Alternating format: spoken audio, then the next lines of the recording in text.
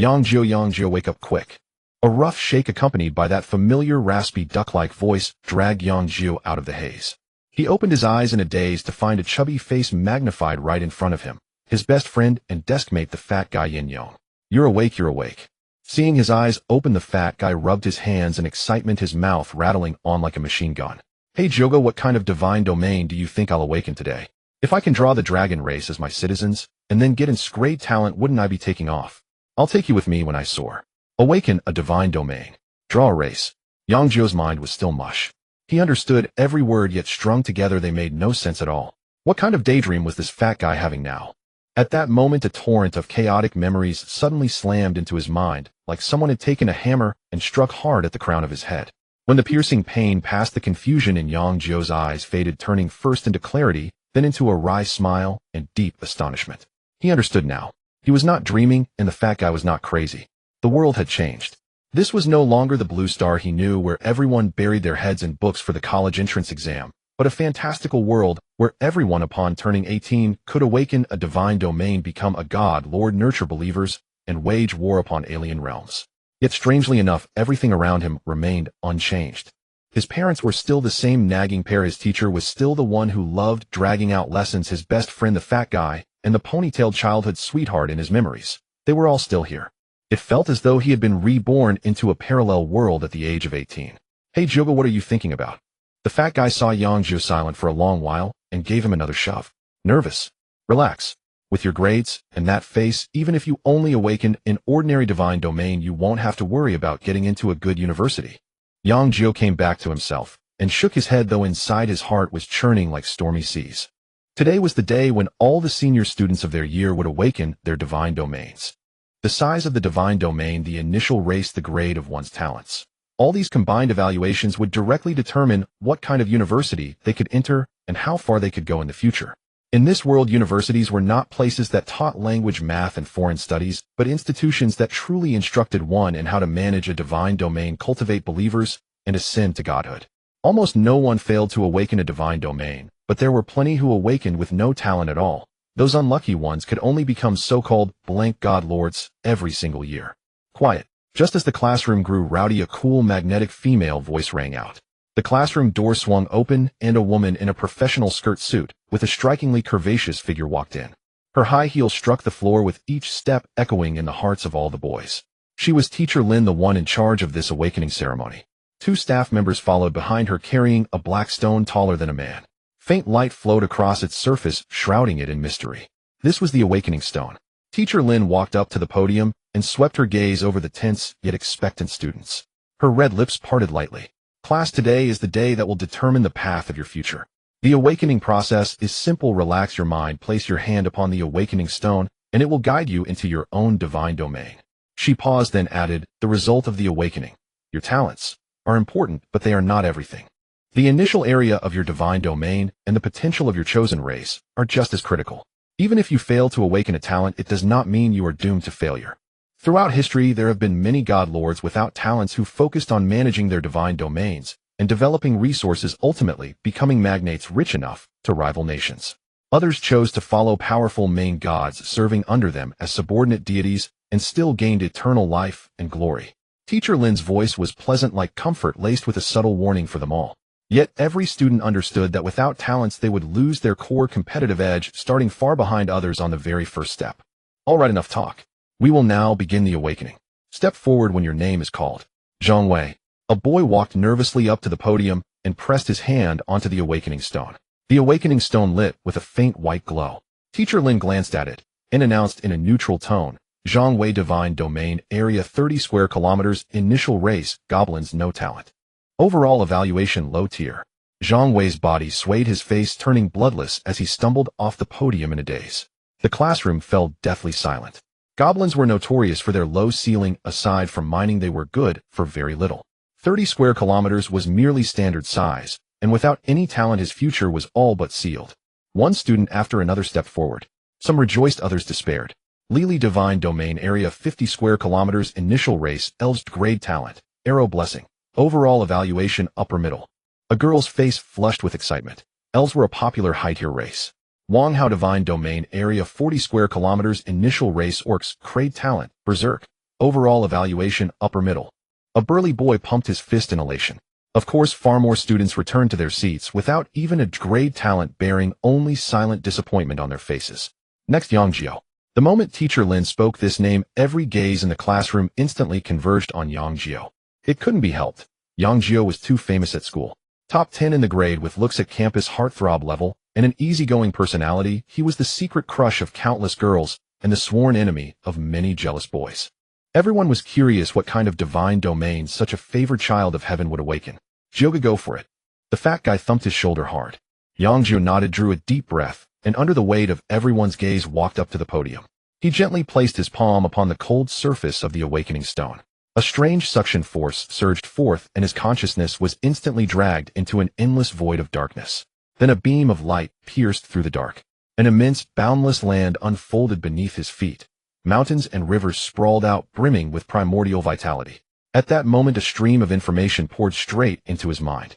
God Lord Yang Jiu, Divine Domain, 500 square kilometers, initial race, humans, talent 1, grade talent, summoning altar. Within the Divine Domain exists a summoning altar. Once citizens come of age, they can summon dark slimes as combat partners. Talent 2, SS grade talent, Mirage Mirror, can be concealed. Once every 7 days, it can randomly transform into another talent, with the effects of the transformed talents being partially or entirely retained.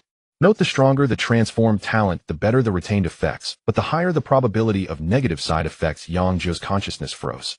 500 square kilometers. What kind of concept was that? Ordinary people awakened only 30 or 40. Even geniuses barely surpassed 100. 500, could that be a mistake? And these talents? And grade summoning altar. Summoning dark slimes. It sounded utterly useless. What could slimes possibly do? Act cute. But when he saw the second talent, his heart almost stopped. SS grade. Mirage Mirror. It could transform into other talents, and those effects could be retained. Was this not an infinite talent? A rush of ecstasy surged straight to his head, but Yang Jiu forcibly calmed himself. He understood all too well the danger of treasure inviting disaster. This SS grade talent absolutely could not be exposed. He immediately focused his will and chose to conceal the Mirage Mirror talent. Outside, Teacher Lin was reading Yang Jiu's information through the awakening stone. Her previously calm expression slowly gave way to shock, then to utter disbelief. She cleared her throat and announced, her voice trembling slightly. Yang Jiu. Divine Domain area, 500 square kilometers. Boom. The entire classroom instantly exploded into an uproar. What? Did I hear that right? 500 square kilometers. Are you kidding me? Last year's top scorer in the entire province, the one with an SS grade talent, his initial divine realm was only about 200 kilometers, right? And grade talent with a 500 square kilometer divine realm. What kind of bizarre combination is that? Did the system bug out? All the students were going crazy, heads pressed together as they whispered and debated. The looks they cast toward Yang Jiu were filled with shock, envy, jealousy, and a deep, bewildered confusion. The chubby boy's mouth hung so wide open that an egg could have fit inside. He stared blankly at his buddy, feeling as if he were trapped in a dream. Teacher Lin was also deeply shaken by this result. She could only see the information Yang Jiu chose to display, that SS grade talent was perfectly concealed. Thus, in her eyes, Yang Jiu was merely a student who had awakened a trashy grade talent, yet had stumbled into outrageous luck and obtained an enormous divine realm by sheer fortune. She forcibly suppressed the shock in her heart and continued, announcing, initial race human. Talent grade summoning altar. This announcement made the clamor in the classroom subside a little, but what followed was an even stranger mood. And grade talent. That result instantly gave the jealous boys a sense of balance. So what if the realm was large? Talent was the foundation. With grade talent, no matter how vast a territory you're given, it will never truly flourish. Teacher Lin stepped in to smooth things over. Everyone quiet down. Although Yang Jiu's situation is unusual, it is not necessarily a bad thing. A divine realm of 500 square kilometers means that the initial resources will be exceedingly abundant. Although his talent grade is not high, the human race is one with extremely high potential. With proper planning, his future accomplishments may not necessarily be low. Of course, she did not voice the latter half of her thoughts. The human race's lower limit was just as low.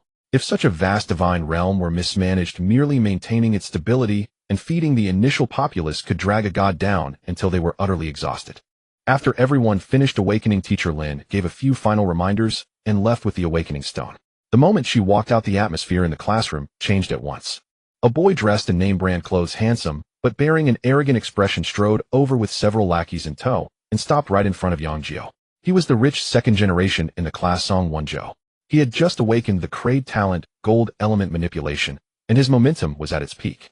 Well, if it isn't our top student Yang Jiu, he drawled.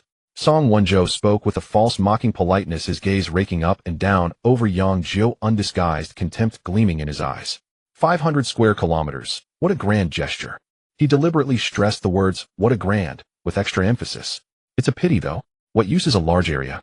A stretch of saline wasteland that can't be farmed even if it spans 10,000 mu can't compare to a single mu of fertile land that can grow crops.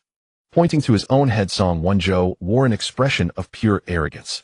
The development of a divine kingdom depends on this. On talent, on resources, on background. You a pauper with nothing but empty land, what do you have to develop with? That great talent that summons trash creatures. It's laughable. The lackeys behind him roared with laughter. The surrounding classmates all watched, but none dared speak up. With Song Wonjo's wealthy family and impressive talent, no one wished to offend him for Yang Jiu's sake. The chubby boy flushed red with anger, wanting to rush forward and argue, but Yang Jiu grabbed him and held him back. Yang Jiu simply gazed calmly at Song Wonjo, a faint, almost imperceptible smile on his lips. That composure made Song Wonjo feel as though he had punched into a pile of cotton, his fury rising all. He bent down, bringing his face close to Yang Jiu's ear, and in a voice only the two of them could hear, he hissed, "You're just a piece of trash. Don't think that stumbling into a large realm by sheer luck makes you anything special." Straightening up, he looked down at Yang Jiu from above. "Out here it's all about power and connections, you little nobody." Seeing Yang Jiu's unfazed, cloudless expression, the fire in Song Wonjo's chest flared even higher. With a cold sneer, he decided to reveal his final trump card to grind Yang Jiu's so-called dignity completely into dust. "Whenever you want, just ask me directly if it's convenient. Every dragon is extremely sensitive about their wealth. When it comes to this matter, their intelligence can brief Titan. My God, the Titan race." A collective hiss of shock swept through the classroom once more. If the Kraid talent, Gold Element Manipulation, merely secured his spot near the top of the class, then the revelation of the Titan race instantly lifted him to an entirely new level. The Titans were a race said to carry the blood of gods, born to grow into beings of overwhelming strength with an extraordinary affinity for elements. The upper limit of this race's potential was terrifyingly high. Song Wonjo basked in the feeling of being the focus of all attention. He pressed on, flaunting himself at Yang Jiu. A Kraid talent paired with the Titan race. My future is something trash like you can't even begin to imagine. And you've got 500 square kilometers just to raise a bunch of ordinary humans.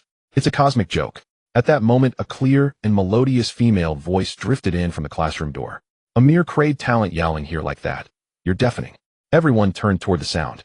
A girl with a ponytail wearing a school uniform, skirt petite, and adorably spirited walked in. Her skin was fair, her features delicate, and her large eyes bright and lively. Ignoring the awestruck gazes around her, the girl strode straight up to Song Wonjo, tilted her small chin up, and spoke without the slightest courtesy. "You're bothering my friend. Understand." Seeing who had arrived, Song Wonjo froze for a moment, then a hint of displeasure crept onto his face. "Su Qingyu, this is between me and Yang Jiu." The girl called Su Qingyu cut him off without giving him the chance to finish. "What are you that you think you're worthy of even speaking his name?" She curled her lips, full of disdain. "All this over a Kraid talent. What's there to show off? Let me tell you, my talent is S-grade, and my race is the Flower Fairy. The little foundation you're so proud of isn't even worthy to carry my shoes." S-grade talent. Flower Fairy. The entire classroom fell so silent that a pin drop could be heard. Everyone was stunned senseless by this sudden, earth-shaking revelation. What did S-grade talent signify? It was the kind of genius that appeared only once in many years across an entire province, even across the whole Xian nation. Such a person was destined to enter the highest academies and become a future Titan nurtured by the state itself. Song Wonjo's once arrogant face flushed the color of pig liver in an instant. His proud Kraid talent and Titan race before Su Qingyu's S-grade talent seemed utterly ridiculous.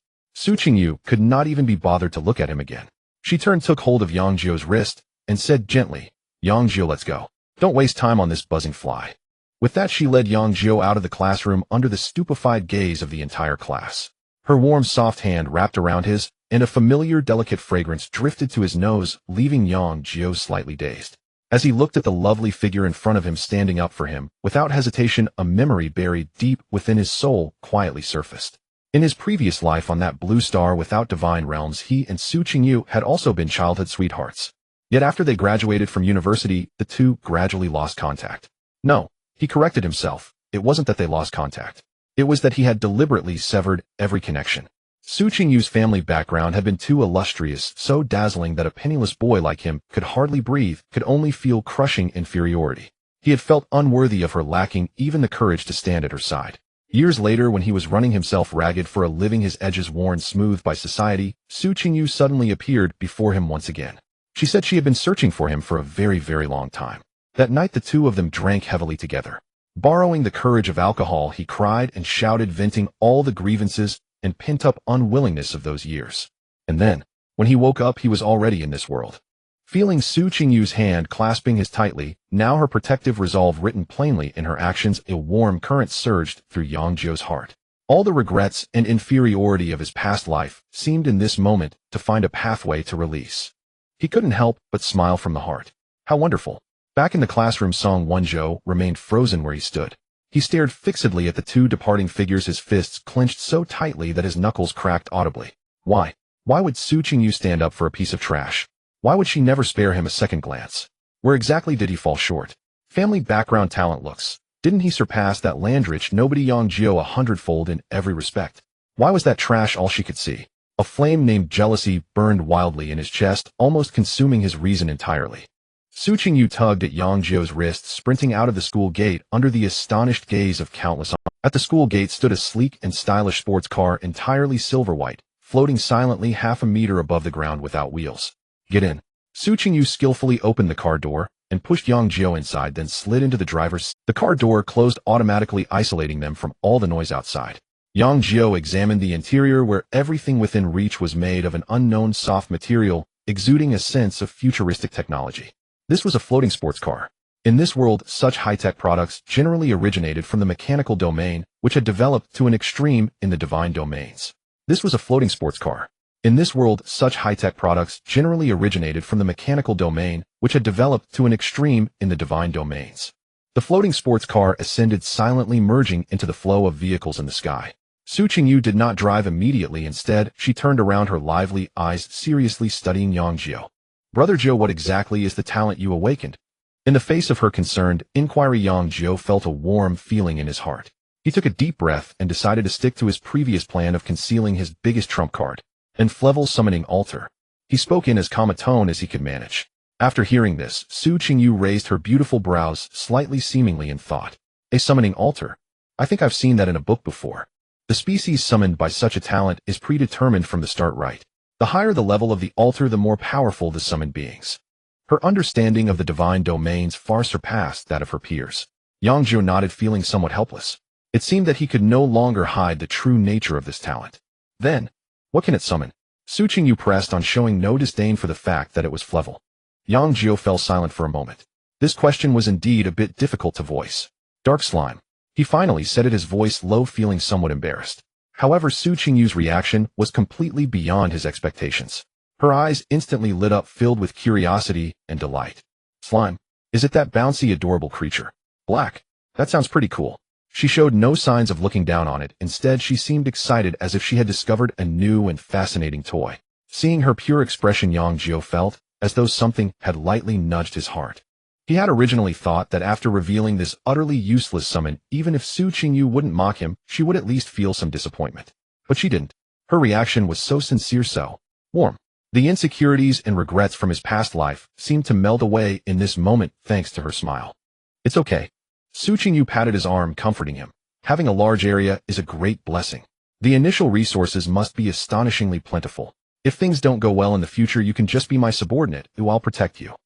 She puffed out her small chest, wearing a confident expression. Her words nearly broke Yang Jiu's defenses. He almost instinctively wanted to blurt out the secret of his Mirage talent. To tell her that he was not useless. To tell her that he had awakened an SS level talent with boundless potential ahead. To tell her that in the future he would be the one to protect her. But as the words reached his lips, reason pulled him back firmly. No. The Mirage talent was too overpowered. It was practically a walking bug. Once exposed, the kind of covetousness and danger it would attract was unimaginable. Until he had enough strength, this secret could not be known by anyone.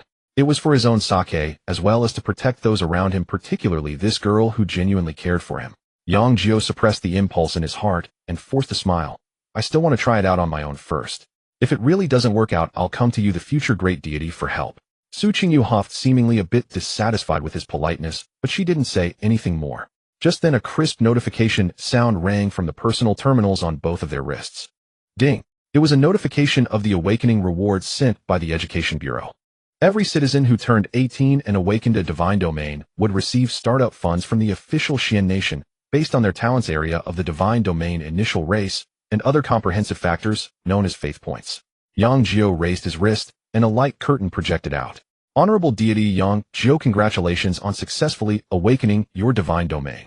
Comprehensive evaluation Clevel awakening reward faith points x 100,000 Clevel evaluation. This result was within Yang Jiu's expectations. Although his talent was Flevel, the area of the divine domain at 500 square kilometers was indeed too exaggerated, significantly boosting his overall score. 100,000 faith points was quite a considerable amount of startup funds for a new deity. Amon's level of next to him, Su Qingyu shook her wrist, and the light curtain displayed her reward information, her tone carrying a hint of pride. Yang Jiu leaned over to take a look, instantly filled with envy.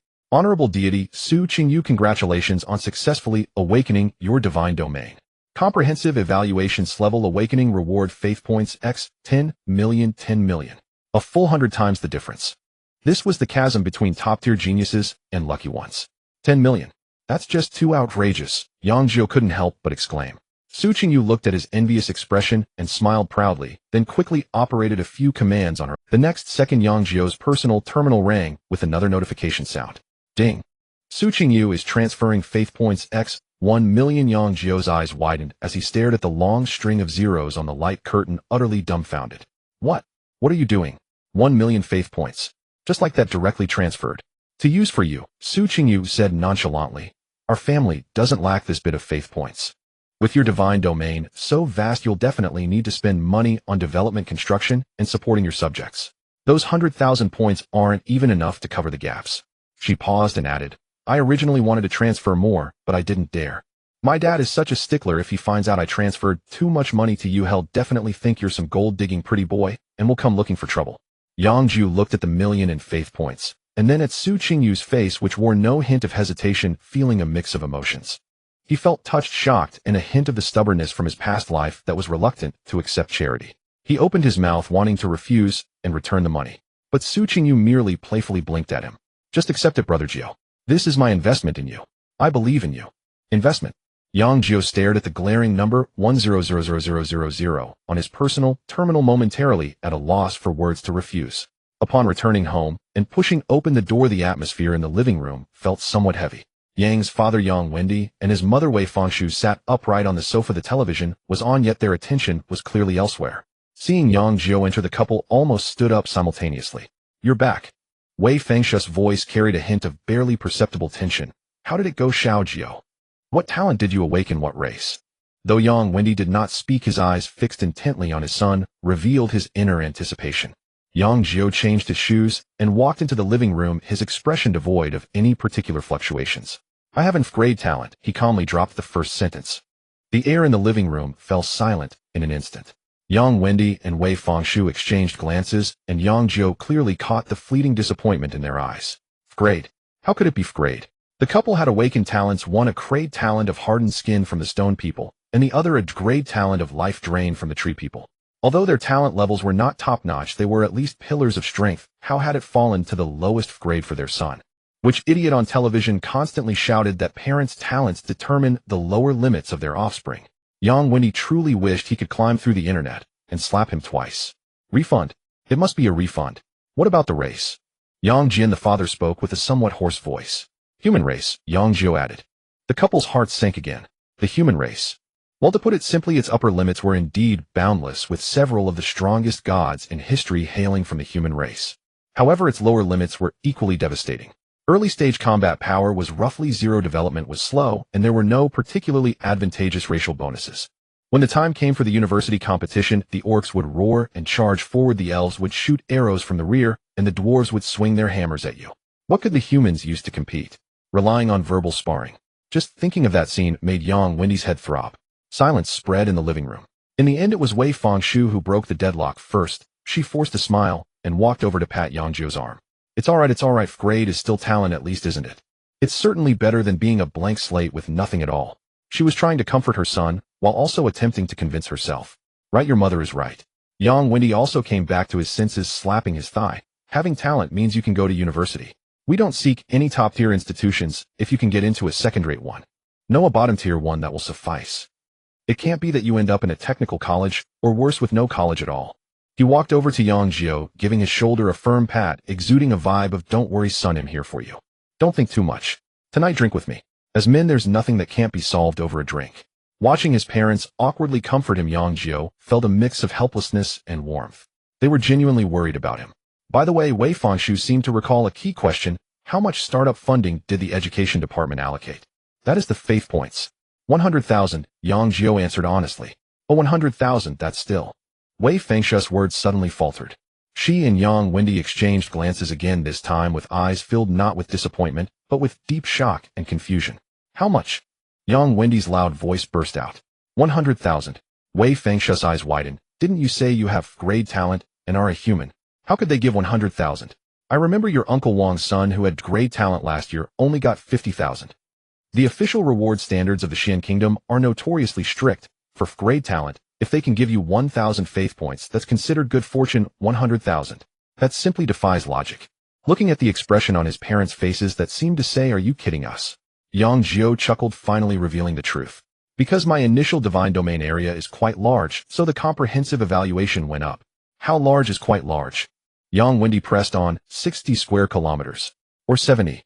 In his view, to pull and grade up to 100,000 faith points, the area must at least be doubled. Yang Jiu held up 5 fingers. 50. Wei Fangshu guessed. Yang Jiu shook his head. 500 square kilometers. So the final comprehensive evaluation is grade. The world seemed to freeze at that moment. Yang Wendy and Wei Fangshu remained in the same posture, mouths agape, staring blankly at their son, their minds blank. 500 square kilometers. Grade evaluation. This reversal came too swiftly, nearly burning out their CPUs. After a good 10 seconds, Wei Fangshu was the first to react. She dashed over, grabbed Yang Jiu's arm, her voice trembling. "Son, say that again. How many square kilometers?" 500 square kilometers comprehensive evaluation grade, which is why I received 100,000 faith points. Yang Jiu patiently repeated. Boom. The accurate information exploded in the couple's minds like a thunderclap. What the heck? The usually composed Yang Wendy couldn't help but curse. The shock on his face quickly faded, replaced by an overwhelming joy.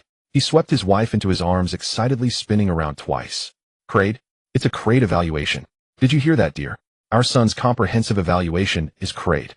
I heard it. Wei Fangshu's face was also glowing, excitedly patting her husband's back. That secures our future. Now it completely secured their future. The previous clouds of worry vanished without a trace. What great talent, what weak early-stage human race. In front of the 4 shining words grade evaluation, all of it became insignificant. A grade evaluation meant they could safely attend a bottom-tier university. As for the upcoming competition, to hell with that competition. A large area means more resources, and more resources mean money. Isn't being a wealthy person better than fighting and killing? Quick, take out those admission brochures for our province's bottom-tier universities. I want to see which school's resource department is better.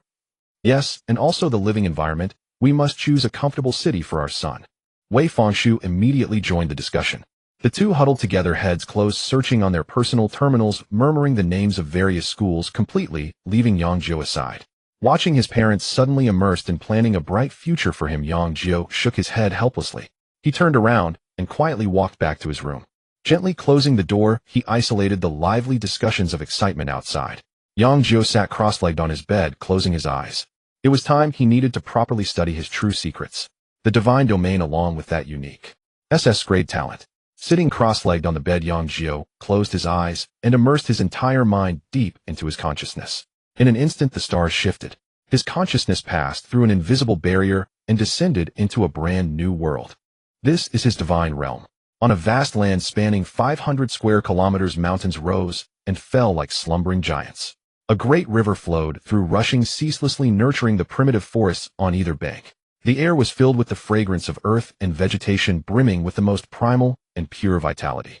In the central plain of this land, a group of people was gathering. They wore simple animal skins, their skin a healthy bronze, holding rough stone tools and wooden sticks, their eyes reflecting a mix of confusion and wariness towards this strange world. These were his initial subjects. A total of 1,000, all standard members of the human race. The awakening of the divine realm did not fix the number of initial subjects. Generally speaking, the stronger the potential of a race, the fewer initial subjects there are. For top races like the Dragon race or Titans, there might only be a few eggs or cubs at the beginning. Although the human race has a high upper limit, it also has a low lower limit, so the number of initial subjects is generally more, but it is still around a few hundred. The scale of 1,000 initial subjects for Yang Jiu could definitely be considered a rare stroke of luck. Just as Yang Jiu's consciousness descended, the sky of the divine realm shifted dramatically. Countless clouds began to gather, slowly forming an indescribably gigantic face in the sky. That face was none other than Yang Jiu's own visage. On the plain, all the human subjects who were looking around in confusion instinctively raised their heads. When they saw that enormous face overlooking them from the sky, a sense of awe that originated from their bloodlines and souls instantly seized their hearts. Thud. It was unclear who knelt first, but soon after, like a domino effect, everyone on the plain knelt down in unison, their bodies trembling slightly from excitement and fear. They offered the most devout worship towards the giant face in the sky. Our God. The synchronized cries echoed across the entire plain. In that moment, Yang Jiu's emotions surged to their peak. An indescribable sense of satisfaction and control welled up from the depths of his heart. So this is what it feels like to be a god. It seems rather delightful. With a thought, a majestic voice resonated directly in the minds of each of his subjects. I shall descend a summoning altar. My subjects may summon their own battle partners within the altar. This was the response of a god. All the subjects were so excited that tears welled in their eyes, bowing down once more and shouting with all their might, "Thank you, our God. Thank you, our God." With Yang Jiu's will, the center of the plain began to tremble violently. A massive crack appeared out of nowhere, followed by a huge altar entirely black and etched with countless mysterious purple patterns slowly rising from the ground, finally standing firmly on the plain. A desolate and ancient aura emanated from the altar. Everyone was utterly shocked by this scene. This is a miracle. It is the blessing of the God. It is the power our God has bestowed upon us. The cries of the subjects surged, their gazes towards the black altar filled with fervor. Yet Yang Jiu paid them no mind. His attention was entirely focused on his second talent, the one he had kept hidden, his true trump card. SS grade talent Mirage. Use. He silently muttered in his heart. In the next moment, he felt a phantom mirror begin to twist and change deep within his soul. The light and shadows on the mirror spun rapidly, eventually crystallizing into a brand new form. A stream of information surged into his mind. Mirage talent evolution successful. Current talent SSS grade ability awakening effect. Designate your race and permanently endow it with a superhuman ability. It's done. Yang Jiu's heart raced. Ability awakening. This was simply a godly talent tailor-made for his human race. Why are humans weak in the early stages? It's because they do not possess innate divine strength like orcs, nor do they have the elemental affinity of elves. They are like a blank sheet of paper. But now with this talent, he can paint the most brilliant patterns on this blank canvas. As long as he endows them with a sufficiently powerful ability, his human race can immediately surpass their weakest early stage and even unleash unparalleled potential in later stages. Suppressing the overwhelming joy in his heart, Yang Jiu did not hesitate and immediately used this brand new SS grade talent on the 1,000 devout subjects below. Endow the human race. With superhuman abilities, he anticipated a tremendous change in his subjects. However, 1 second passed. 10 seconds passed. The human subjects on the plain, aside from still kneeling and chanting the name of their god, showed no signs of change. What's going on? Yang Jiu was stunned. Did the talent use fail? Or does this ability require some specific conditions to be fulfilled? Just as he was puzzled, his attention was drawn to the summoning altar that had just risen in the center of the plain. The altar, which had originally emitted a faint purple glow, now had the mysterious patterns on its surface glowing with a blinding blood-red light. An ominous and eerie aura began to spread from within the altar. The altar had changed. Side effects.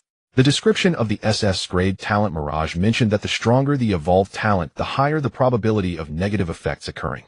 This time, having directly evolved in SS grade talent, the likelihood of side effects must be through the roof.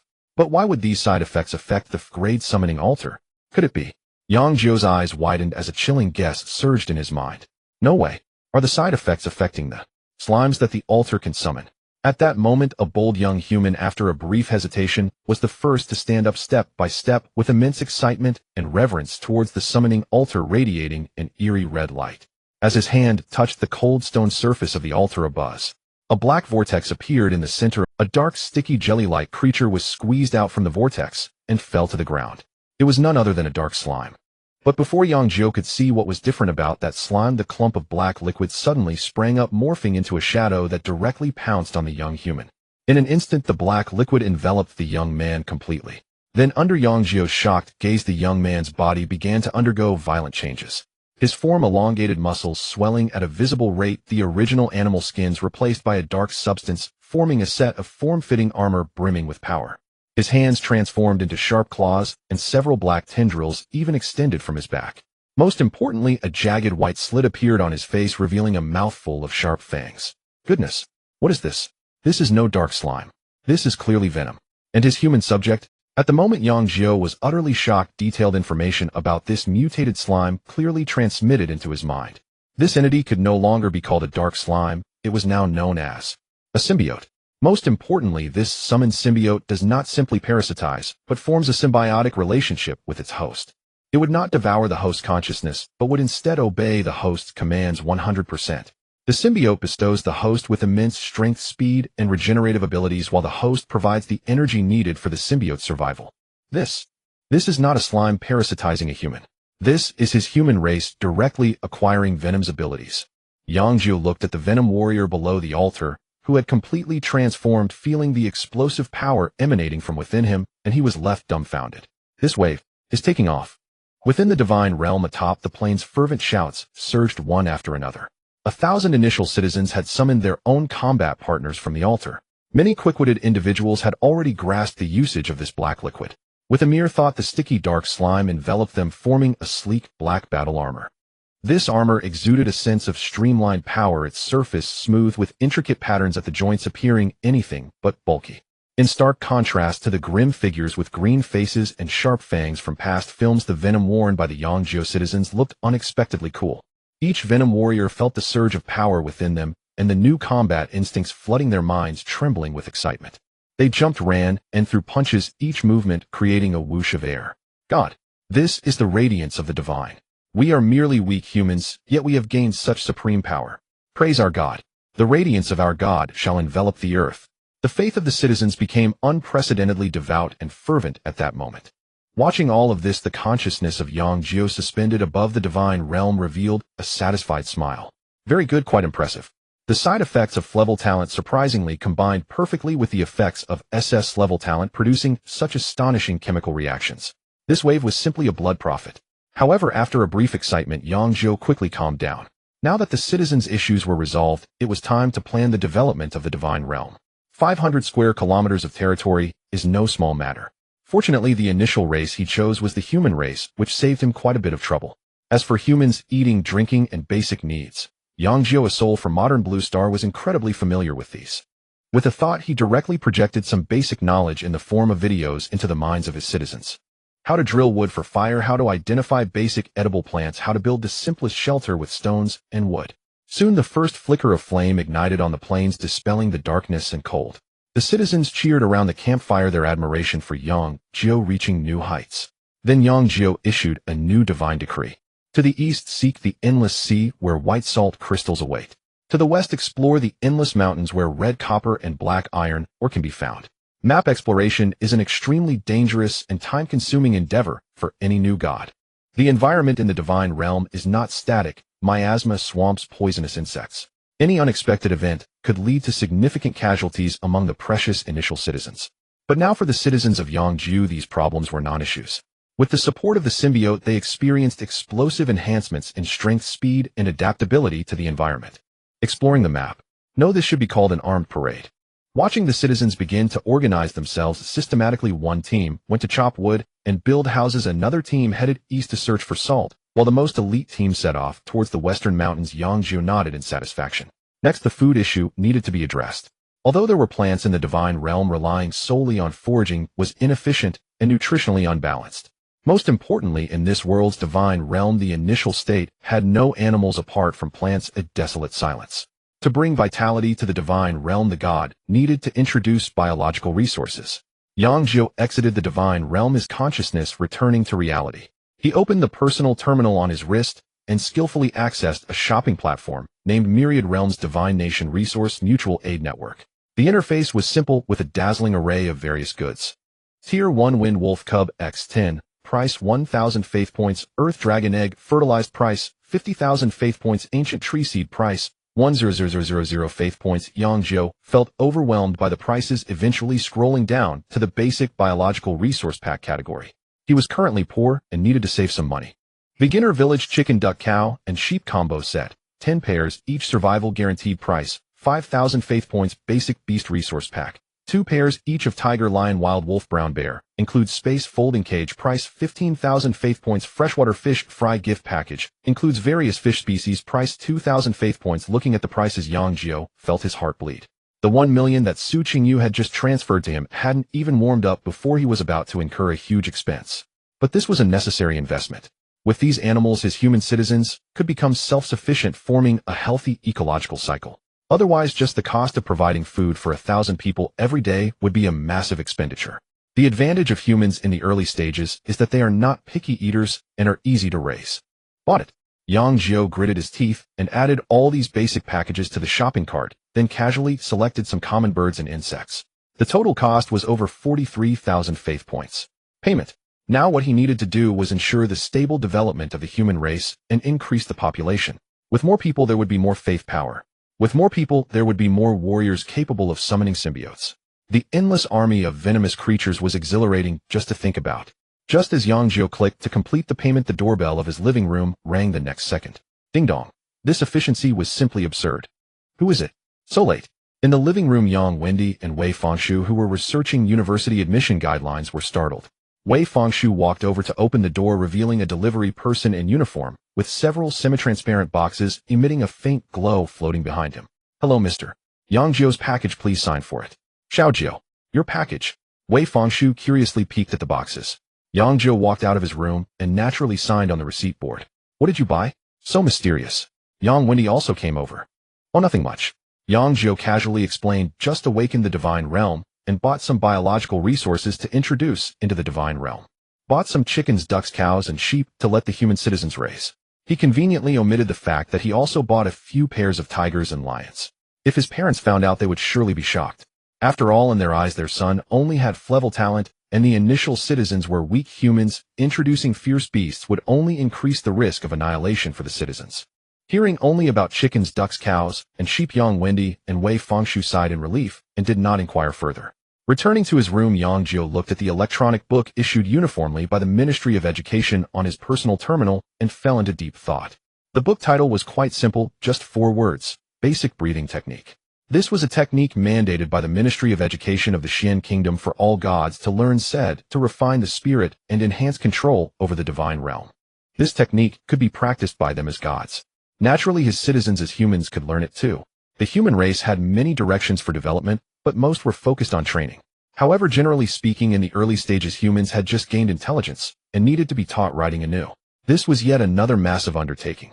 Yang Jiu wasted no time. Since he already had a ready-made method, he was determined to utilize it at once. With a single thought, he transformed all the contents of the basic breathing technique into streams of information, directly descending divine decrees that imprinted them into the minds of each of his subjects. Within the divine realm, the citizens who were fervently exploring and building suddenly paused. Whether it was the exploration team laboriously mining stones in the mountains, the gathering team cautiously scraping salt crystals on the eastern beach, or the construction team building wooden houses on the central plain, each person's mind suddenly filled with an esoteric technique. The deity has bestowed blessings upon us again. This is a cultivation method. Our deity is guiding us towards strength. After a brief moment of astonishment, fervor erupted like a tsunami. Thank you, our deity. Praise our deity.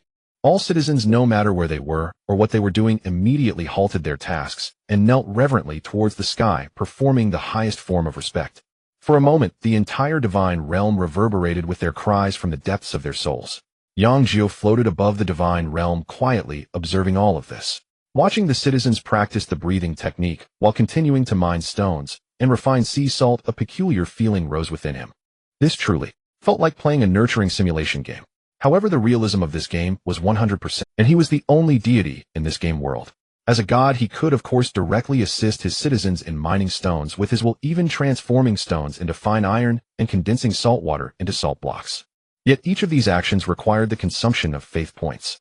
For a newly emerging divine realm, every faith point had to be spent wisely. His main source of faith points at the moment was the 1,000 initial citizens. On average, an ordinary believer could provide 0.1 faith points per day. with 1,000 citizens that amounted to 100 faith points per day. Although a day in the main world equated to 3 days in the divine realm, giving the citizens more time to develop and pray, the calculation of faith points was based on the time of the main world. 1 day equals 100 points. This income was quite insufficient. Wait. A thought suddenly flashed through Yang Jiu's mind. An ordinary believer provides 0.1 faith points per day, but are his citizens still considered ordinary? Each of them has merged with a symbiotic entity. Yang Jiu's heart quickened slightly. He immediately focused his mind and locked his divine gaze on a citizen practicing the breathing technique on the plane. Race: human symbiotic fusion. Rank: first stage being. Abilities: rapid regeneration, strength, amplification, morphing. It worked. Indeed, they had become a first stage being. Yang Jiu suppressed his excitement and recalculated. A first stage being could provide 0.5 faith points daily. That's 5 times that of an ordinary believer. 1,000 first stage beings could provide 500 faith points in the divine realm each day. Converted to real-world time, his daily income of faith points would reach 1,500. This figure was already quite considerable. It must be noted that before the competition, the vast majority of newly ascended deities had citizens that still fell within the category of ordinary beings. Only those with exceptional talent or substantial backgrounds who were willing to invest resources had the opportunity to have a few first-stage beings born among their citizens before the competition. And he, on the very first day of awakening, had all his citizens at the first-stage level. If this were to be revealed, no one would believe it. Yang Jiu did not let this sudden surprise cloud his judgment. Instead, he became even more clear-headed. His advantage lay in the combat power and development speed of his early citizens. To maximize this advantage, he must continue to invest. He hesitated no longer and immersed his consciousness into the interworld divine kingdom resource assistance network, initiating his frantic spending. In this world, the development of the divine realm always came first with resources. As long as there are ample resources, even with poor talent or subpar races, one can still forge a powerful divine nation and even ignite divine fire to become a supreme deity is not out of reach. And Yang Jiu, with over 1 million faith points provided by Su Qingyu along with an infinitely potential Venom army, needed to transform these advantages into real strength as quickly as possible. Breeding card. I must have one. Yang Jiu's gaze fixed on a special card. Race breeding card grade. Designate a race to increase its breeding speed by 100, lasting for 7 days divine realm time. Price 5,000 faith points. Expensive indeed, but population is everything. Buy. Time flow rate card. I need this too. Time flow rate card grade can accelerate the divine realm's time flow to a ratio of 1,365. Price 2,000 faith points. This can be used to hasten the growth of crops, herbs, and the development of the human race, holding great strategic significance. Buy. Next, Yang Jiu turned his attention to precious plant seeds. Blood chi grass seeds X100, first stage spiritual herb. Consuming it can slightly enhance vitality. Price 1,000 faith points. Concentration flower seeds X100, first stage spiritual plant. The fragrance helps beings focus and enhances cultivation speed. Price 1,500 faith points. Yang Jiu's eyes didn't blink. Anything useful for the development of the human race was added to the shopping cart. In the blink of an eye, hundreds of thousands of faith points were spent. Yet he felt it was still not enough. These were merely small expenditures. To truly transform his divine realm and achieve exponential development, he needed something even more crucial. His fingers swiftly glided across the screen, finally stopping at an expensive item. A grade small spiritual vein can be implanted underground in the divine realm, slowly transforming the divine realm's environment, continuously emitting spiritual energy to enhance the cultivation speed and potential of all beings within the divine realm. Price 3,000 faith points. 300,000. This one item would nearly consume 1/3 of what Su Qingyu had given him. Yang Jiu's heart fluttered uncomfortably. This was no small sum. However, after just a moment's hesitation, he made up his mind. You can't catch wolves without letting go of the kids. A spiritual vein is like an engine for a divine realm. With it, his human citizens practicing the basic breathing technique would become exponentially more effective, and the growth speed of those spiritual herbs and plants would also significantly accelerate. This investment was definitely one that guaranteed returns. Purchase. Yang Jiu gritted his teeth and clicked the payment. Almost at the moment he confirmed the purchase, the divine realm underwent a dramatic change. The entire land began to tremble violently. Yang Jiu frantically placed orders in his room, effortlessly tossing item after item into his shopping cart on the glowing screen of his personal terminal before clicking to pay. His faith points flowed out like water. In the living room, Yang Wendy and Wei Fengshu, still reeling from the ecstatic news of their son's clever assessment, heard the doorbell ring again. Ding dong. Who is it? Wei Fengshu mumbled as she went to open the door, finding the same delivery person from before. Hovering behind him were several glowing boxes. Hello, this is a delivery for Mr. Yang Jiu, please sign here.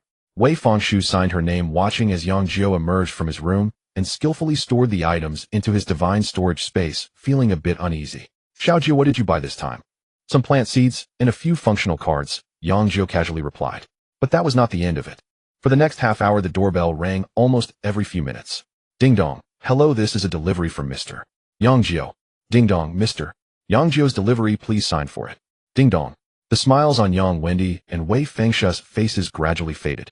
The couple sat on the sofa watching their son repeatedly go to the door to sign for packages and then store away the boxes that were clearly quite expensive. The boxes bore the gilded logo of the Universal Divine Kingdom Resource Mutual Assistance Network, and some were even semi-transparent, revealing glimpses of radiant cards or vibrant spirit grass seeds within. Each item was exorbitantly priced. Although the couple's talents were not high, they were genuine deities and were aware of the market for these resources.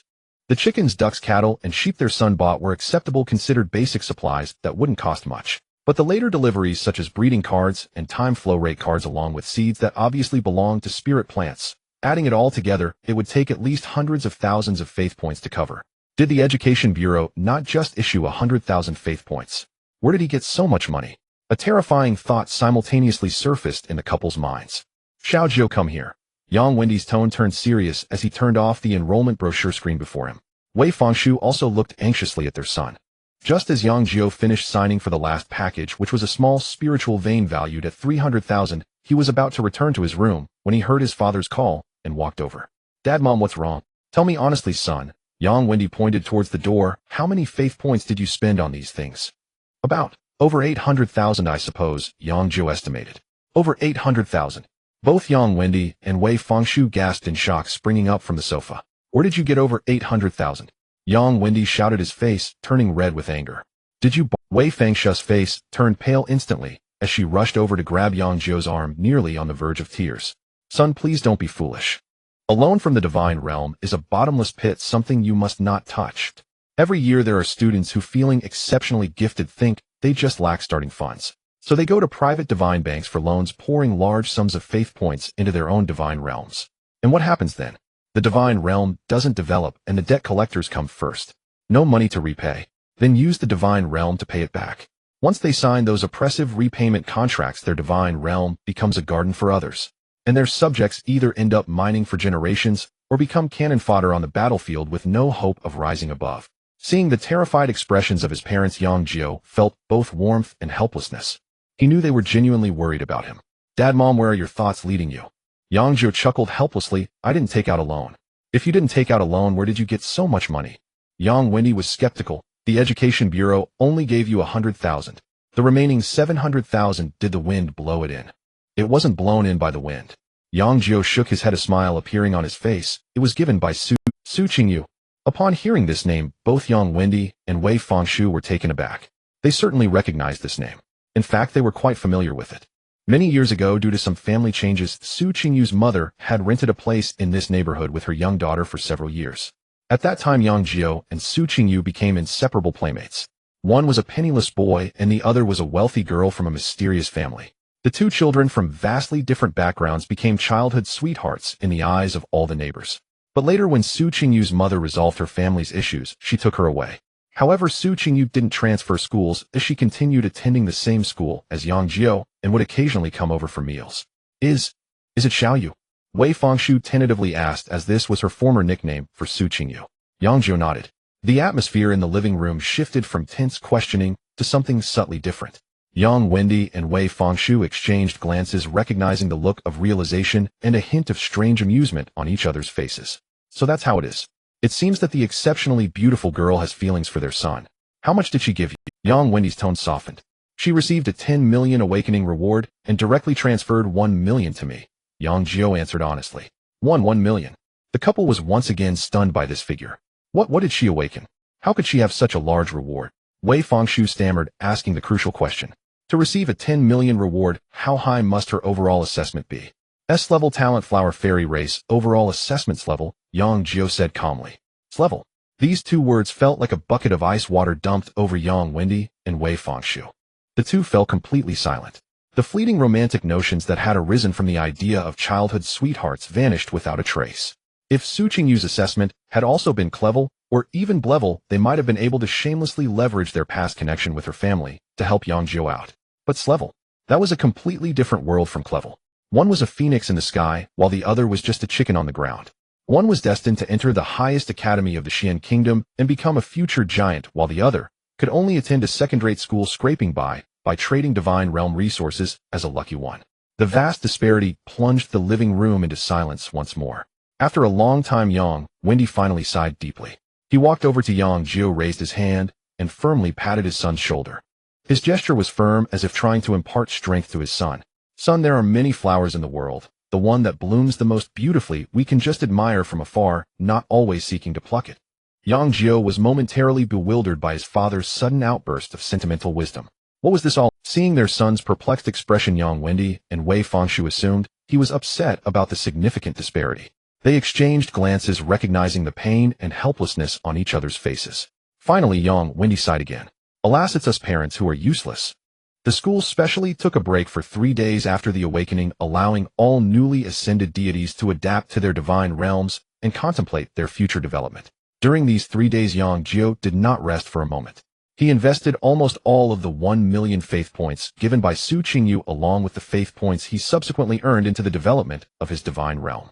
The massive influx of resources brought astonishing results, especially the Grade Time Flow card worth 200,000 and the Grade Small Spiritual Vein valued at 300,000. The moment the small dragon, seemingly composed of pure light, which was the small spiritual vein, was placed into the divine realm, the entire earth began to tremble violently. A massive rift extended from the central plane, with one end of the spiritual vein plunging into it, merging with the entire divine realm's earth veins. In an instant, a refreshing aura, nearly invisible to the naked eye yet distinctly felt, began to seep from the depths of the earth, filling every corner of the divine realm. This is spiritual energy. The effect of the time flow card further catalyzed this change to the extreme. 1 day in the real world equated to a whole year in the divine realm. 3 days equaled 3 years. Under the dual influence of spiritual energy nourishment and time acceleration, the originally 1,000-strong human tribe experienced explosive population growth. The race breeding card, costing 50,000 faith points, intensified this effect. After 3 years, when Yang Jiu projected his consciousness back into the divine realm, he saw a scene starkly different from 3 days prior.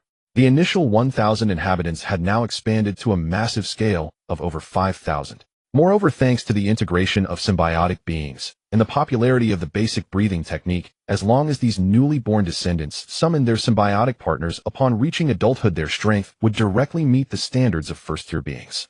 Over 5,000 first-tier beings. This power, not to mention among a group of newly awakened deities, would also be a force to be reckoned with, even among those who had been in university and developing for several years, like sophomores and juniors. With the expansion of the population, the previously unified tribal structure was shattered. The divine realm had now differentiated into 3 major tribal factions. At the foot of the western mountains lies the Blackstone tribe. They relied on the mountain terrain, constructing rugged and sturdy walls and houses from massive obsidian with a bold style filled with military flair. In the central plain is the Sanctuary tribe. They built a circular stone city around the summoning altar, with all buildings oriented towards the central altar, making them the most devout tribe. In the eastern forest is the Giant Tree tribe. They combined stone with the giant trees of the forest, creating tree houses and suspension bridges filled with a primitive natural ambience. This was something Yang Jiu was pleased to see. Unlike other deities' meticulous management that sought to neatly plan the development of all their subjects, he had decided from the outset to let the human race nurture their own strengths. He firmly believed that only through competition could true strong beings emerge, accelerating the advancement of civilization. Of course, with the population still quite small, Yang Jiu strictly limited their internal conflicts using divine edicts. He adopted a gentler and more effective approach to stimulate competition. Every quarter, the tribe that breeds the most offspring will receive my rewards. This divine decree ignited the enthusiasm of all subjects. To them, breeding for the deity was the highest honor, and now, with additional rewards, it was simply a tremendous blessing. Thus, an upsurge of baby-making swept across the divine realm. Newlywed couples received blessings from the entire tribe, and newborns were held high, like treasures, greeted with cheers from everyone. Children became the most important strategic resource for every tribe. 3 days of vacation passed in the blink of an eye. When Yang Jiu returned to the familiar classroom, the atmosphere was markedly different from 3 days ago. Everyone could barely contain their excitement, gathering in groups to discuss their divine realm's plans and future blueprints. Jiu, you finally came. As soon as Yang Jiu sat down, the chubby boy approached, his round face filled with excitement, speaking rapidly. Let me tell you, I invested all my savings over these 3 days. I plan to follow the path of dwarven gunners, and once the technology points increase, I'll be straight to the interstellar fleet. How about that, cool, right? By the way, my overall evaluation is out, D grade. The Ministry of Education gave me 60,000 faith points, and my dad was so happy he rewarded me another 50,000. That's a total of 110,000. I'm a rich person now. The chubby boy excitedly waved his arms, looking eagerly at Yang Jiu. Jogo, what about you? Your 500 square kilometers of territory must have a high evaluation, right? C grade. Or D grade. His loud voice drew the attention of many around, who cast curious glances. However, before Yang Jiu could respond, a sarcastic voice rang out from nearby. It belonged to a lackey of... The person looked at Yang Jiu with disdain, shouting, evaluation. With a trash talent paired with a trash race, what kind of evaluation can there be? He paused for effect, enjoying the attention of everyone around. I guess it's either F or E. Horrible laughter erupted, and soon many in the classroom joined in, thinking that talent was everything. A waste with grade talent, even if they stumbled upon good fortune and acquired a vast territory, would ultimately remain a waste. The chubby boy's face flushed with anger, and he stood up, wanting to argue. You. But just as he uttered a word, Yang Jiu pressed his hand on his shoulder. Yang Jiu remained calm in his seat, facing the ridicule of the crowd. He simply raised his head, gazing silently at the most vociferous lackey, his eyes devoid of anger or humiliation, only filled with a kind of pity akin to watching a fool. This gaze inexplicably made the lackey feel a shiver down his spine, and his laughter caught in his throat. Meanwhile, another scene floated in Yang Jiu's mind. In his divine realm, 5,000 venomous warriors clad in black battle armor were fervently shouting at him from below, creating a cacophony akin to mountains and seas. Praise our God. As he thought of this, a faint smile curved Yang Jiu's lips. The plump man glared with wide eyes, suddenly standing up, his flushed face contorted with anger. You all are the useless ones. The whole family is useless. He pointed at Song Wonzhou and his lackeys, spitting as he spoke. So what if my brother Jiu's talent is a bit lacking? His childhood sweetheart is Su Qingyu. This shout, filled with vigor, silenced the entire classroom in an instant. Everyone froze, the mockery that had been on their faces now appearing utterly ridiculous. Su Qingyu, the one who awakened an S-level talent, received a reward of 10 million faith points and was rated as an S-level prodigy. The one who ruthlessly put Song Wonzhou in his place right in front of everyone. A student who had just been whispering instinctively wanted to defend Song Wonzhou, muttering, so what? Young Master Song has a clever rating and received 100,000 faith points. His future is bright. Before he could finish, the plump man shouted even more forcefully. My brother Jiu's childhood sweetheart is Su Qingyu. This sentence seemed to carry boundless magic. Not just Song Wonzhou's little brothers, even Song Wonzhou himself, with his arrogant face, nearly lost his composure, his muscles twitching unnaturally. Yes, you have talent, and you have money, so what? Yang Jiu has Su Qingyu. It's just like if you worked hard to score 90 points preparing to show off only for your deskmate, who scored 60 points to be directly admitted to the best university in the country. Where can you argue about that? Song Wonzhou felt a blockage in his chest, a surge of rage rushing to his head. He stared intensely at Yang Jiu, squeezing out a few words through clenched teeth. Yang Jiu, you are impressive. He took 2 steps forward, looking down at the still calm Yang Jiu. I hope you won't encounter me in the upcoming competition. After saying this, he seemed to feel it wasn't enough to relieve his anger, and thought of a new point of attack, his face once again displaying that familiar contempt and arrogance. Oh, I almost forgot. To participate in the competition, you need to pay a registration fee of 100,000 faith points. Can your family afford that? He deliberately elongated the last word, his expression one that begged to be punched. Ha ha ha. His lackeys immediately understood, bursting into another round of piercing laughter. The surrounding students also reacted. Right? The registration fee. 100,000 faith points for those who had just awakened and had a bit of family background they could scrape together if they gritted their teeth. But for Yang Jiu, whose talent and race were subpar, would his family really be willing to invest this money? Anyone with a discerning eye knew it would be a waste. In an instant, various gazes of mockery, those anticipating a show and those filled with pity, once again focused on Yang Jiu. Yang Jiu looked at Song Wonzhou's self-satisfied expression, which seemed to think he had found a sore spot, feeling somewhat speechless. This guy, how could he be like a low-level villain acting out a script, every line, every action filled with a strong sense of absurdity? He even instinctively moved his chair a bit to the side, creating some distance, afraid of being infected by such. He was too lazy to pay any more attention to Song Wonzhou, and turned to the still furious plump man, finally answering his earlier question. My rating is clever. Clevel is just Clevel, what's there to be afraid of? The plump man instinctively wanted to comfort him, but halfway through his words he suddenly realized his eyes widening like saucers. What did you say? He grabbed Yang Jiu's arm, his entire plump face leaning and filled with disbelief. Brother Jiu, say it again. What is your rating? The laughter that had just erupted in the classroom was suddenly cut off like a duck whose throat had been squeezed. Everyone was stunned. Clevel. Yang Jiu. That waste with Flevel talent. Song Wonjo's smug smile instantly froze, then slowly twisted into a hideously distorted expression. Impossible. He shouted out loud. This absolutely can't be. Why? He pointed at Yang Jiu, his voice breaking due to his agitation. With my Blevel talent, and being from the Titan race, my final comprehensive rating is only Clevel. How can you with Flevel talent, and being from the worst human race, be rated the same as me? Blevel talent. The classroom was once again filled with an uproar. So Song Wonjo actually had Blevel talent, not the Clevel he had previously claimed. Now everyone's gaze towards Yang Jiu was filled with skepticism. Yes, why? With Flevel talent, even if the divine territory was vast, how could it possibly raise the rating to Clevel? This is completely illogical. Just as everyone was discussing fervently, and the voices of doubt grew louder, the classroom door was pushed open. Teacher Lin in high heels walked in. She glanced at the chaotic classroom, her cool voice ringing out. What's all the noise about?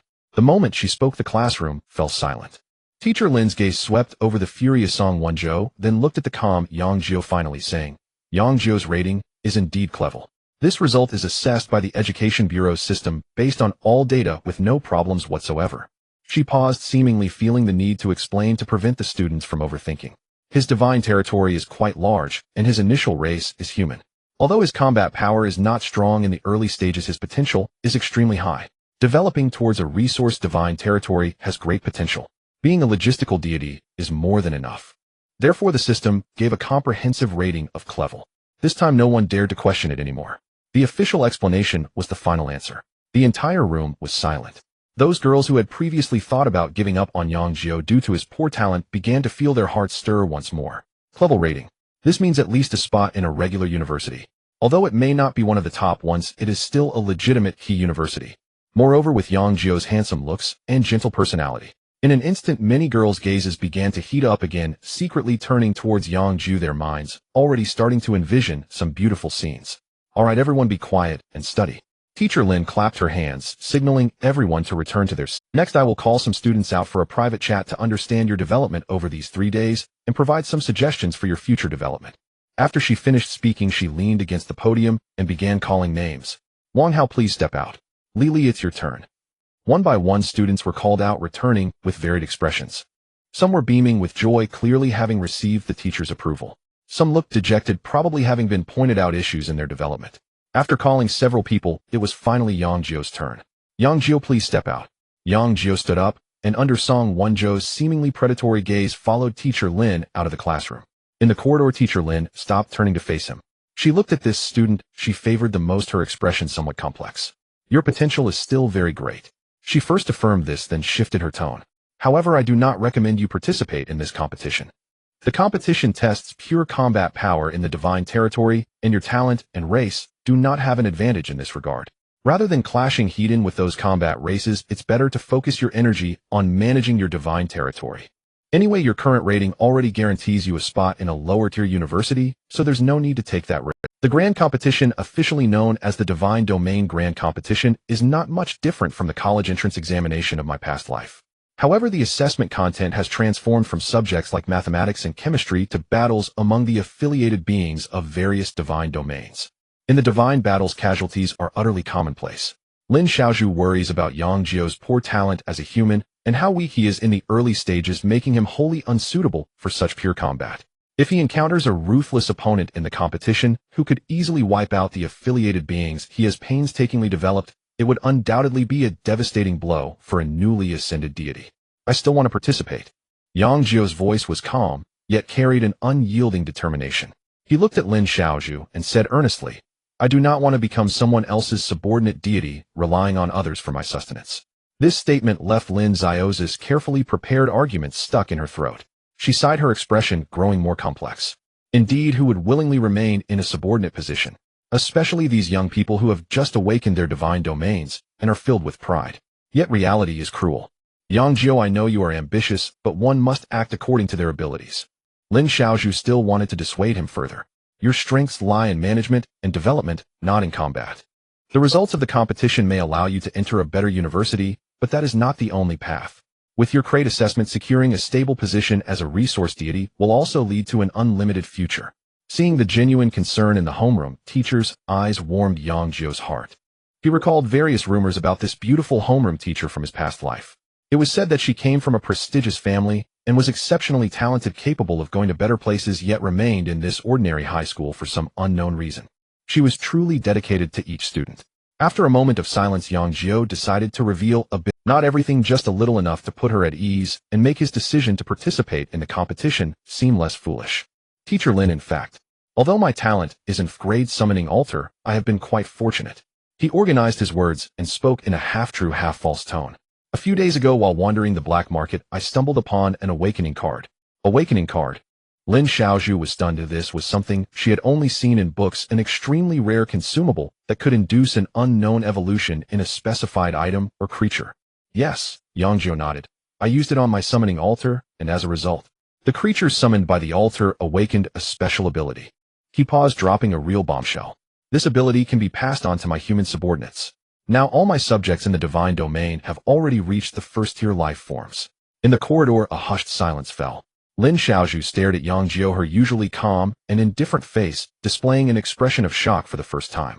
All of them, first-tier life forms. What a joke.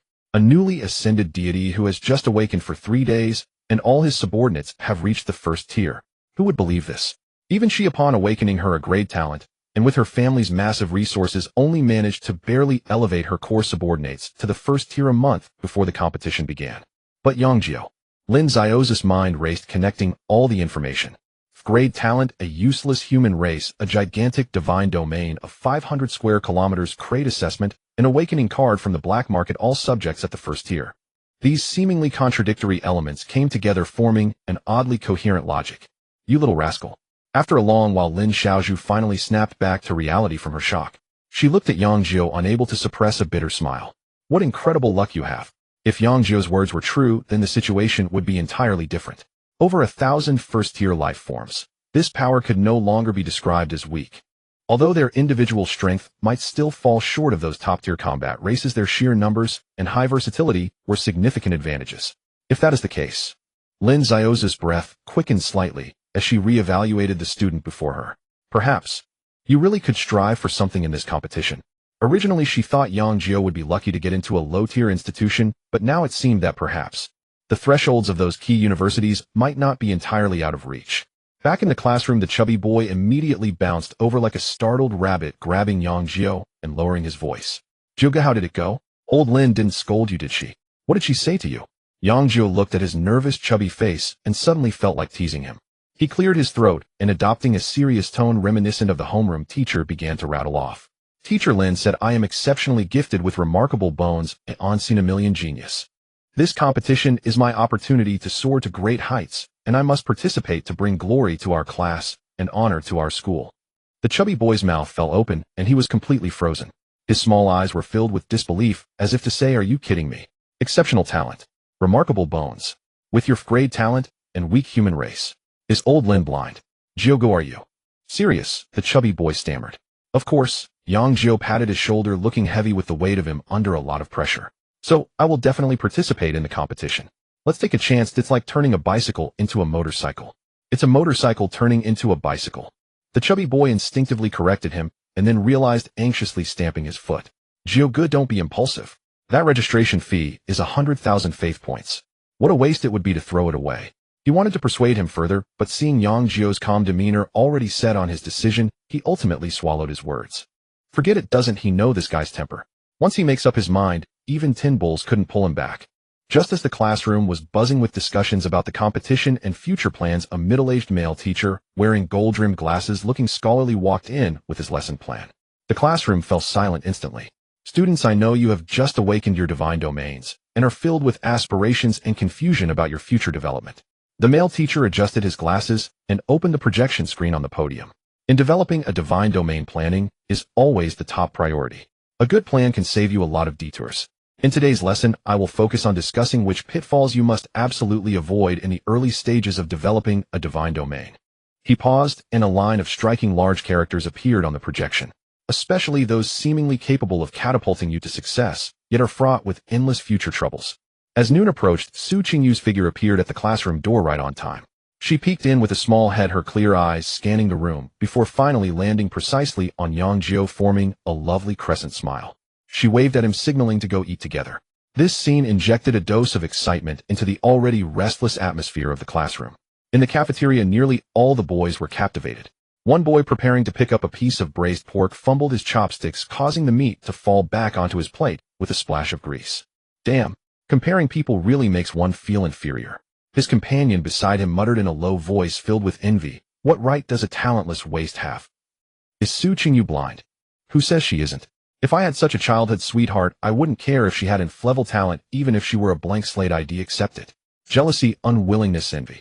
Various emotions fermented in the cafeteria, countless gazes intertwining into an invisible net that firmly locked onto Yang Jiu and Su Qingyu. They couldn't understand, nor could they accept. Why would that girl who awakened an S-level talent and was destined to shine brightly in the future remain so devoted to a universally recognized waste? At the dining table, Su Qingyu completely ignored the murderous gazes around her and eagerly opened her mouth, chattering away about her recent experiences. "My dad found me a divine realm planner yesterday. He's such a talkative old man, lecturing me about a bunch of development routes that made my head spin. She even helped me find a divine servant. It's a senior sister with a level talent, already a senior. Her divine realm is doing quite well. She'll help me handle a lot of chores in the future. Oh, by the way, I just remembered. My dad rewarded me with 10 million belief points out of joy." Yang Jiu, who had just shoved a mouthful of rice into his mouth, nearly spat it out. 10 million. The gap between people sometimes feels even larger than that between humans and dogs. Over here, he had to work hard, relying on information gaps and a bit of luck to develop his divine realm to this level. And what about her? Planners, divine servants, startup funds. Everything was clearly arranged by her family. The 1 million he received from Su Qingyu was a lifesaver for him, but for her family, it might just be pocket money for their daughter. A wave of inexpressible gloom surged in his heart. Irritated, Yang Jiu reached out with his chopsticks and swiftly snatched the largest, juiciest piece of braised pork from Su Qingyu's bowl, stuffing it into his mouth. It seemed that only in this way could he vent his sense of unfairness. Su Qingyu was momentarily stunned, then burst into laughter, her lively eyes sparkling with mischief. Not only did she not get angry, but she also took the serving chopsticks herself and added several more pieces of meat to Yang Jiu's bowl, piling it high. "Eat more, look at how thin you are." This interaction felt like a heavy blow, striking hard at the hearts of all the single dogs in the cafeteria. If resentment could transform into a tangible attack, Yang Jiu would probably have been ground to dust countless times already. "Brother Jiu, what about you? Have you decided which city you want to go to for college?" Su Qingyu rested her chin in curiosity. This question made the eavesdropping crowd in the cafeteria perk up again. Indeed, this was the most critical question. Su Qingyu's overall score was level, and after the grand competition, she could choose from the top divine academies in Xian country. And what about Yang Jiu? With a clevel rating, the best he could hope for was to get into a third-rate university. The gap between them was like heaven and earth. "My school will definitely be in the capital or Magic City." Su Qingyu's tone carried a hint of barely perceptible disappointment. "Although I really want to attend the same school as you, my family would definitely not agree, and the scores are too different." She sighed, but quickly perked up again. "But that's okay. We can still be in the same city. Even if we're not in the same school, it's easy to meet up in the same city." Her big eyes sparkled with anticipation as she looked at Yang Jiu, but his response caught her off guard. "I haven't decided yet." Yang Jiu swallowed the rice in his mouth and replied calmly, "Let's talk after the grand competition, or I'm preparing to participate in this competition." "What?" Su Qingyu's smile instantly froze, replaced by deep concern. The students eavesdropping in the cafeteria were also in an uproar. Participate in the grand competition? Has he gone mad? Inflexible talent, bringing a human with zero combat power to participate in a competition that relies solely on the combat strength of divine servants. Isn't that just walking into a trap? Su Qingyu's heart tightened, and she urgently wanted to dissuade him. "Brother Jiu, don't be impulsive. The grand competition is not like those exams you took before. It only considers combat power. Your talent and race have no advantage in this regard at all." Her voice carried a hint of a sob. She was genuinely anxious. In her eyes, Yang Jiu's best choice now was to honestly take his clevel rating and go to a third-rate university's resource management department, living steadily as a wealthy man. Participating in the grand competition was simply self-humiliation. What if you get eliminated in the first round? Su Qingyu grew more frightened as she thought about it, even imagining that scene. Yang Jiu's human kin being easily torn apart by those bizarre combat races from other divine beings. And Yang Jiu, humiliated by everyone's laughter, would be eliminated. Such a blow would be too heavy for a newly promoted divine being. It might even prevent him from getting into that safety net of a third-rate university. After all, being eliminated in the first round of the grand competition with a clever rating would prove that he had no potential, merely a lucky fool with no substance. At that point, even those third-rate universities might not want you. Do you understand? The girl's crisp and urgent voice echoed around the dining table. Looking at the girl's eyes, which were almost overflowing with tears, Yang Jiu reached out and gently patted her head. Would I do something without certainty? His movements were light and his words calm. Su Qingyu was slightly taken aback, subconsciously recalling. It seemed he indeed had never done such a thing.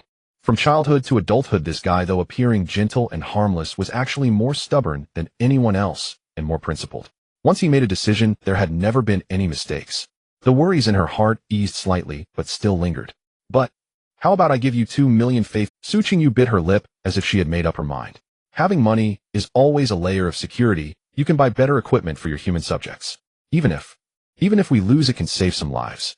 Yang Jiu was about to refuse, but his mind suddenly exploded. 2 million. This girl really treated faith points like candy. If Uncle Su found out that his precious daughter's money was flowing like water into the pockets of this waste kid, he would probably come with a knife and break his legs. In a daze, he seemed to return to that night that changed his fate. Before his rebirth, he was a failure struggling at the bottom of society. Until that night, over 30 Su Qingyu, under the influence of alcohol, cautiously offered to help him. He had refused at the time, perhaps knowing he could never repay such kindness. Then he drank until he passed out, only to wake up back at 18 with the world turned upside down. If given another chance, would he still refuse? No, he wouldn't. Those so-called facades meant nothing in the face of true adversity and cherished ones. In this life, he didn't want to leave any regrets. All right. Yang Jiu looked at her and nodded seriously, but this doesn't count as a gift from you. He paused and continued, consider it your investment in me. In the future, when I become the Master God, I will return it to you with interest. Su Qingyu was momentarily stunned, then her worried little face blossomed into a radiant smile. All right then, let it be my investment. She replied cheerfully, quickly pulling up her personal terminal and tapping a few times with her fingers. Almost simultaneously, Yang Jiu's terminal on his wrist vibrated gently. Faith points 2000000. Looking at the long string of zeros, Yang Jiu's mood was somewhat complicated. The feeling of being supported by a rich woman seemed not too bad. Meanwhile, within a vast, heavily guarded, luxurious mansion, a beautifully dressed woman in an elegant qipao, still exuding charm, was holding a cup of red tea, quietly gazing at the garden outside the window. A servant in a butler's outfit hurried in, hesitatingly standing behind her. Madam, speak. The beautiful woman did not turn her head. The system just detected that there has been an additional 2 million faith points transferred into young Master Yang Jiu's account from the young lad's personal account. The butler reported, cautiously bowing his head. The woman's hand holding the teacup paused in midair. She sighed softly, set the cup down, and rubbed her temples. This daughter of mine, truly a girl, is hard to keep. Her mind recalled Yang Jiu's handsome, delicate face. That kid, although he looked decent, one couldn't be sure if his heart was as clean as his appearance. You better not be sweet-talking my daughter, kid. She whispered to herself, her words carrying a trace of helplessness she wasn't even aware of. Don't let the master know about this. She turned to the butler and instructed. Yes, madam. The butler bowed and retreated. The beautiful woman turned her gaze back to the window, lost in thought. Her husband was not like her. He still held some old affection for the Yang family. In his eyes, their daughter was the most precious treasure in the world, not to be marred by any flaw. If he found out that his precious daughter, before even getting married, had her heart and money almost emptied by a great talent kid, he would probably take immediate ruthless measures. At that time, finding any reason to send that kid out of Xin country, exiling him to the outer battlefield, would be a light punishment. She recalled Yang Jiu's profile. Great talent, summoning altar. Initial race human. Truly, as bad as it can get.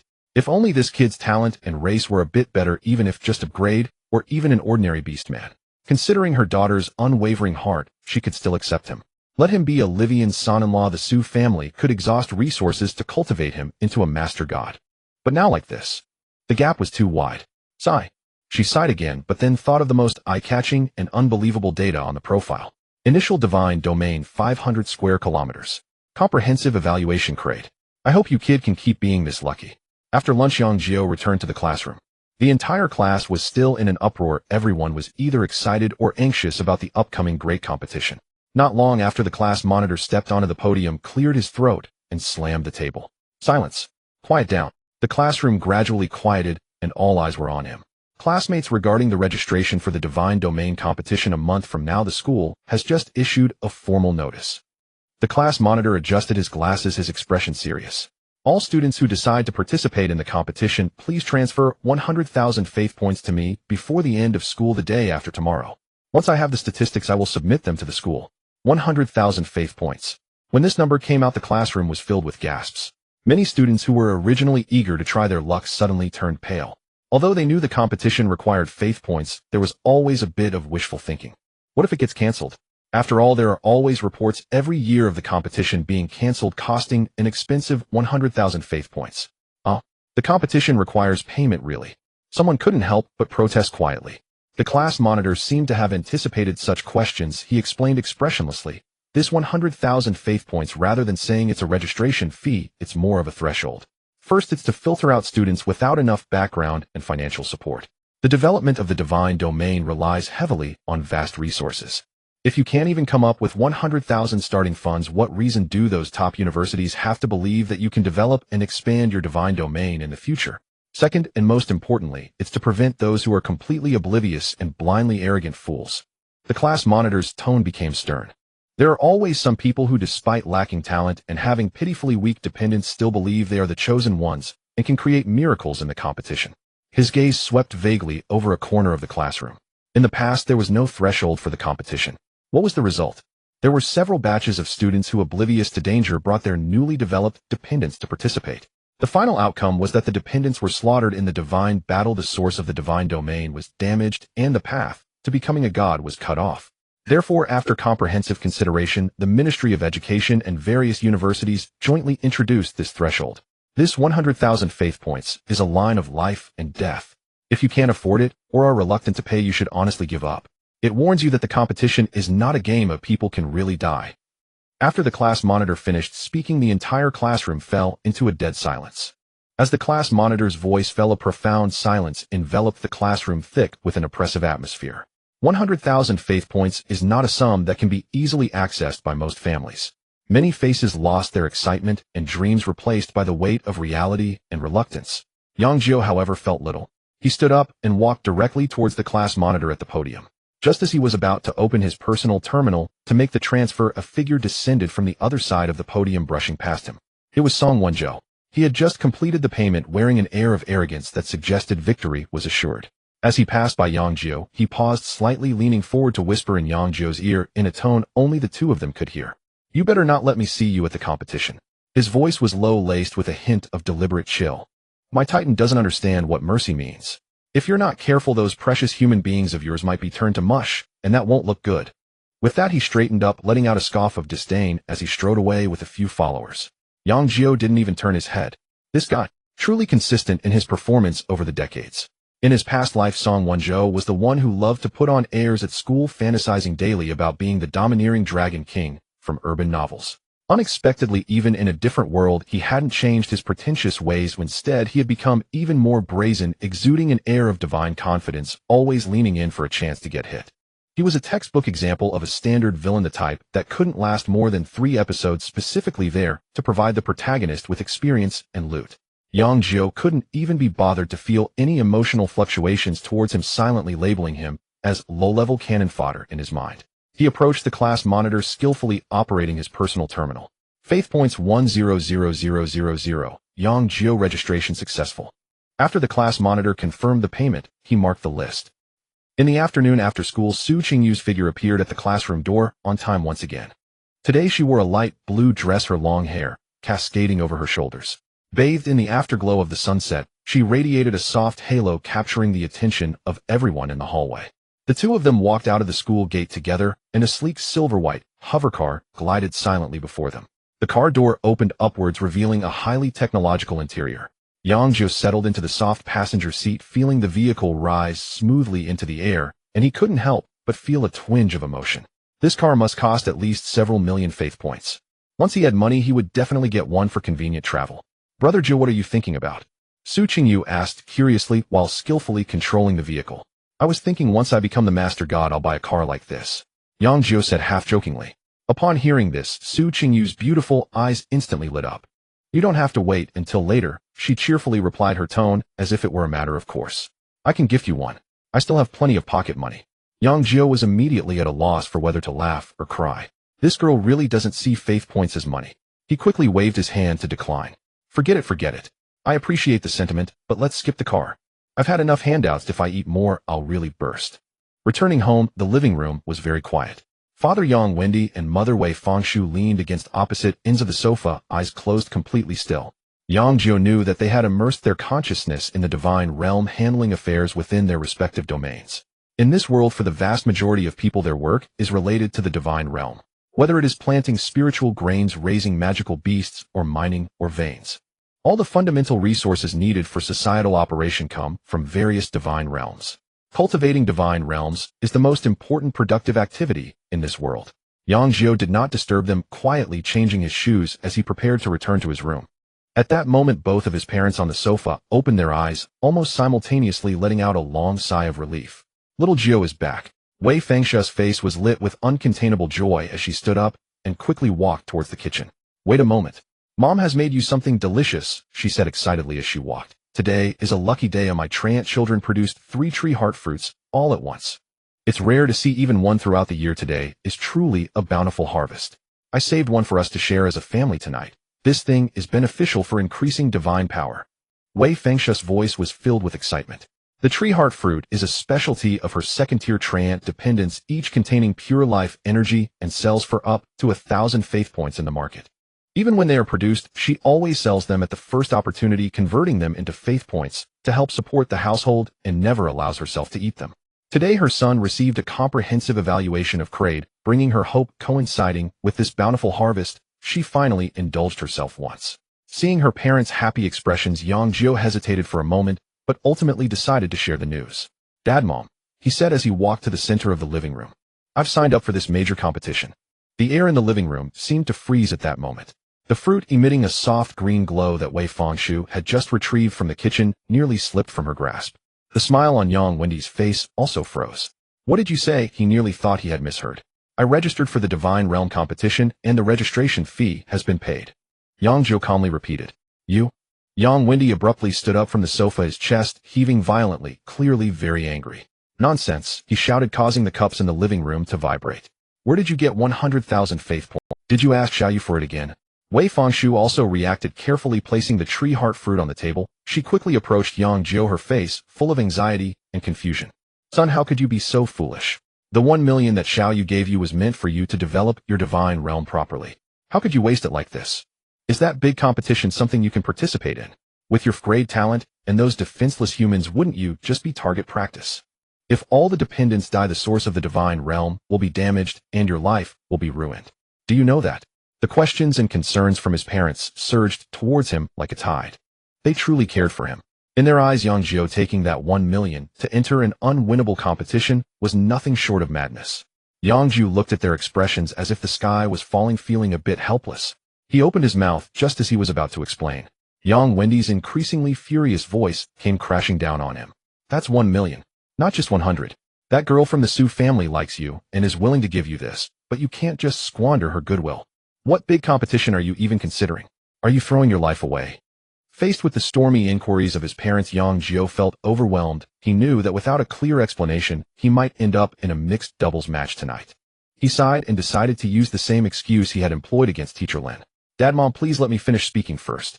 Yang Jiu's voice was not loud, but it possessed a calming power. I did indeed enroll, and the money was spent, but it wasn't a waste. He looked at his parents' still doubtful and worried faces and launched into his prepared explanation. I was lucky how a few days ago I stumbled upon an Ability Awakening card in the black market. Ability Awakening card? Yang Wendy and Wei Fengshu were taken aback. They had only seen such things in textbooks as legendary rare items. Yes. Yang Jiu nodded and continued to explain half-truthfully. I used it on my grade summoning altar, and as a result, the altar underwent some mutations. Now the creatures summoned through the altar can benefit my human subjects. Everyone in my divine domain has now become first-tier beings. The living room fell silent. The sound of a pin drop could be heard. Yang Wendy and Wei Fengshu stood there, dazed, their mouths slightly agape, their minds blank. All of them, first-tier beings. In a divine domain that had just awakened 3 days ago, all subjects reached first tier. Is this a mythological story? Yang Wendy pinched his thigh hard, the sharp pain confirming that he was not dreaming. He rushed in front of Yang Jiu, grasped his son's shoulders with both hands, trembling with excitement. Is everything you said true? Yes, it is. Yang Jiu nodded affirmatively. Good, good, good. Yang Wendy repeated the word good 3 times, his face flushed with excitement, and he slapped his thigh. This is a blessing from our ancestors. Wei Fengshu finally regained her senses from the shock. Looking at her son, her eyes instantly turned red. She quickly walked back to the dining table, picked up the tree heart fruit she had saved for herself, and carefully placed it along with the other 2 into Yang Jiu's arms. Eat. They're all for you. I'm not selling them anymore. Wei Fengshu's voice was choked with emotion, but filled with endless joy and pride. Prepare well. The grand competition is in 10 days. You must replenish your divine power. What had originally seemed like a path to self-destruction now became a hopeful opportunity for glory. All subjects are first-tier beings. In the grand competition, while it may not guarantee a top ranking, they definitely have the strength to fight. By the way, son, Wei Fengshu seemed to remember something and asked with concern, has the 1 million that Xiao Yu gave you been spent? If it's not enough, tell your mom. Your dad and I have saved a bit over the years, not much, but around 100,000 is still available. 100,000. Yang Jiu felt warm inside. This is his parents, who usually live frugally, but are willing to give everything for him. He scratched his head, feeling a bit embarrassed. I still have enough. Su Qingyu transferred another 2 million to me today. The living room fell into an eerie silence once again. Yang Wendy and Wei Fengshu exchanged glances, reading extremely complex emotions on each other's faces. There was comfort, pride, but more importantly, a deep-seated worry. This was no longer just a childhood friendship. They were practically training their son as a future husband. But the gap between the 2 families. In the end, they said nothing. Yang Wendy simply patted his son's shoulder heavily, and everything was left unsaid. After dinner, Yang Jiu returned to his room, swallowed the 3 tree heart fruits in one gulp, feeling a pure life energy spread within him, his spiritual power increasing slightly. He eagerly directed his consciousness into the divine domain.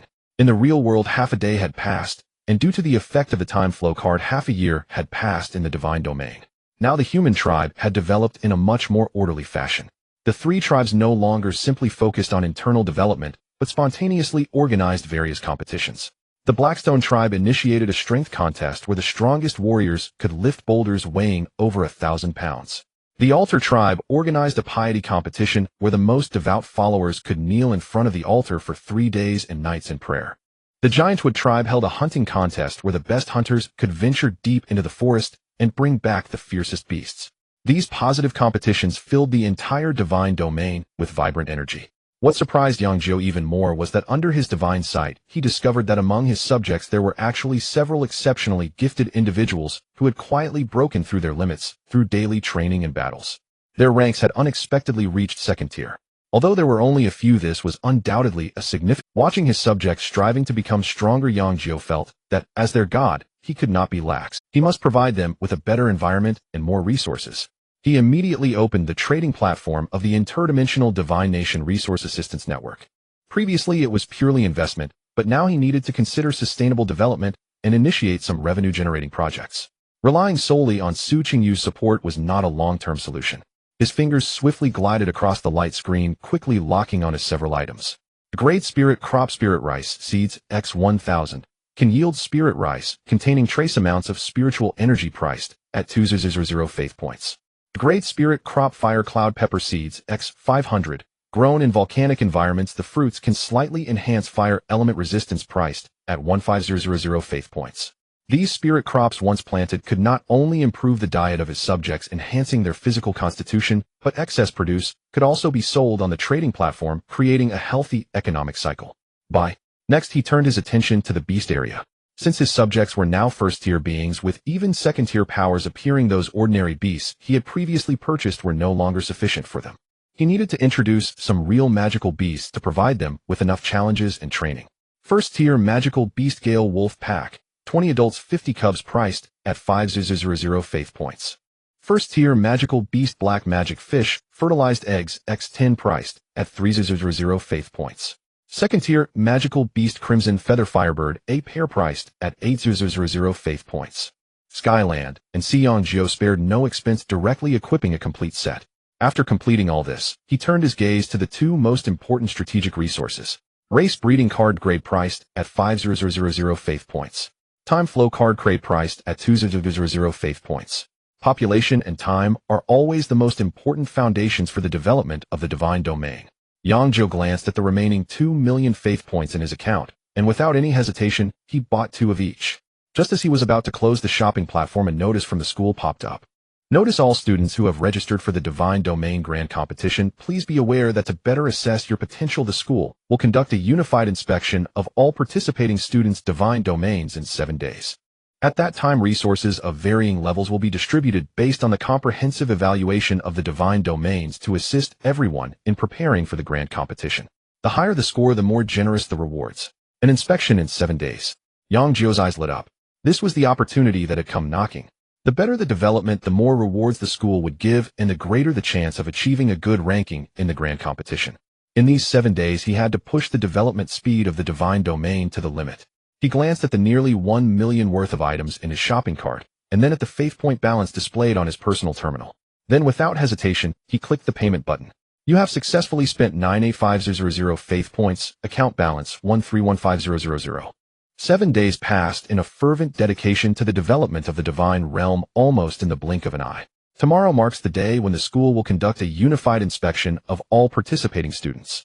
For Yang Jiu, there is an even more important matter tonight. His SS level talent, the Mirage, is due for its refresh after 7 days. With half an hour remaining until midnight, Yang Jiu sat cross-legged on his bed, his consciousness sinking into his divine realm.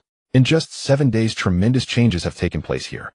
The nearly 3 million faith points initially invested have almost been entirely consumed, but the results are astonishing. The most direct change is in the population. Under the catalysis of 2 grade breeding cards and 1 grade time flow card, the tribe that originally had over 5,000 people has now expanded to a terrifying scale of over 20,000. The explosive population growth has also allowed the 3 original tribes to completely bid farewell to the crude stone buildings. The Blackstone tribe at the foot of the western mountains has been expanded into a sturdy Blackstone town. On the tall city walls, watchtowers are spaced at intervals, and barracks fill the town with soldiers clad in black symbiotic bodies patrolling the streets, creating an atmosphere of solemnity. The Holy Altar tribe on the central plain has established a magnificent Holy Altar town around the summit. The layout of the town is circular with all buildings facing the center. The streets are clean and tidy, and the townspeople wear a look of sincere peace. The Giant Tree tribe in the eastern forest has also evolved into Giant Tree Town.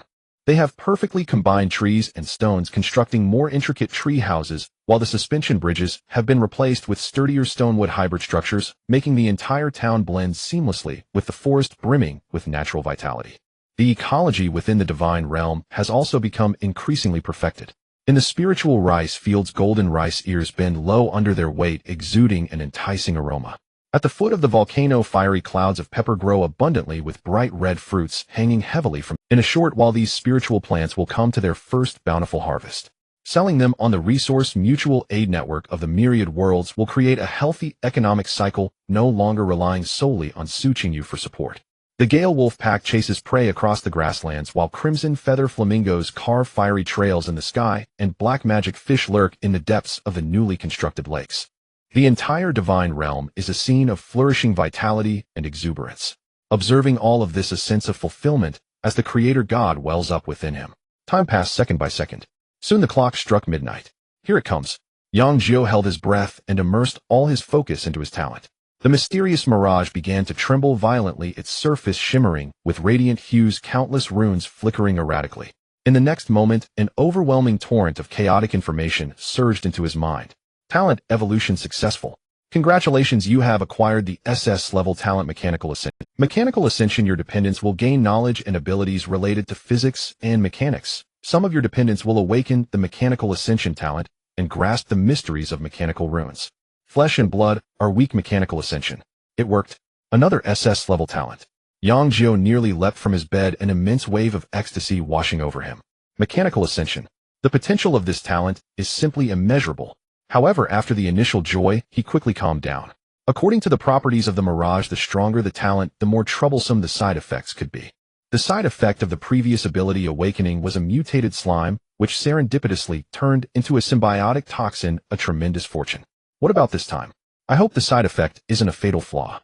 At the very moment Yang Jiu acquired the Mechanical Ascension talent, a sudden anomaly emerged within the divine realm. Whether it was the soldiers patrolling Blackstone Town, the devotees praying at the altar in Holy Altar Town, or the residents of Giant Tree Town sleeping in their tree houses. Over 20,000 citizens at that moment, all jolted in unison. A vast amount of knowledge suddenly appeared in their minds. The transmission of gears, the principle of levers, the structure of steam engines, the generation and utilization of electrical energy, and even more advanced methods of energy utilization.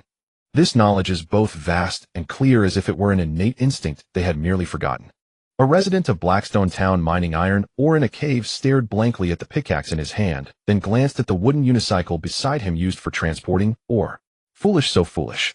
He muttered to himself, casually tossing aside the pickaxe and picking up several stones of varying sizes, rapidly sketching on the ground. It was an incredibly complex blueprint depicting tracks, cable cars, and a transmission device, powered. A priest from Holy Altar Town stopped praying, stood up, and walked around the central summoning altar, his fingers constantly gesturing. Energy. There is tremendous energy here. If only we could convert this summoning energy into driving force. A craftsman skilled in bowmaking from Giant Tree Town looked at the wood about taking shape in his hands and suddenly shook his head. He gathered several tough vines and some small wooden blocks, tinkering away, and soon a rudimentary small crossbow, designed to launch stones using torsion, took form. In a single night, the entire divine realm underwent a dramatic transformation. The next morning, Yang Jiu woke up and habitually poured a strand of divine sense into the divine realm, ready to see if his citizens had adapted to their new talents. In the next moment, he froze in shock. Instead of the anticipated scene where the citizens might still be confused or cautiously testing their new knowledge, nothing of the sort appeared. In its place was a scene of vigorous industrial construction. The citizens who had previously engaged in farming, hunting, and praying had spontaneously organized themselves. A large number of young adults were mobilized to the mines, frantically mining iron ore. The mined ore was quickly transported to the newly constructed furnaces in town, melted into molten iron under high temperatures, and then cast into standardized parts. Gears, bearings, pistons, cylinders. These items, which had previously existed only on blueprints, were being manufactured one by his citizens with astonishing efficiency. Their goal was very clear: to conduct a complete industrial revolution. The first step is to create a... Seeing this scene, Yang Jiu was initially shocked, followed by an overwhelming sense of pride rising within him. Truly, my citizens. Their execution and comprehension are simply extraordinary. However, this sense of pride did not last long before a thought suddenly emerged from the depths of his mind, sending a chill through him. A steam engine. What will be burned to power it? He suddenly recalled a crucial issue he had overlooked. His divine sense instantly covered the entire 500 square kilometers of the divine realm, probing the underground resources with unprecedented detail. 1 minute later, Yang Jiu sat on the bed, expressionless. In his divine realm, there are abundant reserves of iron or copper mines and stones. However, the core energy needed to drive the first industrial revolution is non-existent. Not a single piece. In the entire divine realm, there are no large coal mines, let alone even a small piece of coal. As for oil, there isn't even a shadow of it. Yang Jiu quickly realized that he could not view the development of this world through the lens of his past life.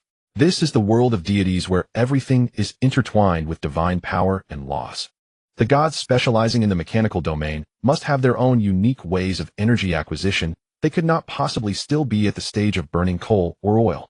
It seems he must take the time to understand how those mechanical deities develop their domains. However, right now he has no time to carefully plan these matters.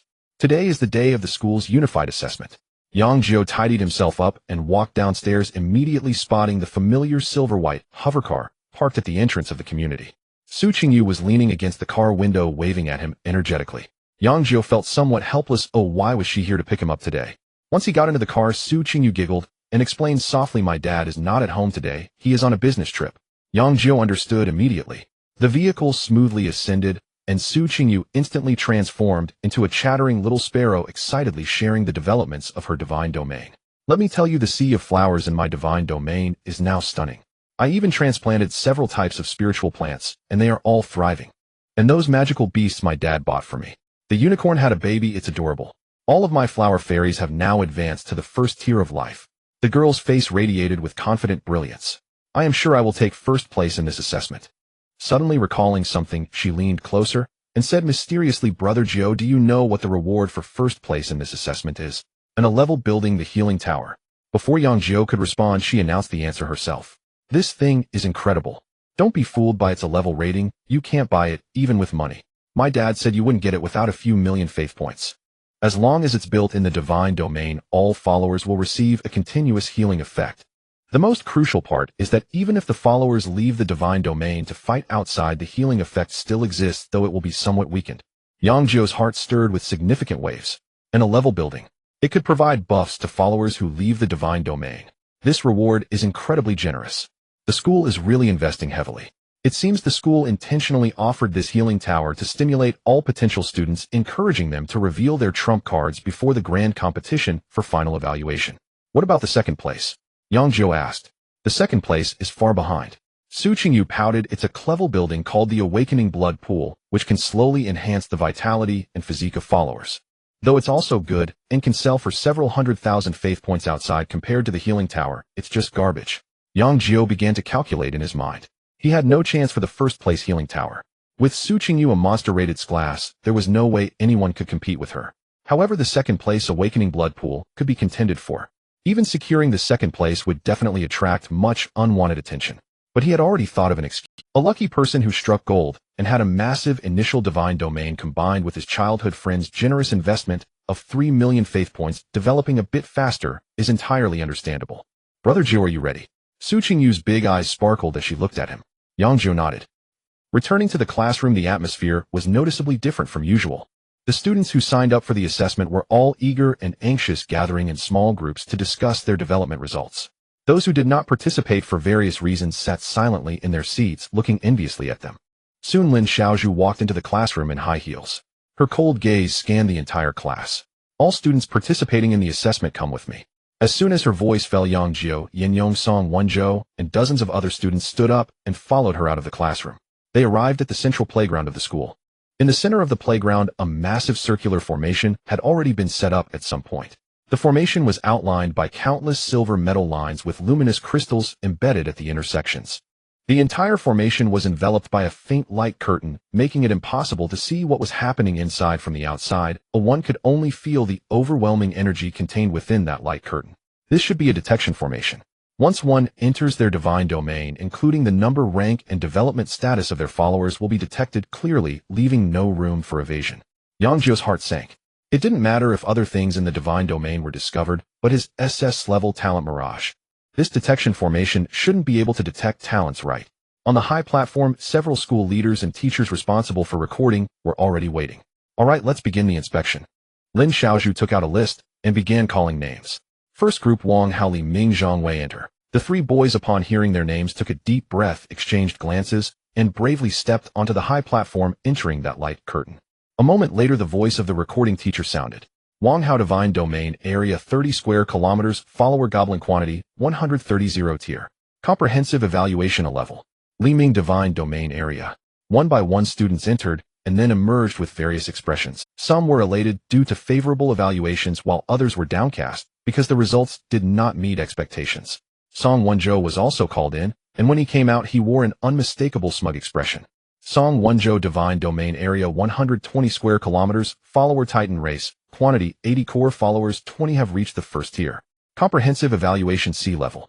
This result is the highest among those who had already been tested. Many cast envious glances at him. Soon the list was read to Su Qingyu. Su Qingyu, present. The girl responded crisply, standing up. Before stepping onto the high platform, she turned back and made an encouraging gesture towards Yang Jiu. As Su Qingyu's figure vanished within the light screen, the entire playground fell into a peculiar silence. Everyone's attention was focused on the circular formation that continuously shimmered with radiant light. On the high platform, several school leaders, including the often elusive principal and vice principal, had stopped their discussions and were attentively waiting for the results. After a moment, the voice of the teacher in charge of recording echoed clearly throughout the venue. This teacher was not from the school, but was specially sent by the Education Bureau to supervise the assessment. Her surname was Lin, and she appeared to be a very serious middle-aged woman. Su Qingyu, the area of the divine realm, is 150 square kilometers. A grade, a small spiritual vein. 7 types of grade spiritual plants and 2 types of grade spiritual plants all have entered maturity. 1 tier magical beasts unicorn group, 2 tier magical beasts moonlight butterfly group. Core dependence flower fairy 300 in number, all at 1 tier. Divine realm structures 1 a grade, healing flower garden 1 grade, ancient elven tree. As Teacher Lin read out the data item by item, the crowd within the formation began to stir, awestruck gasps rising like a tide. My goodness! Is this what grade evaluation looks like? Terrifying. To start with 150 square kilometers, and even in a grade spiritual vein. This start is already so far beyond us. With 301 tier flower fairies, this combat power can dominate in the grand competition. The school leaders on the high platform were all beaming with delight, especially the principal, whose usually stern face was now filled with pride and satisfaction. This was their school's prodigy with a future of limitless potential, and the entire school would benefit from it. Soon the light screen dissipated, and Su Qingyu stepped out. Very good, very good. Students Su, you have lived up to everyone's expectations. Your future is boundless. The principal was the first to step forward, generously offering his praise. The top divine academies in Xin country have already opened their doors for you. The vice principal chimed in. Facing the praises of these usually lofty figures, Su Qingyu merely smiled, politely responding to each one. She had experienced such scenes countless times since childhood and was already accustomed to how to handle them. Her gaze swept through the crowd and quickly landed on Yang Jiu, playfully winking. As Su Qingyu's assessment concluded, almost everyone's gaze instinctively shifted to Yang Jiu. Within those gazes was a complex mix of emotions. There was envy, jealousy, but more than that, a near... "How did you see that? This is the gap," a boy whispered to his companion. Su Qingyu is a phoenix from the heavens, and Yang Jiu. Even if he got lucky and started with a larger area, he is ultimately just a chicken on the ground. Right now they seem close, but once they enter university and encounter a broader world, Su Qingyu will realize they are not from the same world at all. When that time comes, it will be the most painful for Yang Jiu. Watching the person he likes move further away until he can no longer reach her. Who says otherwise? The nicer he is to him, now the greater the future hurt will be. It's a kind of cruelty. Song Wonzhou listened to the discussions around him, a cold smile playing on his lips. He looked at Yang Jiu not far away, a sense of sickly pleasure arising from the pity he felt, as if he were watching a clown. A waste is just a waste. What does it matter even with Su Qingyu's support? The splendor built with money is ultimately just an illusion, easily shattered. When the grand competition comes, he will personally shatter this waste's dreams. To make him understand that in the world of deities, it ultimately relies on talent and strength. The several school leaders on the high platform also noticed Yang Jiu. They certainly had some impressions of this lucky child with an initial divine realm area of 500 square kilometers. This student is Yang Jiu, right? The principal glanced at the list and asked the teaching director beside him. Yes, principal, it's him. Absurd. The principal shook his head, not hiding his lack of optimism. A large initial area, but such poor talent and race. He'd be lucky to be a resource deity with a steady future. The girl from the Su family is willing to help him, and his future seems bright. But he insists on participating in the grand competition, choosing the toughest path of a war deity. Young people are just too ambitious. The vice principal nodded in agreement. Yes, he is wasting such a good divine realm foundation. What a pity, what a pity. Their voices were not loud, but they were not deliberately suppressed either, and many nearby heard them. In an instant, the pitying gazes became even more pronounced. Among the teachers and leaders present, only the homeroom teacher Lin Xiaozhu stood quietly aside, She watched as the students stood calmly amidst the numerous complex gazes, a hint of inscrutable amusement appearing on her cool face. She had not reported Yang Jiu's true situation to the school leaders in advance, because she knew very well that no description in words could compare to the impact that would come when the test results were revealed, which would be far more direct and interesting. She was looking forward to seeing what kind of wonderful expressions would appear on these people's faces later. Next, Yang Jiu. Teacher Lin from the Education Bureau called out the next name with her emotionless tone. Yang Jiu stepped forward, walking up to the high platform step by step under the gaze of the crowd, entering the enormous testing formation. He stood at the center of the formation, feeling a gentle energy enveloping him. At the same time, his divine realm data began to transform into streams of information transmitting outside the formation. On the high platform, teacher Lin from the Education Bureau looked down at the light screen that appeared before her, preparing to record the data as before and then announce it. She had some impression of this student named Yang Jiu, the lucky child who had hit the jackpot. She shared a similar view with the principal, and grade talent matched with a human participating in the grand competition was simply overestimating himself. The number of dependents would max out at a few hundred, and without a doubt, he would be lucky to have a dozen one year once. However, when her gaze passed over the first line of data displayed on the light screen, her actions abruptly paused. Divine realm area, 500 square kilometers. This data she knew, and it wasn't anything to be surprised about. She continued to look down. Spiritual vein, 1 grade, small spiritual vein. He actually spent money to buy a spiritual vein. A bit of courage, but it doesn't change much. Spiritual plants, grade spiritual rice, grade fire cloud pepper. Magical beasts, 1 tier swift wind wolf pack, 1 tier black magic fish, 2 tier crimson feather flamingo. At this point, teacher Lin's hand for recording had completely halted. A hint of surprise appeared on her face for the first time. That's quite an investment. It seems that the girl named Su Qingyu is genuinely putting in the effort to help him. She continued to look down, focusing on the most crucial core dependent data. The moment those clearly visible lines of text entered her view. Clatter. A soft sound. The specialized crystal pen she used to record data slipped from her fingers and fell onto the metal platform, producing a crisp sound. This chief examiner from the Education Bureau, who had maintained absolute calm and seriousness since the start of the assessment, now stood there dumbfounded. The principal's question shattered the dead silence on the platform. Everyone's gaze shifted from the motionless Education Bureau examiner to the light screen before her. Teacher Lin did not respond. She merely slowly raised her hand and pointed at the light screen. Her finger trembled slightly. You? Take a look for yourselves. The principal and several school leaders exchanged glances filled with confusion and moved closer. After just one look, their bodies froze instantly, just like Teacher Lin before. Time seemed to have been pressed on pause at that moment. On the platform, several prominent figures in the Star City education sector were gaping, staring blankly at the light screen, their minds empty. The students on the playground erupted in chaos. What's going on? What does it say up there? What could scare both the Education Bureau examiners and the principal like this? Could it be that Yang Jiu's divine realm exploded? Oi. No way. Look at them, they don't seem scared, they look like they've seen a ghost. Amid the anxious waiting and speculation, Teacher Lin from the Education Bureau finally regained her composure.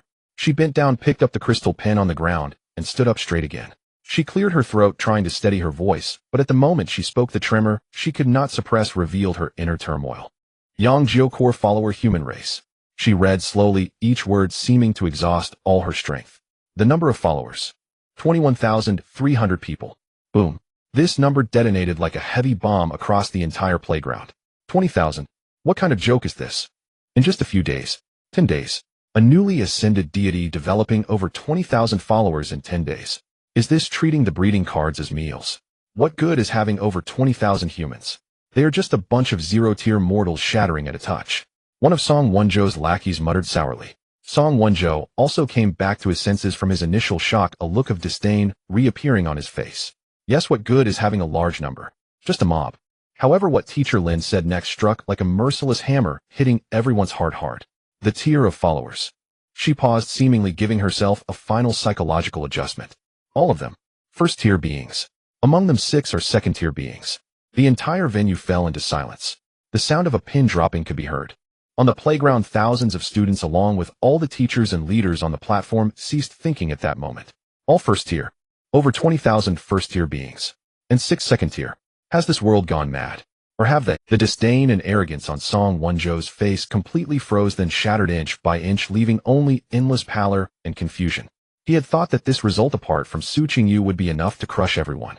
He had even imagined how he would tear apart Yang Jiu's weak human race one by one with his noble titans in the grand competition. But now, over 20,000 first-tier beings. This number, with its unreasonable violence, shattered all his pride and confidence. The 21st-tier titans he prided himself on, thrown into this army of over 20,000, would likely not even stir a ripple before being instantly submerged. No, it's impossible. This must be fake. The formation malfunctioned. Song Wenzhou screamed in disbelief. No one paid him any mind, for everyone was still immersed in the immense shock, unable to extricate themselves. Su Qingyu's beautiful big eyes were also wide open at this moment. Her little mouth slightly agape, she stared fixedly at the calm figure standing in the formation. She knew her brother Jiu was powerful, but she never imagined he would be this formidable. All first tier. How is this possible? On the platform, the principal was the first to regain his senses, rushing to the edge of the formation, no longer caring about his leadership demeanor, and urgently asked, "Student Yang Jiu, is this true? Your data?" Yang Jiu nodded. Absolutely. Upon receiving a positive answer, the principal's face flushed with excitement. He turned around, looking at the several school leaders behind him, and burst into hearty laughter. Good. Wonderful. Teacher Lin from the Education Bureau finally calmed down, her enchanting eyes filled with intense curiosity. "Student Yang Jiu, may I ask how you achieved this?" She added, "Of course, this involves your personal secret, and you can choose not to answer." Everyone's attention instantly refocused on Yang Jiu. Indeed, with inflexible talent paired with the weakest humans, how could he create such a miracle? Yang Jiu seemed to have anticipated this question. He stepped out of the testing formation and, facing the scrutinizing gazes of the prominent figures, revealed a somewhat embarrassed smile. "Actually, it's mostly just good luck." He began his performance.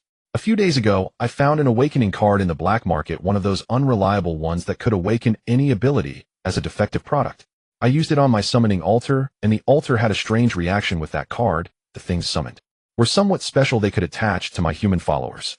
Those beings were all first tier, so my humans also became first tier. As for the 6 second tier ones, they simply had good talent and fortuitously broke through during cultivation. This half-true, half-false explanation left everyone stunned. A defective awakening card from the black market, reacting with the summoning altar, summoning special beings that can possess others. This sounded even more bizarre than a myth, but on closer thought it seemed to have a strange sort of reasonableness. After all, in the world of deities, all sorts of strange things could happen. Teacher Lin nodded thoughtfully. That awakening card of yours is probably not an ordinary defective product. Normal awakening cards, even perfect ones, can only target a single being. Yours, however, could influence your entire race. Your luck is extraordinary. A lucky star? This is simply a lucky star in the world. I'm envious. Why don't I have such luck? In the student crowd, cries of envy and jealousy rose and fell. However, Yang Jiu scratched his head, looking even more embarrassed. Just having this isn't enough. Developing a divine realm requires spending everywhere. Mainly Su Qingyu invested 3 million faith points in me, allowing me to afford so many resources to develop the divine realm. He glanced intentionally at Su Qingyu. Once these words were spoken, the school leaders on the platform looked at him differently. Wow, this kid not only has incredible luck, but is also a genius living off a rich lady. At such a young age, he has already been supported by this level-rated beauty of the generation. This ability is more real than any talent. The principal looked at Yang Jiu, increasingly pleased. Regardless of his potential, or whether he is living off a rich lady with over 20,000 first-tier beings and 6 second-tier powerhouses. This level of combat strength, when thrown into the city's grand competition, is definitely in the top tier. As long as he can achieve good results in the grand competition and bring glory to the school, that would be a tremendous contribution. Good. Very good. The principal patted Yang Jiu's shoulder heavily, his face filled with admiration. No matter if you're lucky or for some other reason, being able to develop the divine realm to this extent is your ability. With Su Qingyu and Yang Jiu as the pair of talents, how could Star City not thrive? Yes. A compliment. The chubby Yin Yong anxiously pulled at his hair, and upon seeing Yang Jiu descend from the high platform, he rushed forward and grabbed his arm. Joga, how is it? What score did they give you? Yang Jiu looked at him with some helplessness. How would I know? We'll have to wait for the assessment results to come out this afternoon. Though he said that he felt a bit anxious inside. Logically, he should have secured the second place without a doubt. After all, in the entire Star City, apart from the monster with S-level talent Su Qingyu, there were only a handful of students with A-level talents. In terms of the development speed of the divine domain and the strength of the affiliated beings, they could not possibly compare to him. With over 20,000 first-tier beings, this power was enough to crush all current opponents. However, he still had hard tags against him.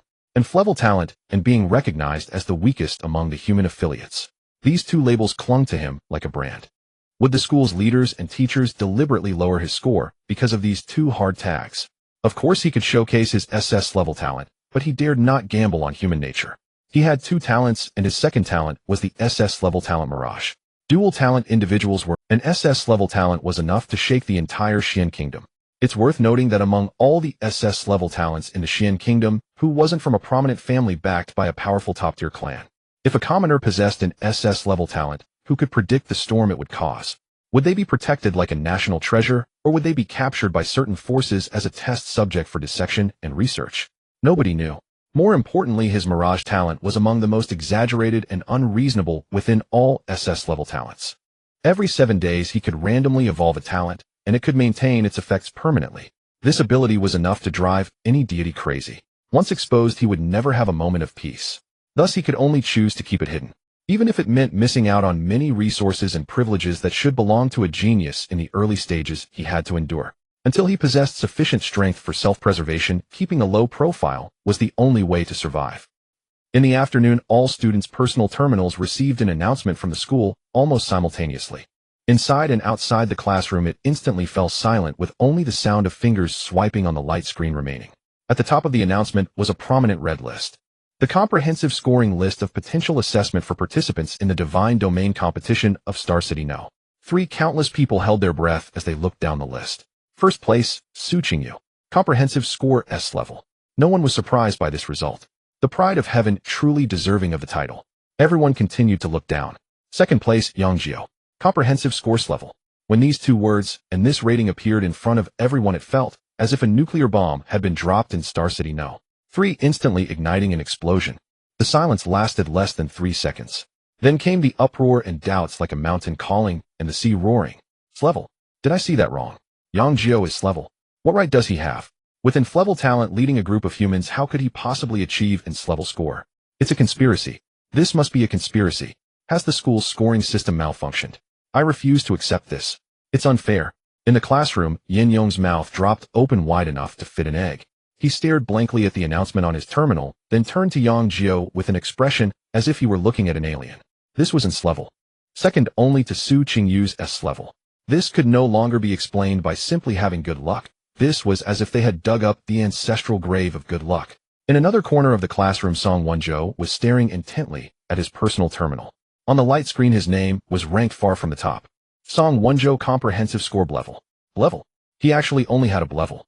And that waste he had always looked down upon, that level talent trash, turned out to be S-level. Why? How is this possible? A mixture of jealousy, humiliation, and rage burned wildly in his chest, nearly consuming his reason. He had seen the terrifying legion of over 20,000 first-tier beings under Yang Jiu's command. But to him it was nothing more than a false prosperity built with Su Qingyu's money. It was an instance of sheer luck power gained through underhanded means. While he himself was a clever talent, a noble titan affiliate developing steadily with each step. What right did he have to be only level? He was destined to be the one who should stand in a higher position. I don't believe this is definitely a mistake. Song Wonjo slammed the table, standing up with bloodshot eyes. Just as the classroom descended into chaos, Teacher Lin from the Education Bureau walked in with graceful step. Her cold gaze swept around the classroom, and all the noisy sounds seemed to be choked by an invisible hand vanishing instantly. Her gaze finally fell upon Yang Jiu. Yang Jiu, please step forward. Under the complex gazes of his classmates, Yang Jiu stood up and walked out of the classroom. The corridor was quiet. Teacher Lin did not speak immediately, as she simply observed him with eyes that seemed to see through the human heart. Yang Jiu felt a bit uneasy under her gaze, but he stood straight, steeling himself. After a long while, Teacher Lin finally spoke slowly. How does it feel to receive S-level score? A bit unexpected, Yang Jiu answered honestly. Humph. Teacher Lin let out a faint hum, leaving it unclear whether it was praise or something else. She turned around, facing away from Yang Jiu, looking out at the playground. We have discussed your matter for a long time. Her voice, reflected through the corridor, clearly reached Yang Jiu's ears. Some believe that your development model is not replicable and is entirely reliant on luck and external resources, thus should not receive such a high score. But others believe that luck and resources are inherently part of strength. Being able to turn a bad hand into such a result proves your capability. In the end, the principal made the decision, overriding the dissent, and awarded you this level. Teacher Lin turned back to look at Yang Jiu. However, do not let this make you arrogant and complacent. Her demeanor became serious. As those opposed have said, your talent and affiliation are your hard tags. The Su family girl can help you for a time, but she cannot help you for a lifetime. Such good fortune cannot always accompany you. The path of the divine ultimately requires one to walk step by step on their own. The road ahead is long and difficult. Yang Jiu listened earnestly and nodded. I understand. Seeing him composed and steady, a hint of barely perceptible appreciation flashed in Teacher Lin's eyes. This kid has quite a good temperament. She said no more and took out a card shimmering with a faint red light from her spatial wristband. The card was made of metal engraved with an ancient blood-colored pool, exuding a mysterious aura.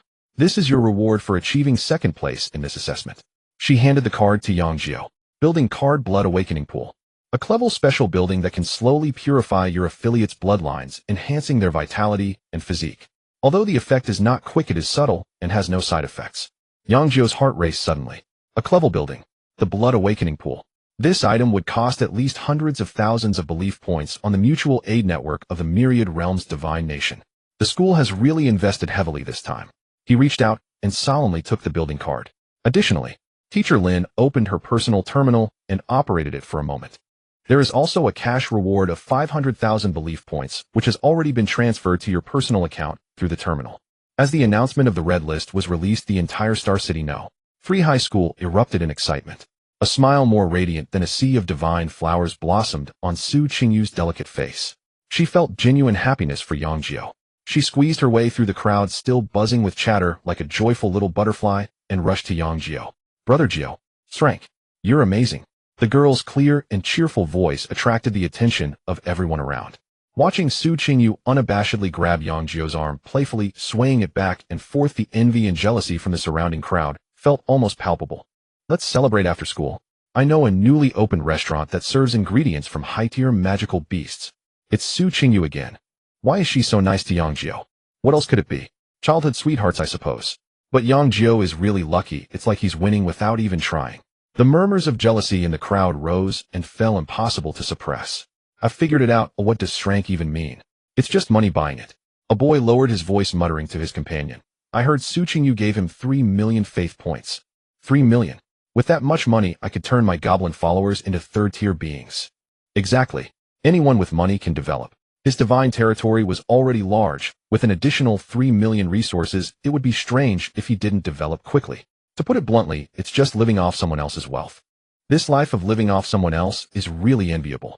If I had a childhood sweetheart like that, I'd be willing to wash her feet every day at home. Although these words were deliberately suppressed, they still floated into Yang Jiu's ears. Living off someone else's wealth. It seems this label cannot be shaken off. But it didn't matter. Let them talk. When the great competition arrives, they will understand that some gaps cannot be bridged merely with money. As soon as the school bell rang, Su Qingyu grabbed Yang Jiu, and under countless complex gazes they boarded the silver-white hover car.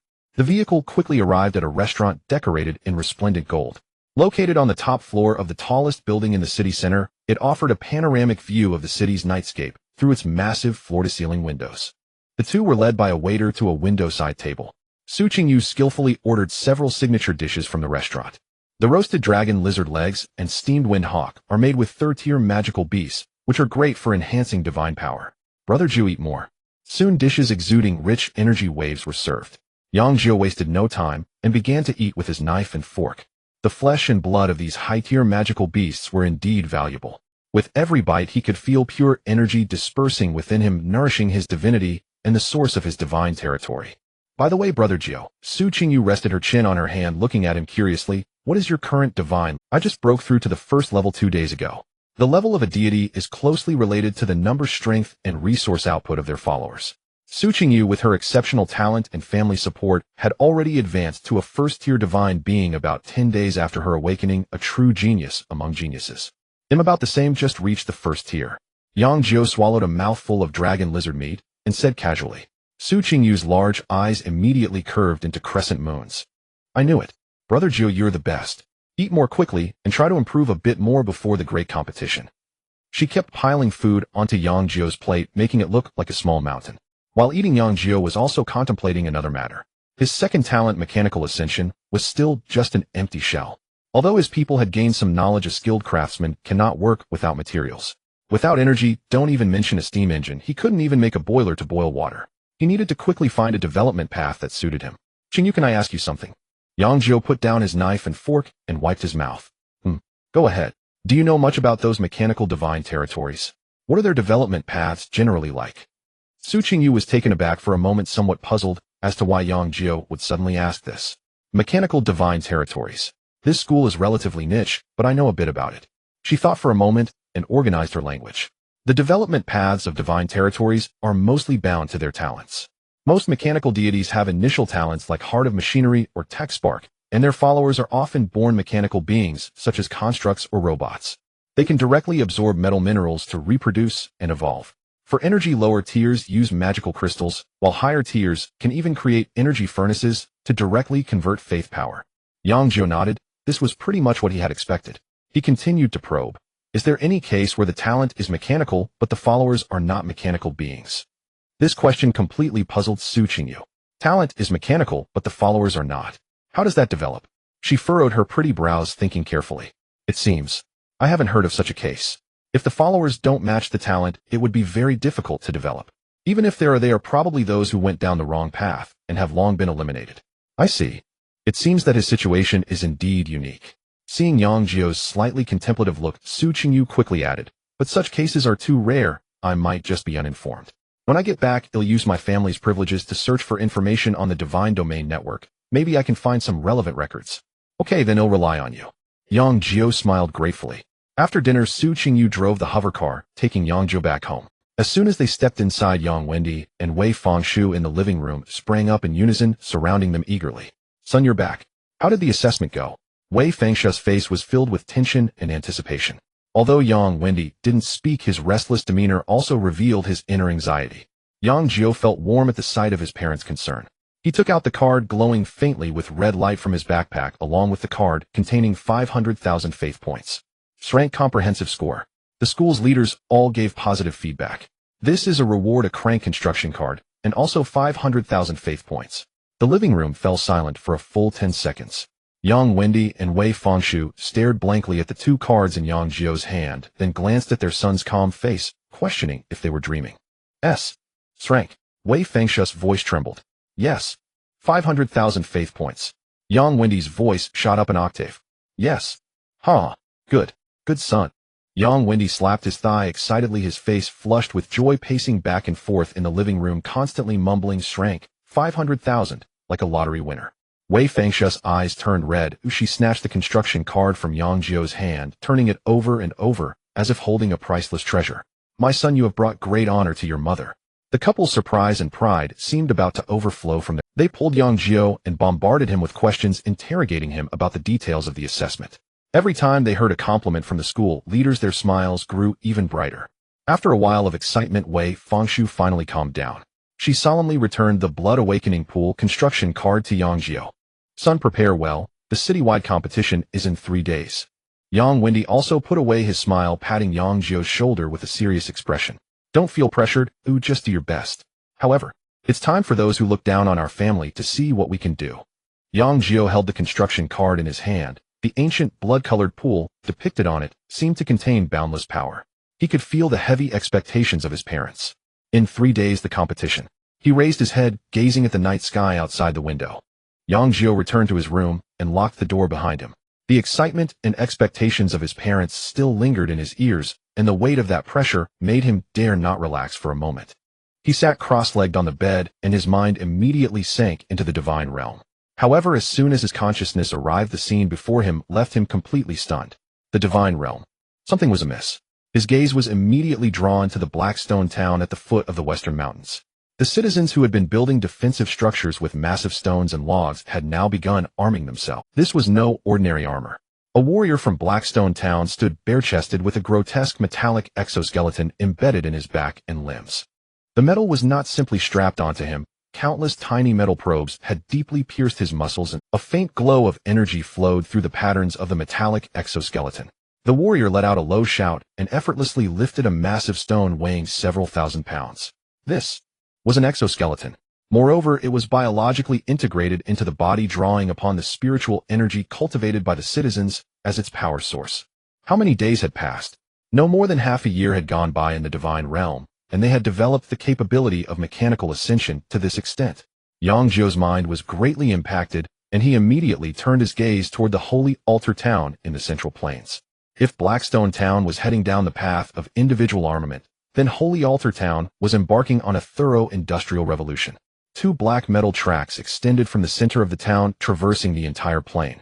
A train composed of several carriages was slowly moving along the tracks. At the front of the train, there was no chimney spewing black smoke, but rather a complex array structure that constantly drew spiritual energy from the divine realm, converting it into massive kinetic energy to drive the entire train. This was not a steam engine, it was a spiritual energy locomotive.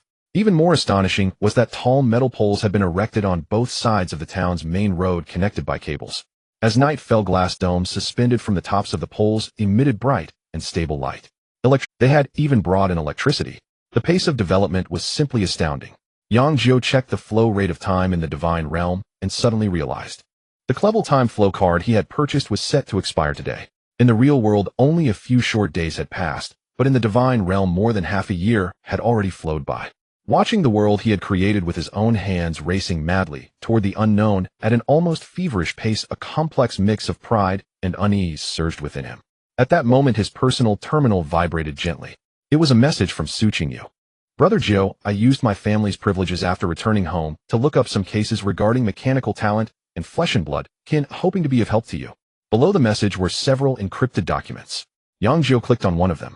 It recorded a misfortunate deity whose kin was a powerful orc, yet the awakened talent was in a level precision gear. This deity had only 2 paths to choose from. The first was to pursue pure technological development, allowing the orcs to put down their battle axes and pick up wrenches starting from scratch to study physics and mechanics progressing steadily. This path was extremely long and might take hundreds of years to form effective combat power. The second path was to pursue mechanical energy. It required spending vast amounts of belief points to purchase expensive mechanical cores and modified prosthetics, forcibly injecting them into the orc bodies to turn them into half-human, half-machine beings. While this path could quickly enhance combat power, it was fraught with peril. The modified kin not only had their power ceiling locked, but would also become irritable and have reduced lifespans due to the rejection reaction between flesh and machinery. Yang Jiu reviewed several cases in succession, and the situations were largely similar. These were not what he desired. What he wanted was true mechanical ascension, a perfect fusion of flesh and machine, the ultimate leap in the realm of life. Not becoming a half-machine monster that required constant repair and part replacement. It seemed that there was no experience to draw from on this path. He could only rely on himself to explore. The most important thing was to comprehend the true mysteries hidden behind the vast knowledge within the mechanical ascension talent. Mechanical runes. The four characters instantly appeared in Yang Jiu's mind. These were the foundational laws that constituted all mechanical creations. As long as he could penetrate the mysteries of the runes, his citizens could create truly their own perfect mechanical creations. But how could he penetrate them? There had to be a reference book, right? Yang Jiu had a thought, and immediately came up with an idea. He promptly opened the trading platform of the Myriad Realms Divine Nation Resource Mutual Aid Network. He needed to buy some pure mechanical life forms for his citizens to study, dismantle, and reverse engineer. He entered mechanical life in the search bar. The list of products that popped up made his heart sink. Beginner Repair Robot X5, price 800 belief points. Tier 1 Combat Construct Defective, price 100 belief points. Mechanical Energy Core Miniature, price 500 belief points. Too expensive. This was simply highway robbery. He looked at the 50,000 belief points in his account that had just arrived and were still warm. What he thought was a fortune now seemed insufficient even for the entry threshold. But the arrow was knocked and he had to release it.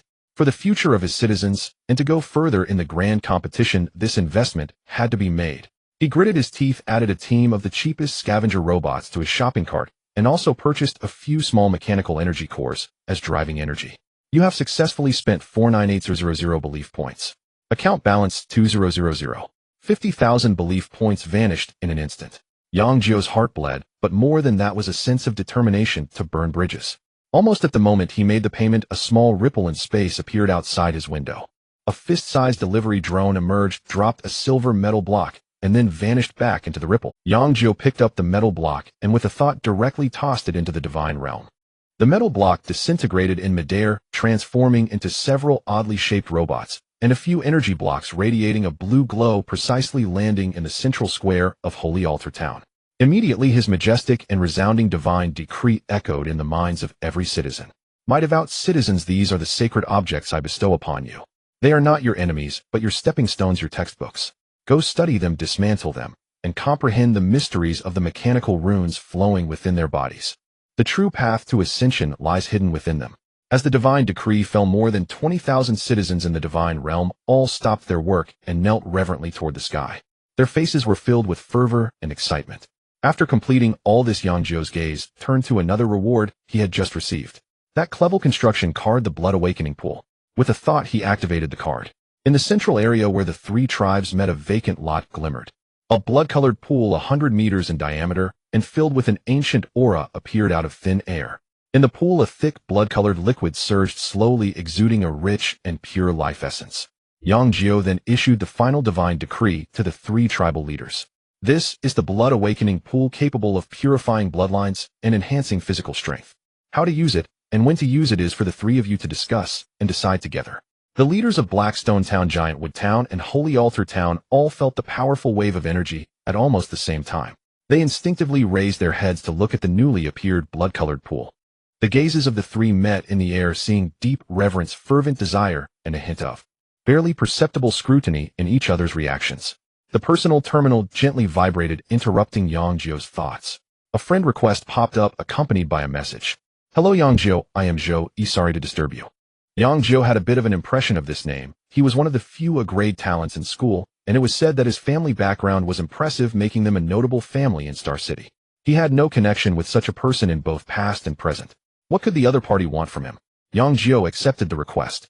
The reply from the other party was almost instantaneous, starting with a flurry of polite compliments praising him for achieving a grade score in the assessment, calling him the pride of the school. After some pleasantries, Jiu finally revealed his true intentions. Yang Jiu, your potential is evident to everyone, but you are surely aware of the shortcomings of your grade talent and your human lineage. The future will be hard to navigate alone. I formally invite you to become my subordinate deity. If you agree, I can immediately support you with 100,000 faith points, and you will receive a steady supply of resources every month. Our Zhou family's influence in Star City can also provide protection for your future development. Become his subordinate deity. Yang Jiu looked at the words on the screen and felt a bit amused. To put it bluntly, it was just being his vassal and acting as his high-level enforcer. This condition might seem like a windfall for other common students, a chance to rise to the top and cling to a powerful benefactor. But for him it held no allure. He was more concerned about whether those subjects in the divine realm could comprehend the secrets of mechanical ascension. Sorry, I am used to my freedom. Without a second thought, Yang Jiu politely declined. On the other side, in a luxuriously decorated study within a villa, Jiu looked at the reply that popped up on his terminal, his handsome face still wearing a gentle smile. However, the fingers holding the crystal wine glass slightly bulged from the pressure. Behind him, an elderly man resembling a butler stood in the shadows. Young master, was your invitation declined? Jiu gently swirled the crimson liquid in his glass without turning around. Just a lucky waste, thinking too highly of himself. Should we take care of him? Accidents happen easily during the old butler's tone was flat, but carried a hint of bloodlust. Jiu chuckled softly. No rush. And grade scores still hold some value. Let's keep him around, he might come in handy later. He quickly replied on the terminal. No worries, let's be friends. If you change your mind later, feel free to contact me. Yang Jiu received the reply, glanced at it, and then turned off the terminal. He had encountered many such people in society in his past life, and was too lazy to ponder what the other party was thinking. With that time, he might as well catch some more sleep to recharge. 3 days passed in the blink of an eye. With the competition approaching, a tense yet excited atmosphere enveloped the entire Star City. During these 3 days, there were no earth-shattering changes in Yang Jiu's divine realm. With the time flow correction card no longer in effect, the time flow in the divine realm returned to normal compared to the real world. Development requires time to accumulate, and in just 3 days the population and scale of buildings had only slightly increased. However, a new trend quietly spread among the 3 major tribes. In the central square of Holy Altar Town, the several dismantled scavenger robots were always surrounded by some quick-witted or older citizens who were unsuitable for battle, had completely abandoned the traditional breathing techniques, and were tirelessly studying the complex parts and energy circuits. They referred to those flickering lines as mechanical runes. In the divine realm, night fell. An elderly man with graying hair was intently staring at a disassembled energy core under the light of a spiritual energy lamp. He had once been the best craftsman in Giant Tree Town, but had now become a fervent devotee of mechanical research. Suddenly a bright light burst forth from his muddled eyes, and he stood up abruptly, laughing towards the sky. I have comprehended it. I have comprehended it. I have already understood the runes. His laughter attracted the attention of everyone around. As mysterious silver runes appeared out of thin air on the surface of the old man's body, they flowed rapidly along his skin, forming an intricate array. With a thought, the disassembled mechanical parts on the ground instantly transformed into streams of light converging towards his right arm. Venom, energy surged. Under the astonished gaze of the crowd, the entire right arm of the old man was immediately covered with a layer of flowing luminous black metal. The design of that metallic arm was filled with a sense of power. Every joint fit perfectly, and the 5 fingers flexibly opened and closed, producing a crisp sound of metal friction. An overwhelming aura, far surpassing his previous self, erupted from the old man. In that moment, his power forcibly broke through from the peak of the first stage to the level of a second stage being. High above the heavens, Yang Jiu witnessed this scene unfold within his divine kingdom. A wave of immense joy surged within him. His subjects were simply too reassuring. In just a few days, they had truly discovered the correct path of mechanical ascension through reverse engineering. Of course, it wasn't solely due to his subjects' extraordinary talents. Ultimately, it was the merit of the SS grade talent mechanical ascension. This talent not only infused knowledge, but also simplified those seemingly complex mechanical principles to an unimaginable degree at the level of laws, allowing his subjects to grasp the core instantly. Indeed, it is an SS grade talent. Yang Jiu suppressed the excitement in his heart. Today was the day the citywide competition officially commenced. All third-year students in Star City would gather at the Divine Battle Hall in the city center to participate in the first round of brutal eliminations. Only those who ranked within the top 100 in the citywide competition would qualify for the next provincial competition, which gathered the best talents from the entire province. Then comes the national competition. The final national ranking would only be granted to those true prodigies who had achieved results. As for the rest, they would earn at most a mere score, fading into obscurity.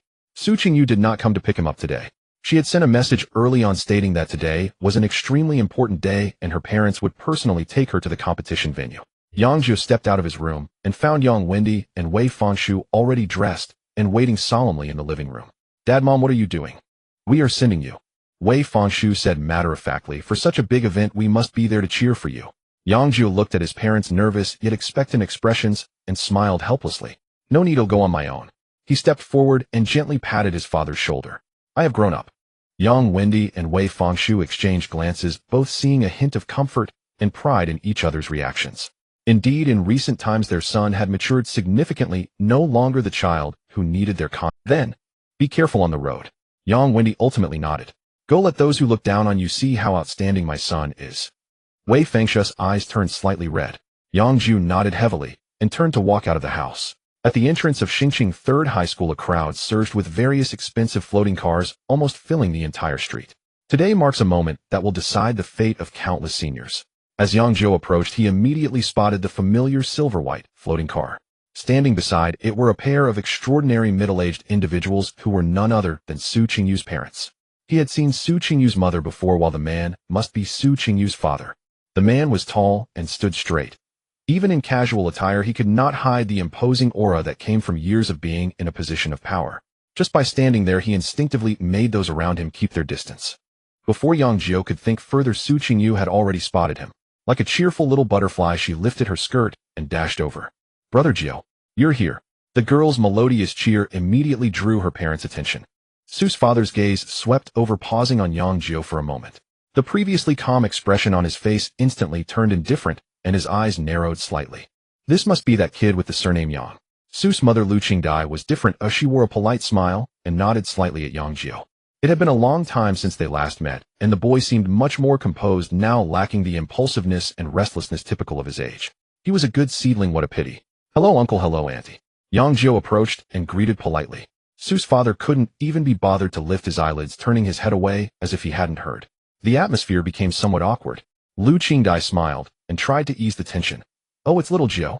The competition is about to start. How are you preparing? Do try to achieve a good ranking." She was well aware that this young man had secured second place in the previous. One could only say that the boy was indeed fortunate. Not only did he have an absurdly large initial divine domain, but he also had the benefit of her daughter's full support, essentially boosting his score through resources. However, achievements gained through external forces are ultimately just castles in the air. "I will do my best," Yang Jiu replied calmly. He could sense the rejection emanating from Su's father and understand the distance behind Su's mother's polite. It was human nature. If he were a tycoon with billions, he wouldn't want his daughter to get too close to a poor boy from an ordinary background without talent. Su Qingyu, however, did not care about any of this. She tugged at Yang Jiu's arm excitedly and whispered, "My parents insisted on sending me, I told them it wasn't necessary." "Brother Jiu, you must work hard. Let's go into the provincial competition together." "All right, Qingyu, come here quickly, we are about to enter." Lu Qing. Only then did Su Qingyu reluctantly let go, returning to her parents' side, not forgetting to turn back and give Yang Jiu a vigorous fist gesture. Yang Jiu smiled and turned to walk towards the gathering point for his class. The homeroom teacher Lin Xiaozhu was already waiting there, her cold gaze sweeping over each arriving student. The precautions have already been explained many times before. I will only emphasize one last point: this competition is no child's play. How people can really die. If your divine domain can't withstand it, choose to withdraw immediately. Do not push yourself for the sake of rankings, and definitely do not let your beloved subordinates suffer casualties. As long as the Green Hills remain, one need not worry about firewood. Her words were simple and direct, yet carried an undeniable seriousness. After speaking, she led everyone towards a line of buses parked at the school gate. Once on the bus, the atmosphere inside was somewhat oppressive. Most people were tense, with only a few like Song Wenzhou who considered themselves strong, chatting and laughing with their followers. The bus slowly started and headed towards the outskirts of the city. Eventually, the convoy stopped in a spacious area surrounded by tall metal walls. It looked like an abandoned military base, vast and boundless, with countless giant and intricate formations etched into the ground, the air thick with a faint energy fluctuation. All the students were brought to the base of a high platform. On the platform stood a middle-aged man in an examiner's uniform, his expression stern. He picked up a sound amplification magical tool, and his loud voice echoed throughout the venue. Silence. Now I will announce the rules of this city's grand competition. The competition is divided into several rounds, starting with the preliminary selection. All of your divine domains will be projected into this preliminary battlefield. Subsequently, the formation will randomly summon first-tier magical beasts to continuously invade your divine domains for 4 hours. Your task is to kill as many magical beasts as possible while ensuring your divine domain remains unbreached. Each first-tier magical beast you kill will earn you 1 point. After 4 hours, the bottom 30% of the scores will be directly eliminated. As soon as this rule was announced, a wave of murmurs erupted from the audience. This was the simplest and most brutal method of elimination, purely testing the hard strength of the divine domain and its capacity for warfare. The examiner ignored the commotion below and continued. Those who pass the preliminary selection will enter the second round, the hellish battlefield. At that time, all of you will be thrown into the same area where you will not only face powerful magical beasts in the battlefield, but also threats from other competitors. The magical beasts in the second round will include second-tier and even third-tier individuals. Again, elimination will occur based on score ranking, with the bottom 30% being cut off. As for the subsequent stages, you will naturally know once you qualify to enter. Now you have 1 hour of preparation. The preliminary selection will officially begin in 1 hour. Use this time to adjust your subordinates and the state of your divine domain. After the examiner finished speaking, he turned off the sound amplification spell, and a giant countdown timer lit up on the high platform. The crowd erupted in chaos. First-tier magical beast invasion. That's manageable as long as they aren't flying or in excessive numbers. We should be able to hold our ground. The key is how to score high. For ours, we must maximize efficiency. Right? Should we set up some traps in advance? Or should we concentrate all our forces in one point to create a meat grinder position? Students formed groups to discuss, their faces filled with tension and excitement. Some prayed that the magical beasts they encountered would be of a type that their subordinates could counter, while others had already begun to devise various defense formations and tactics in their minds. In a corner, Yang Jiu listened to the discussions around him, disdainfully curling his lip. A bunch of inexperienced fools to his Titan subordinates facing first-tier magical beasts was no different from clearing weeds. What he needed to consider was how to achieve a high score while ensuring 0 casualties among his subordinates, showing everyone who the true powerhouse was. Yang Jiu paid no heed to the surrounding clamor as his mind sank into his divine realm. Within the vast expanse of 500 square kilometers, a chilling yet fervent atmosphere was brewing. Whether it was the warriors in Blackstone Town, their bodies embedded with metal frames, the scholars in the Holy Altar Town studying mechanical runes, or the hunters in Giantwood Town wielding poison weapons, all citizens felt the arrival of divine will. The vast and majestic oracle of Yang Jiu echoed above every inch of the land. My subjects, a trial is about to approach. Soon countless magical beasts will invade our homeland. This is not a calamity, but a trial I bestow upon you. Fight, kill. Every magical beast you slay will be under my watch. Those who perform outstandingly in this trial will have their names engraved by me. As the oracle concluded, the more than 20,000 citizens of the divine realm erupted in fervor. They all knelt down in unison, offering the most devout of worship towards the sky. We will heed the will of our God. For the glory of the divine. The shouts converged into a torrent, dispersing the clouds at the horizon. The trial of the divine. This is a trial personally issued by the deity. If one can stand out in this trial, they will surely attract the attention of the great divine, and perhaps receive the glory bestowed by the gods. In an instant, all citizens rubbed their fists in anticipation, their battle spirits soaring. They gazed at the empty sky, filled not with fear, but with expectation. Yang Jiu withdrew his focus and slowly opened his eyes. At that moment, a warm voice came from beside him. Brother, hello, let's get acquainted. Yang Jiu turned his head and saw 3 or 4 students approaching him, with the lead boy sporting a familiar smile. Seeing you alone, the next round of the hell battlefield is a team battle. More people means more support. Do you want to team up with us? These individuals seemed to have performed well in the assessment, and confidence was evident on their faces. Before Yang Jiu could respond, a nearby boy directly asked, Brother, what is your talent and your affiliated race? Our team starts with clever talents, and our affiliates are all from strong races like orcs and goblins. Yang Jiu smiled lightly and replied calmly, Flevel summoning altar, my affiliated race is human. The moment his words fell, the smiles on the boys' faces instantly froze. The lead boy sized up Yang Jiu from head to toe, and the warm expression rapidly cooled, turning somewhat disdainful. Humans. Flevel. He curled his lips and turned away. Sorry, our team is full. The others hurriedly followed suit, with one person whispering a complaint to a companion, the voice not loud, but just enough for Yang Jiu to hear. How annoying. Wasting time talking to an Flevel human. Yang Jiu watched their hurried retreat with a faint smile, too lazy to argue with these frogs at the bottom of the well. Just as he turned his head, someone gently patted his shoulder. Yang Jiu. Yang Jiu was a bit surprised and turned back to see a handsome face adorned with a gentle smile. It was Zhou Yi, the A-level talent who had previously invited him to become a divine subordinate through his personal terminal. Alone, Zhou Yi smiled and naturally stood by his side. Yes. Yang Jiu nodded. The first round of the preliminary selection shouldn't be a problem for you, but in the second round of the hell battlefield, going solo will put you at a disadvantage. Zhou Yi's gaze swept around, implying, we can look out for each other, how about it? This guy was indeed persistent. Before Yang Jiu could answer, Zhou Yi shifted the conversation back. Yang Jiu, your strength is indeed impressive as proven in the school's assessment. However, you should also be aware that your potential has its limits. Level talent and human affiliates will certainly leave you very weak in the later stages. He looked at Yang Jiu, his smile carrying an air of calmness and confidence that came from being in a superior position. My last proposal still stands, and I can sweeten the deal. If you agree to become my divine subordinate, I can provide you with 200,000 faith points each month. Moreover, I will purchase all resources produced in your divine realm at market price regardless of what they are. 200,000 faith points. And a full purchase of all resources. This offer would be an irresistible temptation for any common deity. This meant that from now on he only needed to focus on developing his divine realm, acting as a resource god, ensuring a continuous and stable income without worrying about faith points. Zhou Yi had pinpointed Yang Jiu's weakness, believing he could only pursue a resource path, thus presenting an offer he could not refuse. Yang Jiu scoffed coldly in his heart. Did he think of himself as a hen that could be raised? Just by giving a bit of feed each month, he wanted to take all the eggs. He maintained a calm smile on his face. Thank you for your kindness, Zhou, but I still prefer to be free on my own. Zhou Yi's smile faltered slightly, but it quickly returned to normal. No worries, we're still friends. Since we're friends, it's only right that we look out for each other once we enter the hell battlefield. If the opportunity arises. Yang Jiu replied indifferently. Zhou Yi gave him a deep look, said no more, smiled, nodded, and turned to leave. Watching Zhou Yi's retreating figure, Yang Jiu felt he needed to be cautious of him during the competition. Having already rejected him twice, it was wise to remain vigilant. Even if the other party was a gentleman, he wouldn't gamble on that possibility.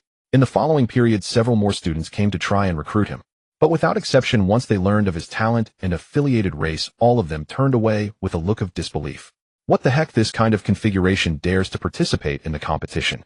Are they asking to get themselves killed? Yeah, just don't drag us down later. Yang Jiu had heard similar taunts at least 7 or 8 times and had grown completely numb. Soon the 1-hour preparation time came to an end. On the platform, the examiner's booming voice rang out once more. All candidates return to your respective positions. As the words fell, the enormous formation at the center of the square erupted with blinding light. Once the light dissipated, independent circular platforms appeared within the formation, each with a metallic seat at its center. Yang Jiu found his spot and sat down. The cold metal seat transmitted a peculiar energy, guiding him to open his mind and thoroughly connect his consciousness with his divine realm. In the next moment, his perspective shifted instantly. The vast divine realm unfolded before his eyes. Just then a sudden change occurred in the sky of the divine realm. Gigantic gates of light ripped through space, appearing in every corner of the divine realm. In the east plains, in the west mountains, in the south forests, in the north swamps. The dense array of gates of light almost covered the entire world. Above each gate of light, a blood-red countdown appeared. With each tick of the countdown, a thunderous roar of a beast echoed from behind the door, its ferocious and bloodthirsty aura nearly penetrating the light barrier, engulfing the entire divine realm. However, on the ground, the more than 20,000 citizens showed no signs of fear. They lifted their heads, gazing at the impending opening of the gates of hell, their faces filled with fervor and anticipation. The trial from the gods is about to begin. At the moment the countdown reached 0, the light gates spread across the divine realm burst open with a thunderous roar. Roar! A deafening beastly roar surged forth from behind the gates, carrying with it a stench and a violent aura sweeping across the entire world. Countless magical beasts poured out like a black tide, crazily flooding through the light gates. There were massive fanged magic wolves, giant decaying insects with hard shells and menacing mandibles, as well as various grotesque first-tier beings exuding a chaotic aura. They had only one target: to destroy everything in this divine realm. However, what awaited them was not terrified screams, but the boiling battle intent that had long since reached its peak. For the glory of the gods. Kill. More than 20,000 citizens, responding to the divine decree, turned into a torrent of steel, actively charging towards the endless army of magical beasts. The Venom warriors of Haishi Town charged to the front lines. One warrior faced 3 magic wolves standing firm, without flinching, his fist swelling like flowing liquid before striking out. The venomous fist struck the magic wolf instantly, and with a crack the wolf's bones shattered. Another magic wolf, enduring excruciating pain, bit down on the warrior's arm, but all that was heard was a crisp crack. The magic wolf's fangs were actually shattered against the resilient symbiotic skin. The warrior simply grinned, countering with a punch, his fist covered in the black symbiotic material, smashing the magic wolf's head into a pulp. On another front, those warriors clad in exoskeletons transformed into human-killing machines. A warrior's metallic spine glowed with spiritual energy, his mechanical exoskeleton exerting force as he effortlessly lifted a boulder weighing over 1,000 pounds and hurled it towards a dense swarm of decaying insects. The boulder struck the ground, instantly smashing a dozen decaying insects into a pulp. Some warriors had their arms modified into high-speed rotating chainsaws or devices capable of spewing high-pressure flames, and wherever they passed, severed limbs flew, accompanied by a foul smell. This was not a battle of equals, but a thorough slaughter.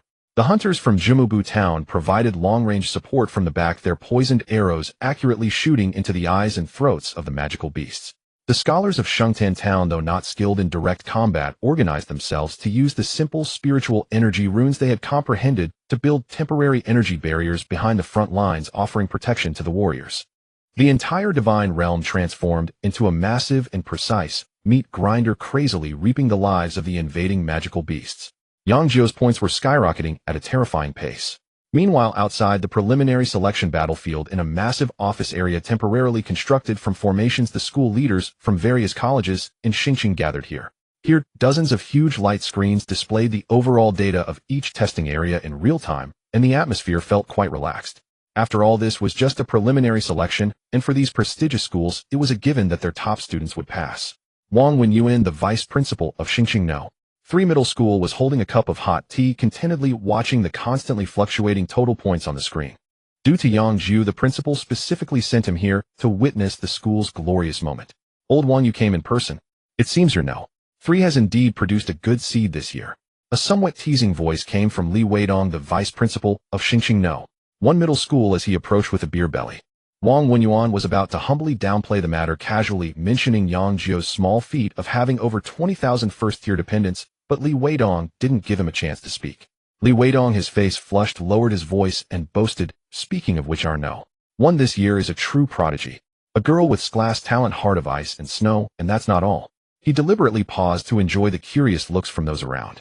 "Her core dependent is the legendary Ice and Snow Dragon. Our internal evaluation of her potential is SS class. A future seed of the God King." The mention of the Ice and Snow Dragon caused the words Wang Wenyuan had on the tip of his tongue to instantly get stuck. He had originally wanted to brag about Yang Jiu's over 20,000 dependents, all first year, with several even at the second tier. But now, what concept does the Ice and Snow Dragon represent? That was a top-tier legendary dependent. The apex predator at the top of the food chain. Forget about Yang Jiu's dependents all being first tier. Even if they were all second tier, they would be nothing compared to that young dragon. With a single breath of dragon fire, a host of human soldiers would be turned into ice sculptures. The numerical advantage was merely a joke against absolute quality. The small sense of pride in Wang Wenyuan's heart instantly vanished, and he even felt a bit cold. "Oldly, don't get too proud." The vice principal of No. 2, who had come over, added, "Our school's top student is no slouch either. With a class talent Fury bloodline, their dependent is the Earth Violent Bear, also at the legendary rating. Our No. 4 has the Griffin Knight Brigade, a class talent. We." In an instant, this area became a showcase of treasures among various prestigious schools. Each a class and class genius paired with various powerful and rare legendary dependents left Wang Wenyuan feeling heart palpitations. He finally realized that he had underestimated this citywide competition. In previous years, having 2 or 3 class talents emerge citywide was considered exceptional, but what was happening this year? A surge of geniuses. From this perspective, Yang Jiu's class rating, built on luck and resources, seemed only to be at a mid to high level compared to this group of true prodigies. His weakest human dependent was a hard flaw. Wang Wenyuan immediately lost any desire to boast, left only with concern for Yang Jiu's future. "Hey, old Wang, why are you not speaking?" Li Weidong finished boasting and finally remembered him, asking, "What about your No. 3's ace?" Everyone's eyes focused on Wang Wenyuan. He picked up his teacup, gently blowing on the steam, and took a leisure. He set down the teacup and spoke in a nonchalant tone. "It's just average. How could it compare to the talents of yours?" The surroundings fell silent instantly. Li Weidong and the other vice principals stared at him, exchanging glances in bewilderment. Something felt off. They knew well what kind of personality old Wang had. A little achievement could make him puff up with pride. Why was he so calm today? Average. The more he said that, the more everyone felt puzzled. Could it be that no? 3 had produced a remarkable monster this year, strong enough not to even regard the ice and snow dragon. That was impossible. But looking at old Wang's calm demeanor, it didn't seem like he was pretending. In an instant, the vice principals looked at Wang Wenyuan's tranquil profile, their minds racing with countless speculations.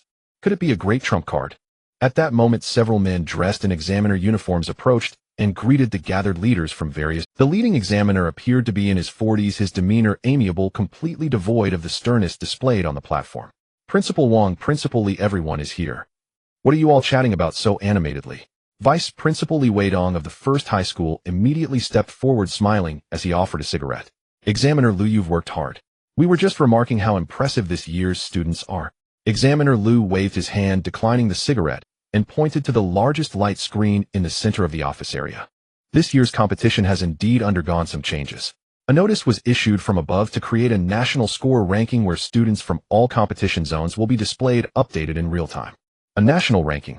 The school leaders present were all taken aback, immediately focusing their attention on the enormous light screen that they had previously overlooked. The light screen displayed a densely packed list with the scores at the back fluctuating wildly at an astonishing speed. First place. Qin Zheng from the First Divine High School in the Imperial Capital. My goodness, look at that score. Look at the 10th place. Su Qingyu. That's from our star city. Wang Wenyuan exclaimed excitedly, his face brimming with pride. Our first high school, Xia Qingyan, is here too. 12th place. Li Weidong also found his school's ace, equally beaming with joy. Everyone marveled, acknowledging that this year's talents were indeed numerous and the competition was fiercely intense.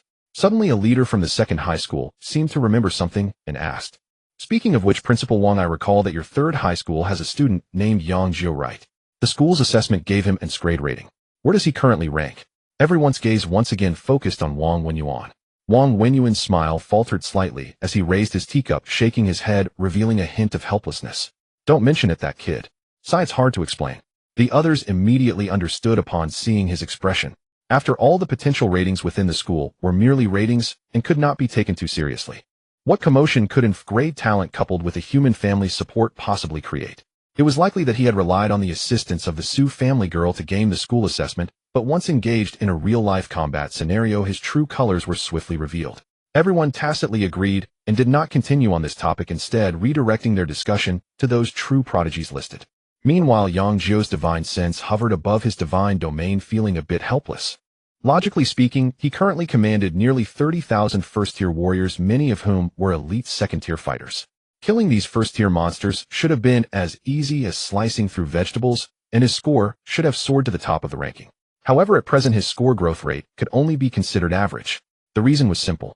His gaze fell upon the base of the western mountain range, which was in utter chaos. The first person to comprehend the secrets of mechanical runes, an elderly man with white hair, stood atop a tall rock, passionately directing his subordinates. That one over there. Yes, you. Don't use toxic liquid to corrode its head. Why, I want it intact. Capture it alive. You several go and hold down the wings of that giant winged tiger. Don't let it fly away. A dozen capable toxic warriors were currently locked in a struggle with a giant magical beast, sweating profusely. They were not using lethal force, but were carefully binding the beast with the tentacles of their symbiotic bodies and dragging it towards the rear. There, a vast animal pen surrounded by logs and boulders had begun to take shape. Inside, over 100 oddly shaped magical beasts were imprisoned, each one battered and bruised, yet still alive. The old man gazed at his ever-expanding collection with excitement trembling all over. He surveyed the surrounding citizens who were also participating in the capture, their faces still bearing hints of confusion, and shouted with all his might. What's the point of slaughter? That's the least efficient and most foolish behavior. The great deity has bestowed upon us trials, and more importantly, enlightenment. These magical beasts are not our enemies. They are stepping stones. The very bricks and stones leading us to ascension. He extended his right arm, now completely covered in metal, pointing at a roaring magic wolf within the animal pen. We must dissect it. Study every bone, every muscle. Analyze how its energy operates. Then, using the mechanical runes we comprehend, we will make it stronger. Replace its bones with alloy, implant a spiritual core in its heart, and insert commands of absolute loyalty into its brain. We will transform the enemies of the gods into the most loyal warriors of the gods. We will create an invincible army that truly belongs to us, a fusion of flesh and machinery. This is the true path of mechanical ascension. The old man's voice was filled with a fervent infectiousness, and the blueprint he described left all the citizens who heard his words in a state of profound shock. Soon shock turned into a fervent desire. Yang Jiu above the divine realm took in everything. He felt somewhat amused. These citizens certainly had their own ideas. However, he did not intervene, for what the old man spoke of was precisely the core and most terrifying potential of the SS grade talent known as mechanical ascension.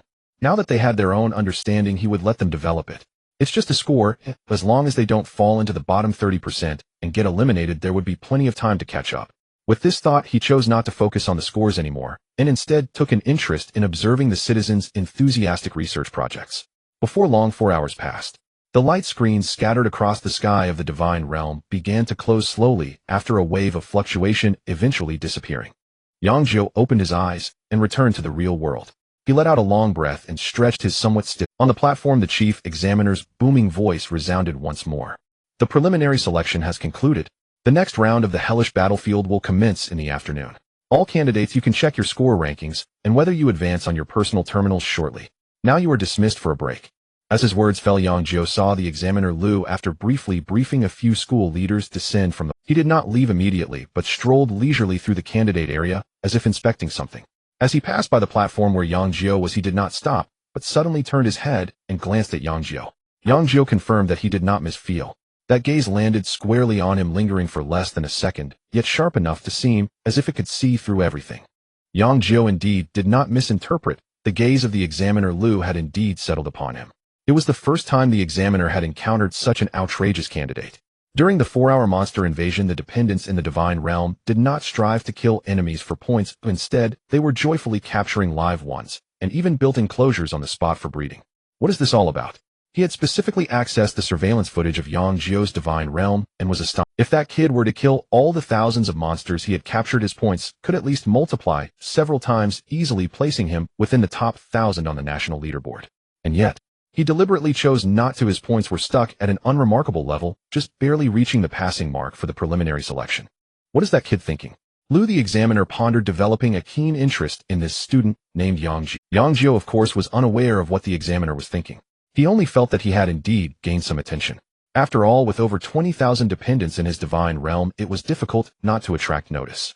Otherwise, he couldn't find any other point of interest about himself. Of course, if being handsome were a fault, then he certainly would have been at fault repeatedly. Many students had already left the platform within the formation one after another, and the square became lively again, filled with groups of students chatting excitedly. How many did you kill? I killed over 300. My points should be secure. I killed over 500. The monsters this time were too weak. They were not enough for my werewolf dependents to even fill their gaps. Quick, check your potential ranking in the Star City. As long as you're not in the bottom 30%, it's fine. Everyone was excitedly discussing their results, estimating their ranks, and the entire area was filled with a joyful atmosphere. Some had already found spots and gathered in small groups, taking out food from their divine realms, eating, while discussing the second round of the competition in the afternoon. Yang Jiu was too lazy to join the commotion. He found a corner with few people and took out some roasted meat and fruits from his divine realm, leisurely starting to eat. At that moment, a figure approached and gently patted him on the shoulder. Yang Jiu, how did you do on the exam? It was Joey. Yang Jiu looked up, swallowed the food in his mouth, and replied calmly, not bad. I should not be eliminated. Joey smiled gently and sat down beside him. He also believed so. After all, with over 20,000 first-tier dependents, even if the human race was weak, this number alone could form a terrifying combat strength, easily crushing the ordinary first-tier monsters. Elimination was impossible. However, among the 60,000 candidates nationwide, this result was likely just average. Many in numbers, but lacking in quality, it was ultimately a hard flaw. Just then, both of their personal terminals vibrated almost simultaneously. The final rankings of the preliminary selection have been released. Yang Jiu opened the screen and glanced at his ranking. Good heavens. In the Star City competition area, there were 63,762 candidates. His rank was 40,633. Just a bit worse, and he would have directly fallen into the bottom 30% elimination zone. Yang Jiu felt somewhat helpless and silently decided that in the afternoon's hellish battlefield, he must not let those research fanatics in his divine realm act recklessly again. As long as his points were sufficient, once he received the rewards, wouldn't he be able to easily buy monsters for research? Joey also finished checking his ranking, a trace of dissatisfaction evident on his face. I ranked 1,201 in the Star City competition area. Nationally over 9,000. I shook my head. There are just too many geniuses in this competition nationwide. With his A-level talent and powerful Titan dependence, he couldn't even make it into the top 1,000 among the more than 60,000 candidates in Star City. This left him feeling somewhat uncomfortable. He turned to Yang Jiu and casually asked, "What about you? What's your rank?" When he saw the number over 40,000 on Yang Jiu's screen, he was completely stunned. Almost eliminated. How could this be possible? Zhou's mind raced, and he instantly figured out the underlying issues. So that's how it is. It seems he had overestimated him. Those dependents were indeed merely products hastily matured through Su Qingyu's resources. They appeared to be all first-tier, but in reality their combat strength might not even reach the average level of first-tier beings, just mere showpieces. Once it came to actual combat, their true forms were immediately revealed. With this realization, the slight discomfort Zhou felt from his poorer ranking vanished instantly. He looked at Yang Jiu, his face once again adorned with a gentle and confident smile, though this time it carried a hint of subtle pity. "Yang Jiu, it seems your situation is even more challenging than I imagined. But it's okay, what I said before. The afternoon's hellish battlefield is not like the preliminary selection. You can't go far alone. If you change your mind, feel free to find me." After saying that, he stood up, adjusted his clothing, and left with a composed stride, as if staying another second would lower his worth. Yang Jiu watched his departing figure and shook his head helplessly. This guy's imagination was indeed extraordinarily strong. He didn't want to think too much, closed his ranking page, and casually opened the national leaderboard for the Star City competition. First place, Su Qingyu. National total ranking 10th. This result was expected. On the other side, Su Qingyu was gathered with several girls from top-tier schools, her small face bearing a hint of anxiety as she continuously scrolled on her terminal screen. "Qingyu, what are you so engrossed in?" a nearby girl asked curiously. "I'm looking for someone." Su Qingyu flipped from the top of the list to thousands of names down, but could not find that familiar name. How could he not be there? Could it be? Brother Jiu was eliminated. That's impossible. Feeling anxious, she hurriedly sent a message to Yang Jiu. "Brother Jiu, how are you? Why can't I find you on the list?" Yang Jiu's terminal quickly vibrated. He opened the message, imagining the cute girl on the other end ready to cry. He smiled and replied, "I made it to the next round, don't worry. Just that my rank is a bit low, you might have to scroll a few more pages." Seeing the reply, Su Qingyu's anxious heart finally eased. She let out a long breath, her face blossoming back into a smile. "It's fine. A low rank doesn't matter. As long as I can enter the next round, that's a huge blessing. You must do your best in the afternoon's hellish battlefield." Someone activated their personal terminal, glanced at their ranking, and leapt up in exhilaration, loudly boasting of their score to companions. Yet far more stood in silence, staring numbly at the glaring word "eliminated." Many students' eyes instantly welled with tears. Wordlessly they packed their belongings and departed in quiet desolation, comforted only by their peers. The entire plaza hung heavy with a bittersweet, tumultuous atmosphere. Amidst the clamor, a young man, who had earlier invited Yang Jiu to join his team, then scorned him upon learning of his poor aptitude, boasted animatedly to his friends about his own narrow escape. He turned his head, and suddenly spotted Yang Jiu still leisurely eating in a corner. That guy, why hasn't he left yet? His companion followed his gaze and froze, startled. Right, he's in frank human, isn't he?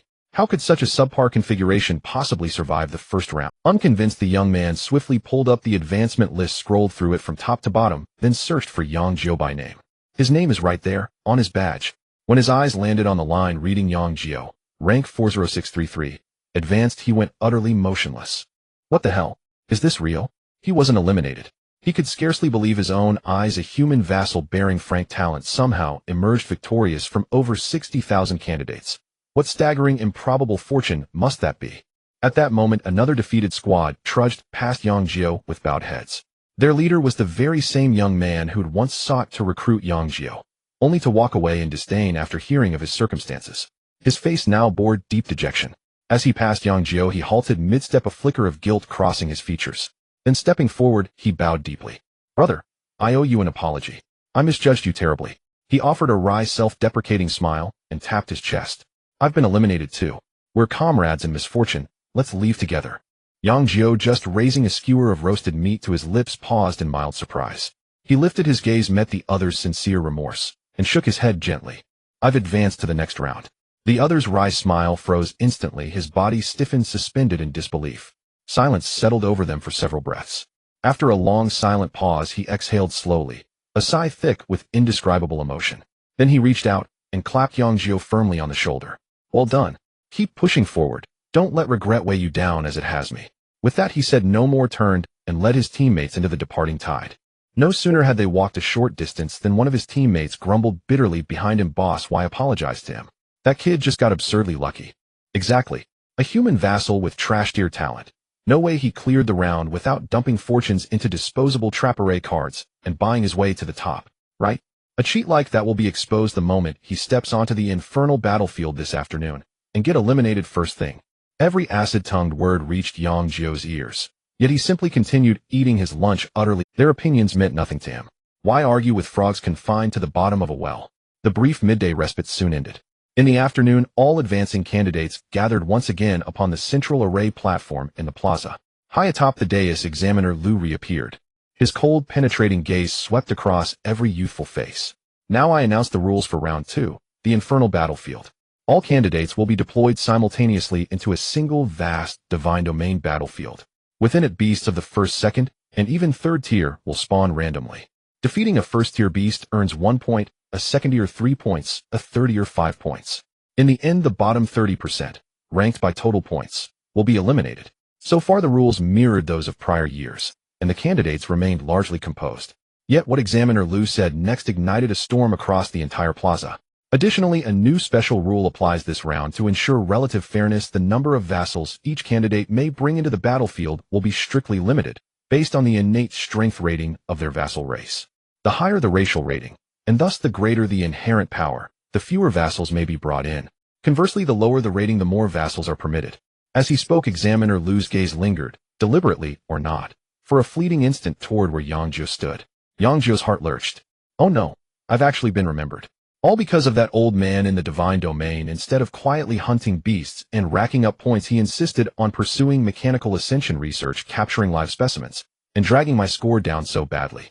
Once I win a high rank in this grand trial and claim my rewards, won't I be able to buy any beast he wants for his experiments? Why can't he just stop causing trouble? As he muttered inwardly, he swiftly opened his personal terminal to check his vassal deployment limit.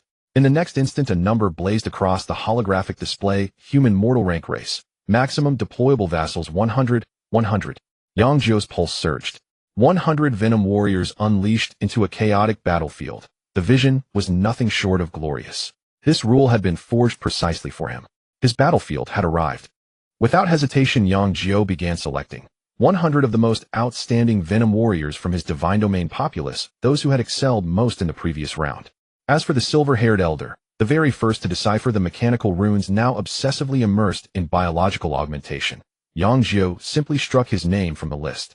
Let the old man remain safely within the divine domain to pursue his research, and spare everyone further embarrassment. Meanwhile, inside Yang Jiu's divine domain, the white-haired mechanical savant stood beside the beast pens, watching as 100 golden pillars of light descended from the heavens, engulfing the chosen warriors. He watched their figures rise slowly within the radiant columns, ascending to follow their god into a new battlefield, while he himself remained abandoned, rooted to the spot. The elder erupted in panic. Thrusting forth his metallic arm, he pointed furiously at the sky and roared with all his might, "O divine sovereign! Why have you overlooked me? I have unlocked the deepest secrets of the mechanical runes. I am stronger than any of them." From the heavens above, Yang Jiu heard that defiant, anguished cry. With a mere thought, a slender bolt of silver lightning cleaved through the clouds, striking the elder with flawless zzzt. The elder staggered, smoke curling from his frame, but rather than pain, his expression twisted into one of pure ecstatic rapture. Spreading his arms wide, he reveled in the crackling current surging through his veins and cried out in fervent ecstasy, "Ah, this is divine grace. Exquisite." And indeed, the silver mechanical runes etched across his body blazed with unprecedented brilliance, ignited by the sacred lightning. As the words of Examiner Liu fell, the platforms beneath all the candidates erupted with dazzling light. In the next moment, within Yang Jiu's divine domain, before the 100 chosen warriors, the space was torn apart by an invisible force, and a massive portal materialized out of thin air. Behind the door lay an unknown world, exuding an aura of chaos and danger. The 100 warriors showed no hesitation. On each of their shoulders perched a fist-sized pitch-black slime with 2 innocent big eyes. Led by the one in front, they marched in orderly steps into the portal. Purgatory battlefield. This was a vast expanse of wasteland under a dark red sky with jagged rocks and no sign of life. The air was thick with the stench of sulfur and blood. As beams of light flashed, the candidates' families from various schools in Star City were successively transported to different corners of the battlefield.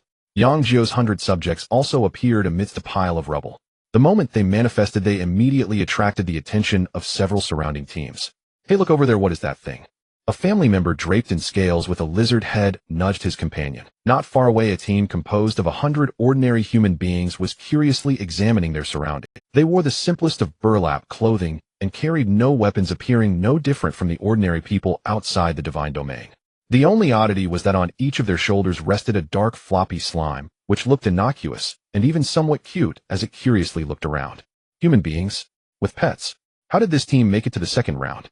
A Wolfman family member scoffed. Before, the powerful beings of their races, humans were synonymous with weakness, the lowest of the low. This was akin to delivering a fat piece of meat on a platter. The deity commanding the Lizardman team witnessed this scene through the perspective of his family member and immediately issued a cold command in his divine sense. Follow them, find an opportunity, and kill them all. According to last year's rules, killing other candidates' family members also earns points. These 100 individuals plus their 100 pets add up to 200 points. They are practically walking 200 points. Similar thoughts echoed in several other teams that had spotted Yang Jiu's subjects. In no time, 3 different teams of deities comprising over 50 powerful family members silently followed behind Yang Jiu's subjects. They were the ferocious lizardmen, the agile wolfmen, and a team made up of towering bearfolk. They crouched low, using the piles of rubble as cover, resembling a pack of hungry wolves eyeing a lamb with cruel smiles on their faces. Yet Yang Jiu's subjects seemed completely oblivious, continuing to walk forward at a leisurely pace. They passed through a rocky area and arrived at a relatively open flatland. The terrain here was flat with almost no hiding spots. The leading subject suddenly halted his steps. The 99 behind him also stopped in unison, their movements perfectly synchronized. The leading subject did not turn around, he simply spoke in a calm tone to the empty space behind him. You've been following for so long, aren't you tired? Show yourselves. The air fell silent for a moment. Then a burst of arrogant laughter erupted from all directions. The lizardmen, wolfmen, and bearfolk emerged from their hiding spots surrounding the 100 human beings and cutting off all escape routes. The leading lizardman brandished a large bone club in his hand and said mockingly, "Oh, you've been since you know you're being followed, why not run? You little trash." The wolfman leader licked his claws greedily. "Stop wasting time with them, kill them for points. I want you all to become the nourishment for our great deity." However, to their surprise, the 100 human beings showed no signs of fear. Far from being afraid, each of them revealed expressions of eager anticipation, ready to spring into action. The slimes perched on their shoulders also trembled with excitement, making bubbling sounds as if urging something. "Kill them all." The leading subject raised his hand, halting the impulsive actions of his companions. He scanned the surrounding enemies, calmly counting. 20 lizardmen, 15 wolfmen, 18 bearfolk. A total of 53. Then, under the uncertain gazes of everyone, he took a step forward and beckoned toward the 53 powerful alien family members. "I want one against 53. Before his words had faded, the black slime on his shoulder suddenly transformed into a flowing mass of black liquid covering his entire body from his neck down.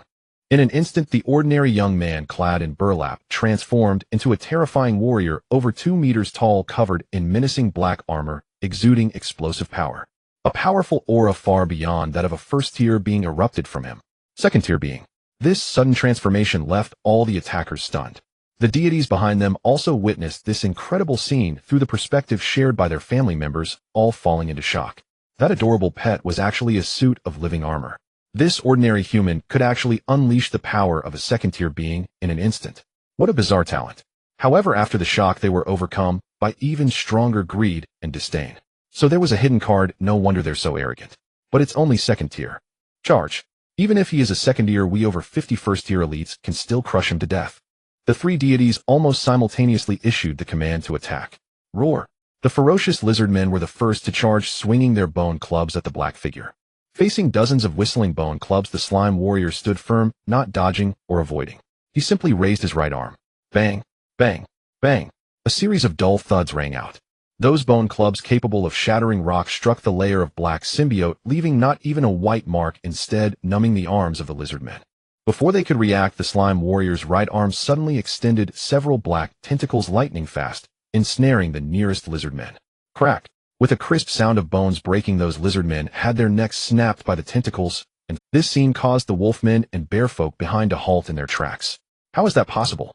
Those were lizardmen known for their strength and toughness. In that fleeting moment of hesitation, the slime warrior moved. His figure transformed into a black shadow, charging directly into the wolfmen's ranks.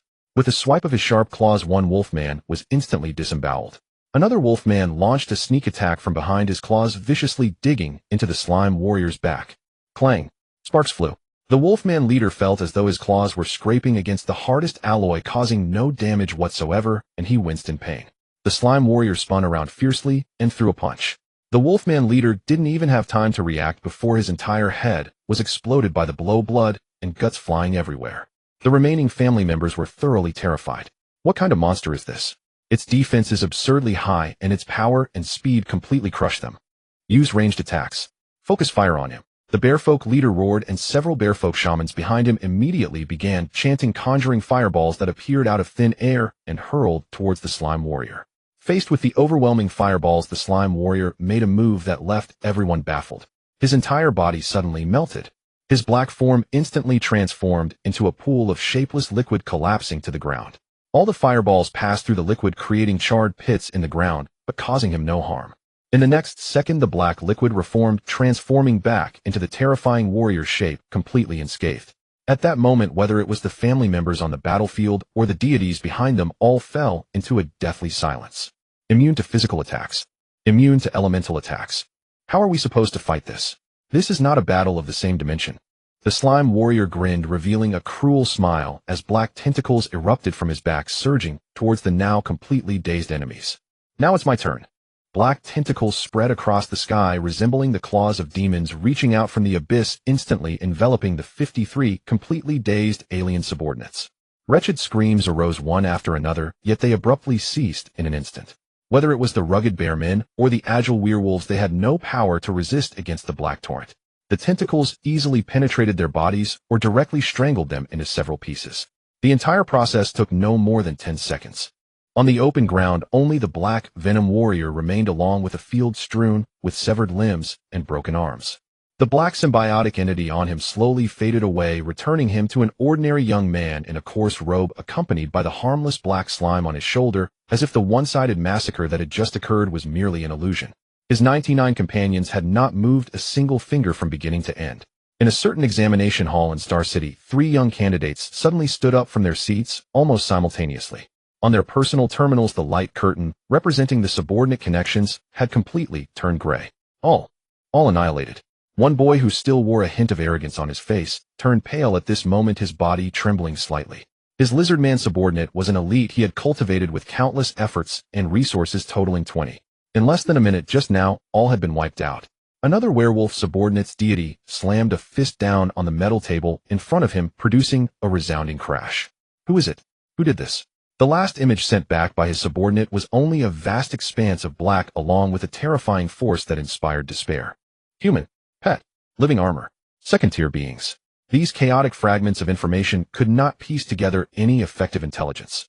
They did not even know which school or which candidate's subordinate had wiped them out. Don't let me find out who you are. The deity of the third Bearman's subordinate gritted his teeth, almost squeezing out these words through clenched jaws. The second round had just begun, and the subordinates they sent in had already been annihilated in large numbers. With the remaining manpower, how could they compete with others? How could they hunt powerful magical beasts? They had basically declared themselves out in this round.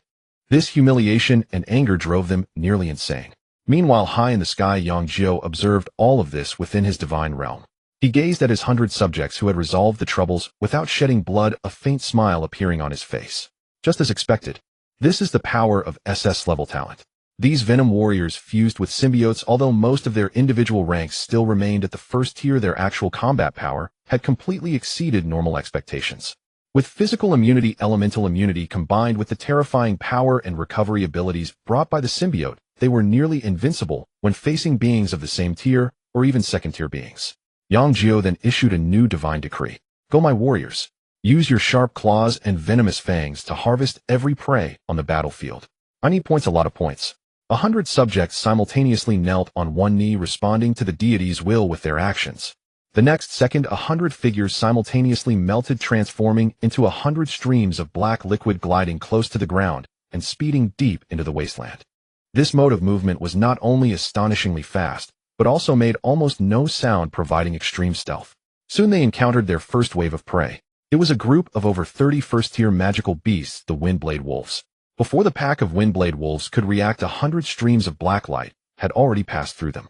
As the black light dissipated, 100 Venom warriors reformed and continued forward. Behind them, the more than 30 Windblade wolves stood frozen in place. Immediately afterward, fine bloodlines appeared on their bodies, and then they shattered into countless pieces. The entire process flowed smoothly without any delay. On Yang Jiu's personal terminal, the points began to rise wildly. With these remarkably efficient harvesting machines, his ranking was rapidly climbing from the dreadful position of over 40,000 madly chasing forward. Soon they made a new discovery. In a valley ahead, a team of 20 centaurs was struggling to besiege a gigantic second-tier magical beast, the lava behemoth. The lava behemoth had tough skin and could spew scorching magma. Although the centaurs continuously maneuvered, they were still struggling to take it down. Just as the lava behemoth's health was nearing its limit and victory seemed imminent, suddenly 100 black shadows flashed past from the valley's shadow. The once imposing lava behemoth's massive head shot up into the sky, hot blood gushing forth. Kill second-tier magical beast points 3. The deity of the centaur team watched helplessly through the perspective of his subordinate, as the boss they had worked so hard to defeat for half a day was stolen by a group of unknown newcomers. He was completely stunned. By the time he reacted, those 100 black shadows had already disappeared into the other side of the valley, leaving behind the still steaming corpse of the behemoth and 20 centaurs with their mouths agape. Damn it! Stealing kills. The candidate was so furious he nearly spat blood. Yang Jiu, watching this scene from his divine realm, also felt somewhat helpless. It seems that this time the competition would offend everyone. These subjects, in order to execute his command to obtain points in large quantities, were truly resorting to any means necessary, killing magical beasts without regard for whether others had marked them first. However, he did not stop them. This was how it should be. The competition was inherently a brutal contest. If you do not tread on others' heads to climb up, others will tread on yours, leaving you with no way to rise. Meanwhile, at the other end of the Inferno battlefield, in a frost-covered area, a desperate battle was unfolding. 2 elegantly shaped young dragons covered in ice crystal scales were surrounded by more than 10 third-tier magical beasts, the flame demons, each over 5 meters tall and engulfed in black flames. These 2 young dragons were the subordinates of the Slevel talent, the proud daughter of Star City No. 1 High School, Xia Qingyan legendary rated ice and snow dragons. Logically speaking, with the might of ice and snow dragons coupled with Xia Qingyan's Slevel talent cold flame domain, they should be nearly invincible on this battlefield. However, the problem was that Xia Qingyan was still too greedy. To pursue higher points, she sent her 2 young dragons to hunt a few isolated third-tier magical beasts. As a result, they plunged headlong into the lair of the flame demons. 2 young ice and snow dragons rated only first-tier were no match for the 100 third-tier flame demons surrounding them. Amidst the piercing dragon roars, 1 young dragon had its wing torn open by the claws of a flame demon, blood gushing forth. The other young dragon attempted to unleash its dragon breath, but was seized by a flame demon that delivered a heavy punch to its back, producing a dull thud as its scales shattered and flesh was mangled. The 2 proud dragons were now battered and on the brink of collapse. Xia Qingyan's pretty face was pale. Her Slevel talent cold flame domain had already been used once to save one of the young dragons. Now her divine power was nearly depleted, and she could not activate it again in a short time. The rules of the examination restricted the use of any recovery-type divine art cards or potions. Did this mean she was to be eliminated just like this? She was unwilling. She was Xia Qingyan, the most brilliant genius of Star City No. 1 High School, a seed of a future divine king. How could she fall in such a place? Xia Qingyan bit her lip tightly, an overwhelming sense of urgency and regret swelling in her heart. She could only watch helplessly as her subordinates gradually approached death under the assault of the flame demons. Who will save me? The girl's voice carried a barely perceptible sob. Their tactics were simple yet brutal. A dozen of the most agile warriors were dispatched gliding like phantoms over the wasteland, serving as scouts to track the movements of their tactics were simple yet brutal. A dozen of the most agile warriors were dispatched gliding like phantoms over the wasteland, serving as scouts to track the movements of the magical beasts and rival candidates. The remaining 80 warriors, based on the intelligence relayed by the scouts, split into several small teams to carry out precise and deadly exterminations of the identified targets. This efficient hunting style quickly attracted the attention of other candidates on the battlefield. Here they come again. Those black monsters. In 1 divine domain, a candidate watched through the perspective of their subordinate as a group of Venom warriors silently dispatched a second-tier magical beast. The entire process, so swift it sent chills down their spine. What the hell kind of race is this? I've never seen them in the compendium. Their appearance is so bizarre, like a fusion of some slime creature and a humanoid being. More and more candidates began to notice this mysterious group of black assassins. Some self-proclaimed powerful students refusing to believe in the supernatural commanded their subordinates to advance and test the waters. The result was uniformly disastrous. I can't damage them. My gargoyle subordinate with its strong defense was shattered in an instant by that thing's tentacle. Damn it. My fire elemental subordinate spewed flames, yet that thing simply turned into a puddle of liquid completely unharmed. How are we supposed to fight? What filled them with despair was the near-perverse, self-healing ability of these Venom warriors. One bold candidate at great cost used a precious single-use divine card to blow off one Venom warrior's arm. But the next moment the black liquid at the severed arm writhed, and a brand new arm regrew. The candidate witnessing this scene immediately abandoned all thoughts of resistance. What hope is there for us? As time passed, everyone developed a profound dread towards these mysterious black subordinates. All they knew was that these subordinates were strong, exceedingly strong. Moreover, there were quite a few of them. They had seen at least dozens. This was already the limit of their imagination. After all, according to the rules, the number of such powerful races allowed to enter would be strictly limited. If they knew that there were as many as 100 such monsters roaming this battlefield, they would likely collapse from shock and choose to withdraw from the competition. Outside the examination hall, in the resting area designated for those who had been eliminated, a young candidate suddenly sprang up from his seat, his face pale and his fists clenched tightly. On his personal terminal, all subordinate links had turned gray. Just moments ago, seeing that group of black monsters, he commanded all 30 of his subordinates to launch a surprise attack, driven by the belief that fortune favors the bold. The result was devastating. The enemy only deployed 5 warriors, and within a few seconds they slaughtered his carefully nurtured subordinates. Damn it! The boy trembled with rage, looking around to find many people regarding him with pitying eyes. The humiliation and unwillingness became unbearable. He dashed out of the resting area, shouting with all his might towards the empty arena. Don't underestimate the youth in poverty. His voice echoed across the vacant square, filled with anger and sorrow. Before he could shout a second phrase, a teacher responsible for maintaining order approached and slapped the back of his head. What are you shouting about? No loud noises allowed in the examination area. The teacher scolded harshly. If you want to lament, do it at home. Don't disturb others here. The boy was stunned by the reprimand, his pent-up rage instantly suppressed, and he could only retreat back into the depths of the hellish battlefield of Venom warriors, serving as a scout transformed into a streak of black light, swiftly returning to the assembly point of the main force. He brought back the latest intelligence. In the valley ahead, a large number of third-tier magical beasts have been discovered, approximately a few hundred. The scout's voice carried a hint of excitement. They are currently besieging 2 young ice and snow dragons. Upon hearing this, all the Venom warriors gathered here became agitated. The leading warrior extended a long crimson tongue and slowly licked his lips. His body trembled slightly from intense excitement. Finally, we can have a real fight. The first and second tier magical beasts they had encountered before were too easy to kill, failing to ignite any interest. What they craved was a battle that soaked them in blood, a thrilling and exhilarating conflict. We don't need too many people. The leading warrior scanned his companions. Let's play rock, paper, scissors.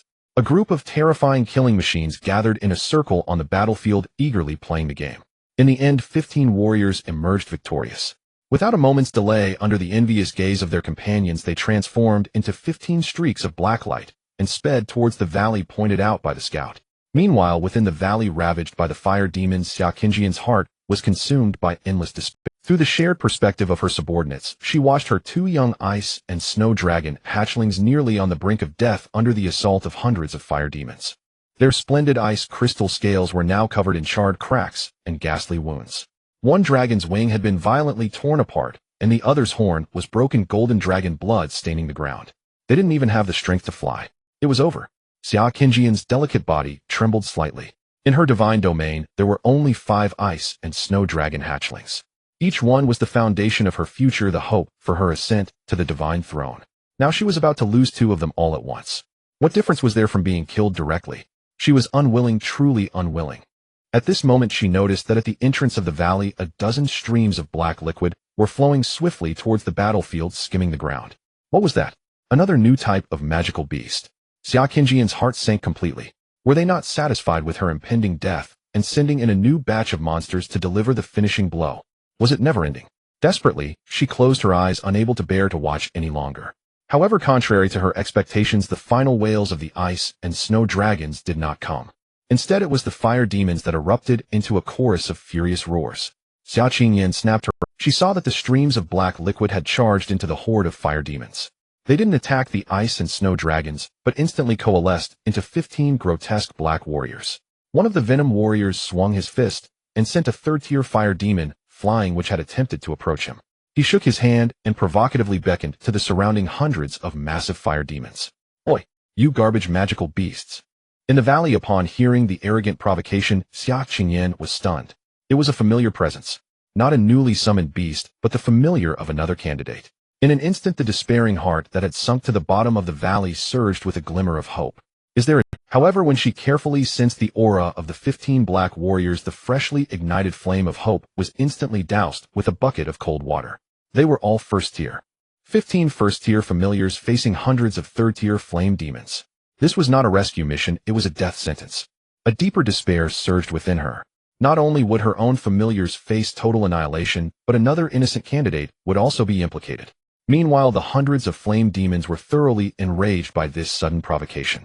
They abandoned the nearly defeated ice snow dragon, collectively turned around and locked their blazing, furious gazes on the 15 unaware black warriors. The leading Venom warrior extended a long crimson tongue, slowly licking his lips, his body trembling slightly from extreme excitement. He grinned at his companions behind him. "Brothers, it's time to feast." With a command, the 15 Venom warriors moved simultaneously. They did not employ any complex tactics, but charged heat-in at the massive legion of flame demons in the most primitive and savage manner. Roar! The dozens of flame demons in the front row let out a thunderous roar, swinging their giant fists made of molten lava towards the leading Venom warrior. Facing an attack capable of splitting mountains, the Venom warrior did not dodge. One warrior swung his fist, the black fist rapidly enlarging, landing a direct blow on the face of the first flame demon. Zzzzt! The flame demon let out a piercing scream, its hard lava skin cracking inch by inch. Another warrior transformed into a pool of black liquid, swiftly sliding along the ground to evade all attacks, then reformed beneath one flame demon's feet, black tendrils instantly wrapping around the demon's ankle and yanking hard. The massive body, towering over 5 meters, crashed to the ground.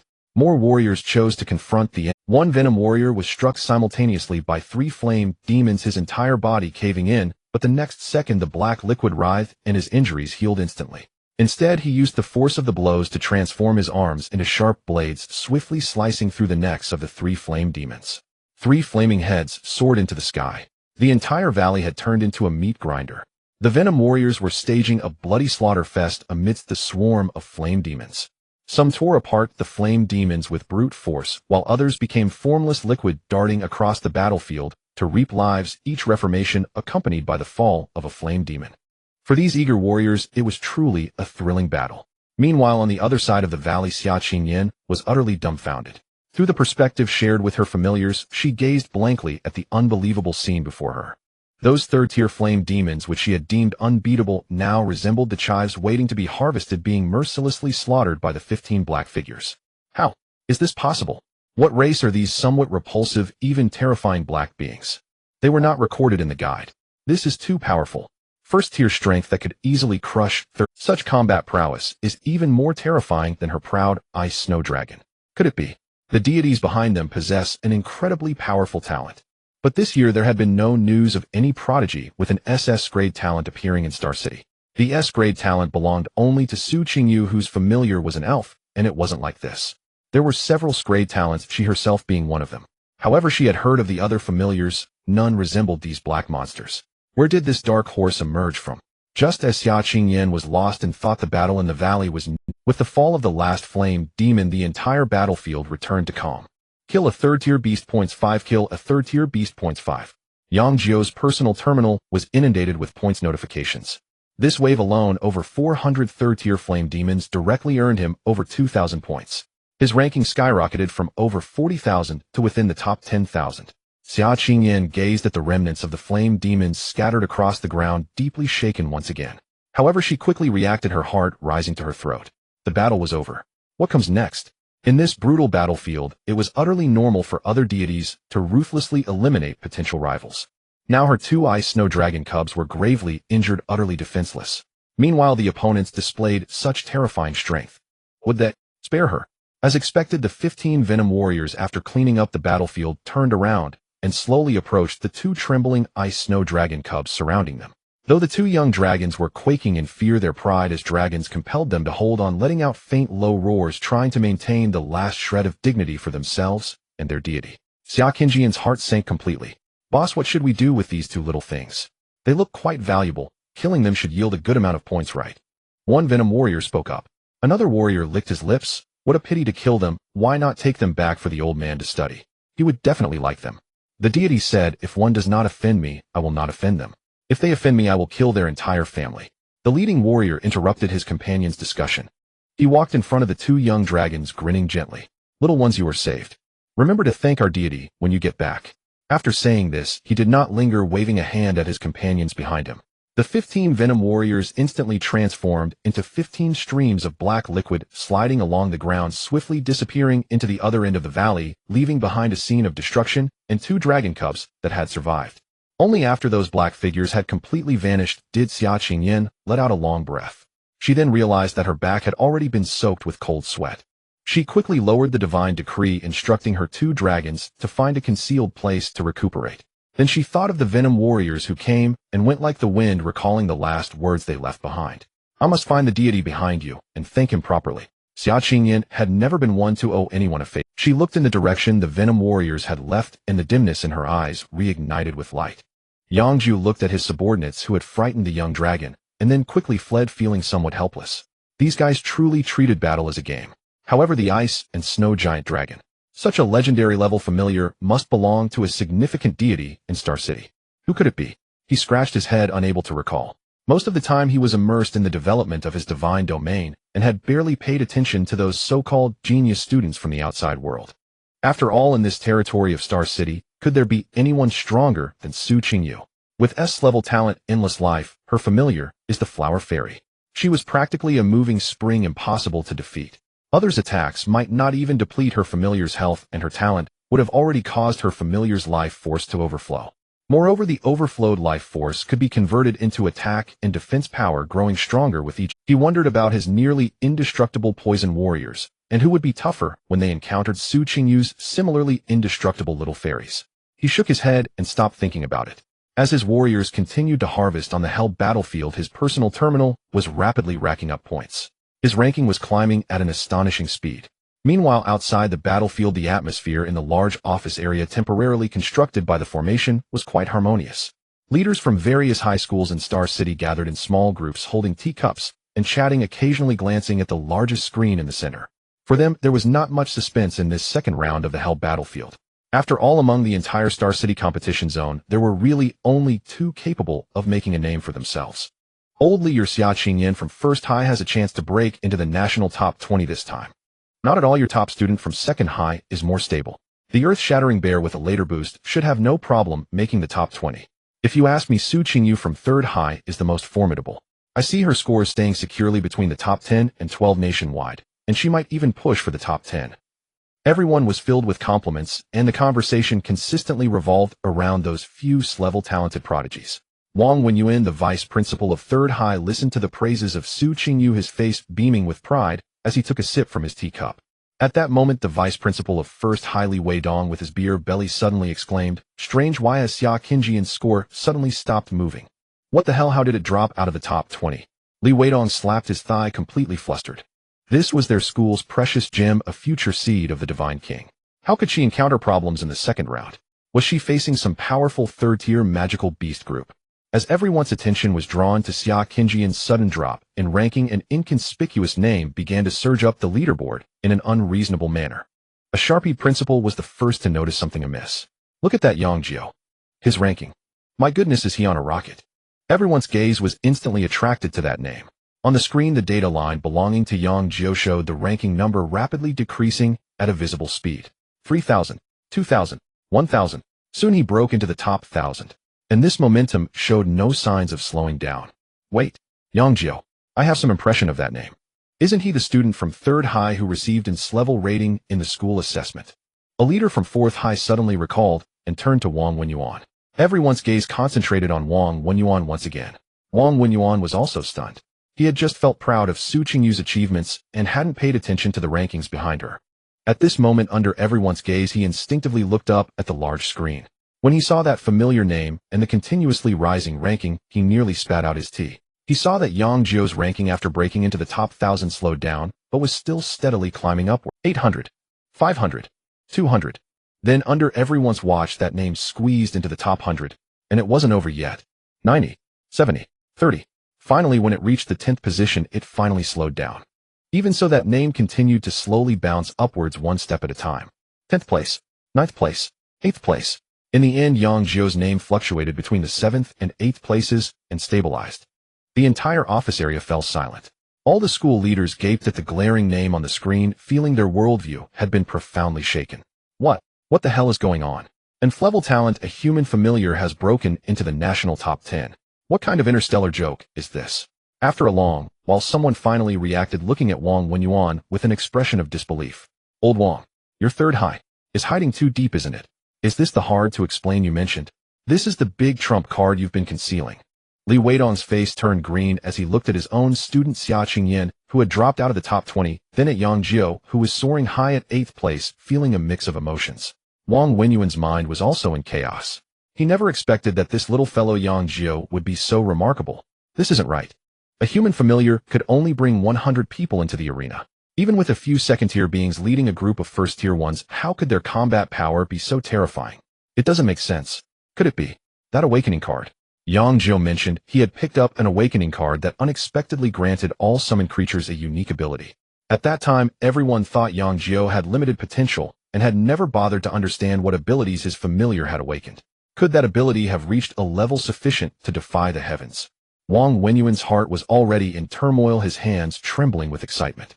Yet on the surface he still maintained a calm demeanor befitting a master. He slowly set down his teacup and calmly waved to the stunned colleagues around him. Calm down, it's just a routine operation. In another examination hall of Xingqing, the atmosphere was equally tense. The principal of Class 3 Situ Su stood before a massive light screen with his hands clasped behind his back, appearing composed. Beside him were several leaders from other top high schools, all focused on the results of their respective A students. Old Situ Su Qingyu from your Class 3 has certainly brought you pride this time, consistently ranking among the top 12 in the nation. Remarkable indeed. Yes, with S-level talent the future is limitless. Situ Su listened to the praise from those around him, sporting a modest smile, while his heart was filled with joy. Su Qingyu was without a doubt the strongest genius produced by their Class 3 in nearly a decade, representing their hope of breaking into the top-tier divine high schools nationwide. At that moment his smile suddenly froze. On the light screen, Su Qingyu's name was pushed down by another name, dropping from 10th to 11th place. Damn it! Situ Su couldn't hold back and let out a curse. Who? Which blind fool dared to push our— The surrounding principals were startled by his sudden rage, casting puzzled glances at him. Situ Su disregarded any decorum expected of a principal, fixating on the newly risen name, eager to find out who it was. Then he saw the name that had displaced Su Qingyu rising steadily to 8th place, then 7th, ultimately stabilizing between 7th and 8th. Yang Jiu. Situ Su repeated the name, feeling it was somewhat familiar. He squinted, carefully examining the school label next to the name. Xingqing 3rd Divine High School. In that instant, Situ Su was completely stunned. Class 3.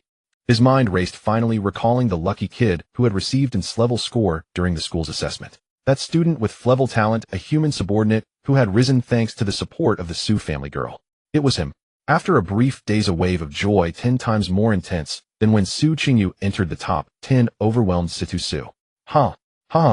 Situ Su could no longer contain himself, pointing at the shining name on the light screen, letting out an ear-splitting laugh. Yang Jiu. He's a dark horse from our school. Did you all see that? From Class 3. He pulled in a nearby principal from Class 2 who was still in shock and vigorously patted his back.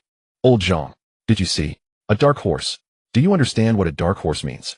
The surrounding school leaders were left speechless. They looked at the seemingly frenzied Situ Su, then back at the unfamiliar name on the screen, exchanging glances filled with bewilderment and envy. They all wished they could have such a dark horse. Meanwhile, across the country, the admissions offices of top divine universities were thrown into chaos due to this suddenly emerging name. Investigate. Find out who this Yang Jiu really is. There is no record of this person in any A level or above talent lists. Xingqing 3rd High School. Isn't that a second-rate school? After producing an S-level Su Qingyu, another dark horse has emerged. All the exceptionally talented individuals this year had been recorded early, waiting for the competition to end so they could immediately move to recruit them. But the appearance of Yang Jiu completely disrupted everyone's plans. A powerhouse capable of entering the national top 10 yet they had no information on him at all. This was a monumental oversight in the admissions process. In an instant, countless orders were dispatched from various prestigious institutions, all with the same objective: to uncover the background of this youth, named Yang Jiu, as quickly as possible. In the examination hall, the chief examiner Lu Jinhua's gaze was completely captivated by the monitoring footage of Yang Jiu's divine domain. He had overseen many competition halls over the years, and had seen countless geniuses. However, he had never encountered anyone like this before. During the preliminary selection, he merely thought this kid's behavior of studying magical beasts was quite peculiar, and hadn't closely observed the battle details of those subordinates. But this time he was watching closely. Human subordinates, combined with dark slime talent. How can they be? Lu Jinhua's worldview was being gradually reconstructed. In the footage, those black warriors were utterly dominating against third-tier magical beasts. Immunity to physical attacks, immunity to elemental attacks, and the ability to regrow limbs. Is this really a slime? Since when can this commonly acknowledged low-level magical creature manifest such terrifying combat power when attached to a human? The understanding he had built over decades regarding divine domains and subordinates was being shattered in that moment. Just then the 4-hour countdown finally reached its end. The resounding bell echoed throughout the square, declaring the end of the second round of selections. Yang Jiu opened his eyes and let out a long sigh of relief. He accessed his personal terminal and glanced at his score, nodding in satisfaction. Although he still did not know his exact ranking, he felt it shouldn't be bad. At first, he only wanted to secure a good ranking and gain admission to a good university, allowing him to develop his divine domain steadily. However, during lunch, the Education Bureau announced the rewards for this competition. His attention was immediately caught by one of the items. Third place reward in the national competition, Mechanical Divine Source. Upon seeing these words, Yang Jiu's heart skipped a beat. Mechanical Divine Source. This item was practically tailor-made for his mechanical ascension talent. If he could obtain it, the development speed of his divine domain would increase at least tenfold. In an instant, his originally calm mindset was replaced by a powerful desire. He felt envious. He had to obtain it. No matter what, he had to secure third place. As for how to explain the exposure of his strength, he would still use the original excuse. That awakening card he found was the best shield. After all, they wouldn't be able to uncover SS level talent, so let them continue to speculate. The chief examiner Lu Jinhua spoke up once more. The second round of assessments has concluded, and the final results will be displayed on your personal terminals shortly. His gaze swept across the crowd, finally lingering on Yang Jiu for 2 extra seconds. Tomorrow morning, the third round of assessments will take place. The true divine battle. Lu Jinhua's voice became unprecedentedly serious. The rules are simple. 2 divine beings will engage in direct combat. The losing party will be immediately eliminated. Since 60% of the candidates have been eliminated, starting tomorrow, all qualifiers will compete in the same examination hall. Yang Jiu boarded the bus heading to the Unified Assembly Point and casually found a seat by the window. Before long, a striking figure boarded the bus and walked straight towards Yang Jiu. It was the homeroom teacher. Today she wore a sharp professional suit that accentuated her graceful figure, with light makeup on her face, exuding a charm of mature wisdom. Lin Xiaozhu sat down in the empty seat next to Yang Jiu, and a pleasant fragrance wafted over. She turned her head, her beautiful almond-shaped eyes gazing at Yang Jiu with concern. Yang Jiu, how did the second round of the exam go? You should be moving on to the next round, right? In her view, Yang Jiu's 2,000-plus first-tier dependents, although belonging to the human race and possessing merely level talent, had numbers that could already lead to a qualitative change. As long as he remained steady and grounded, passing the second round of selection should not be difficult. She had high hopes for this student. Yang Jiu remained silent, merely opening his personal terminal and directing the screen towards Lin Xiaozhu. She leaned over out of curiosity to take a look. In the next moment, she froze. A line of striking numbers on the screen made her momentarily forget to breathe. Name: Yang Jiu. Ranking in Xinjiang region 1, national ranking 8, first. First in the Xinjiang region. Lin Xiaozhu blinked her big eyes vigorously, doubting whether she was hallucinating due to too many late nights at work. She instinctively swiped the screen to check the subsequent rankings. When she saw the familiar name underneath Yang Jiu's, she completely lost her composure. Name: Su Qingyu. Ranking in Xinjiang region 2, national ranking 11. Even Su Qingyu has been surpassed. How is this possible? A storm surged in Lin Xiaozhu's heart.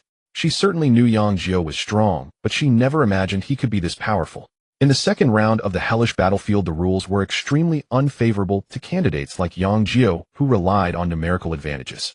For human dependence, the limit was 100. Even if all 100 were first-tier beings, it would be impossible to rack up terrifying scores sufficient to top Xinjiang in just 4 hours. Unless... Lin Xiaozhu's expression became serious as she turned her head, staring intently at Yang Jiu. Yang Jiu, tell the truth to your teacher. Did you use a large number of disposable trap formations? Or did you use some kind of forbidden drug or secret method to temporarily boost the strength of your dependents? Her voice carried a hint of sternness.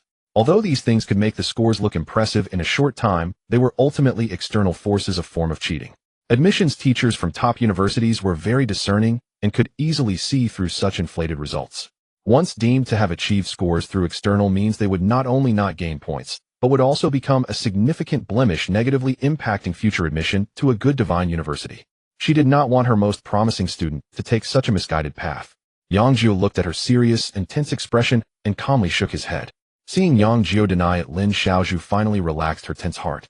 She understood Yang Jiu's character. This child was usually low-key, but never lied. Since he said no, then it must be true. But if it wasn't through external means, how did he achieve such terror? Lin Xiaozhu felt her mind was somewhat overwhelmed. 100 human dependents sweeping through the hellish battlefield, crushing all geniuses, including Su Qingyu, and reaching the top of Xingqing. If this were to get out, it would likely cause a massive earthquake in the entire education sector of Xingqing. Looking at the calm-faced boy beside her, she suddenly felt that all her previous perceptions of him might have been wrong. Just as the two were at a loss for words, the bus door opened again. Song Wenzhou swaggered onto the bus with a few of his followers. As soon as he got on, he couldn't wait to start his performance, speaking loudly, as if afraid others couldn't hear him. Ha ha ha.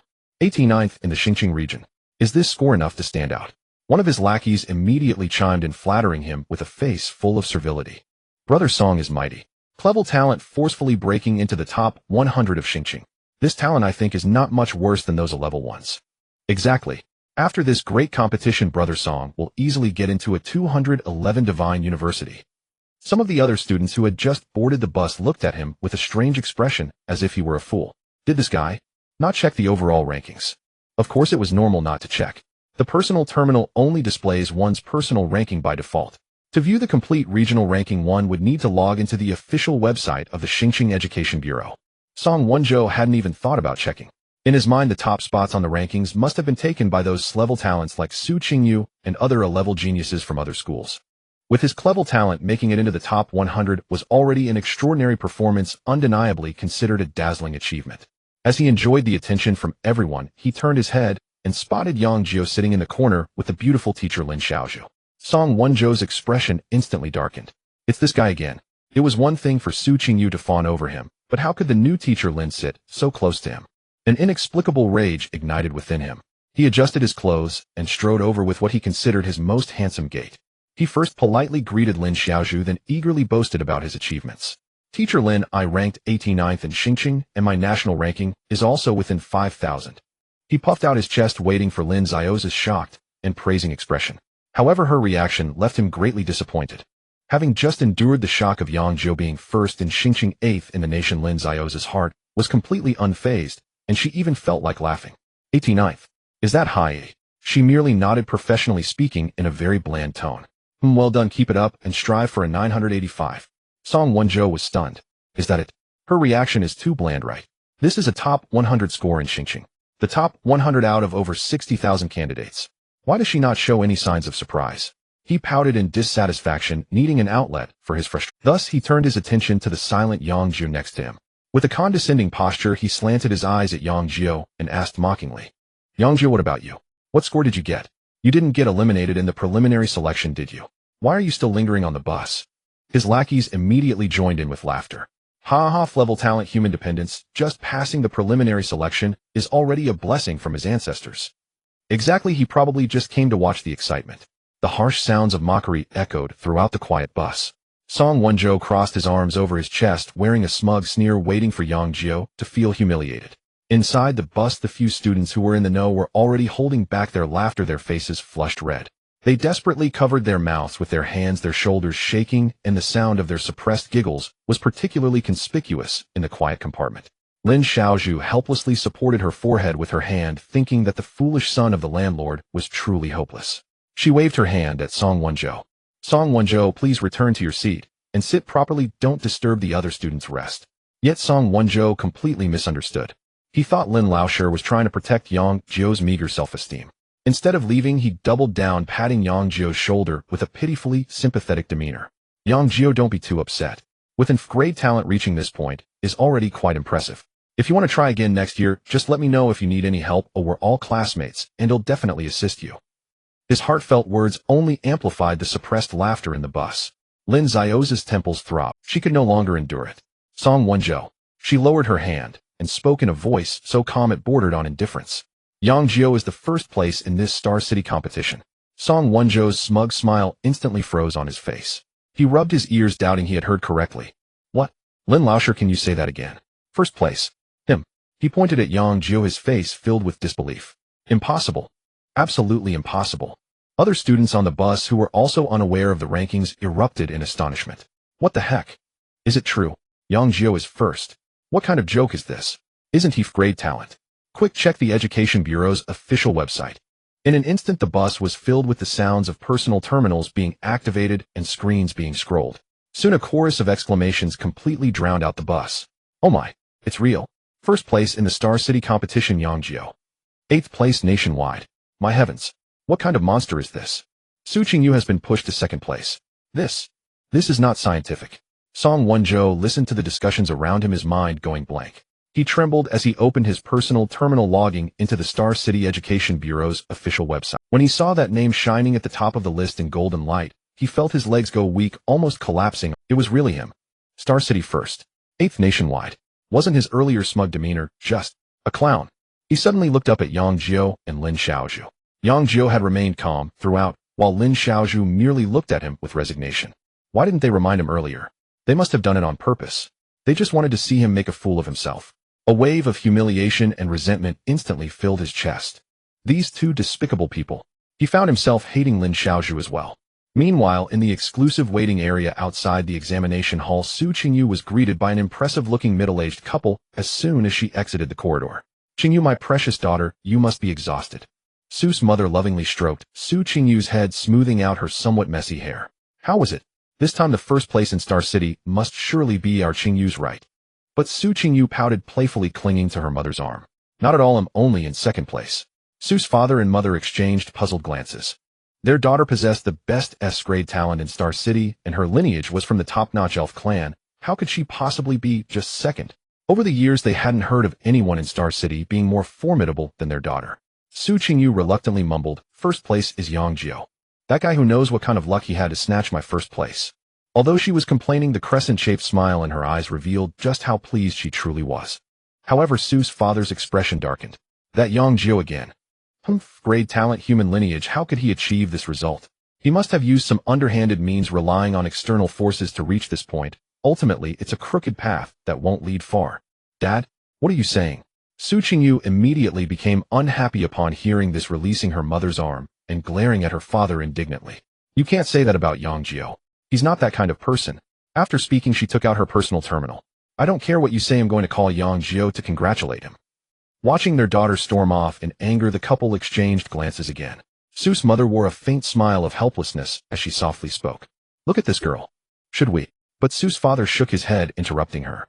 Let's wait and see, it's too early to draw conclusions now. Su's mother smiled slightly, gently shaking her head. Yes, she was too anxious. The bus slowly came to a stop at the designated meeting point. Lin Xiaozhu briefly instructed Yang Jiu to arrive on time tomorrow and to pay attention to safety. After discussing the follow-up arrangements with the other students, she let everyone go home. Yang Jiu thanked his teacher and stepped down from the bus, walking towards the nearby bus stop with familiarity. Just as he waited for the bus, a figure descended from the bus, their gaze falling on his back. It was Zoe. Yang Jiu should have made it to the 3rd round, right? He wasn't sure.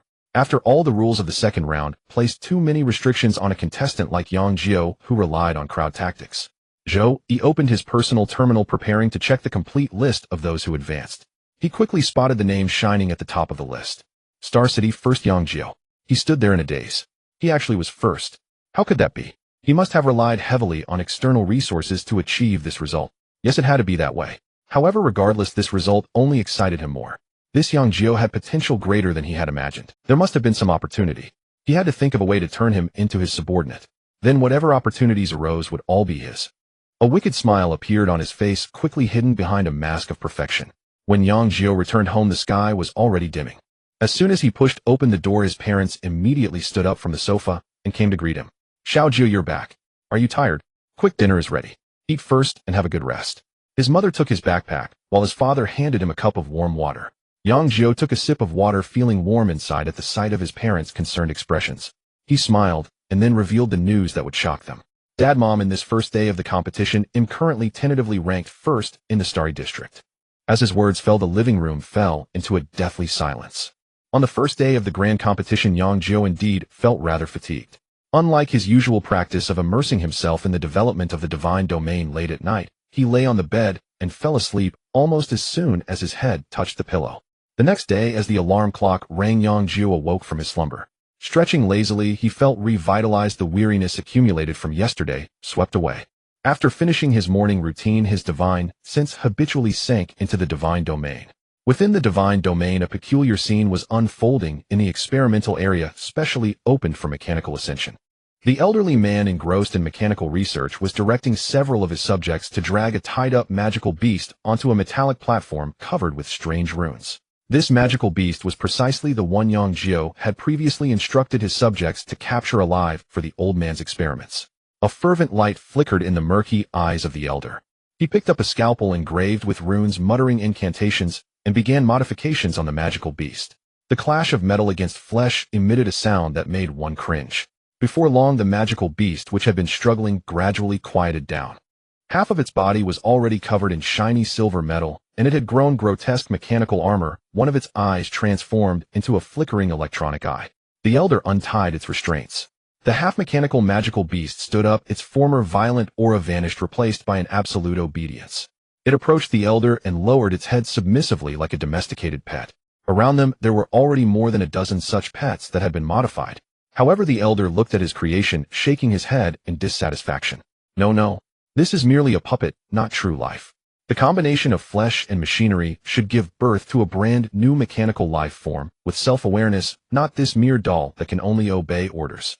He glanced at the distant Venom warriors who were undergoing their daily training, a flicker of desire passing through. What a pity the Lord of the Divine Realm does not permit it. Otherwise, if I could capture a few Venom warriors to study, I would surely find the answer.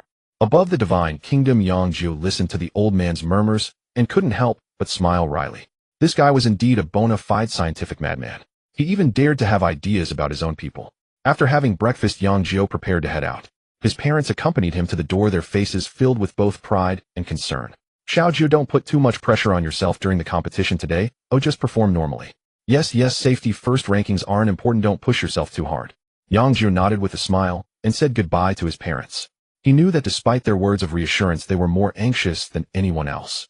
Upon arriving at the school gate, he immediately spotted that familiar and radiant figure. Su Qingyu was standing beside a luxurious hover car, surrounded by her parents, looking like a little princess. Seeing Yang Jiu, Su Qingyu's eyes brightened, and she bounced over like a joyful little bird. She circled around Yang Jiu, chattering incessantly. At that moment, Su Qingyu's mother also walked over. Dressed in a well-fitted suit, she exuded a gentle aura, her face adorned with a warm smile. Looking at Yang Jiu, she spoke kindly. Yang Jiu, you performed very well yesterday. Keep it up. Yang Jiu was somewhat taken aback, but politely nodded in response. Thank you, Auntie Yu, I will do my best. Su's mother's attitude was a stark contrast to his father's cold demeanor. It seemed that achievements truly were the best pass. After parting with Su Qingyu, Yang Jiu returned to his. The homeroom teacher Lin Xiaozhu soon walked in. She surveyed the classroom filled with successful students and began explaining the rules for the third round. The rules for today involve the divine battle, which I believe the examiners have already informed you about. However, I still need to reiterate a few points. Lin Xiaozhu's expression was serious. The divine battle is different from the previous battles between dependents. All dependents may be deployed. Win and you advance, or lose and you are eliminated. The most critical aspect is that if all dependents are eliminated in the divine battle, it will be a devastating blow to your divine domain. So remember, if you cannot win, surrender. Do not ruin your foundation for the sake of empty fame. The atmosphere in the classroom instantly grew tense. After explaining all the matters, it was nearly time. Everyone boarded the bus together and headed to the unified competition venue for the entire city. Outside the bus window, Yang Jiu saw Su Qingyu and her parents again. After chatting for a bit, the grand competition officially began. Following the guidance, Yang Jiu found his place. It was a massive circular arena with thousands of candidates sitting cross-legged, creating a spectacular scene. On the high platform, a middle-aged man in examiner's uniform whom Yang Jiu had never seen before stepped forward. Using a loud voice, he announced the rules for the first match of the third round. In the morning, some of you will be on the defending side, while others will serve as the attackers. As for the opponents, they will be randomly matched by an intelligence system. This intelligent system is an epic being from the divine realm of a certain deity, absolutely fair and just. Epic being. Then the deity behind it must be at least of the divine lord level. Yang Jiu felt a stir in his heart, gaining a new understanding of the powerhouses in this world. He just hoped that the system wouldn't match him with Su Qingyu. Su Qingyu had helped him so much he truly did not wish to meet her and her delightful flower fairy soldiers on the battlefield. But if they did end up matched, should he surrender immediately? He was unwilling. He didn't just want the first place, he genuinely desired that mechanical divine source in third place. Just as he was lost and thought, the screen in front of him lit up. Match successful faction defender. Immediately afterward, the information about the opponent also appeared on the screen. Opponent Wang Peng, talent B, grade 3-headed symbiosis, dependence 3-headed, hellhound. Meanwhile, at the other end of the arena, a tall and robust boy looked at the information on his screen, a disdainful smile creeping across his lips. Yang Jiu. Is that the guy who somehow managed to become the first in Star City? He has great talent and human dependence. How could he possibly possess that kind of strength? He was sure that this was cheating through external help. Regardless, this seemed like a once-in-a-lifetime opportunity for him. By stepping over this so-called first place, his name Wang Peng would surely echo throughout Star City. A glint of greed and cruelty flashed in his eyes.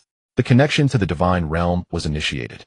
Without hesitation, he gave orders to his ferocious dependents. Go and tear everything inside to shreds.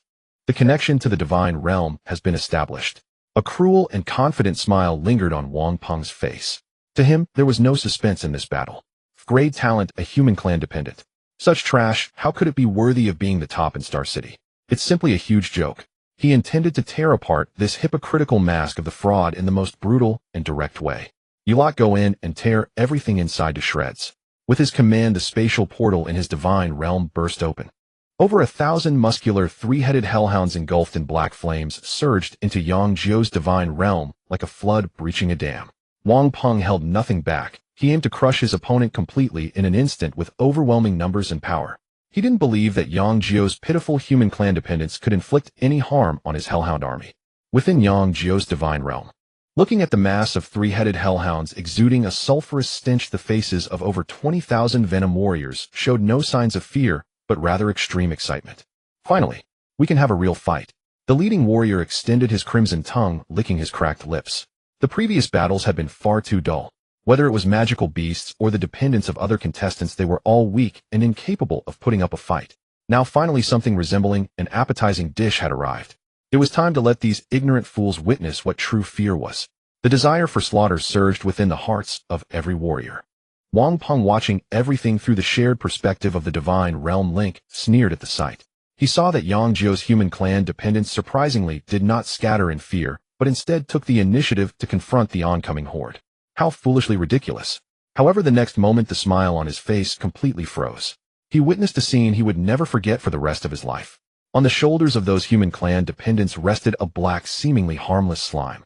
Just as the Hellhound army was about to charge at them, the slimes suddenly melted, transforming into black liquid that covered the entire bodies of the human clan dependents. In the blink of an eye, those ordinary humans transformed into towering beings over 2 meters tall, entirely clad in black liquid battle armor, taking on a fearsome and grotesque appearance. Wang Peng's mind was buzzing, blanking out. He recalled a hot topic circulating among the contestants recently. In the Purgatory Battle Arena, a group of mysterious black monsters appeared, their combat power extremely terrifying, suspected to be a hidden trump card of some top genius. It turned out not to be a new race, but a fusion of humans and slimes. At the moment of his shock, the roar, the leading Venom warrior facing a charging 3-headed hellhound did not dodge, but punched direct. Bang! The 3 heads of the hellhound exploded like watermelons, with red and white matter splattering. More Venom warriors surged into the pack of dogs. The hellhound's proud claws and teeth bit into them, yet only caused ripples, failing to inflict any effective damage. In contrast, the counterattack from the Venom warriors was lethal. Their arms could transform into sharp blades, effortlessly slicing through the hellhound's tough hides. Their bodies could morph into countless black tentacles, directly constricting the hellhounds into pieces. This was a one-sided massacre. Wang Peng watched helplessly as his prideful hellhound army was torn apart and devoured by those black monsters as fragile as paper. In less than a minute, out of over 1,000 hellhounds, fewer than 300 remained. Meanwhile, the enemy was completely unharmed. No. Impossible. Wang Peng's face turned pale, his body trembling like a leaf. He finally realized that the 8th rank nationally held no hint of falsehood. He was the true clown. I surrender. I surrender. If he didn't surrender, the dependents he had painstakingly trained would be annihilated. He shouted those two words with all his might. With his surrender, the connection to the divine realm was instantly severed. A cold system prompt echoed in his ears. Battle ended, defeat determined. You have entered the losers group and received one extra battle opportunity. If you win in the losers group, you will return to the main competition and continue to earn points. If you fail again, you will be completely eliminated. Wang Peng collapsed onto the ground, gasping heavily, his face filled with relief for surviving the ordeal, mixed with endless humiliation. As a strong individual with great talent, he was surprisingly pushed into the losers group by a trash with great talent in the first round. If this got out, Wang Peng would never be able to hold his head high in Star City again. Humiliation. A tremendous humiliation. At this moment, his previous disdain and contempt for Yang Jiu had completely transformed into deep-seated dread and fear. That guy was not human at all. He was a monster that could not be judged by common sense. Yang Jiu slowly opened his eyes. This round of competition ended faster than he had imagined. It seemed that he could exert himself a bit more in the afternoon's offense. He stood up, leaving his competition spot, and walked towards the exit. Just as he stepped out of the examination hall, a familiar figure bounced towards him. Yang Jiu. Su Qingyu ran over her small face, showing a hint of dissatisfaction. My match is over too. That guy was so boring, he surrendered immediately, and I didn't even get a chance to make my move. Her pouting expression was extremely cute. Yang Jiu couldn't help but smile, reaching out to ruffle her smooth hair. Aren't you satisfied with this? Winning without shedding blood is great. At this moment, many contestants who had finished their first round had already gathered outside the arena. When they saw Yang Jiu's unfamiliar face affectionately ruffling the head of the goddess Su Qingyu, all their jaws nearly dropped in shock. Damn, who is that guy? He's so bold. He actually dared to touch goddess Su's head. Is he looking? A wave of discussion erupted, with everyone's gaze focused on Yang Jiu, filled with jealousy and hostility. A classmate who knew Yang Jiu was pressed by those nearby for information. Hey, what's that guy's background? The classmate curled his lip, deliberately avoiding mentioning Yang Jiu's name, and rank, replying in a dismissive tone. Oh, Su Qingyu's childhood friend and grade talent, his dependent, is a human. As soon as this was said, the surrounding discussions instantly shifted tone. What? Grade talent? Human? So he's just a little nobody. I thought he was some talented genius. This kind of trash can make it to the third round. He must be relying on goddess Su's points, right? In yesterday's afternoon match, as long as you found the opponent on the battlefield, you could transfer the monster points to others. Exactly as for that last round, he probably just got lucky and matched up against an even trashier opponent, winning by fluke. Everyone chimed in quickly, finding a reasonable explanation for Yang Jiu's success. While they were discussing, Wang Peng happened to overhear their conversation. He was dazed, eyes vacant, muttering to himself. Am I the trash opponent? In the afternoon, the fourth round of the competition began. This time, Yang Jiu's role shifted from the defender to the attacker. The opponent's information quickly appeared on the screen: an unremarkable student. However, when the divine realm connection was established and the opponent's divine projection saw Yang Jiu's prepared familiar, he was utterly stunned. The dark, nightmarish form was something he would never forget in his life. In the second round of the hellish battlefield, he had witnessed how such a monster tore a team of powerful werewolf familiars to shreds. I surrender. The student almost instinctively shouted without a hint of hesitation. What a joke. The familiar he had painstakingly cultivated was not meant to be a snack for such a monster. As long as the Green Hills remain, one need not worry about firewood. Entering the losers group was better than complete annihilation.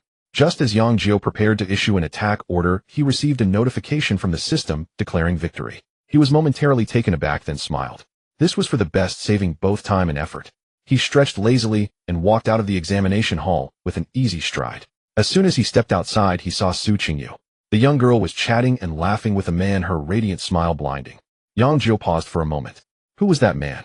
He was quite handsome, dressed in well-tailored designer clothes, and exuded an outstanding aura. Clearly a wealthy young man from an exceptional background.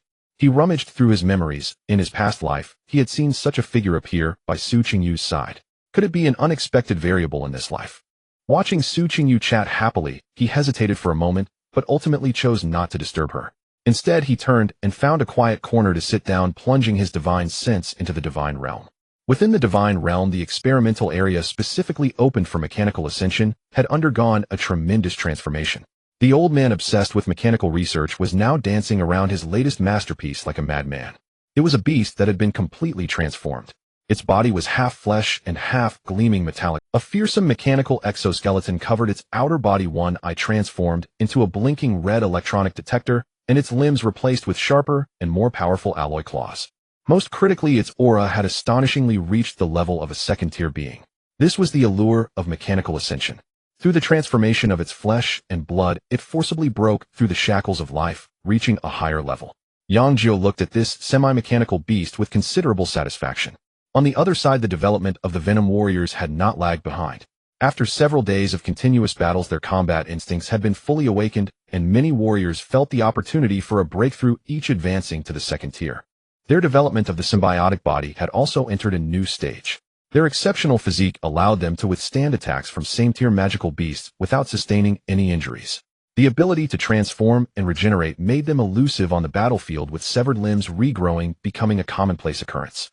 Their superior healing capabilities not only worked on themselves, but could also heal their companions by transferring symbiotic tissue. What delighted Yang Jiu the most was that they had independently comprehended the enhancement of their cultivation.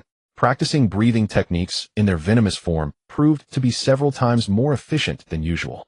This group had truly brought him too many surprises. However, Yang Jiu was very aware that the true potential of the Venom warriors had yet to be fully developed. He recalled that in his past life, the Venom symbiotic body had a particularly terrifying ability: replication. The ability to replicate the powers and traits of other beings. If he could let his subjects replicate the divine power of angels or the storm-calling abilities of true dragons in the future, that scene would be breathtakingly beautiful.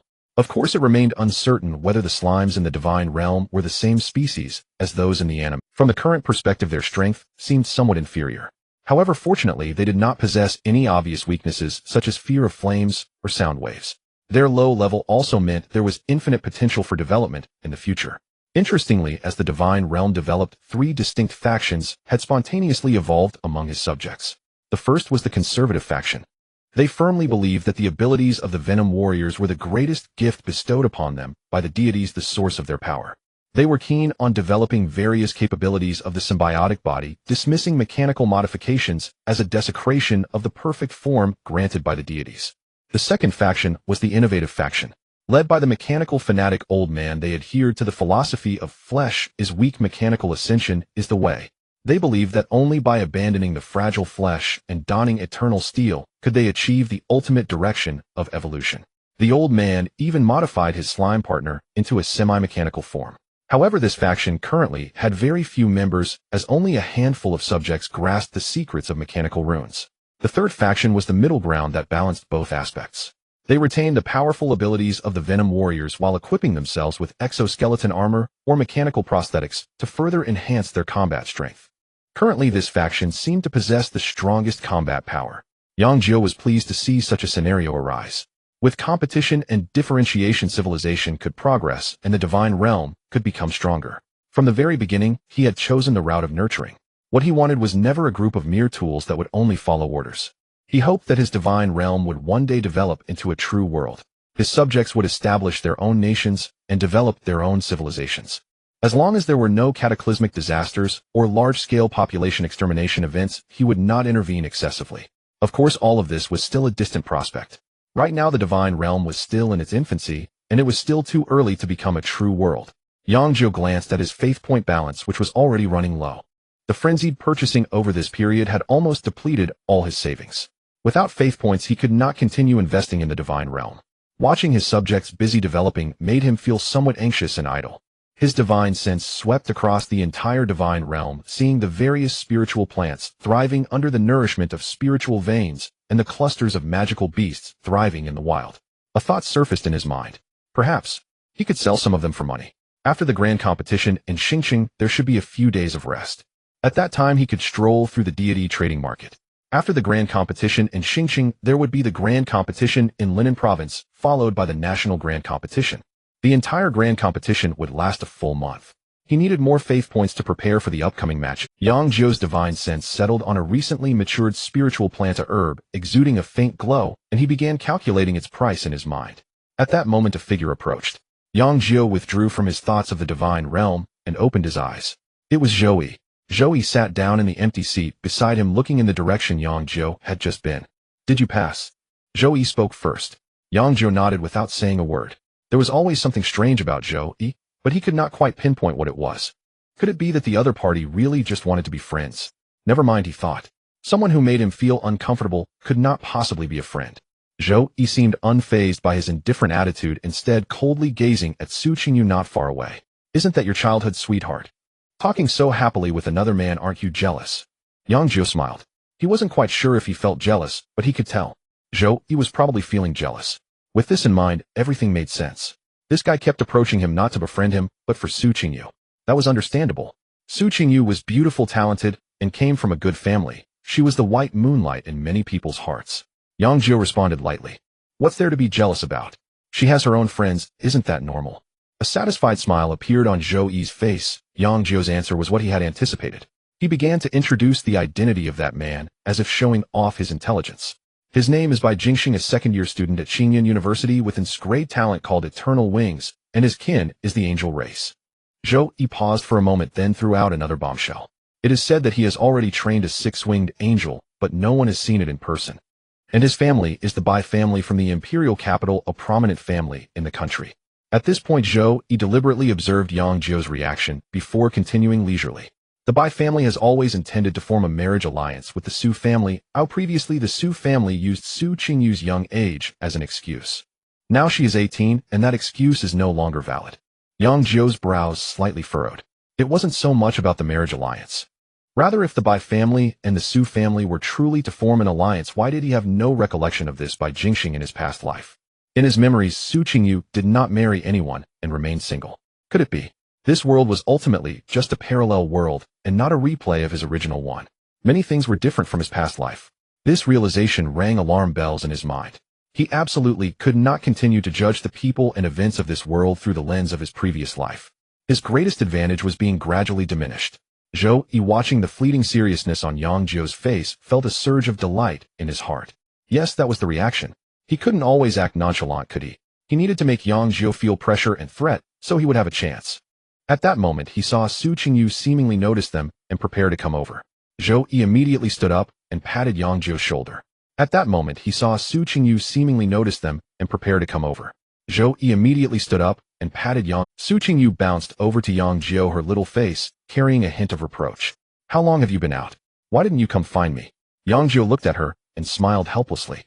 You were having such a good time talking to him, why would I go disturb you? What he said was indeed the truth. He had been contemplating the development of the divine realm and had no intention of interrupting.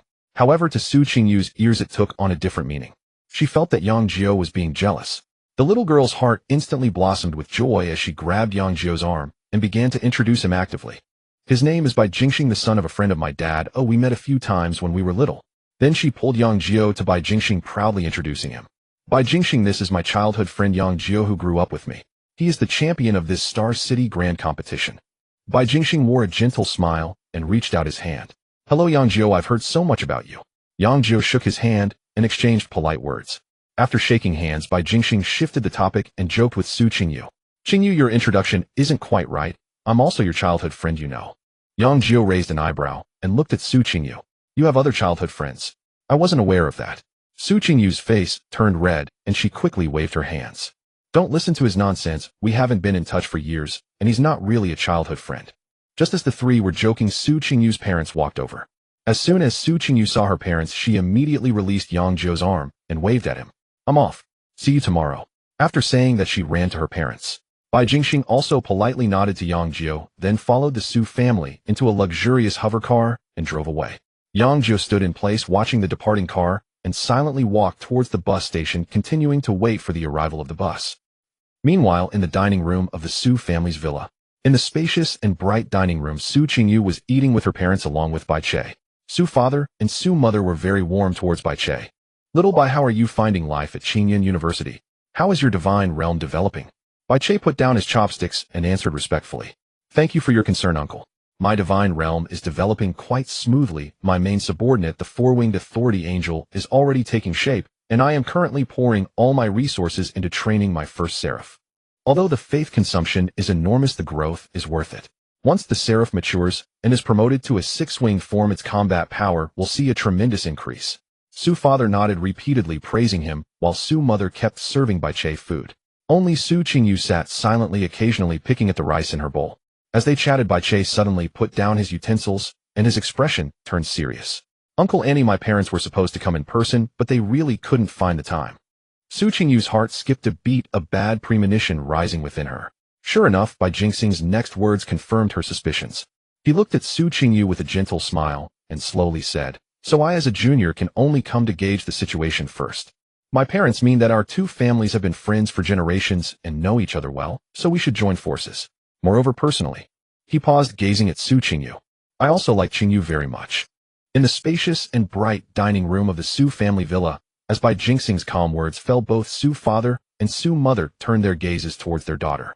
Su Qingyu's hand holding the chopsticks froze in midair, her mind buzzing with emptiness. For a moment, she did not know how to react. A satisfied expression had already appeared on Su father's face as he cleared his throat, preparing to say something. A clear and resolute shout broke the delicate atmosphere in the dining room. Su Qingyu suddenly stood up, the legs of her chair scraping against the smooth floor with a loud screech. She widened her beautiful apricot-shaped eyes, now misted with a thin layer of tears. "I absolutely do not want any arranged marriage. I hate arranged marriages."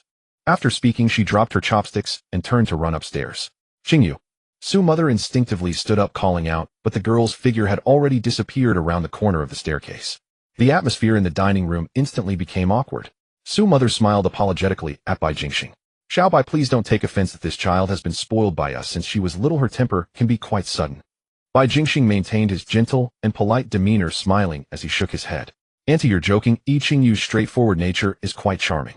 After praising, he swiftly changed the subject back. "Actually, my parents are very fond of Qingyu as well. They believe that our family's union, whether in the divine realm or in the future, can mutually support each other, forming a true strong alliance." Su mother's smile faded slightly. She sat down again, picked up her teacup, and took a gentle sip. "Xiaobai, we understand your intentions. However, Qingyu has just come of age, and the road ahead is still long. As parents, we hope she can find someone she truly likes, but still too early for this kind of thing." Su Qingyu ran back to her room, slamming the door with a loud bang. She threw herself onto her soft bed, grabbing a huge plush toy, and began to hit it in frustration. "Arranged marriage. Again with the arranged marriage. I absolutely do not want to marry that Bai Jingxing." After venting her anger, she sat up from the bed, grabbed her personal terminal, and angrily dialed a number. On the other side, Yang Jiu had just finished dinner and was helping his mother clear the dishes. When the personal terminal rang, he picked it up to see it was Su Qingyu. He pressed the answer button, but before he could speak, the voice on the other end was filled with the girl's tearful complaints. "Yang Jiu. They are bullying me. That Bai Jingxing actually mentioned an arranged marriage to my parents. My dad, it drives me crazy. I don't like him at all. I absolutely do not want an arranged marriage.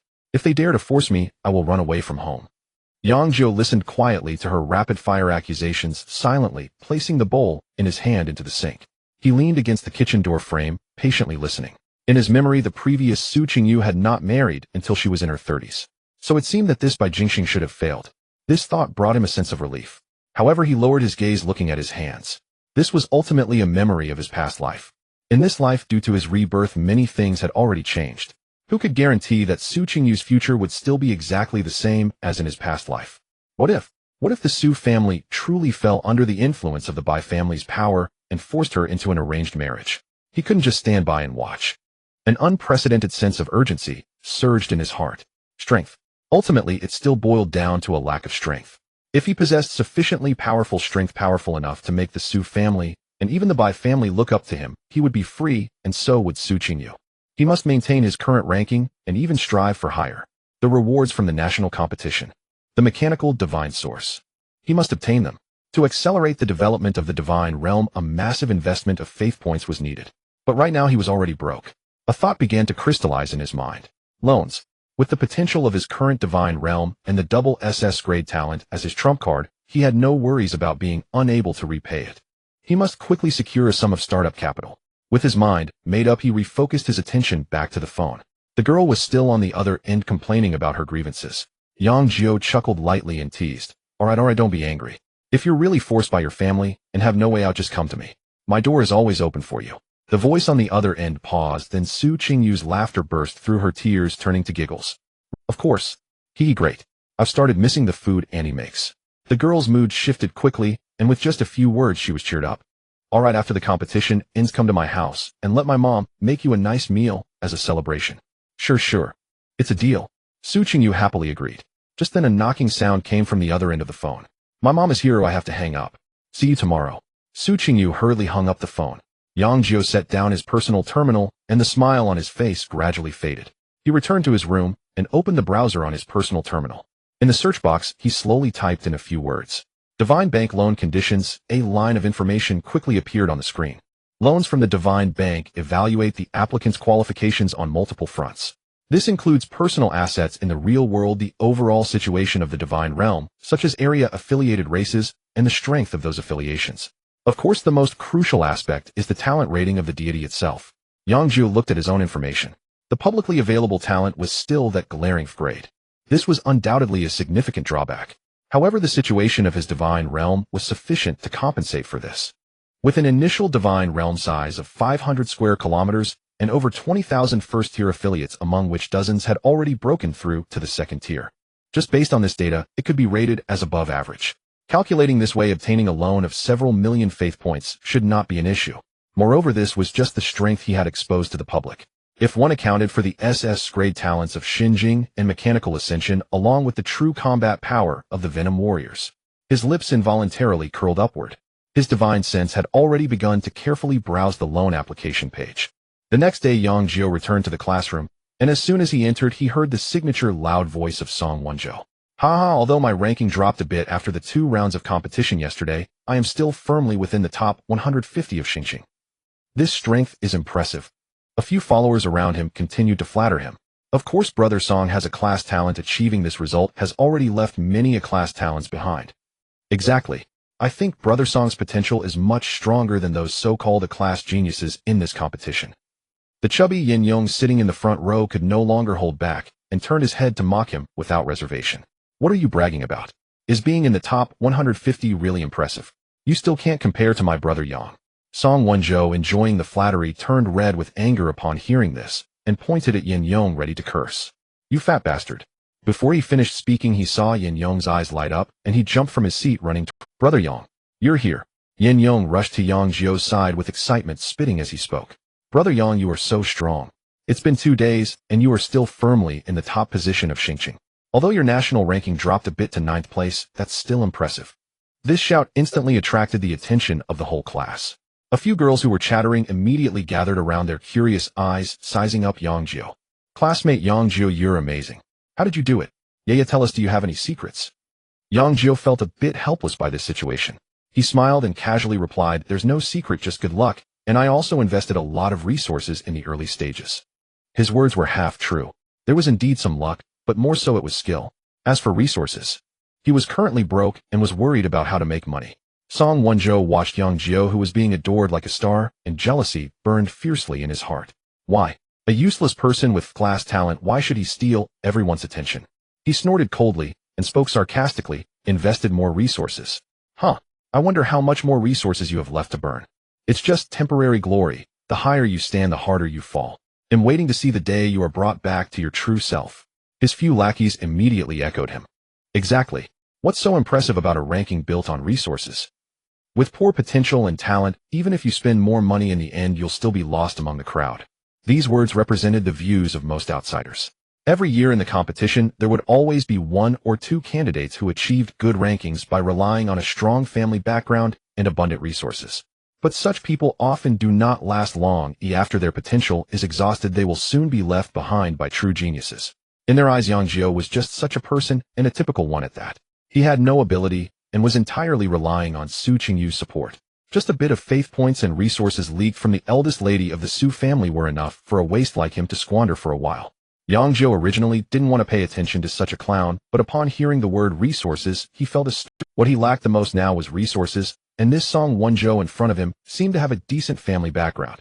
A playful smile appeared on Yang Jiu's face as he looked at Song Wonzhou. I can't say how my potential is, but it seems like yours isn't that great at the moment. PFF. A classmate in the room couldn't help but laugh out loud. Song Wonzhou's face turned green with anger. He felt humiliated in front of everyone. What are you laughing at? It's just luck. Yang Jiu, do you really think you deserve to be in first place? He pointed at Yang Jiu's nose and shouted angrily, do you think you'll always be first? Yang Jiu shrugged and replied leisurely, what if I remain in first place forever? Song Wonzhou was completely enraged by his calm demeanor. Good. If you can stay first until the end of the Xinjiang competition, it'll give you 5,000 faith points. How about that? 5,000 faith points. A collective gasp echoed in the classroom. This was not a small amount, enough for an ordinary divine family's expenses for an entire year. Yang Jiu secretly chuckled to himself. He had taken the bait. In his 2 lifetimes, he understood people like Song Wonzhou too well, impulsive, concerned about appearances, and unable to withstand the slightest provocation. However, the show had to go on. He feigned hesitation, shook his head, and turned away. "I'm not going to bet with you." His act of being scared immediately provided Song Wonjo's lackeys with a point to attack. "Huh? Are you scared? I told you he wouldn't dare. Does he even know his own level? Still wanting to be first, forever dreaming." The harsh taunts greatly satisfied Song Wonjo's vanity and completely made him lose his rationality. He felt that Yang Jiu's previous hesitation was clearly a sign of cowardice. And class talent, a human clan dependent to achieve his current results, must have used some forbidden technique that overdrew potential or a one-time item. Although this kid's potential was not great to begin with, such means definitely wouldn't last. Spending 700 faith points to make this guy embarrass himself in public or even ruin his Dao heart would be an incredible deal. The trace of doubt in Song Wonjo's heart was completely dissipated by arrogance, and he directly raised the stakes. 700,000. I'll bet 700,000 faith points. Will you take the bet? He took a step forward, closing in on Yang Jiu with a sinister smile. "If you lose, I won't take your faith points. After all, you're too poor to afford it. From now on, every time you see me, just call me Dad. How about it? Do you dare?" "Brother Yang, don't be impulsive." Yin Yong was anxious and grabbed Yang Jiu's arm. "Staying in first place is too difficult. The competitions ahead will get tougher. If you encounter Su Qingyu, you definitely won't be able to win. If you don't encounter her, that's even worse. It means you were eliminated before. Moreover, the school just issued a new notice that starting from the top 16, you can't just concede. You must wait for the intelligence system to determine that you meet the conditions for conceding or directly declare you lost the match. The risks are too great." The entire classroom fell silent, all eyes focused on Yang Jiu, waiting for it. Song Wonjo crossed his arms and raised his chin high, looking down at Yang Jiu with the posture of a victor. Yang Jiu brushed Yin Yong's hand aside and calmly looked at Song Wonjo, his indifferent demeanor as if he were looking at a troublesome child. He slowly opened his mouth and uttered two words. "I bet." The pace of today's matches has clearly accelerated significantly. Yesterday there were only 2 matches, each lasting 4 hours. But today it directly turned into 2 matches in the morning and 2 in the afternoon. The morning matches ended in a flash. Yang Jiu's 2 opponents saw the fearsome black monsters emerging from the Divine Realm portal and did not even entertain the thought of resistance, almost surrendering instantly. For them, rather than sending their hard-trained subordinates to their deaths, it was better to enter the loser's bracket to seek that final glimmer of hope. Yang Jiu achieved 2 victories effortlessly without shedding blood. However, the last match of the afternoon made him feel a hint of pressure which he hadn't experienced in a while. His opponent was a genius with a level talent, and his subordinate was a giant from the race known as mountain giants.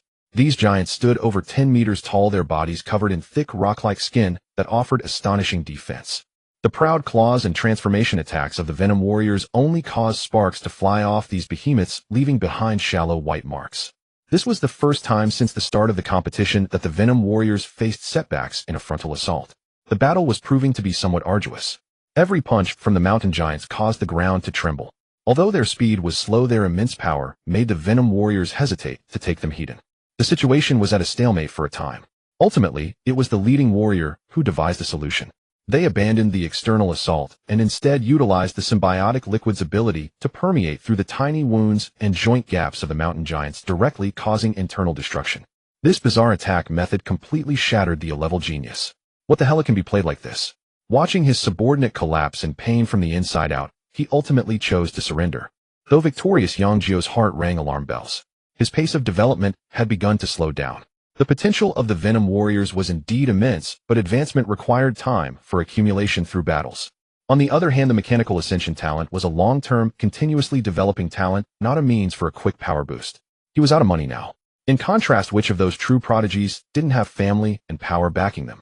They could recklessly use faith points and rare resources to expedite the growth of their subordinates and purchase powerful Divine Realm cards. This bet he had to win. Not just for the 700,000 faith points, but to maintain his top ranking.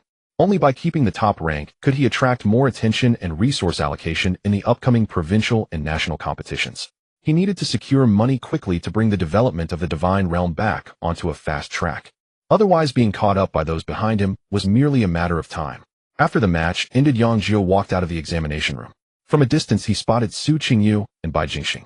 Su Qingyu's small face was tense, completely devoid of yesterday's liveliness and smiles, just standing there looking gloomy. In contrast, Bai Jingxing beside her still wore that gentle smile, appearing to be in a good mood. Upon seeing Yang Jiu, Su Qingyu immediately jogged over. She reached Yang Jiu's side, looking up at him with a hint of reproach and concern. Yang Jiu, how could you gamble with someone like Song Wenzhou? 70,000 faith points, and betting to stay first, this is too risky.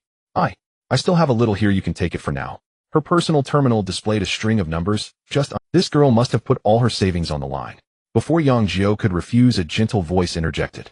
Bai Jingxing had also approached without Yang Jiu noticing. He glanced at the numbers on Su Qingyu's terminal, then flashed a benevolent smile at Yang Jiu. Yang Jiu, if it's a matter of faith points, I can lend you up to 500,000 without any interest. His demeanor was very humble, as if he were merely a kind senior wanting to help a classmate. But Yang Jiu sensed a hint of condescension behind his gentle smile. This was a blatant maneuver. If he accepted this money, it would mean acknowledging in front of Su Qingyu that he was inferior to Bai Jingxing, and he would even owe the latter a favor. It would be difficult to get close to Su Qingyu again after this. No need. Yang Jiu declined outright, without a moment's hesitation. He turned to Su Qingyu and comfortingly patted her head. Don't worry, I have it under control. Seeing his confident demeanor, Su Qingyu, though still somewhat worried, did not insist further. She understood Yang Jiu, he never acted without certainty. Meanwhile, Bai Jingxing's smile faltered slightly, but quickly returned to normal. However, there was now a hint of curiosity in his gaze toward Yang Jiu. Is he really confident? He had investigated Yang Jiu's background, which was unremarkable, with both parents being working class, lacking any divine lineage. He was also clear about Su Qingyu's support, which amounted to just a few million. This amount might be sufficient for initial development, but it was utterly unrealistic to rival those true aristocratic heirs with it. Then where did his confidence come from? Could it be that he really had some hidden stroke of luck? This thought set off alarm bells in Bai Jingxing's mind. At that moment, Su Qingyu's mother approached. Today, Su's father was absent. Qingyu, it's time to go. Su's mother nodded kindly at Yang Jiu as a form of greeting. Su Qingyu reluctantly said goodbye to Yang Jiu, and then followed her mother and Bai Jingxing into a hovering vehicle. Yang Jiu watched the departing vehicle and turned towards the bus stop.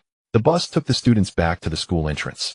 Yang Jiu did not go home, but directly hailed a taxi by driver. Take me to the largest divine credit center in Xingqing. Although the bank loan interest rates were low, the review process was too stringent and the time taken was too long with limited amounts available. He couldn't wait. Right now he needed speed. The taxi was speeding towards those various private loan companies, which had the only advantage of being fast. Of course, the drawbacks were just as apparent. Their interest rates were exorbitantly high. However, in this world, as long as it did not breach the legal limits of usury, everything remained within the bounds of acceptable regulations. Yang Jiu leaned back in the back seat, watching the rapidly retreating scenery outside the window. For the upcoming matches, for that mechanical divine source, for Su Qingyu to live according to her heart. This price he was willing to pay. Soon the taxi stopped in front of a resplendent building. Yang Jiu paid the fare and got out. He looked up. At the top of the building, the 4 golden words "Global Credit" sparkled in the sunlight, radiating an atmosphere of opulence. Yang Jiu pushed open the heavy glass door of Global Credit and walked inside. A wave of cool air mixed with a faint scent of fragrance greeted him. The hall was resplendent, with a polished marble floor reflecting the dazzling crystal chandelier above, exuding an atmosphere of opulence and indulgence. A young woman at the front desk, dressed in a professional suit, looked up and was somewhat surprised to see Yang Jiu in his student attire. Hello, how can I assist you today? I am here to apply for a loan, Yang Jiu stated directly. The standard smile on the young woman's face faltered for a moment. A student here to apply for a loan. At his age, shouldn't he still be asking his parents for pocket money? Loan. Sir, may I ask if you are of legal age? I am of age, Yang Jiu replied, pulling out his identity terminal and placing it on the counter. The young woman checked and confirmed he was indeed 18. All right, what type of loan would you like to apply for? Her curiosity grew stronger. It was rare to see such a young client, especially during the citywide competition. Shouldn't everyone be busy preparing for the competition at this time? Faith Point Loan, Yang Jiu replied. This genuinely surprised the young woman. Please follow me, they'll get you the application materials. She quickly returned with a data panel. Yang Jiu took it and began to fill in his information. Name Yang Jiu. Domain area 500 square kilometers. Talent level summoning altar. Followers over 20,000. He filled in everything truthfully except for his hidden SS level talent. The level talent and human followers stood out starkly on the application form, but he knew that the other data was the foundation for his courage to enter this place today. The young woman retrieved the panel, and her hand trembled slightly as her gaze swept over the details. 500 square kilometers. More than 20,000 followers. Is this a joke? But the identity information is real. She dared not ask more questions, her attitude becoming even more respectful as she led Yang Jiu through a quiet corridor. Sir, next we will need to conduct a domain assessment to verify the information you provided.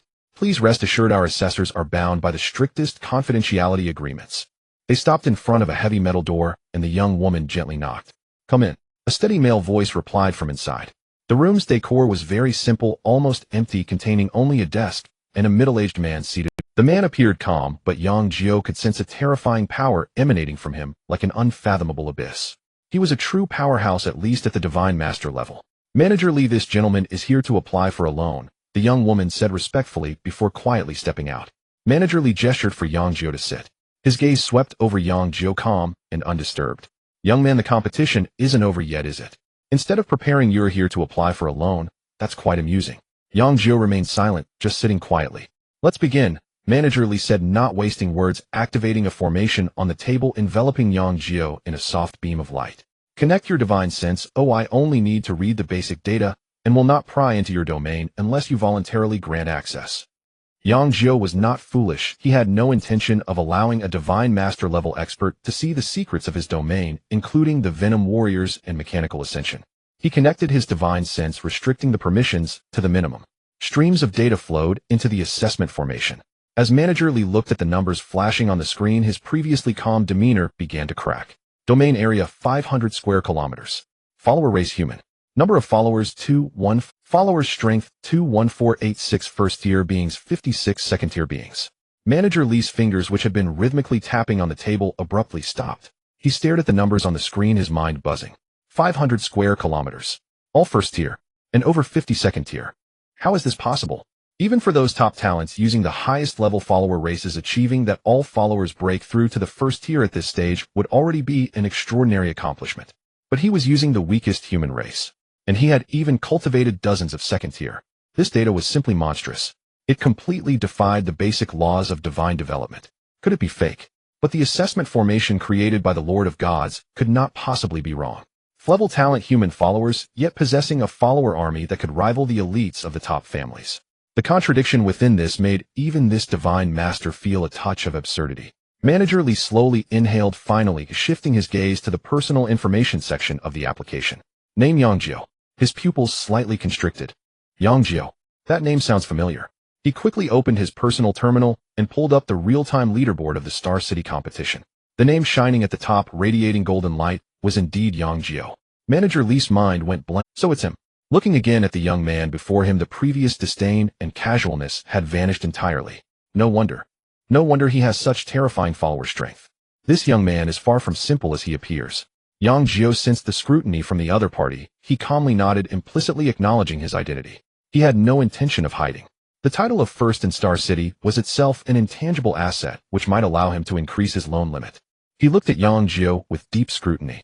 The assessment is complete. Manager Lee's voice was somewhat hoarse. We will process your application as soon as possible. You will have results shortly. I'm in a hurry, Yang Jiu replied succinctly. I understand. Manager Lee nodded, his attitude transformed entirely from before. For the upcoming competition, right? I will personally supervise your application and expedite the process. He paused before adding. Rest assured, client privacy is our highest principle. We will not disclose any of your information. This was a promise to a young man who might become a giant in the future. Yang Jiu nodded and stood up to leave. Back home, just finishing dinner, his personal terminal chimed. It was a message from Global Credit. He opened it. Dear Mr. Yang Jiu, after evaluation, your final credit limit is 5 million faith points. Annual interest rate 10. The loan will start accruing interest and repayments next month. You must at least repay that month's interest each month. If the minimum repayment is not made for 3 consecutive months, Global Credit will apply for enforcement from the Divine Arbitration Court. At that time, ownership of your domain will be frozen and taken over by us until you repay all principal and interest. The last of the terms bore a warning in bold red font.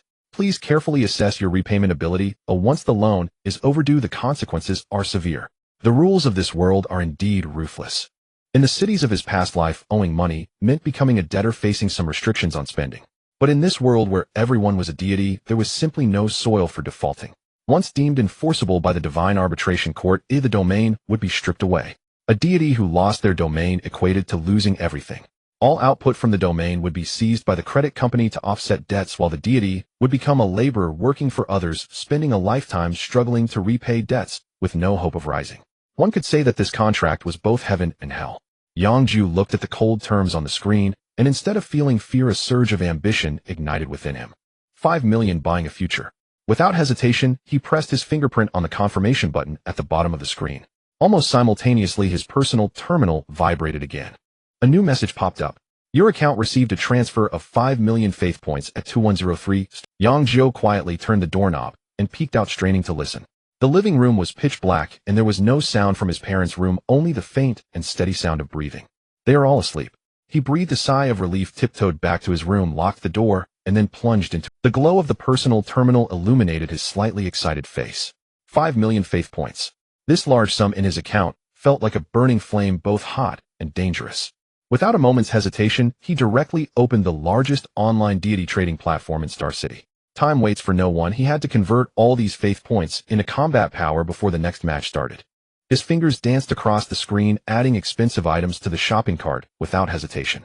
Race breeding card D-Class designates a race and increases its breeding speed by 100 for 7 days. God domain time.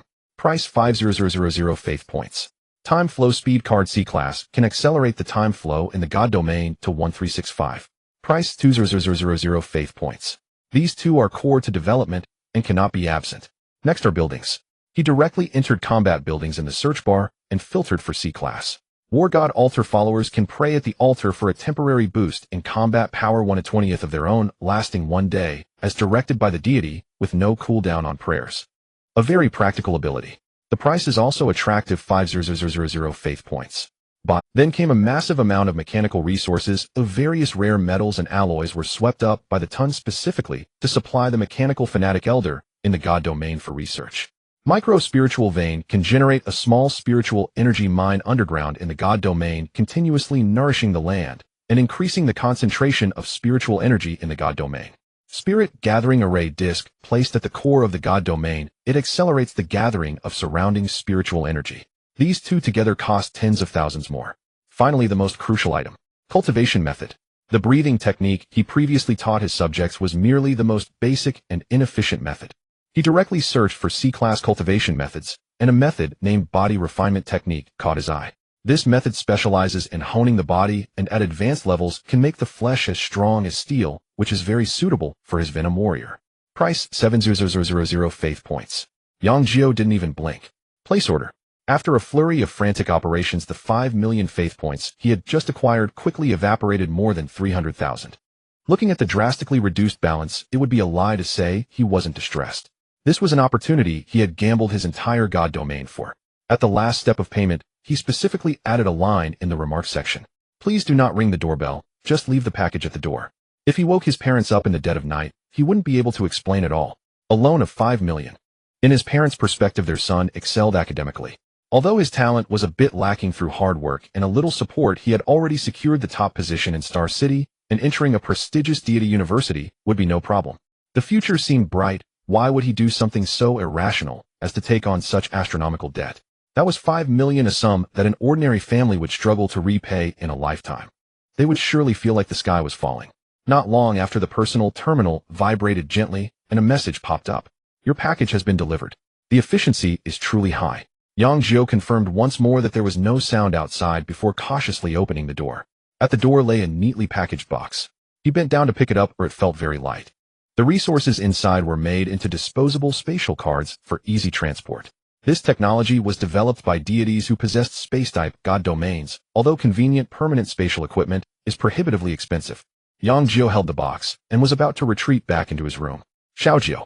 Behind him, his mother Wei Fengshu's slightly drowsy voice suddenly rang out. Yang Jiu's body froze, instantly, cold sweat nearly breaking out.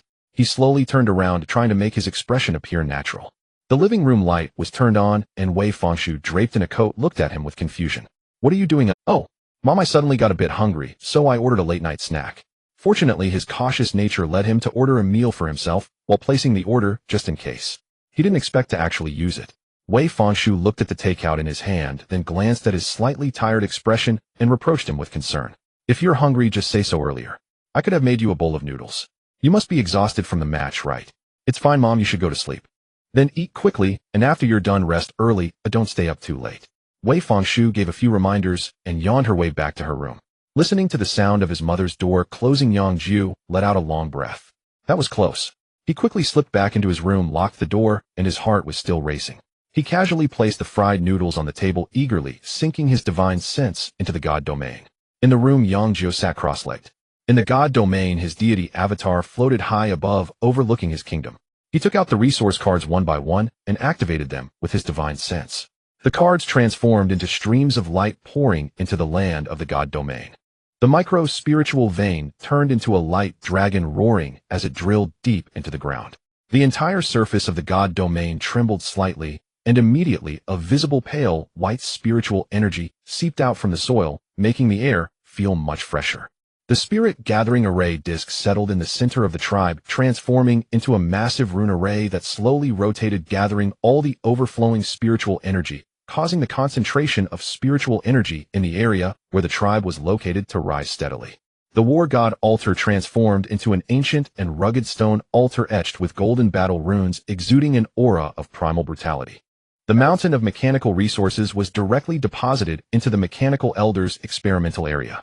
Finally, there was the card documenting the body refinement technique. The card transformed into a beam of golden light, exploding in midair into countless tiny light points that precisely fell into the foreheads of each citizen in the god domain. In an instant, all the citizens who were resting or training felt a jolt in their bodies. A vast and profound stream of information surged directly into their minds. It was a cultivation method far more complex and powerful than the breathing technique. They didn't even need to understand every detail, and every meridian route was clearly imprinted deep within their souls. This is a miracle. Their God has once again bestowed upon them supreme grace. After a brief moment of daze, all of the tribe's over 20,000 citizens, no matter where they were or what they were doing, simultaneously knelt down in reverent worship towards the sky. Thank you, our God. Praise our God. The roaring prayers gathered into a torrent of faith, washing over Yang Jiu's divine body and bringing him a sense of comfort. The citizens did not quite understand the use of those buildings and spiritual veins, but this powerful cultivation method that had been imprinted directly into their minds was the most tangible benefit. They could clearly feel that as long as they practiced according to this method, their power would undergo a tremendous leap. Meanwhile, at the other end of Star City, in a heavily secured study of a top-floor villa, by Jingxing was holding a glass of red wine, gazing out at the night view of the city. A figure shrouded in shadows silently appeared behind him, kneeling on one knee. Bai Xiao, the target has made... Go on. Bai Jingxing's voice was calm without turning around. The target has just applied for a loan of 5 million faith points from Global Credit. Bai Jingxing paused in his action of swirling the wine in his glass.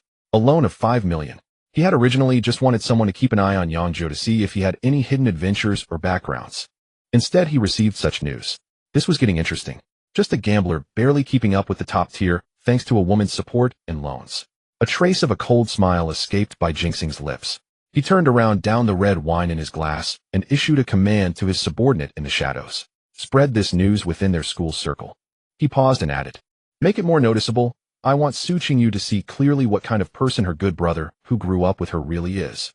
As soon as Yang Jiu walked into the school, he keenly sensed that something was off about the atmosphere. The gazes of his classmates held an indescribable meaning mingled with disdain, jealousy, and schadenfreude. He even vaguely heard a few comments. No wonder he can take first place. If I had hundreds of millions of faith points thrown in, I could do it too. Exactly, thought he was a dark horse, but turns out he's just a cash cow. Yang Jiu felt a bit puzzled. Hundreds of... Who are they talking about? Although he took out a loan, it was only 5 million, and this matter shouldn't be known by anyone. Maybe they were referring to some unknown rich second generation. He didn't think too much about it, and headed straight to the classroom. But as he reached the classroom door, a figure blocked his way. It was the homeroom teacher Lin Xiaozhu.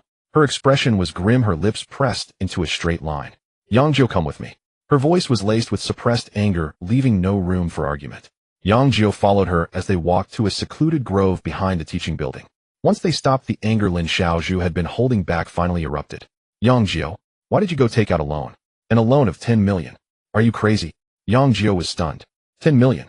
When did he ever take out 10 million? Moreover, how did Teacher Lin find out? Teacher I? What do you mean by I? Do you know what this means? You have an level talent, a human clan dependent. How are you going to repay this money? Lin Xiaozhu was so angry that her chest heaved, looking at him as if she couldn't believe it.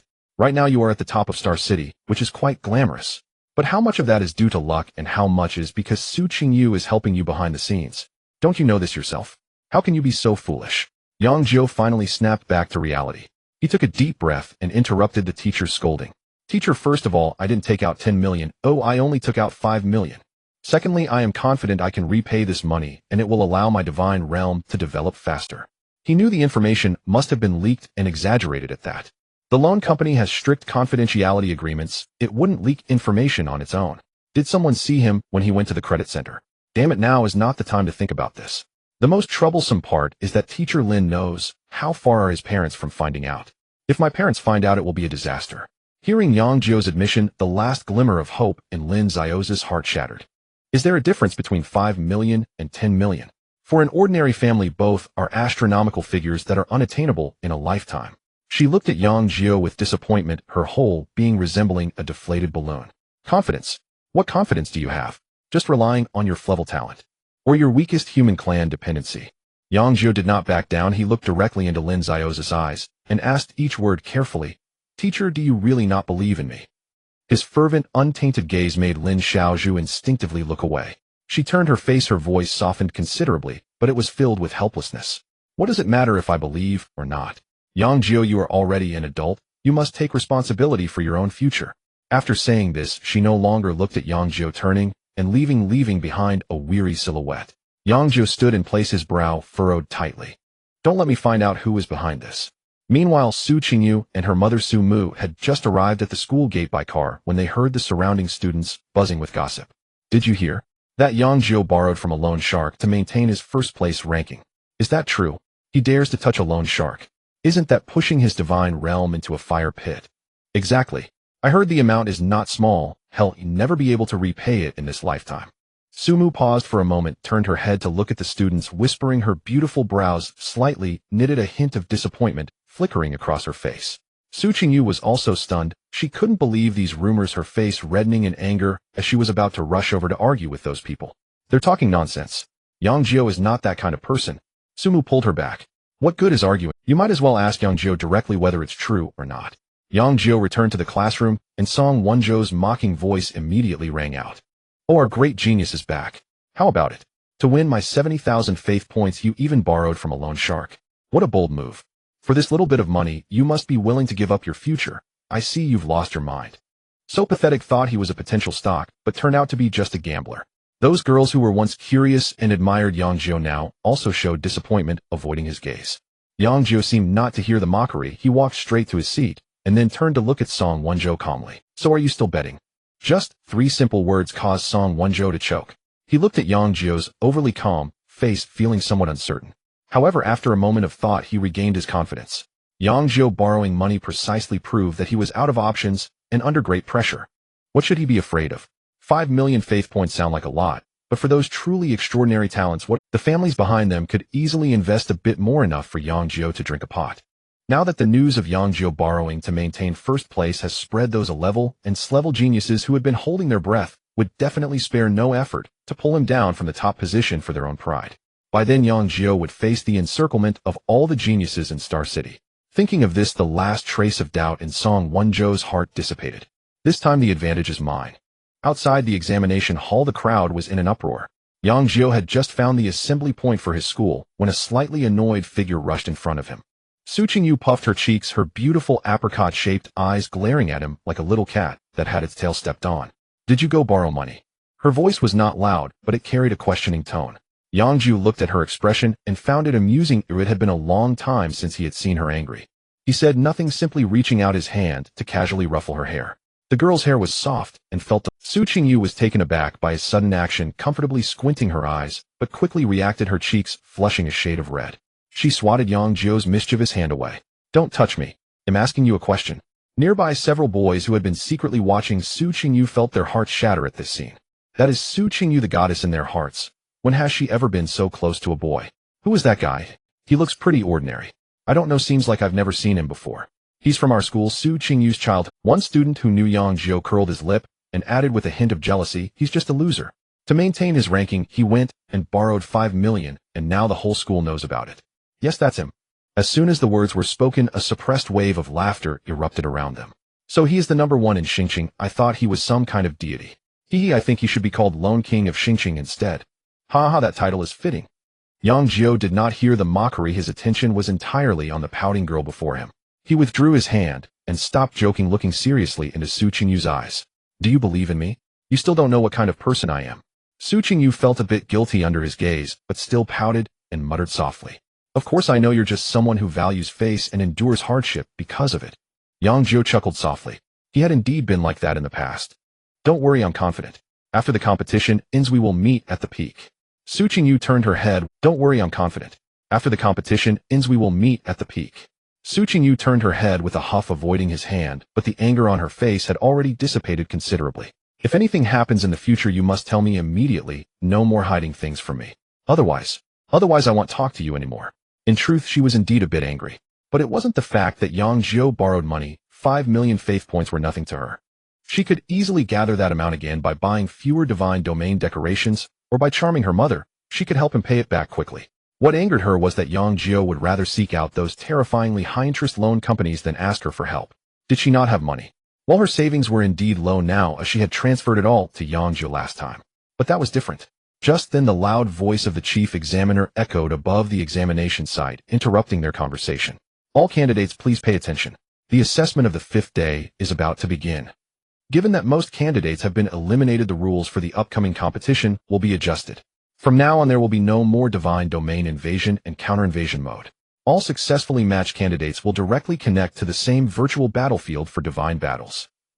The battlefield environment is highly variable. It could be a land of lava or an endless sea, primarily testing each candidate's command ability over their followers and their on-the-spot reaction capabilities facing different environments.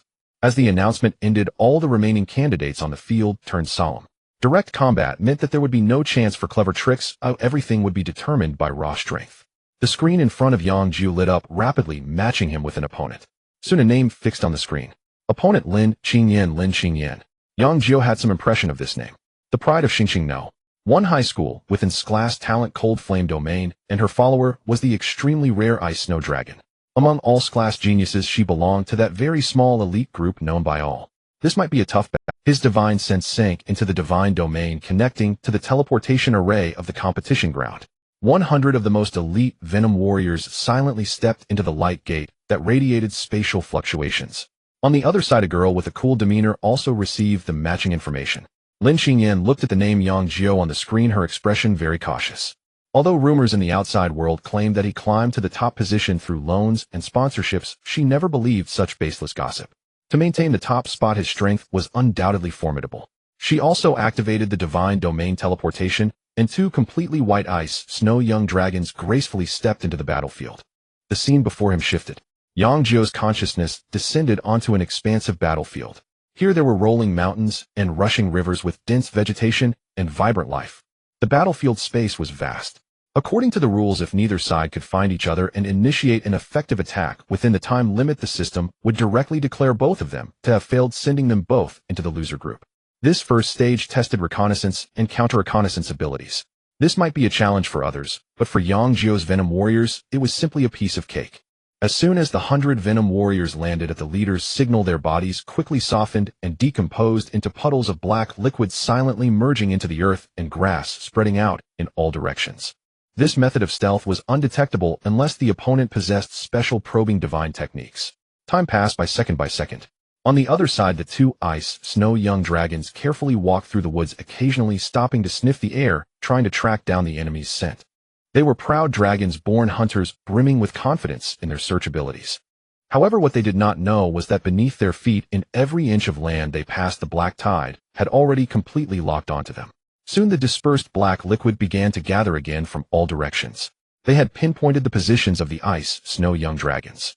Without a moment's hesitation, the black liquid once again burrowed underground, silently surrounding the target. On an open riverbank, the 2 ice snow young dragons were drinking water by the river. They were utterly unaware that beneath the ground surrounding them, a massive net woven from black liquid had completely enveloped them. On the riverbank, as 100 grotesque black creatures reformed from the mud and shadows, Lin Qingyan, observing everything from the divine perspective on the opposite end of the battlefield, froze in shock. It was them. A scene from the infernal battlefield flashed back in her mind from a few days ago. 15 mysterious black warriors had crushed the formidable 3rd-tier flame demon and saved her ice dragon hatchling. She had always wanted to find that mysterious deity to express her gratitude in person, but she never expected that the enigmatic powerhouse would actually be Yang Jiu. Is it this person who has been ridiculed by the entire city, regarded by everyone as having climbed to the top as in grade talent thanks to Su Qingyu's support and loans? How could this be possible? Lin Xinyan instinctively called up Yang Jiu's publicly available information. Talent grade summoning altar. Kin human race. Human race. She stared intently at those bizarre black creatures on the battlefield, exuding a brutal aura. These things. Are they human? You call this human? An absurd thought surged in her mind, leaving her brain in a state of chaos. But the facts were right before her eyes, leaving no room for disbelief. The mysterious race that exhibited overwhelming combat power on the infernal battlefield was Yang Jiu's kin, and she was about to be their enemy. Lin Qinjian's fingertips felt a chill. She knew very well that her two ice dragon hatchlings, although rare in the dragon race, were still in their juvenile stage with only second-tier initial strength. Faced with these monsters that could easily tear apart third-tier flame demons, there was simply no chance of victory. This battle was doomed from the very start. She had already made up her mind that as long as the system allowed, she would immediately choose to surrender. This was to protect her hard-trained kin. However, even though she knew defeat was inevitable, she still wanted to see for herself just how powerful this race hidden by Yang Jiu truly was. Lin Xinyan no longer hesitated and commanded with her divine sense. Roar! On the battlefield, the two elegantly shaped ice dragon hatchlings let out a clear dragon's roar towards the sky. In an instant, an extreme cold aura surged from them, rapidly spreading in all directions. Grade talent frost flame domain. Crack! Crack! The earth was visibly covered with frost, the rushing river instantly froze, and the continuous mountains were tinted with a layer of icy blue. Within a kilometer radius, the entire world transformed into a kingdom of ice and snow. Immediately afterward, clusters of eerie blue flames surged without warning from beneath the frozen ground, carrying a strange chill as they swept towards the 100 Venom warriors. Through the divine perspective, Yang Jiu also felt the terror of this power. Is this what grade talent is?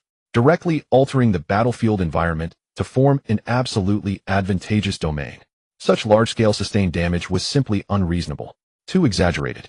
Unfortunately, he was facing Venom warriors. Faced with the overwhelming blue flames, the Venom warriors did not even attempt to dodge. Just as the flames were about to touch their bodies, their solid black forms suddenly softened and disintegrated, transforming into puddles of flowing black liquid that roamed freely on the ground. The blue cold flames passed through the liquefied bodies, but were unable to inflict any effective damage. Immediately afterward, the black liquid reformed and appeared on the other side of the cold flames, charging towards the two ice dragon hatchlings unharmed. Roar! The ice dragon hatchlings opened their mouths and unleashed two streams of dragon breath infused with extreme cold. The frontmost Venom warriors did not flinch or evade, allowing the dragon breath to strike them. The bone-chilling cold instantly exploded on them, forming a thick layer of ice that slowed their movements.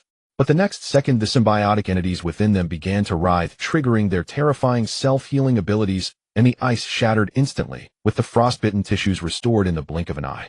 The Venom warriors knew very well that while the dragon race's damage was high, their sustained combat ability was a weakness. As long as they dragged it out and exhausted the opponent's energy, victory was inevitable. However, they did not want to do that. A war of attrition. That would be too boring. These combative warriors craved the exhilarating thrill of close combat. For our deity, the leading warrior let out a frenzied roar, braving the omnipresent frost and cold flames within the domain, and charged directly at one of the ice dragon hatchlings. Boom! A massive collision sounded. The enormous ice dragon hatchling was actually forced back repeatedly, letting out a painful cry. Dozens of other Venom warriors surged forward, their claws, fangs, and tentacles. Various attacks rained down on the two hatchlings. The scene instantly turned into a brutal beating. Although the ice dragon hatchlings fought back, desperately breathing out dragon breath and wielding their claws, their attacks on the Venom warriors caused damage that vanished in an instant. Yet every attack from the Venom warriors left deep, bone-visible wounds on their pure white scales. It was a complete slaughter. Lin Xinyan stared blankly at this scene, feeling a storm of emotions within. So strong. This terrifying healing ability, this frenzied fighting style. Is this truly the power that humans can possess? At that moment, a prompt finally popped up on the screen before her. Detected that your kin is at an absolute disadvantage. Would you like to surrender? She could surrender now. Lin Xinyan glanced at the two hatchlings on the battlefield that were already battered and bruised, no longer harboring any fighting spirit. Without hesitation, she chose yes. Almost simultaneously, Yang Jiu's personal terminal also received a notification. Opponent has surrendered. You have won this match. Yang Jiu stretched lazily. This was too easy, wasn't it? Grade talent sounded impressive, but was it really this simple? However, upon reflection, he found it quite reasonable. If he hadn't borrowed 5 million, the citizens of the divine domain would still be practicing the most basic breathing techniques, their physical fitness and recovery abilities far inferior to now. Faced with such a domain-type's grade talent, even if he could win, it definitely wouldn't be this easy. It seemed that the money spent was worth it. Accelerated development is always the right choice. Over the next day, Yang Jiu participated in 3 more matches, all of which he resolved effortlessly. The opponents were easily crushed by his Venom warriors, and some even resorted to turtle shell tactics, hoping to avoid confrontation, to lose together. At that time, it truly surprised Yang Jiu. The opponent's talent was of the hidden type, and if they couldn't be found, they would have lost together. Fortunately, Lady Luck was on his side. As he walked out of the examination hall, the sky had already turned a brilliant orangey from the radiant sunset. Yang Jiu opened his personal terminal and glanced at the real-time leaderboard. First place, Yang Jiu points XXXXX. His points were still far ahead, and even the gap with the second place had widened. There was no way around it. Every match had been a crushing victory, and the system gave him full marks for each. Even if Su Qingyu scored full marks in her subsequent matches, she wouldn't be able to catch up. After checking his account balance, there were still nearly 2 million faith points left. Tonight, he needed to plan carefully how to convert these faith points into the power of the divine domain. Just as he was deep in thought, a clear, slightly cold, pleasant voice rang out behind him. "Hello, Yang Jiu." Yang Jiu raised his head, and a cold yet exquisite face came into view. Lin Xingyan, the pride of Xingqing No. One high school with its-level talent. He felt somewhat puzzled. They seemed not to know each other aside from having been opponents on the competition field. However, seeing the hand extended toward him, he instinctively shook it, only for their contact to be brief. "Classmate Lin, do we know each other?" "We do not know each other." Lin Xingyan shook her head, her voice as cool as her demeanor. "But I want to thank you." "Thank me, eh?" Yang Jiu was even more confused. "The infernal battlefield," Lin Xingyan directly pointed out. "If it weren't for you, my subordinates might have suffered significant losses." Yang Jiu then suddenly understood. He recalled that in the infernal battlefield, his Venom warriors had indeed conveniently dealt with a group of fire demons attacking the ice and snow young dragons. However, that was purely coincidental. At that time, his subordinates had all been sparkling with excitement, eager to package those 2 little dragons and turn them into points. He chuckled and casually said, "It was just a small effort. After all, I needed to earn points too, and those fire demons happened to be my targets." Lin Xingyan, however, shook her head earnestly, seeming to be a person of principles. "One thing is one thing. The fact that you saved my subordinates is undeniable, and I owe you a favor. If you ever need my help, just let me know." Her attitude was sincere, not merely polite. Looking at her serious expression, Yang Jiu suddenly found it a bit amusing. Now the whole school, no, perhaps the entire Xingqing, was buzzing about him borrowing to maintain his ranking, calling him a pauper. Half joking and half testing, he spoke up. "Can you really help with anything? How about you lend me 1,000,000 faith points first?" He thought she would be taken aback or find him rude. To his surprise, Lin Xingyan nodded without the slightest hesitation. "Sure." She opened her personal terminal, seemingly about to initiate a transfer. Now it was Yang Jiu's turn to be stunned. So straightforward. He quickly waved his hands. No, I was just joking." He certainly didn't dare to actually take that money. If Su Qingyu, that little vinegar jar, found out he borrowed 1,000,000 from another girl, who knows what kind of trouble. Seeing Yang Jiu's panicked expression, a rare smile appeared on Lin Xingyan's cold face. While the two were talking, not far away in a shadowy corner, a well-dressed young man coldly observed the scene, his fingers unconsciously rubbing a ring. Just then a vibrant figure dashed over, accompanied by a fragrant breeze. "Yang Jiu." Su Qingyu ran over and naturally hugged Yang Jiu's arm, claiming her territory by hanging on him. She raised her small face, vigilantly glancing at Lin Xingyan across from her, puffing her cheeks, as she asked, "Lin Xingyan, what do you want with him?" Lin Xingyan glanced at her and snorted coldly. "What does it have to do with you?" Yang Jiu raised an eyebrow. Did they know each other? But upon reflection, it made sense. Both the Su and Lin families were prominent clans in Xingqing. Although the Su family had a bit more power, the Lin family was not far behind. These 2 young ladies grew up in the same circle, so it was not surprising they knew each other. Judging by their demeanor, their relationship didn't seem very cordial. Lin Xingyan ignored Su Qingyu and waved goodbye to Yang Jiu. "I'll take my leave now. Let's talk another day." With that, she turned and left, leaving behind a cold silhouette. Su Qingyu huffed at her retreating figure before turning to Yang Jiu, asking him angrily, "Spill. What's your relationship with her? Why was she looking for you?" Yang Jiu felt somewhat helpless as he pushed her small hand off his arm. "We were matched against each other this morning. We just chatted a bit." "Really?" Su Qingyu asked, half convinced. "Really?" Upon receiving his affirmative reply, the clouds on Su Qingyu's face cleared. Suddenly, she leaned in, mysteriously lowering her voice. "Let me give you a ride." She shook a car key in her hand. "I drove myself here today." That annoying, Bai Jingxing finally had something to attend to and my parents didn't come along. I finally managed to get the chance to come by myself. Having them drive me every day means I can't go to and from school with you. Looking at her proud expression, Yang Jiu couldn't help but smile. Once inside Su Qingyu's showy pink hovercar, the vehicle started smoothly. While driving, Su Qingyu seemed to remember something and turned to Yang Jiu. By the way, if my uncle and aunt find out about your loan, just push it on to me. Huh. Yang Jiu was caught off guard. Just say that the money isn't your loan, but rather that I invested in you because I see your potential. I've transferred money to you before so they won't suspect anything. Su Qingyu chuckled, revealing her adorable little tiger teeth. I know you well. You must be most afraid of your uncle and aunt worrying about you, right? Looking at her, Yang Jiu felt a warm current surge within him. This girl always knew how to consider his feelings in the smallest of details. The car quickly arrived at Yang Jiu's home. He got out of the car feeling somewhat anxious, unsure of the current situation, with rumors flying about his loan what if. He took a deep breath and pushed open the door. In the living room, his parents were sitting on the sofa watching television, and upon hearing the door open, they all turned to look. Little Jiu is back. His mother Wei Fangshu stood up smiling. Quick, wash your hands. The food is ready. His father Yang Weiguo also set down the newspaper and looked at him. Yang Jiu carefully observed their expressions. They seemed no different than usual, without a trace of worry or anger. Apparently, they didn't know yet. He let out a long sigh of relief. At the dinner table, his parents refrained from mentioning the loan, and instead, they kept serving him food. Son, how did the competition go today? Were you tired? Wei Fangshu asked with concern. Yang Jiu scooped rice into his bowl and replied vaguely, it was fine, not tiring. What about your results? Yang Weiguo was particularly concerned about this, asking, have you dropped in ranking? Yang Jiu swallowed the food in his mouth and looked up. I'm still first in Xingqing. He paused and added, I'm still 9th nationwide. The living room fell silent in an instant. Yang Weiguo and Wei Fangshu exchanged glances, both seeing shock and joy in each other's eyes. Good. Great. Yang Weiguo slapped his thigh, his excitement causing his face to flush, as expected of my son. Wei Fangshu's eyes also reddened, and she kept serving meat into Yang Jiu's bowl. Eat more, eat more. You've lost weight. Upon returning to the room, the indicator light of the personal terminal flickered for a moment, and a friend request, sender Lin Qingyan. Attached message, I am Lin Qingyan. Yang Jiu clicked to accept. Almost instantly, the other party's message came through. I still have 3 million faith points. I can lend you 1 million for now. Do you need more? Yang Jiu looked at this message somewhat amused. This girl really took it seriously. He replied, just kidding, no need. Lin Qingyan fell silent for a few seconds before sending another message. All right, but if you really need it in the future, you can come to me. I won't charge interest. It's better than those loan companies outside. Yang Jiu was utterly speechless. Was she pitying him? Or did she really just want to return a favor? He chose not to reply any further, directly closing the chat box and tossing the personal terminal aside. Now there were more important matters waiting for him to attend to. He sat cross-legged, his consciousness slowly sinking into his divine domain. Inside the divine domain, everything was in upheaval.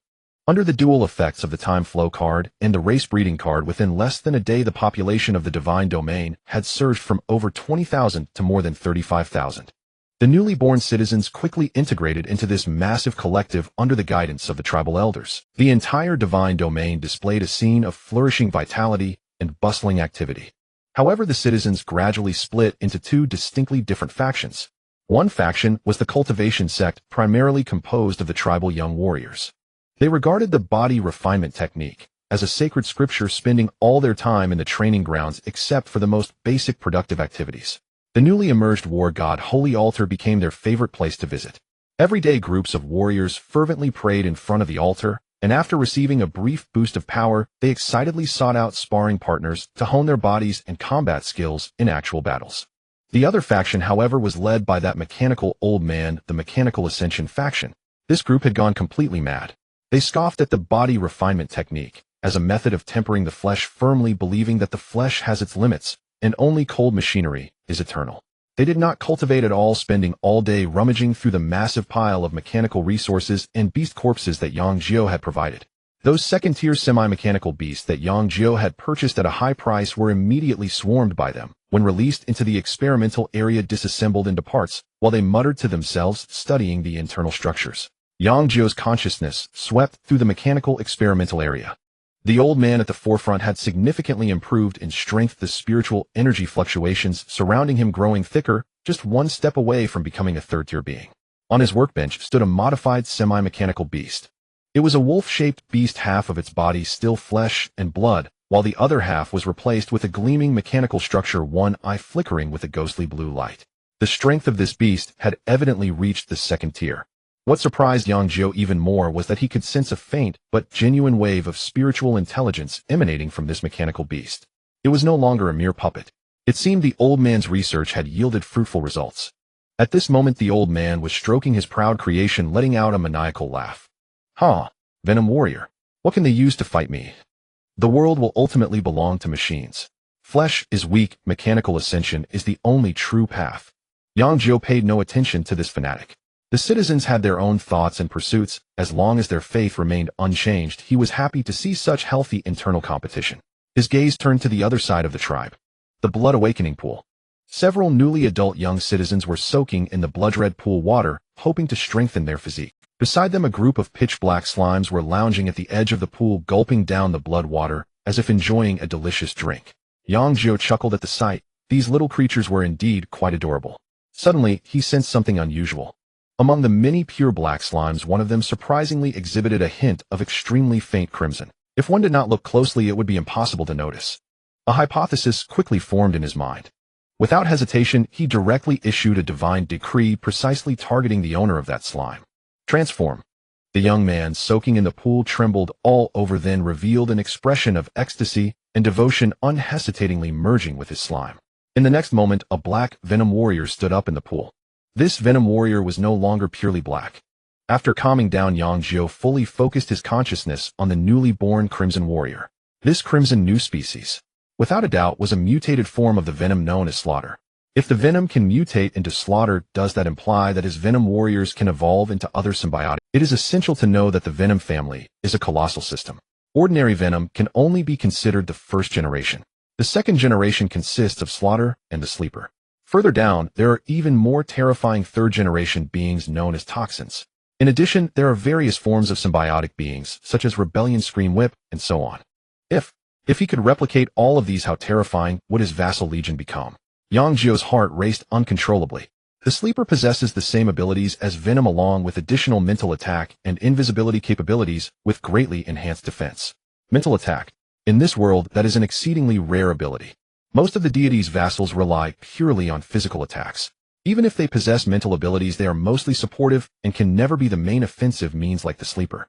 As for Toxin, it can be said to be the purest form of combat power within the symbiotic family. Since there is a possibility of mutation, he must create such conditions. Yang Jiu gritted his teeth and made up his mind. Since the abilities of these symbiotic beings essentially originate from those mutated dark slimes, he would start with the slimes themselves. He wanted to make it rain slimes in his divine realm. Without hesitation, Yang Jiu immediately opened the divine trading platform of Star City. He directly typed slime into the search bar and began to shop frantically. 1 million ordinary slimes, please. 1,000 highly toxic slimes, the kind that can kill third-tier beings. Invisible slimes, although lacking in attack power, possess excellent stealth capabilities. Buy. Healing slimes that can secrete healing liquids. Buy. Giant slimes as large as small mountains. Buy. The slime species is very interesting. Although they are universally recognized as weak, their ability branches are so diverse that they almost encompass all elements and special abilities, even if none are particularly strong. But this is precisely what Yang Jiu needs. He intends to present these different ability genes to his dark slimes, allowing them to choose their evolutionary path themselves.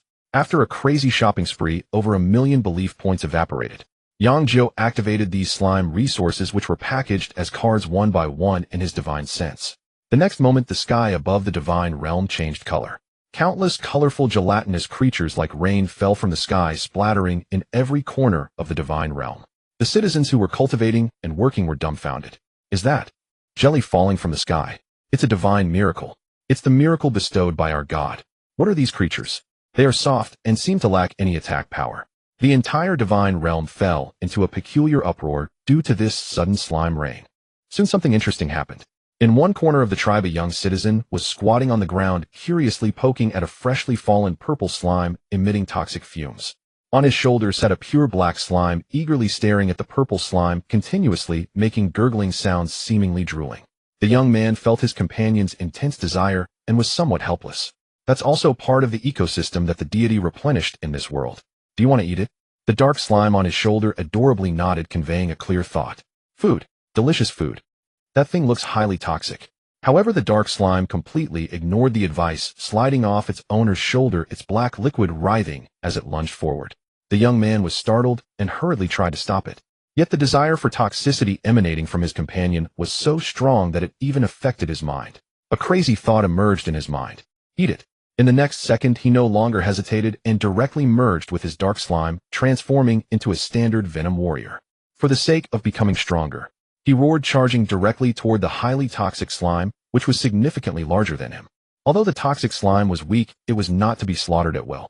It immediately spewed a thick stream of. The Venom warrior relied on his powerful self-healing ability, enduring the corrosion of the venom, while his sharp claws frantically tore at the body of the toxic slime.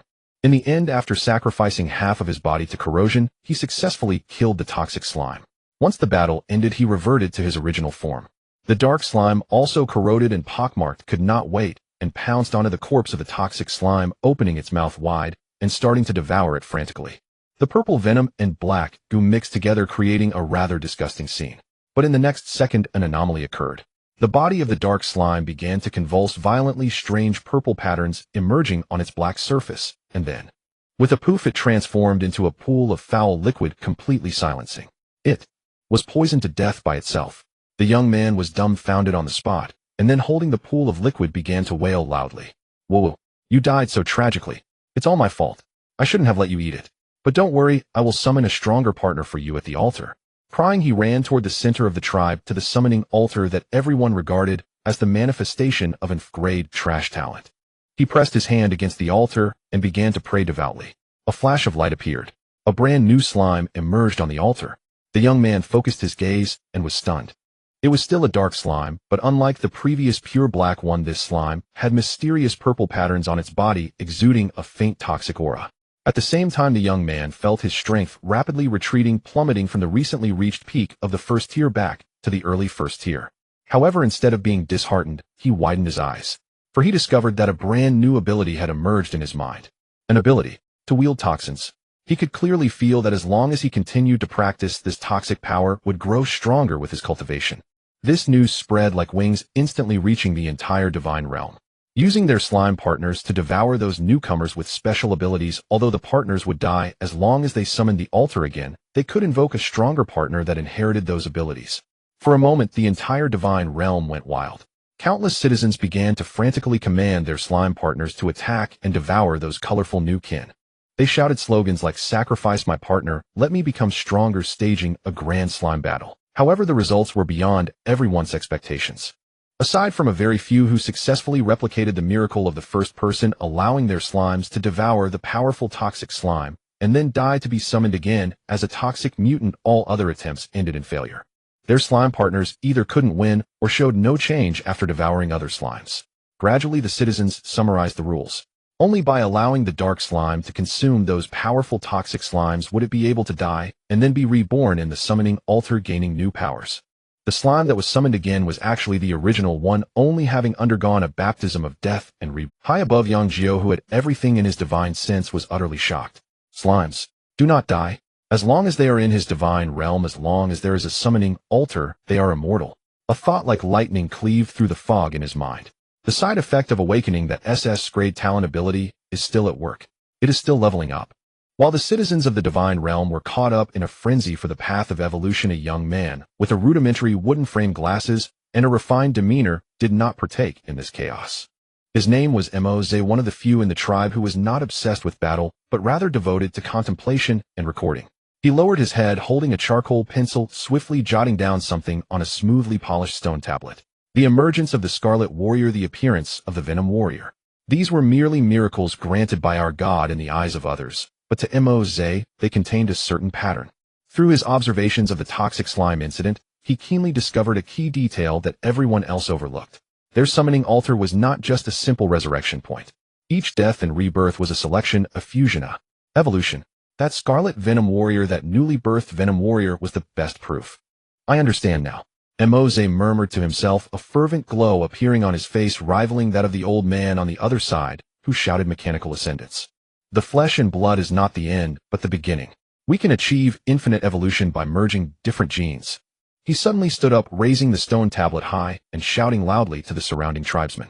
Those heretics shouting about evolution every day, now it's time for them to know what true evolution really is. His words ignited the young warriors who felt lost amidst the chaos. Yes, why should we abandon the powerful flesh bestowed by our God to pursue those cold steel? Flesh and blood is the foundation of our God's grace.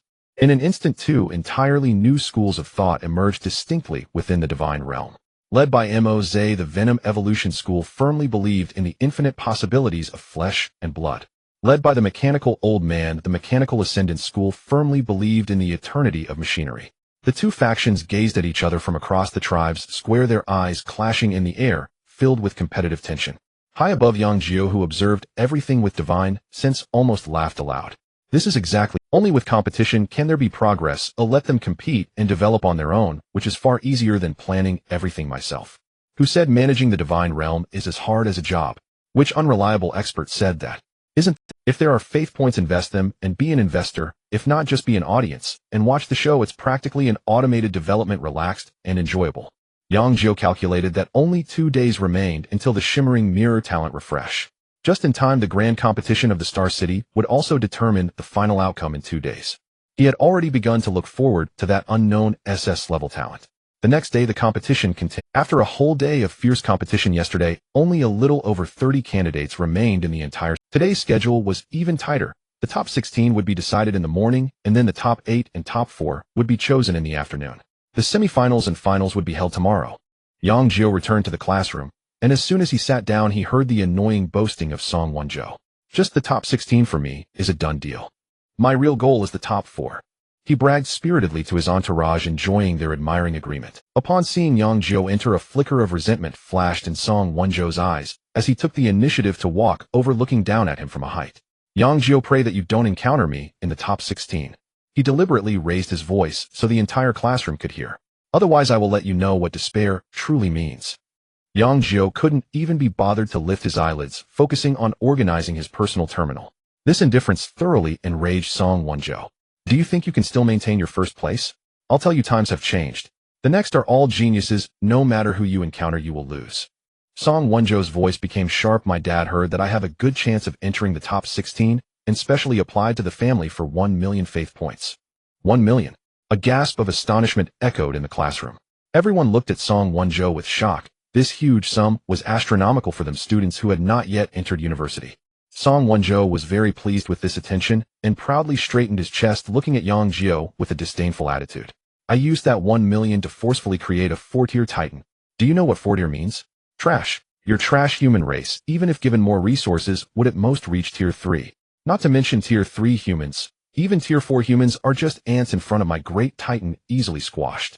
He became more excited as he spoke, as if he could already see Yang Jiu being trampled into mush by his titan. So prepare well, later in the arena, know how to kneel and beg for mercy, and how to call me Daddy. Song Wonjo, with deep emotion. The entourage around him burst into sharp laughter.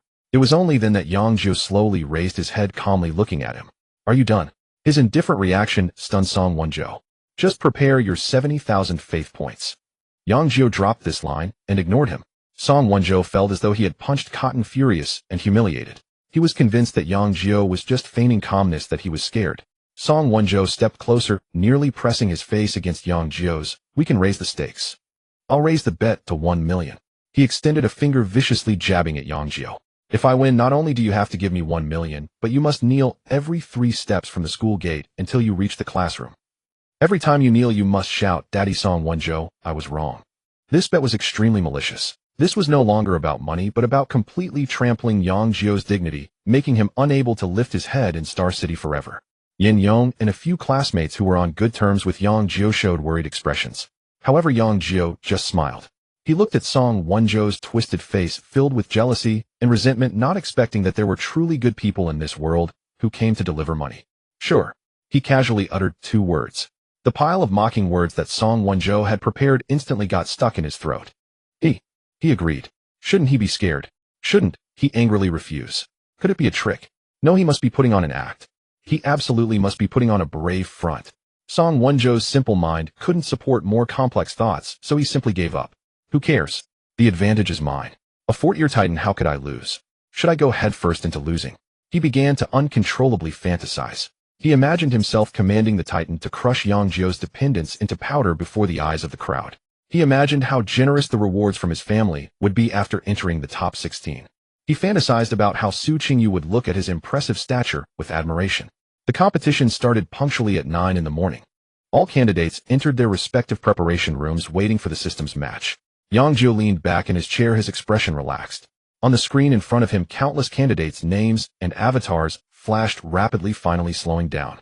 A line of clear text was fixed in the center of the screen. Your opponent, Song Wenzhou. In the preparation room, when the name of the opponent finally appeared on the screen, Song Wenzhou was momentarily stunned, then burst into uncontrollable ecstasy. It's him. It truly is Yang Jiu. It's simply divine assistance. Yang Jiu. Encountering me today, you will learn what cruelty truly means. He growled excitedly, his mind filled with images of his magnificent fourth-order Titan, crushing Yang Jiu's 100 pitiful human followers into a bloody pulp. All will perish. This time Yang Jiu must have sent all his elites. As long as he eliminates all these followers, Yang Jiu's divine domain will surely suffer a great blow, even risk collapsing. He could hardly wait to see the twisted expression on Yang Jiu's face, marred by despair and pain. If it weren't for the rules prohibiting contact with the opponent before the match, he would have rushed to Yang Jiu's side to mock him fiercely. On the other side, Yang Jiu looked at the name on the screen, revealing a somewhat sinister smile. Song Wenzhou. It's as if someone delivered a pillow just when he was sleepy. Encountering me will also let you know what cruelty is. He muttered to himself, his divine sense instantly plunging into the divine domain, beginning to deploy his troops. This time he held nothing back. The recently evolved Scarlet Slaughter Warrior radiating an aura of brutality and chaos. The one who had devoured the venomous slime and gained a new toxic ability along with 98 of the most elite second-order liquid warriors. 100 members, all deployed. Both the Scarlet Slaughter and Toxic Warriors felt the will of the divine. The two battle-hungry monsters could hardly contain themselves. It was time to familiarize themselves with this new surging power within them. With a flash of light, both sides' followers were simultaneously teleported to the battlefield. It was a desolate. Neither side had any thoughts of tactical maneuvering. Only one thought occupied their minds: find the opponent and crush them. The two teams from opposite ends of the battlefield sprinted straight toward the center. Soon at the horizons, Song Wenzhou spotted Yang Jiu's followers. As soon as he recognized the forms of those followers, he froze momentarily. What on earth are those things? Dark, grotesque, and bizarre creatures led by one entirely blood-red and another adorned with strange purple patterns. Each radiated a chilling aura of brutality. Wasn't it supposed to be human followers? His mind was in chaos, and the rumors about a mysterious black creature that circulated in the hellish battlefield flooded back into his mind. Could it be that those terrifying creatures were Yang Jiu's followers? Wasn't he supposed to have inflexible talent? How could he cultivate such things? However, this thought flickered away quickly. Song Wenzhou soon regained his confidence and gritted his teeth fiercely. No matter what kind of black or red monster it is. On his side, there was a genuine fourth-order Titan. In the face of absolute hierarchical suppression, any flashy race would be nothing but a worthless chicken. Though he thought so, a hint of caution lingered in his heart, and he was not careless at all. Gold element control. He activated his level talent directly. Buzz. Instantly, a heavy layer of steel armor appeared on the 100 Titan followers in his divine domain, with a faint golden glow on the armor's surface, enhancing their already formidable defense. Especially the leading fourth-order Titan, whose golden glow was the most dazzling, resembling an invincible war giant. At that moment, among the opposing follower army, the toxic liquid warrior adorned with purple patterns could no longer contain itself. It extended its scarlet tongue, licked its lips, let out an excited roar, and then its entire body transformed into a purple-black shadow rushing forward first. Its target was the tallest and most robust fourth-order Titan. Boom. The two massive figures, one black and one gold, collided violently, producing a deafening crash. It must be said that Titans as a higher race are indeed powerful. This race develops in an extremely balanced manner, excelling in strength, defense, and combat skills. The fourth-order Titan casually swung a punch, carrying a terrifying force that ripped through the air. But that toxic warrior was not weak either. It was clearly only a first-order rank, yet with the blessing of the war god Holy Altar, it managed to hold its ground against the fourth-order Titan, striking back fiercely. It skillfully dodged the Titan's heavy punches, its sharp claws sparking as they scraped against the Titan's steel armor, while corrosive venom continuously splattered from its body, hissing as it eroded the Titan's armor. Although it clearly fell to the disadvantage, sustaining several heavy hits, its terrifying self-healing ability kept it locked in a fierce struggle with the strongest fourth-order Titan. Seeing this scene, Song Wenzhou felt a slight relief. Thank goodness, while strange their strength wasn't that remarkable, They couldn't break through his Titan's defenses at all. However, before he could feel happy, the situation on the other side of the battlefield had completely collapsed. The blood-red slaughter warrior had no intention of joining the front lines. It stood at the edge of the battlefield, its body writhing, countless sharp bone spines shooting out from it, as if a rain of blood-red spikes fell precisely covering the rear of the Titan army. Puff, puff, puff. Those second-order Titans, although protected by golden armor, could hardly withstand such a degree of assault. Moreover, over 90 ordinary liquid warriors had already surged into the Titan formation like wolves. They bit and attacked frantically, creating opportunities for the Slaughter's ranged assaults. As soon as a Titan's armor was breached, the next moment, it would be met with the deadly projectiles of Slaughter. The scene was completely one-sided slaughter. One after another, the enormous Titan giants fell howling under the assault of the liquid warriors. Song Wonjo looked on in disbelief. How could this happen? How could his Titan army be so utterly overwhelmed? In just a matter of seconds, aside from the fourth-order Titan still entangled with the toxic warrior, all his other 30-plus second-order Titans had been slaughtered to the last. Corpses lay everywhere. Just as he was lost in thought, the system's cold prompt sounded in his ear. Detected that your followers are in absolute disadvantage. Do you choose to concede? Concede. No, I haven't lost. Song Wonjo's eyes instantly turned blood-red, a surge of frenzied ferocity rising from within. I still have a fourth-order Titan. I haven't lost. He let out a desperate roar, directly issuing the final Titan's secret technique. Devour and evolve. In the center of the battlefield, the only remaining fourth-order Titan suddenly let out an enraged roar skyward. In the next moment, the Titan corpses lying on the ground began to rapidly wither and dissolve, transforming into pure energy streams that surged wildly into its body. Boom. The fourth-order Titan's body started to expand at a visible rate, its golden armor shattering inch by inch, only to coalesce again under even greater power. An overwhelming pressure far surpassing before erupted. Its rank under the watchful eyes of the liquid warriors forcibly broke through its shackles, stepping into the realm of fifth order. Yang Jiu did not expect that Song Wonjo's Titan, a being of his kin, harbored such a secret technique. As for the human race, being a foundational species, they have no innate secret techniques at all. Of course, the advantages are also evident. Humans can cultivate the techniques passed down by the deities. After all, the deities themselves are also part of the human race. As the Titan, having stepped into the fifth tier, emanated a suffocating pressure, the Venom warriors did not cower. Instead, they collectively let out excited howls. Charged together. The will of the deity descended, and all the Venom warriors instantly responded. In the next moment, over 90 black figures transformed into flowing liquid, encircling the massive fifth-tier Titan from all sides. The black tide surged continuously, seeking a breakthrough. Meanwhile, the Venom warrior, adorned with purple patterns, opened its mouth wide and sprayed out thick clouds of toxic mist, enveloping the Titan completely. From a distance, the Scarlet Slaughter turned into a stationary artillery, its body writhing as countless sharp-boned spines erupted, shooting madly towards the Titan. Roar! The fifth-tier Titan was completely enraged, letting out a thunderous roar, ignoring the toxic mist and bone spines, and locked onto the Venom warrior that had been harassing it, delivering a heavy punch.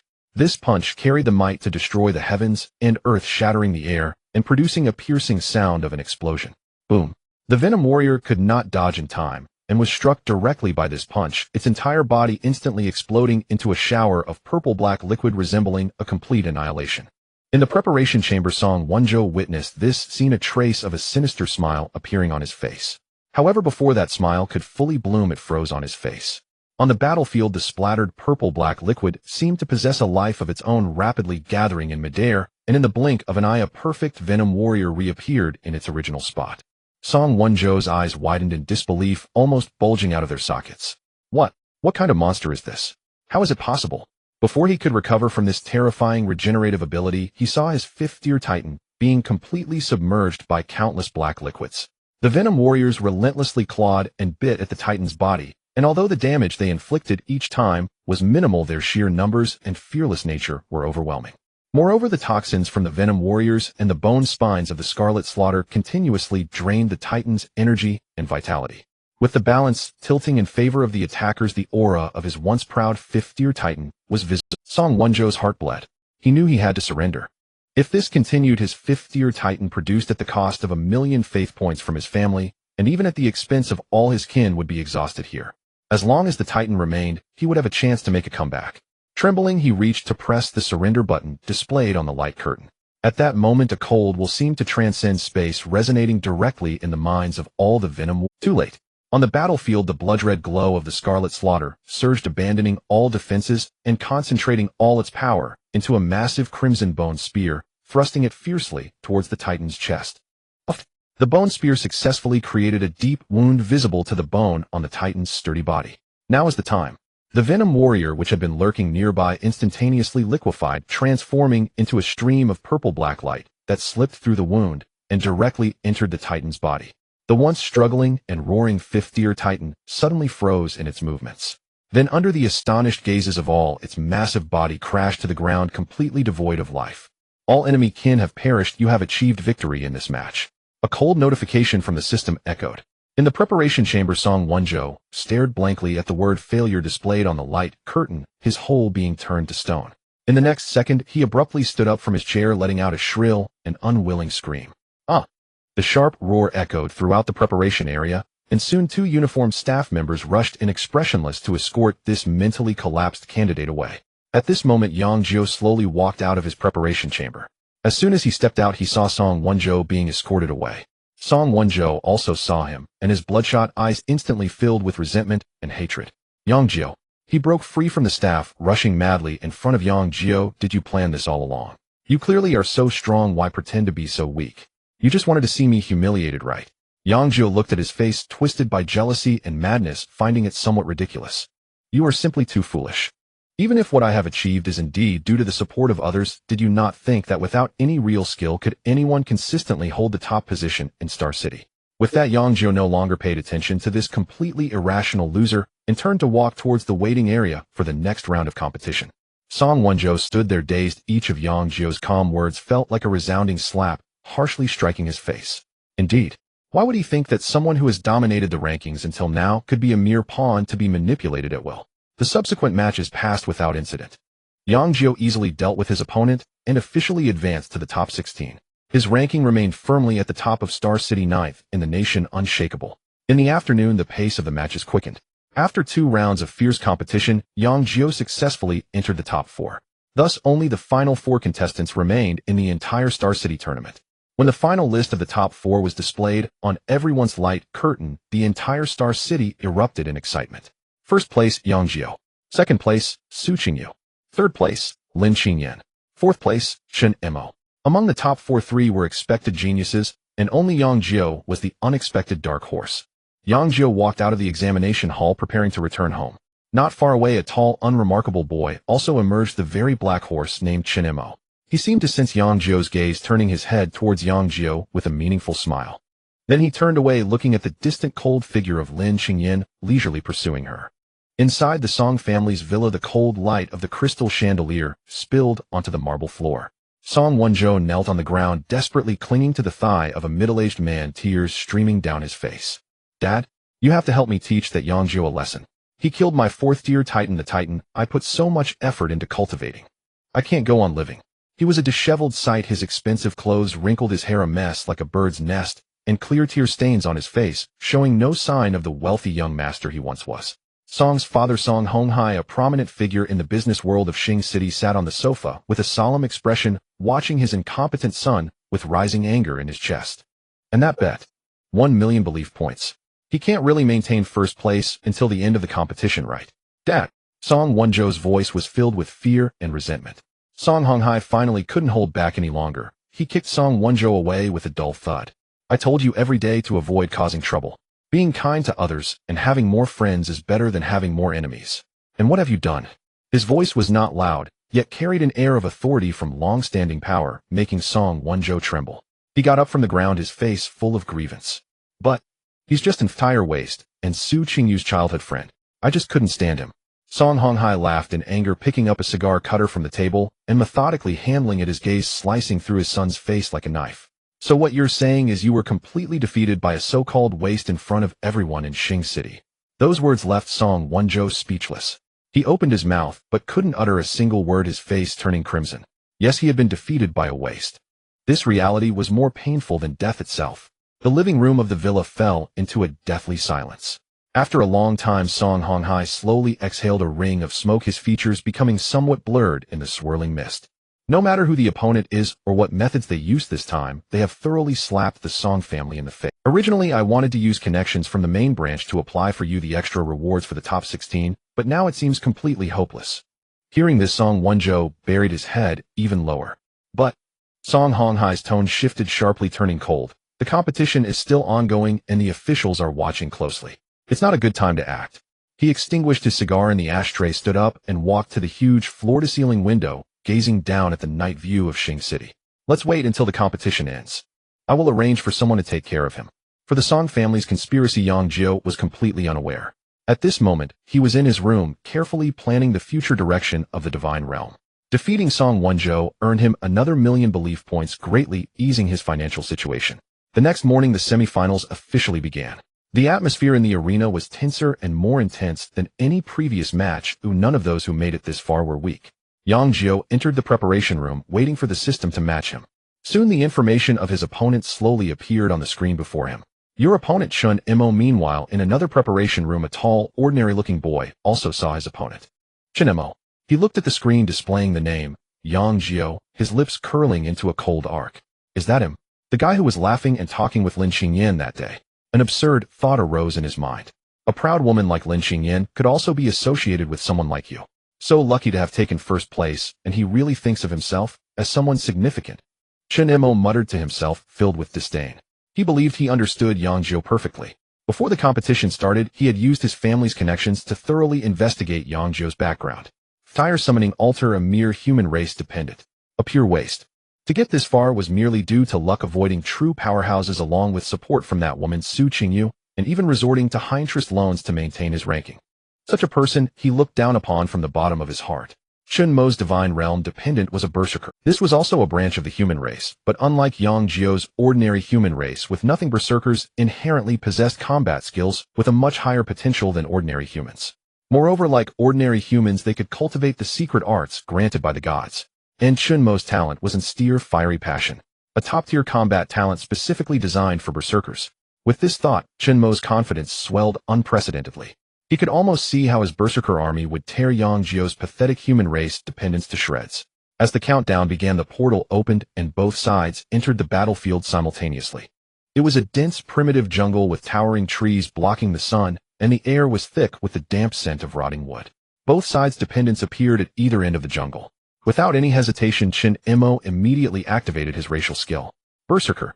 Charge forward. The 100 dependents, those burly and muscular berserkers, instantly had their eyes turn bright red, unleashing a terrifying aura. With the enhancement of this skill, they would be unaffected by any negative effects, and their combat power would double. But that wasn't all.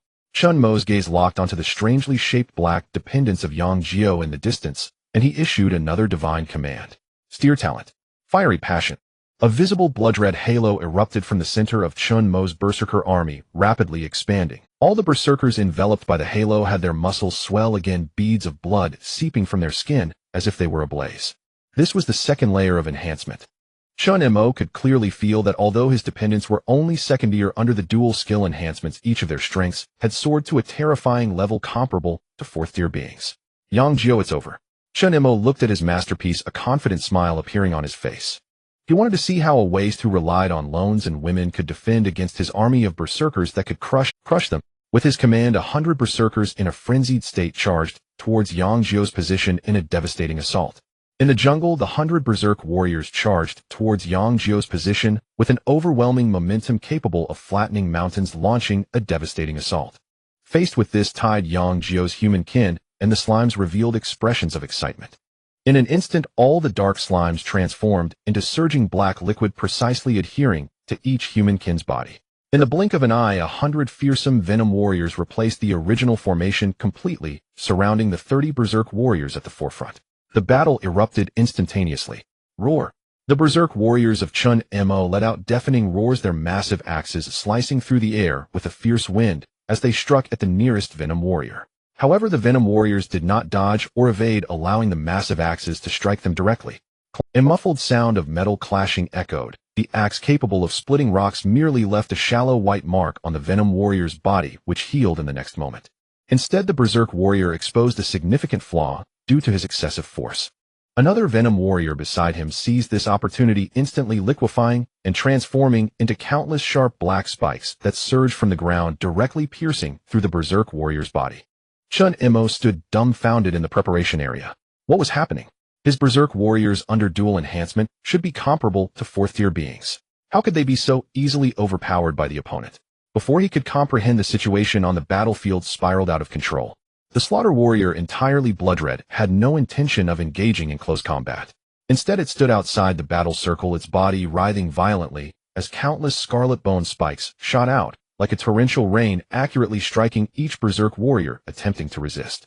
Meanwhile, the poisonous warrior, adorned with purple patterns, focused on the strongest Berserk leader, entwining itself like a phantom, its sharp claws constantly tearing, with purple-black venom splattering everywhere, leaving corrosive traces on the opponent.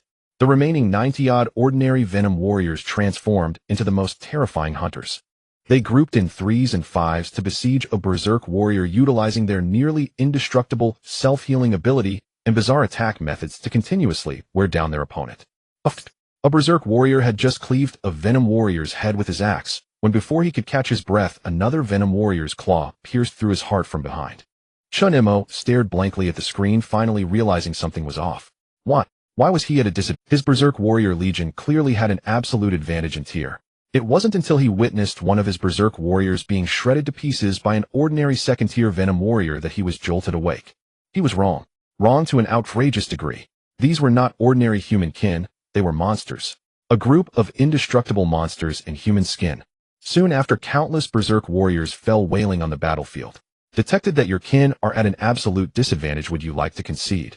The system's cold notification echoed in his ears. Chun Mo's teeth ground together, his face filled with unwillingness and humiliation. Damn it! How could he lose? How could he lose to a waste he despised, who rose to prominence through women and loans?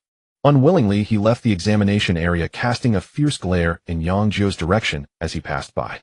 Yang Jiu smiled faintly. Another guy with a poor mentality. When would these guys' mentalities become like his, unarrogant in victory and undiscouraged in defeat? Next up was the losers group match. Chun Imo matched up against Lin Qingyan. After a tough battle, ultimately Chun Mo's skills surpassed, winning the match and earning the chance to contest for third place. While they were competing, Yang Jiu and Su Qingyu were chatting in the rest area outside the examination hall. Su Qingyu waved her small fists, looking serious as she spoke to Yang Jiu. Yang Jiu, let me tell you, if I meet you in the finals later, I absolutely won't go easy on you. She paused, then added with some concern, but if you can't win, quickly concede. Don't be stubborn, okay? Yang Jiu couldn't help but reach out to pat her little head, gazing at her adorable expression of wanting to win, yet fearing for her safety. You two, I certainly won't go easy on you. Just as they were chatting, Chun Imo, who had just finished his match, happened to walk out. Upon hearing their conversation, a blatant mockery appeared on his face. You think you can win against Qingyu? Don't dream. Yang Jiu didn't even look at him, simply uttering a few indifferent words. A defeated opponent, go away. Chun Mo's face instantly turned a pig's liver color. He wanted to retort, but found no reason to do so, only able to turn away in frustration. In the afternoon, the finals officially began. Yang Jiu faced Su Qingyu. As soon as the match started, Su Qingyu showcased the power of her S-level talent. Vitality. A soft green halo spread out from her 100 petite and adorable flower fairy kin. Under the halo's cover, all the flower fairies radiated a vigorous life force. Any damage would be rapidly healed, and the overflow of healing effects would form a layer of resilient emerald green shield on their bodies. The flower fairies waved their small staffs, and countless vines surged from the ground, transforming into flexible venomous snakes that swept towards the Venom warriors. In the sky, a rainstorm of sharp petals began to fall. For the first time, Yang Jiu's Venom warriors felt Although the flower fairies' attacks were not fatal, they were extremely troublesome, with the vines' bindings and the petals' cuts constantly disrupting their movements. And just when they managed to inflict harm on her, the next moment, it would be instantly healed by that green halo. This battle was exceptionally difficult. Yang Jiu furrowed his brows, knowing that he could no longer remain passive. Abandon ranged attacks, all engage in close combat, prioritize attacking the same target. The will of the divine descended. The 100 Venom warriors instantly changed their tactics, no longer paying attention to the annoying vines and petals enduring the damage, as they transformed into 100 black arrows rushing straight towards the flower fairy formation. The battle entered a fever pitch in an instant. The Venom warriors, relying on their powerful self-healing abilities and reckless fighting style, continuously wore down the flower fairies' shields and vitality. Time passed second by second. Ultimately, at the moment the match time concluded, the system's cold judgment sounded. Match time is up based on the remaining state of both sides' kin. Yang Jiu wins. Thus, the Star City Grand Competition officially came to an end. Champion Yang Jiu. After exiting the examination hall, Su Qingyu rushed over at the first moment, hugging Yang Jiu's arm, her whole body hanging on him. Yang Jiu, your kin is incredibly strong. How come your slimes are like this? Dark and can transform so impressive. Yang Jiu playfully scratched her little nose, smiling as he deflected the praise. Isn't this all thanks to your investment? Plus, I was lucky that the awakened kin happened to align well with the slimes. Hearing this, Su Qingyu chuckled, proudly puffing up her chest. Of course. Just look at who I am and the one with the best vision. Not far away, Chen Mo watched the two of them who were so close, and upon hearing the news of Yang Jiu's victory, he fell into immense disbelief. How could he possibly have won against Qingyu? It must have been Qingyu going easy on him. Absolutely. Lin Qingyan beside him merely cast a cold glance at him. Can't take a loss. After saying that, she turned and left. Seeing this, Chen Mo ignored his jealousy towards Yang Jiu and hurriedly chased after her. Qingyan, wait for me. Su Qingyu's parents came to pick her up today, so Yang Jiu had to return to school alone. He watched as Su Qingyu got into the low-key, yet luxurious hover car. The window rolled down, and the girl waved at him until the car disappeared at the end of the street. Inside the understatedly luxurious hover car, the atmosphere felt somewhat stifling. Su's father, with a calm demeanor, discreetly observed his daughter in the back seat through the rearview mirror. Su's mother sat elegantly, her well-maintained face adorned with a gentle smile, as she spoke softly. Qingyu, how did you perform in the grand competition this time? Upon hearing this, Su Qingyu pouted adorably, responding with a hint of gloom, second place. The air in the car seemed to freeze for a moment. Su's father's fingers tightened instinctively around the steering wheel, and Su's mother's smile froze momentarily, but she quickly regained her composure. They were both somewhat shocked, but did not show it. They were well aware of how strong their daughter truly was. With S-level talent, a top-tier companion, and the Su family's limitless resource investment, she should be leading the pack in the entire Star City. How could she have only come in second? Su's mother suppressed the turmoil within her and continued to smile as she asked, who was the first place? They must be impressive. Mentioning this, Su Qingyu's gloom vanished, and she immediately linked her arm with her mother's, brimming with pride. It's Yang Jiu. It's big brother Jiu. At this, the two in the car could no longer hide their astonishment. Su's father's gaze flicked through the rearview mirror, momentarily colliding with his wife's, both registering mutual shock. Yang Jiu. That level talent, an ordinary human companion. Yang Jiu. How could this be possible? Before they could ponder further, Su Qingyu began to chatter excitedly, like a little sparrow. Mom, you didn't see how amazing big brother Jiu's talent is. The slimes he summoned look dark and murky, but they're both cute and powerful. When they possessed those human companions, it was just too cool. My flower fairy army with so many vines and petals couldn't handle them at all, and they recovered so quickly. Su Qingyu animatedly described it, her words brimming with uncontainable admiration and pride, as if she herself were the champion. Su's mother listened quietly, her smile taking on a meaningful expression. She glanced again at the rearview mirror, then withdrew her gaze, her mind racing with calculations. It seemed this kid from the Yang family had obtained some extraordinary opportunity. Those dark slimes, and that bizarre transformation ability could not be explained by just level talent. And the recently rumored massive loan. It appeared he wasn't acting impulsively, but was making a grand gamble to seize this opportunity. Yang Jiu returned to school on a bus. Just as he got off, a striking figure rushed towards him. His homeroom teacher Lin Xiaozhu grabbed his hand, her beautiful face filled with excitement and joy. Good kid. I knew you could do it. Yang Jiu grinned, unable to resist teasing her, as he saw how happy she was. Teacher, who was it that kept scolding me earlier, saying I was recklessly borrowing money? Lin Xiaozhu's face flushed, and she shot him an annoyed glance. Who wouldn't be worried? Do you have any idea how much that money was? I was scared to death, afraid you might take a wrong. Yang Jiu felt warmth in his heart, realizing that Lin Xiaozhu genuinely cared about him. This young homeroom teacher was very responsible towards every student. Lin Xiaozhu calmed her excited emotions before getting to the main topic. In 5 days we will depart for the provincial city to participate in the provincial grand competition. She patted Yang Jiu's shoulder, her face proud. Since you are my student and secured first place for our Star City, I will be one of the teachers leading this trip. Yang Jiu nodded, suddenly remembering something. What about Song Wenzhou? Lin Xiaozhu paused, looking at him and said, are you really planning to ask him for that money? Why not? Yang Jiu chuckled. That's 1 million belief points. Seeing his determined attitude, Lin Xiaozhu nodded, her expression turning serious. Just be careful, the Song family's influence in Star City is no joke. Don't let things get too awkward. If they dare to use any underhanded tactics, you can always come to me. I'll back you up teacher style. By the way, she added, tomorrow morning the Star City Education Bureau will award the top 20 of this competition, so remember to go. I will also be present. Yang Jiu agreed. After parting with Lin Xiaozhu, he went straight home. As soon as he opened the door, his parents, "Son, how did it go?" Yang Jiu changed into slippers, casually replying, "My ranking has remained steady. Ooh, I'm still first in Star District. I'll be going to the Education Bureau tomorrow to collect my reward." "Great, great, great." Yang's father excitedly repeated the word 3 times, his face glowing with joy.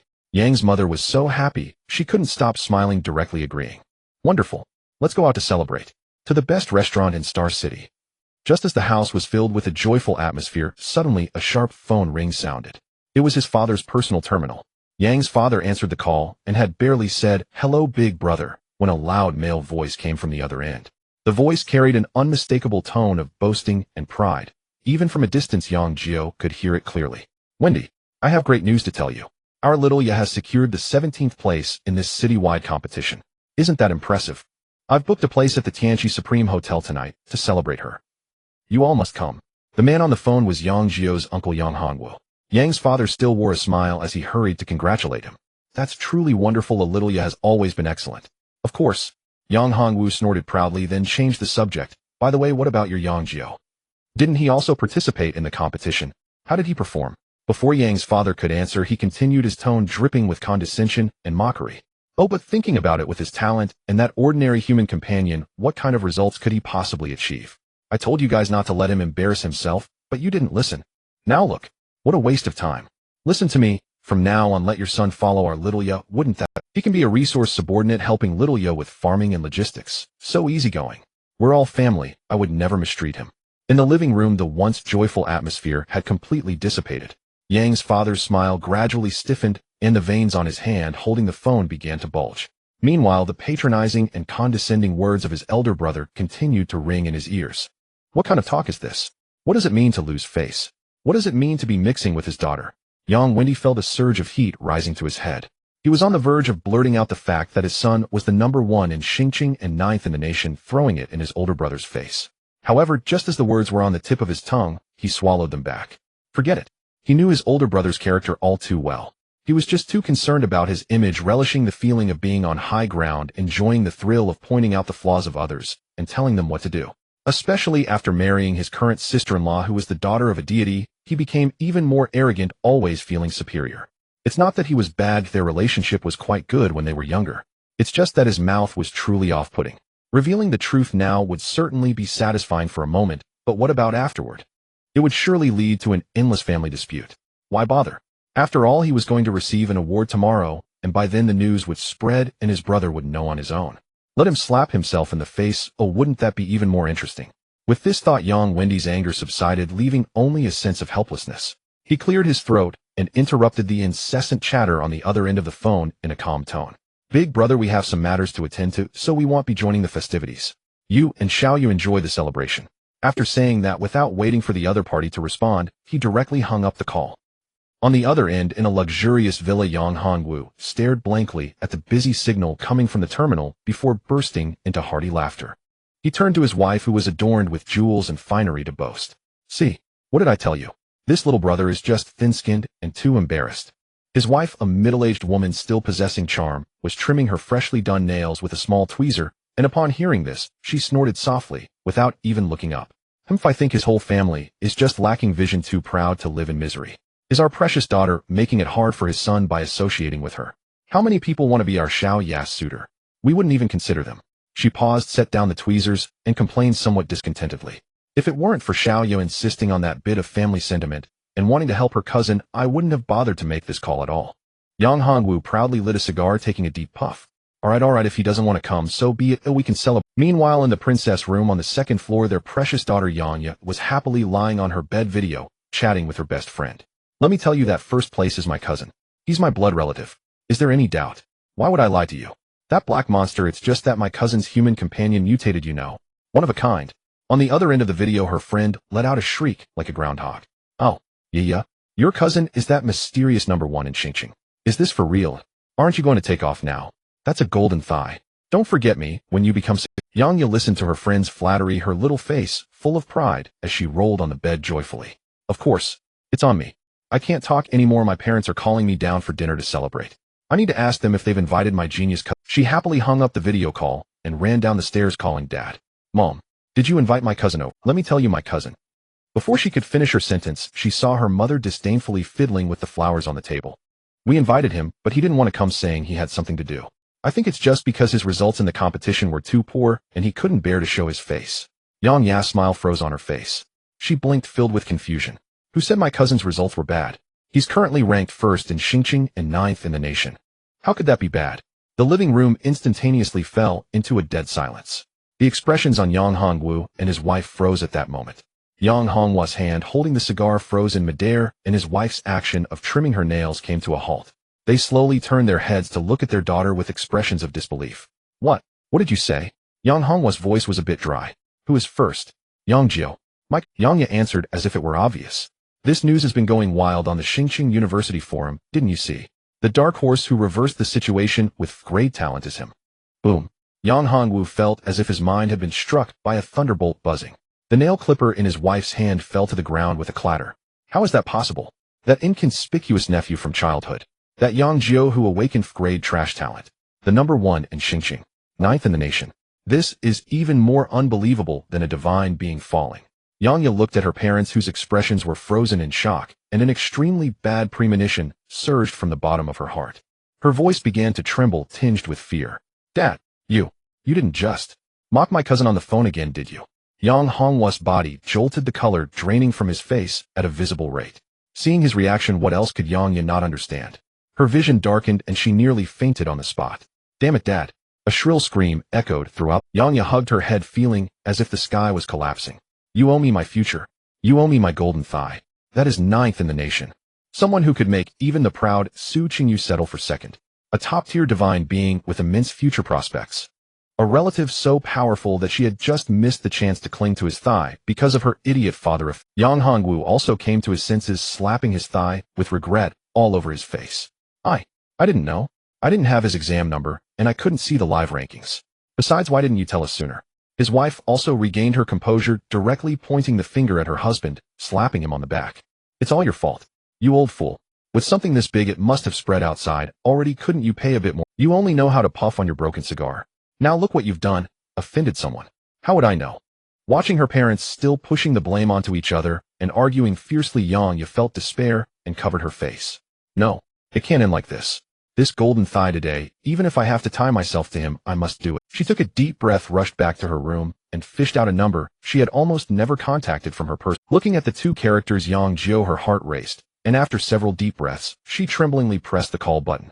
The call connected.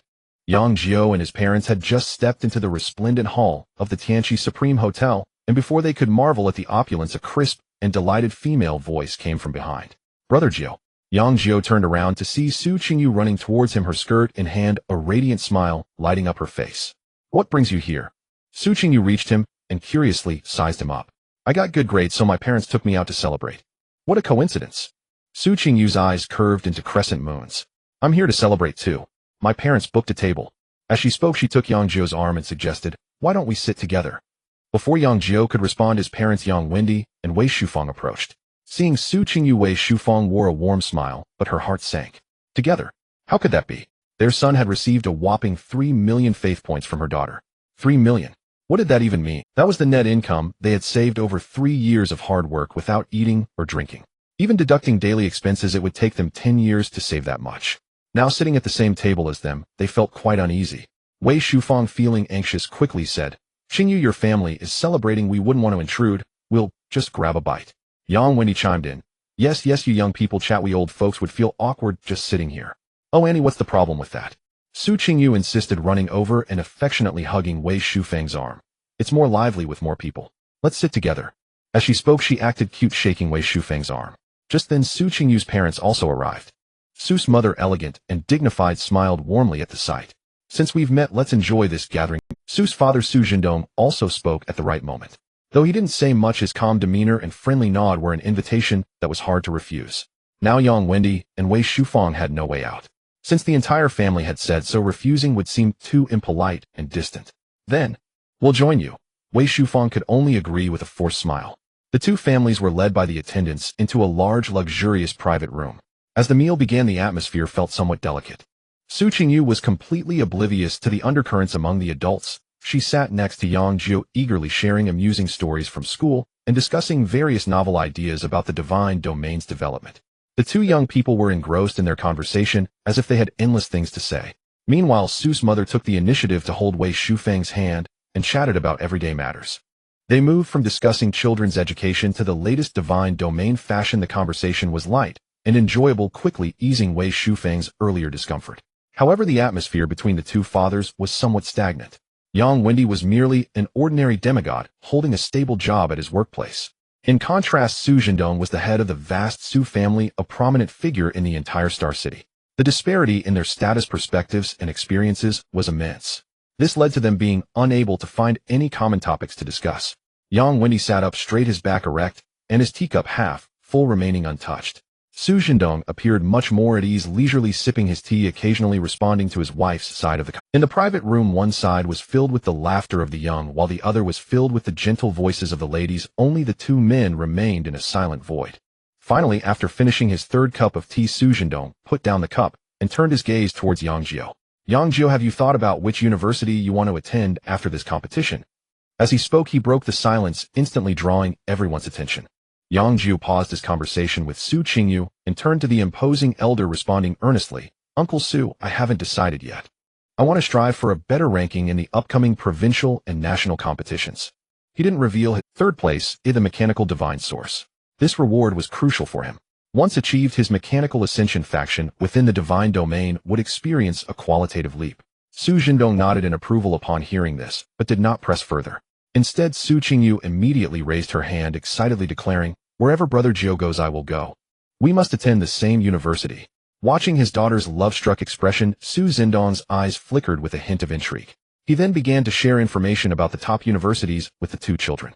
The best divine universities in Long Country are undoubtedly Jinghua and Modu. Jinghua Divine University has a profound foundation and extensive research into various divine domain factions, with a balanced allocation of resources. On the other hand, Modu Divine Academy focuses more on cultivating combat divine domains with the most rigorous practical courses among all universities. Graduates from there are all exceptional fighters. Besides these two, Guangdong's Yuehai Divine University and the Western Shushan Divine Academy are also good choices. Yuehai has a strong commercial atmosphere, greatly supporting commercial and resource divine domains. Shushan, on the other hand, excels in Eastern-style divine domains such as sword immortal and martial arts. Su Zhendong spoke passionately from the resource allocation of each school to the training insights of different clans, detailing how many divine lords and divine kings emerged from these schools. His every word showcased an insight and vision far beyond the ordinary. Yang Wendy and Wei Shufang were taken aback. This information was from a realm that ordinary people like them would never touch in their lifetime. As he spoke, Su Zhendong even became animated, having a bottle of fine wine brought in, and actively invited Yang Jiu to drink with him. Come, Xiao Jiu, have a drink with your uncle. This meal unfolded in a peculiar atmosphere. In the latter part of the meal, Yang Jiu found an excuse to go to the restroom, also intending to settle the bill at the front desk. Regardless, he couldn't let them pay. However, when he reached the front desk and asked to pay, the attendant smiled and informed him, Sir, your private room has already been settled. Yang Jiu was taken aback for a moment and could only helplessly return. After the two families bid farewell at the hotel entrance, Yang Jiu was just about to leave with his parents when a familiar figure suddenly appeared beside him, a hand casually resting on his shoulder. Hey brother Yang Jiu, what a coincidence. Are you here dining too? Zhou-Yi, with a sunny smile on his face. Yang Jiu's body instantly stiffened as he subtly pulled away his shoulder. This guy again. Coincidence? What kind of coincidence? This guy had even started to carve out his own path to pursue Su Qingyu. It was simply absurd. I have something to do, I'll be leaving now. Yang Jiu couldn't be bothered to waste words with him, leaving with a quick remark. Zhou-Yi wasn't angry. He stood there watching Yang Jiu's receding figure, his smile taking on a profound meaning. You will need me. His voice was soft, dissipating into the night breeze, heard only by himself. The two families bid farewell at the hotel entrance when Su's mother suddenly called out to Yang Jiu, who was about to leave with his parents. Xiao Jiu, if you have time tomorrow, please come by my house. Su's mother's face still bore that regal and gentle smile, concealing her true thoughts. Yang Jiu was momentarily taken aback. Going to the Su family. Countless thoughts flashed through his mind in an instant. What was going on? Did her parents find out about the 3 million faith points he took from Su Qingyu? Was this a threat to reclaim the money? That didn't seem right. With the Su family's wealth, they shouldn't care about a mere 3 million. Then, could it be an even more dramatic scenario? They'll give you 5 million, just leave my daughter.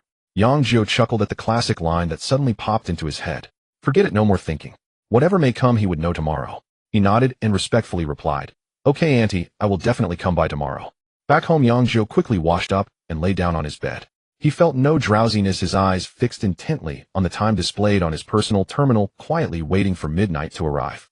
The heart that had been slightly unsettled from dining with the Su family gradually calmed down, replaced by a burning anticipation. Another 7 days passed. His golden finger, the SS level talent Mirage, was about to refresh. Time ticked away second by second. Midnight arrived. In Yang Jiu's mind, a cold and grand voice echoed on cue. New talent is evolving. Evolution successful. Congratulations, you have acquired SS level talent sequence. It's here. Yang Jiu was overjoyed and immediately checked the detailed information of this new talent. Talent sequence SS level effect within your divine realm. All followers will automatically unlock the sequence pathways unique to their race, gaining a clear direction for evolution. This talent is quite interesting. Yang Jiu's divine sense instantly plunged into his divine realm. He could clearly feel that the underlying rules of the entire divine realm seemed to have undergone a marvelous change. He focused his thoughts on the most ordinary Venom warrior. In the next second, a line of information clearly surfaced in his mind.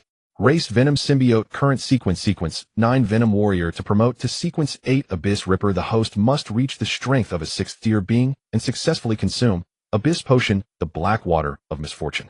Abyss Potion formula slime from Abyss Worms, 100 years of vengeful grass and high purity obsidian powder. Indeed, this clearly lays out the path for evolution. As long as he gathers the materials, his Venom warrior legion can steadily ascend. Yang Jiu suppressed his inner excitement and directed his divine sense towards the other side of the divine realm where the Mechanical Ascension faction resided. He casually selected a follower who had undergone initial mechanical modifications. Race Human Mechanical Ascension, current sequence 9 Mechanic. To promote to sequence 8 Psionic Sentinel, the host must reach the strength of a 6th tier being and successfully implant High Energy Psionic Core, Black Cloud Flesh Metal. High Energy Psionic Core, a micro-power furnace created using high-tier spirit stones as the energy base, engraved with hundreds of intricate energy circuits. Clear and straightforward.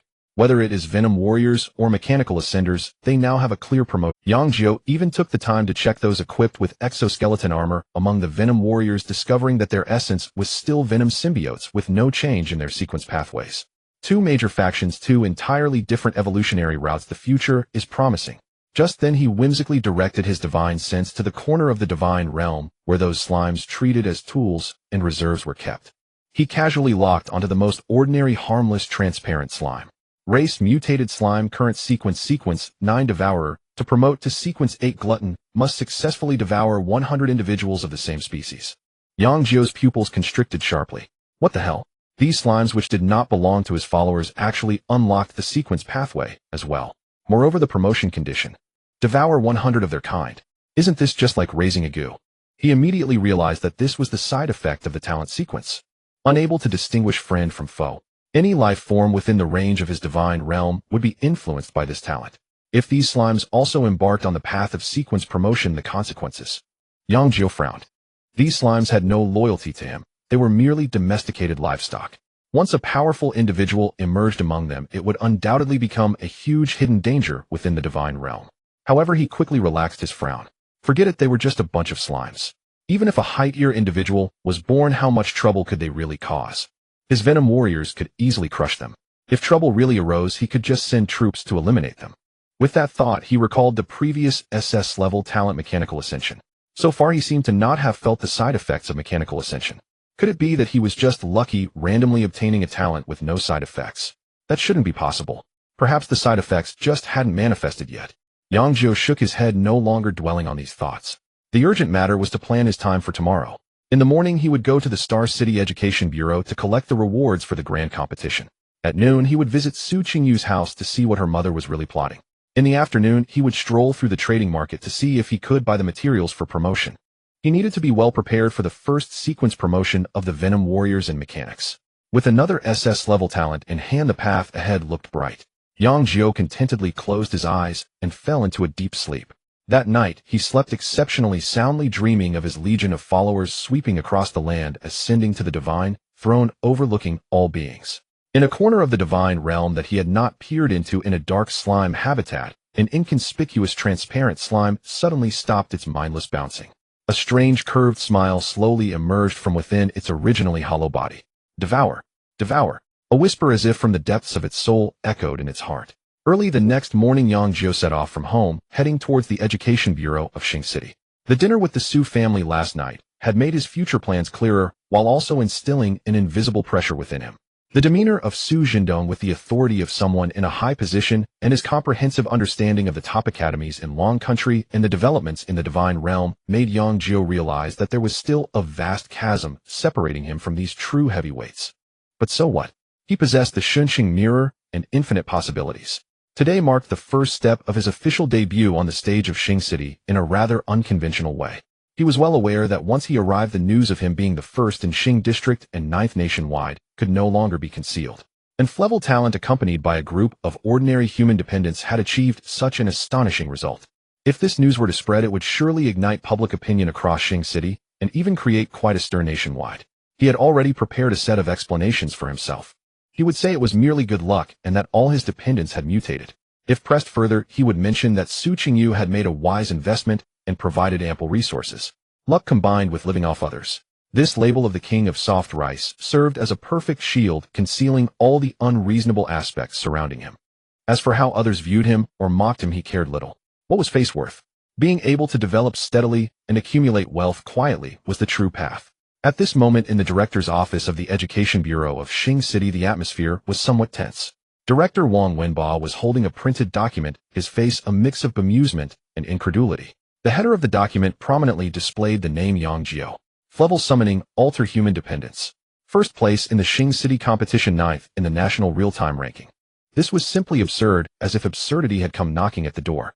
As the head of Xing City's education system, Wang Wenba had been in the industry for decades, witnessing countless talents and oddities, but someone like Yang Jiu was absolutely a first. He felt both astonished and delighted. Astonished that a human dependent with level talent could achieve such an extraordinary result, completely overturning the understanding he had built over decades. If this were to get out, the Education Bureau of Xing City would surely be laughed at by their peers nationwide, questioning whether there were any strange practices at play here. Delighted because this result was genuine. 9th in the nation. This was the best result Xing City had achieved in the early stages of the competition in many years. This was a tremendous political achievement. Just thinking about how once this news was released, the entire Long Country would know that Xing City had produced such a figure made Wang Wenba feel his temples throbbing. It was a headache, truly a headache. According to convention, the top 20 students of the annual city competition would be invited to the Education Bureau for a public awards ceremony witnessed by various media outlets. This was both to commend the outstanding students and to showcase Xing City's emphasis on divine education and its achievements. This year's event would likely be particularly lively. When Yang Jiu arrived at the entrance of the Education Bureau, he immediately spotted a familiar and striking figure. Lin Xiaozhu, dressed in a suitable professional outfit, was anxiously glancing around at the entrance. Upon seeing Yang Jiu, she waved her hand vigorously and hurried over. "You finally made it." She grabbed Yang Jiu and, while walking quickly inside, whispered hurried instructions at a rapid pace. There are a lot of reporters today, not just from our Xing City media, but many major platforms from all over the country have sent reporters. Because our Xing City has performed excellently this year, producing one student ranked 9th nationwide and another ranked 11th. This was unimaginable in previous years. The Bureau is placing great importance on the rewards for you all this time. It's rumored to be much more generous than in previous years. You brat are going to hit it big this time. As Yang Jiu followed behind her, he felt calm and unperturbed. In his plans, these rewards were just a bonus. Soon Lin Xiaozhu led him to the venue of the award ceremony. As soon as he stepped into the venue, a wave of heat rushed towards him. The enormous hall was packed to the brim, a sea of heads below. Reporters from various media outlets with cameras occupied the best positions. There were also many teachers from various schools and some distinguished individuals with remarkable bearing. Lin Xiaozhu guided Yang Jiu through the crowded crowd straight to the front row. "Your seat is right there." She pointed to the central seat in the first row. On the seat, a delicate nameplate clearly read "First in Xing District." Yang Jiu's identity was already self-evident here. As soon as he sat down, the surrounding air seemed to freeze for a second.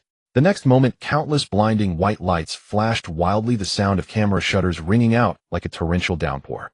Almost all the cameras focused on him in that instant. In the venue, whispers surged like a tide. "Is he Yang Jiu, the first in Xing City? He looks so young. Why didn't expect him to surpass Su Qingyu and Lin Xingyan. Have you heard? Level talent, an ordinary human dependent, simply unbelievable.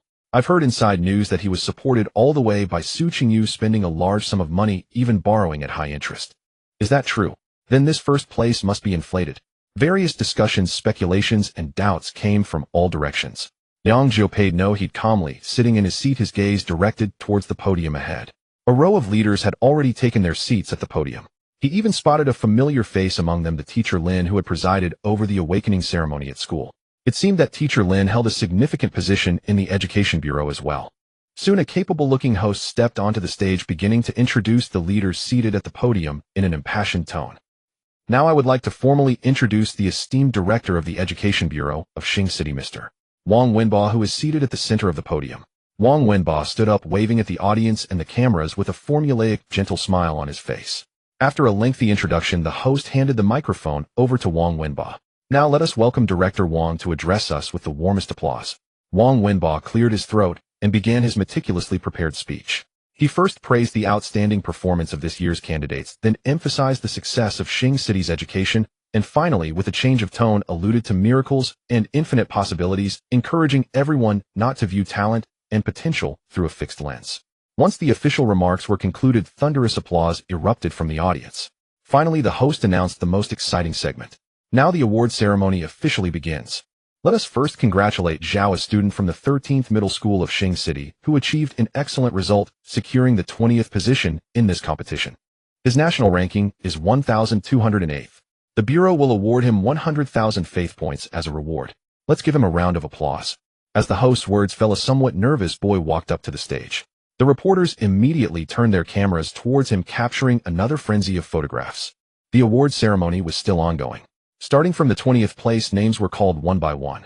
Yang Jiu sat in the audience, listening to the host's passionate tone and watching the excited students take the stage to receive their awards, feeling somewhat drowsy. This feeling was all too familiar. It was just like those long and tedious award ceremonies he had attended in his past life, where formalism overshadowed everything. Finally, when the 11th place was announced, the atmosphere in the venue suddenly changed. Next, let us give the warmest applause to Su Qingyu from Star City First High School. She secured second place in this grand competition, ranking 11th nationally. As soon as the host's voice fell, the entire venue erupted. The audience, who had just been drowsy, instantly perked up. Here she comes. Goddess Su, an S-level, a flower fairy's favored one, said to have boundless potential. This is the true representation of our Star City. Amidst the thunderous applause and discussions, Su Qingyu gracefully walked onto the stage, holding up her skirt. She was wearing a light blue long dress today, complementing her snow-white skin, and her sweet, adorable face bore a perfectly timed smile, drawing all cameras to her as she stepped onto the stage. Director Wang Wenba personally handed the reward card to her, his face full of appreciation. You have been awarded 1,000,000 faith points. In a clever, small spiritual vein, we hope that classmate Su continues to work hard and brings glory to our Star City in the provincial competition. 1,000,000 faith points. In a clever spiritual vein. The audience gasped in shock. The value of a spiritual vein far exceeded that of mere faith points. It was a strategic resource that continuously generated faith power. Just as everyone was still immersed in their envy of Su Qingyu, the host's voice rang out again, even more fervently than before. Next, we present the champion of this grand competition. From Star City Third High School, classmate Yang Jiu. He has created the greatest miracle in the history of Star City, ranking first in Star City and 9th nationally. Boom. The venue exploded. If Su Qingyu ignited the atmosphere earlier, the mere mention of Yang Jiu's name was like a direct explosion. Director Wang Wenba's smile grew even wider as he personally held 2 cards, waiting for Yang Jiu to take the stage. Yang Jiu took a deep breath, facing countless complex gazes, and walked up to the podium. Classmate Yang Jiu, your performance has shown us all infinite possibilities. Wang Wenba handed him the cards and patted his shoulder firmly. Do your best, the future belongs to you, young people. The host timely announced the rewards. You are awarded 1,500,000 faith points. A clever special building card, 1 moon pool. The venue fell into complete silence. Everyone was stunned. 50,000 more faith points than Su Qingyu, plus a special building that sounded extraordinary. This treatment is too good, right? Even Su Qingyu was surprised and covered her mouth. But soon everyone reacted. This is the city's stance. They are using tangible actions to encourage miracles that focus on results rather than talent. The award ceremony reached its climax with Yang Jiu before hastily concluding. As the leaders exited, Su Qingyu immediately ran to Yang Jiu's side, grabbing his arm. Come on. My mom has cooked, just waiting for us to go back. As she spoke, she waved to Lin Xiaozhu, who was not far away. Teacher Lin, come to my house for dinner. Her affectionate gesture instantly shattered the hearts of countless boys around. A jealous gaze shot over from a distance. Yang Jiu instinctively glanced, and found it was Zhou Yi. However, that gaze seemed oddly focused, fixated directly on Su Qingyu. Moreover, it seemed not entirely filled with admiration and jealousy, but rather concealed some sort of inexplicable hatred. Did he see that wrong? Lin Xiaozhu and that teacher Wang from the third high school initially wanted to invite the two to celebrate, but seeing they already had plans, they had to give up. You two be careful when you exit. There are certainly a bunch of reporters waiting outside. Lin Xiaozhu reminded with concern. Sure enough, as soon as they stepped out of the Education Bureau's door, they were surrounded by a large group of reporters with cameras. Classmate Su, as an S-level genius, you placed second this time. What are your thoughts? Classmate Su, what do you think about first place classmate Yang Jiu? Facing the cameras, Su Qingyu appeared poised and answered flawlessly, adhering to convention. Soon the reporters turned their focus on today's true protagonist. Classmate Yang Jiu. As an owner of inflexible talent, how did you lead ordinary citizens to achieve first place in Star City and 9th nationally? Classmate Yang Jiu, do you have any response to the rumors that you relied on the Su family for support and even borrowed money to climb the rankings? Classmate Yang Jiu, do you have any expectations for the upcoming provincial competition? The questions became sharper one after another. However, Yang Jiu wore a sunny and slightly shy smile, resembling a lucky high school student who had been hit by a pie falling from the sky. Well, it was all pure luck. He scratched his head, speaking a bit shyly. Mainly, I had good luck in acquiring a rather special awakening card, causing my followers to undergo some collective mutation. Plus, I did invest quite a bit of resources, so I achieved this ranking. As for his expectations for the future, he'll just do my best. I'm already very satisfied with the results I have now. Having said that, he stopped answering any further questions, and with Su Qingyu's cover, he squeezed out of the crowd, getting into that familiar hover car and speeding away. In the car, Su Qingyu was still praising his earlier performance. Brother Jiu, you were amazing. You handled them in just a few words. Yang Jiu simply smiled, but in his heart, he was calculating. The label of Soft Food King was firmly secured. But this also worked while saving him from a lot of unnecessary trouble. The car quickly entered an upscale villa area and stopped at the Su family gate. As soon as they entered, a tempting aroma of food greeted them. Su's mother, wearing an apron, walked out of the kitchen with a warm smile. Quickly wash your hands. The food is ready, just waiting for you to eat. At the dining table, the atmosphere was warm and harmonious. Su's mother kept serving Yang Jiu dishes while reminiscing about the mischievous things they did together during childhood.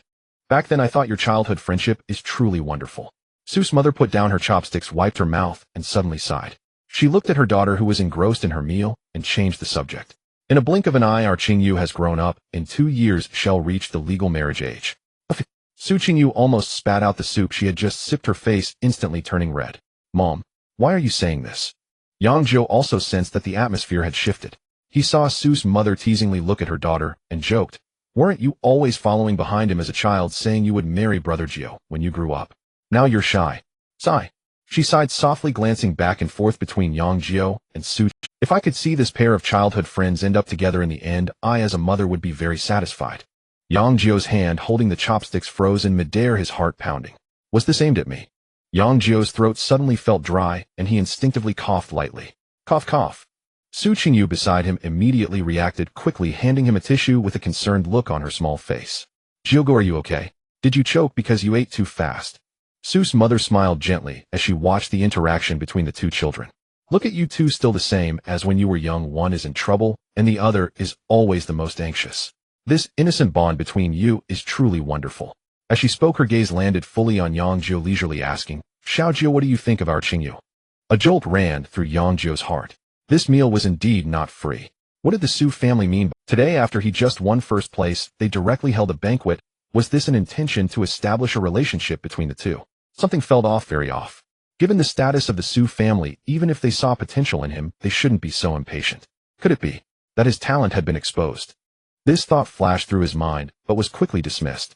The Mirage Mirror was his greatest secret. No one else could possibly know. Therefore, the only explanation was that the Su family had noticed the potential he displayed in this competition and wanted to invest early, binding him completely to their chariot. Understanding this made Yang Jiu calm down instead. He raised his head to meet Su's mother's gaze, revealing a sincere smile. Qingyu is of course wonderful. She is kind, pure, and although sometimes a bit confused, she is wholeheartedly good to her friends. Moreover, she is very strong and has her own opinions. Once she has set her mind on something, she will strive for it continuously. He spoke from the heart, listing Su Qingyu's virtues. As Su Qingyu listened, her face grew redder, and eventually, she buried her head into her arm, her ears flushed, while her heart bubbled with sweetness. Su's mother nodded in satisfaction, her smile deepening. Our little Yu also quite likes you. Since she was young, she has followed you around calling you Jiu and hasn't changed as she grew up. I think once you both reach the legal age, you should just be together. You are a child I watched grow up, and I trust your character. I can rest easy handing little Yu over to you. Boom. Su Qingyu felt as if a firework had exploded in her head, and she was left dizzy. Mother, does this mean she agrees? Though she was too shy to lift her head, she cautiously peeked through the gap of her arms, carefully observing Yang Jiu's reaction. In her big, watery eyes there was a mix of anticipation and a hint of barely perceptible nervousness. However, Yang Jiu couldn't shake the feeling that something was off. Su's mother's attitude was too enthusiastic, so much so that it made him feel a bit pressured. Sure enough, Su's mother changed her tone and seemingly casually added, "You know, our Su family only has Qingyu as a daughter. She has been raised as the heir since childhood. The industries of our Su family will definitely be handed over to her in the future." Su's mother lifted her teacup, gently blew away the floating tea leaves, and finally spoke in an undeniable tone, casually stating. The air in the private room seemed to freeze at that moment. Although Su's mother did not say it explicitly, the implication was already unmistakable. To have Yang Jiu become part of the Su family by marriage. Yang Jiu fell silent. He had to admit this was an extremely tempting proposal. If he truly had only entire talent, even if he had reached this point by luck and mutation, facing the olive branch thrown by the Su family, he would probably agree without hesitation. Joining the Su family would mean a meteoric rise, saving him decades of struggle. The vast resources of the Su family would be enough to ensure he became a powerhouse. However, he was not. He possessed an SS steer talent, the Mirage Mirror. His future was the stars, and the sea the supreme throne. How could he possibly bind himself to a small star city and become a vassal of the Su family for the sake of immediate comfort? Joining the family would mean cutting off his own future. Having thought through all this, Yang Jiu slowly raised his head, a hint of apology on his face, and spoke in a gentle tone. Auntie Qingyu and I are still too young, the future is still far away. As for feelings, I believe it is better to let them develop naturally. He declined doing so in the most gentle yet resolute manner. Su Qingyu suddenly lifted her head. In her innocent little mind, she didn't grasp the deeper meaning of her mother's words about joining the family. All she heard were Yang Jiu's words, still too young, and let it develop naturally. To her, these words sounded like the most straightforward rejection. In an instant, all the anticipation, sweetness, and joy turned into cold grievance and piercing bitterness. Her eyes turned red, and the glistening tears uncontrollably swirled within. She didn't understand why. Why did Yang Jiu reject her? Did he not like her?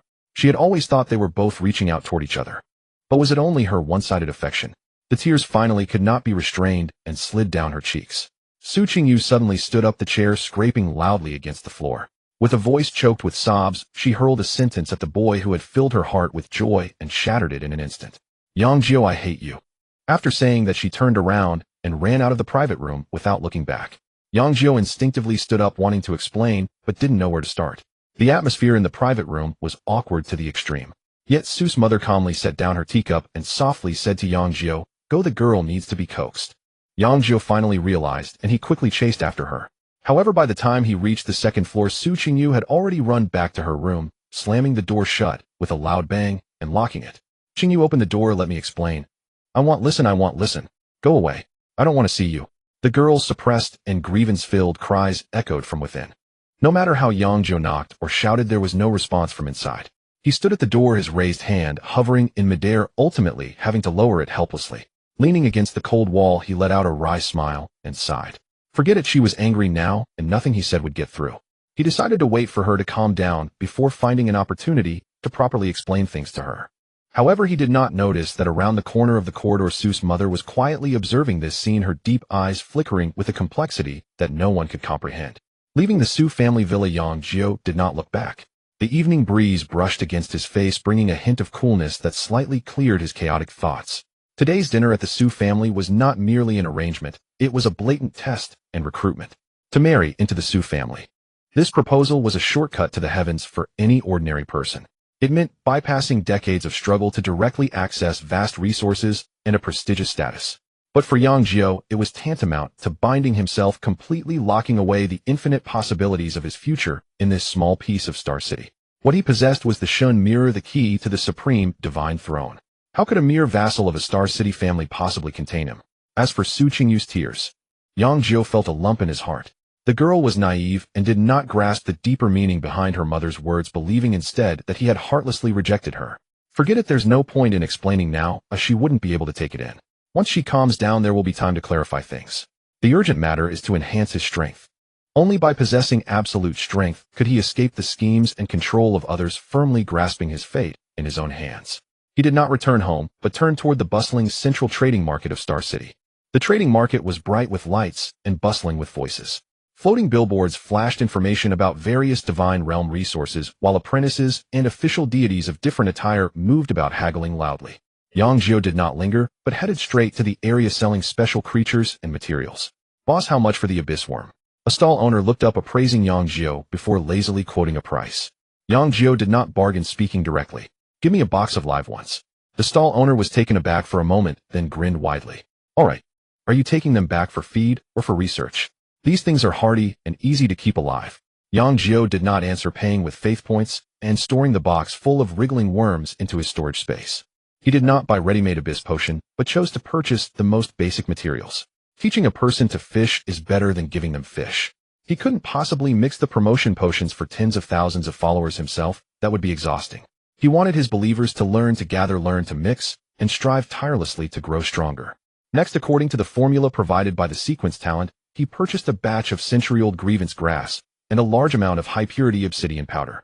After completing all this, he wandered into the martial arts section. Boss, do you have foundational martial arts suitable for human cultivation? Yes. Little brother, take a look at this stone-crushing fist. Practicing it to mastery can shatter boulders. And this fierce tiger fist strikes like a fierce tiger, descending the mountain, powerful and domineering. Yang Jiu flipped through and ultimately chose a martial art called mountain-splitting fist. This set of techniques was straightforward and direct, devoid of fancy moves, making it most suitable for military dissemination to quickly form combat effectiveness. He also purchased a batch of spirit-gathering pills to accelerate cultivation, along with some blank divine realm. In the divine realm, after some time of propagation, the magical beasts previously purchased had reached a certain scale, and some special spiritual plants had matured. These could all be made into resource cards to be sold in the market for faith points. Now the over 5,000 followers in the divine realm were producing around 10,000 points of faith power daily.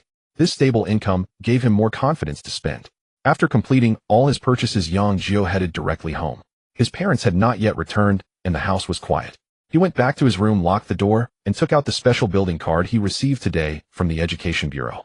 Building card: Moonlight Pool. Level C. Effect: after being placed in the divine realm, a moonlight pool can be formed. The moonlight pool can absorb the power of the moon and condense moon dew. Consuming moon dew can cleanse the body, purify the soul, and accelerate cultivation. What a great item. This time the Star City Education Bureau really invested a lot. Without hesitation, Yang Jiu activated the card. His divine sense sank into the divine realm, choosing a vacant plot of land. Based on this, build the moonlight pool. The divine decree descended, and a radiant light shone.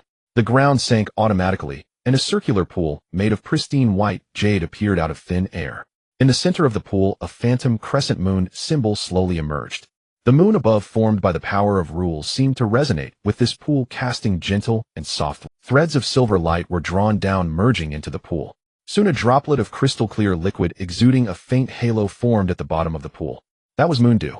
Yang Jiu could feel a sense of ease just from looking at that droplet of moon dew. He nodded in satisfaction, and then placed the mountain-splitting fist martial art into the divine realm. A vast divine sound resonated in the minds of every follower. My followers, I grant you the method of body refinement, the mountain-splitting fist. In the next moment, countless streams of information flooded into the minds of all the followers. A powerful set of martial arts became deeply imprinted in their memories. Praise our God. The divine grace is magnificent. All followers, regardless of what they were doing, immediately knelt on the ground and fervently bowed towards the sky. Then Yang Jiu's voice echoed again, this time carrying an unprecedented authority. Today I open the path of evolution for you. This is the sequence. You are all sequence 9. The path of promotion is already in your hearts. With the divine decree, knowledge about the sequence and how to promote from sequence 9 Venom Warrior to sequence 8 Abyss Ripper clearly appeared in the mind of every Venom Warrior. All items required for promotion are within the divine realm. You must seek and mix them yourselves. As his voice fell, he threw the abyss worm's grievance grass and obsidian powder he had just purchased into the black forest in the western part of the divine realm. After completing all this, Yang Jiu withdrew his divine sense. He had given what needed to be given, and now it was up to their own fortunes. Meanwhile, in the divine realm, a tremendous wave had already been stirred up. Sequence. This is the path of evolution our deity has pointed out for us. Abyss Ripper. As long as we consume the Abyss Potion, we can promote. The deity has already bestowed the materials upon us. They're in the Black Forest. Hurry, organize a team to collect them. All the Venom warriors fell into a frenzy, feeling the clear promotion path in their minds, trembling with it. Meanwhile, in the headquarters of the Mechanized Ascension faction, the mechanical elders' eyes burst with unprecedented brilliance. Sequence. This is also a part of Mechanized Ascension. The deity has pointed the way. Sequence 8, a energy sentinel. He murmured to himself, feeling a fire of passion in his heart. I must break through to the level of 6th-tier beings as soon as possible. As he spoke, he picked up a small power device he had recently developed, still crackling, and without hesitation aimed it at his own fleshy thigh. A harsh metallic scraping sound, and the sound of flesh burning arose. He directly implanted the power core into the muscles of his leg. Countless tiny metallic neurons extended from the power core, perfectly intertwining and merging with his flesh and blood nerves. That leg retained the vitality of flesh while possessing the powerful dynamics of machinery. A perfect fit of machine and body. He moved his newly formed mechanical leg, feeling the surging power within his face, revealing a satisfying. The deity said that the materials for promotion are within the divine realm. The elder turned around and issued orders to the group of excited mechanical apprentices behind him. Send my orders. Everyone immediately put down your research and search with full force for the traces of high-energy spirit crystal core and black cloud flesh metal. Not long after, a gentle knock sounded at the door. Xiao Jiu, are you asleep? It was the voice of his mother, Wei Shufang. Yang Jiu sat up in bed and went to open the door. His parents stood at the doorway, their faces etched with a hint of cautious concern. Dad, Mom, what's wrong? It's nothing, we just wanted to see how you were doing after returning and ask how things went at the Su family today. Was it smooth? While speaking, Wei Shufang walked into the room, followed closely by Yang Wendy. They surveyed Yang Jiu's room, seemingly trying to glean something from the slightest clues. It was pretty good, just had a meal and chatted, Yang Jiu replied casually. He couldn't possibly tell his parents that Su Qingyu's mother wanted him to be her son-in-law, could he? Bringing this up would only add countless worries and troubles for them, without any real significance. Oh, and what about the Education Bureau? What rewards did you receive? Yang Wendy rubbed his hands together, asking the question they were more concerned about. They gave me 150,000 faith points along with a class special building card. Yang Jiu answered truthfully. 150,000. The couple gasped. This figure clearly exceeded their expectations. But immediately deeper worries surfaced on their faces. Yang Wendy hesitated for a moment, but finally spoke. Son, today, did any good divine universities reach out to you in advance? Not yet. The grand competition just ended, didn't it? Xiao Jiu. Yang Wendy's expression turned serious. Dad knows you did well this time, and our whole family is proud of you. But we have to face reality. He paused, organizing his thoughts. Your familiar has mutated and is very strong. That's a huge stroke of luck. However, your talent is only grade. This may not be evident in Star City, but when you reach the provincial or even national competitions, what kind of geniuses will you be facing? Those S-grade, even legendary SS-grade, their familiars and divine domains will only be more exaggerated than yours. Dad is worried that if your results in the upcoming competitions aren't ideal, the assessment from those top universities might change. Wei Shufang chimed in, taking Yang Jiu's hand with concern. Your dad is right, son. It's not that we don't believe in you, we're just afraid you'll suffer losses. If there are good top universities willing to recruit you now, we should take the opportunity and secure a place first. In this era, a stable background is more important than anything. The words of his parents were simple, yet incredibly realistic. They couldn't see the existence of the Mirage, only able to make judgments based on known information that aligned with ordinary logic.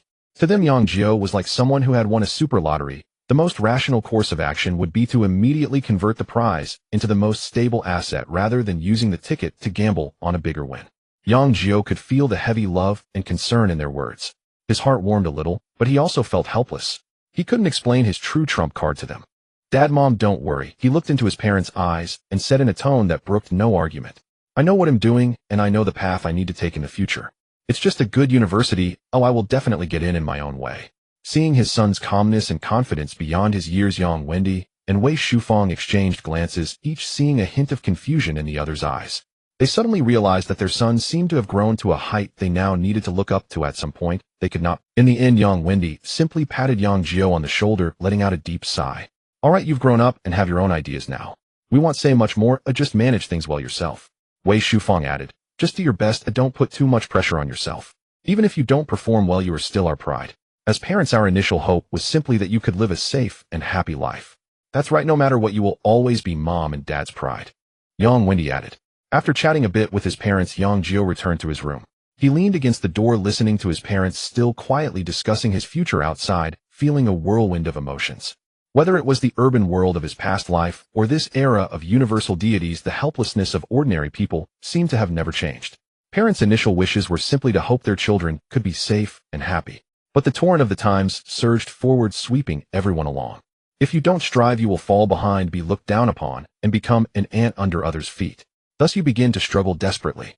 But in the end you still feel unhappy. This is the tragedy of the common people. Even if you don't want to struggle, you must. Yang Jiu shook his head, casting aside these chaotic thoughts, immersing his mind into the divine domain. Rather than lamenting, it's better to take action to change everything. Inside the divine domain of vibrant scene, thousands of Venom soldiers were spread across empty spaces, diligently practicing the mountain split fist. Hey, huh. Their punches were fierce, creating gusts of wind with movements grand and sweeping. Though they were just beginning their training, each person's actions already showed some proficiency, clearly having made some progress. The efficiency was quite impressive. Yang Jiu's gaze shifted to another side, to the headquarters of the Mechanical Ascension faction. The mechanical elder whom he held great hopes for was currently standing before a massive experimental platform emanating a much stronger aura than before. He had already stepped into the realm of a fourth-stage being. His body had also undergone further changes, with over 50% of his flesh replaced by cold metal. At this moment he stood before a gigantic experimental table, his expression focused to the extreme. In front of him floated a strange substance. It was a mass of pitch-black material resembling dark clouds, slowly writhing, with a smooth, fleshy feel to the touch. Within that black, fleshy mass, faint golden threads could be seen moving like neural pathways. This was one of the key materials needed to ascend to Sequence 8, the Psycho-Sentinel, a peculiar existence that has life but lacks consciousness, akin to a special fungus or plant. As Yang Jiu watched, the mechanical elder carefully manipulated a mechanical arm, cutting off a small piece from the black cloud flesh gold, and then slowly implanted it onto his latest developed miniature energy core. Sizzle. The moment the black cloud flesh gold came into contact with the rapidly spinning core, a transformation occurred. The originally cold and lifeless metal core began to sprout a thin layer of fleshy tissue adorned with strange purple patterns. Dense networks of blood vessels spread from that layer of flesh, tightly wrapping around the entire core, as if trying to turn it into a living heart. It worked. Yang Jiu's consciousness surged with excitement. This was the talent he wanted to see. Such a daring innovator, a mad scientist willing to experiment, is the best driving force for the advancement of the divine domain. He did not continue to disturb the elder's research, but redirected his attention. He took out the blank divine domain cards he had purchased earlier. With a thought, the mature special plants and a certain scale of low-tier magical beasts within the divine domain were enveloped and compressed by an invisible force. In a flash of light, cards emitting varying energy fluctuations appeared in his hands. He roughly counted them, and then opened his personal terminal, skillfully logging into the Divine Fish Market and Secondhand Education Market, the two largest online trading platforms. He posted the information of these resource cards one by one. These things all together should be able to sell for 20 to 30,000 faith points. That's a considerable income, enough for his future splurging. After getting everything sorted, Yang Jiu leaned back in his chair and let out a long sigh of relief. He subconsciously picked up his phone and opened the chat with Su Qingyu. He wanted to message her to ask how she was doing and if she had calmed down. But after thinking it over, he decided against it. No matter what he said now, it would seem pale and powerless. That girl was still fuming. The more he explained, the angrier she might become. Early the next morning, the door of the Yang family was knocked on. Knock, knock, knock. The crisp sound echoed in the quiet living room. Wei Shufang was busy in the kitchen tying her apron when she heard the sound, wiped her hands, and went over to open the door. Outside stood Su Qingyu. It's Qingyu, come in. Wei Shufang's face immediately lit up with a smile as she happily pulled, but the next moment Wei Shufang sensed something was off. The girl's eyes were red and swollen, clearly having cried. What happened? Wei Shufang's heart tightened. She grasped Su Qingyu's hand and asked with concern, did that little brat Jiu bully you? Tell auntie, and he'll help you teach him a lesson. Wei Shufang's words seemed to trigger something. Su Qingyu could no longer hold back and burst into tears, throwing herself into Wei Shufang's embrace. It's not that, Aunt Wei. It's my fault I made Brother Jiu angry. She sobbed, telling the story of what happened yesterday in a choppy voice. My mom. She wants Brother Jiu to marry in, but Brother Jiu refused, so I got mad at him. Now Brother Jiu must be very angry. He probably doesn't want to talk to me. Wei Shufang exchanged glances with Yang Wendy, who had walked out of the room, both displaying an expression of, so that's how it is. Goodness. No wonder their son felt strange after coming home yesterday. Although he hid it well, a mother knows her child best. They as parents could still keenly sense Yang Jiu's emotional turmoil. Only at that moment did they not quite understand what was wrong. Now it seemed that the root cause was the term marry in. Yang Wendy walked to his son's door and knocked. Jiu girl is here. Yang Jiu in the room was momentarily stunned. Why was Su Qingyu here? He had planned to find some time today to go see the Su family and comfort that girl. As for an explanation, there didn't seem to be anything to explain. He couldn't just lay it all out and say he had an SS level talent and his future goal was the stars and the sea, so marrying in was out of the question, right? He was still pondering how to find a suitable reason when unexpectedly Su Qingyu had already cheered herself up and came over of her own accord. Yang Jiu got up to open the door, and before he could say anything a soft and fragrant figure rushed into it. The girl tightly hugged his waist, burying her face in his chest, her voice thick with tears. I'm sorry. Brother Jiu, I was wrong, please don't ignore me. Yang Jiu froze, feeling the girl's slightly trembling body in his arms, both amused and exasperated. Last night, after she returned home, she regretted it. Once the feeling of grievance passed, and she calmed down, she realized it wasn't that Brother Jiu didn't like her, it was her mother's hurtful words about wanting Brother Jiu to marry in.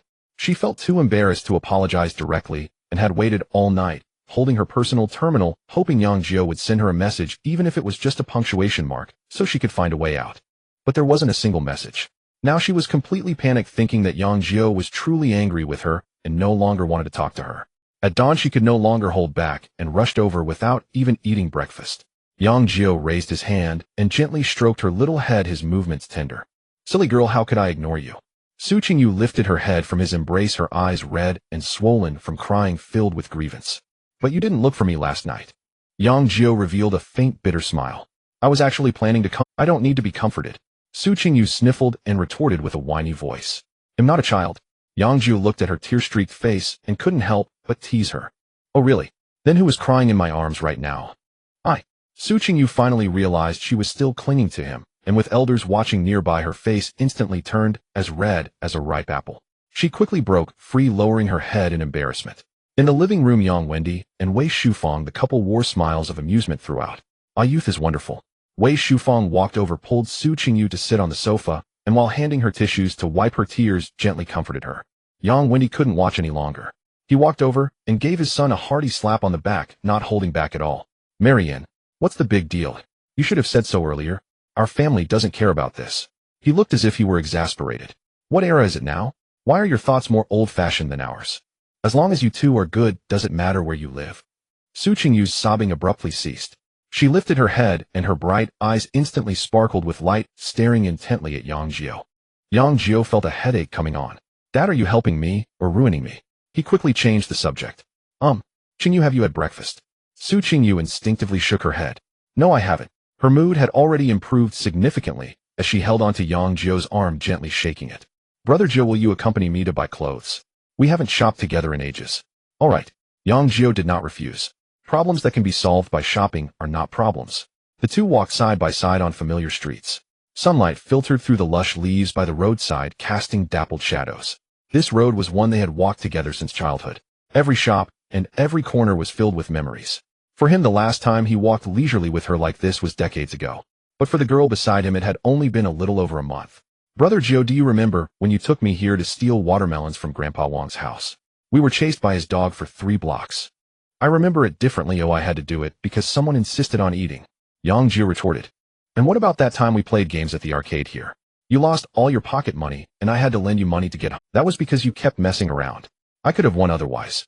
The two exchanged playful banter, reminiscing about each other's childhood mischief, their laughter filling the air. Suddenly, Su Qingyu took a few steps forward, turned around, and walked backward, giggling at him.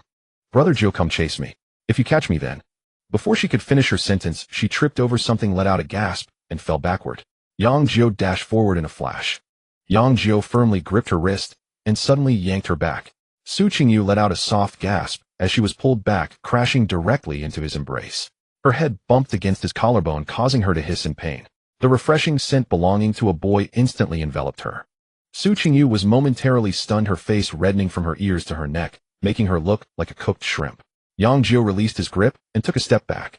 Watch where you're walking. Su Qingyu covered her forehead and pouted, huffing slightly. It's all your fault. Yang Jiu twitched the corner of his mouth. What did she mean it was all his fault? She was the one who was walking backwards without looking. Forget it. Yet, Su Qingyu secretly glanced up at him and noticed his helpless acceptance, causing her little grievances to vanish immediately. Her lips curled up in a wild smile as she skipped ahead. Once they exited the community, Su Qingyu's hover car was parked by the roadside. After getting in, she skillfully set the navigation to the largest shopping mall in Star City Galaxy Plaza. The car glided silently into the traffic, and the street scenery outside flew by in reverse. Yang Jiu leaned against the passenger seat, pulling out his personal terminal to casually browse the news on the Divine Fish Market. The several resource cards he had listed last night had already sold off, most of them with a total of 180,000 faith points earned.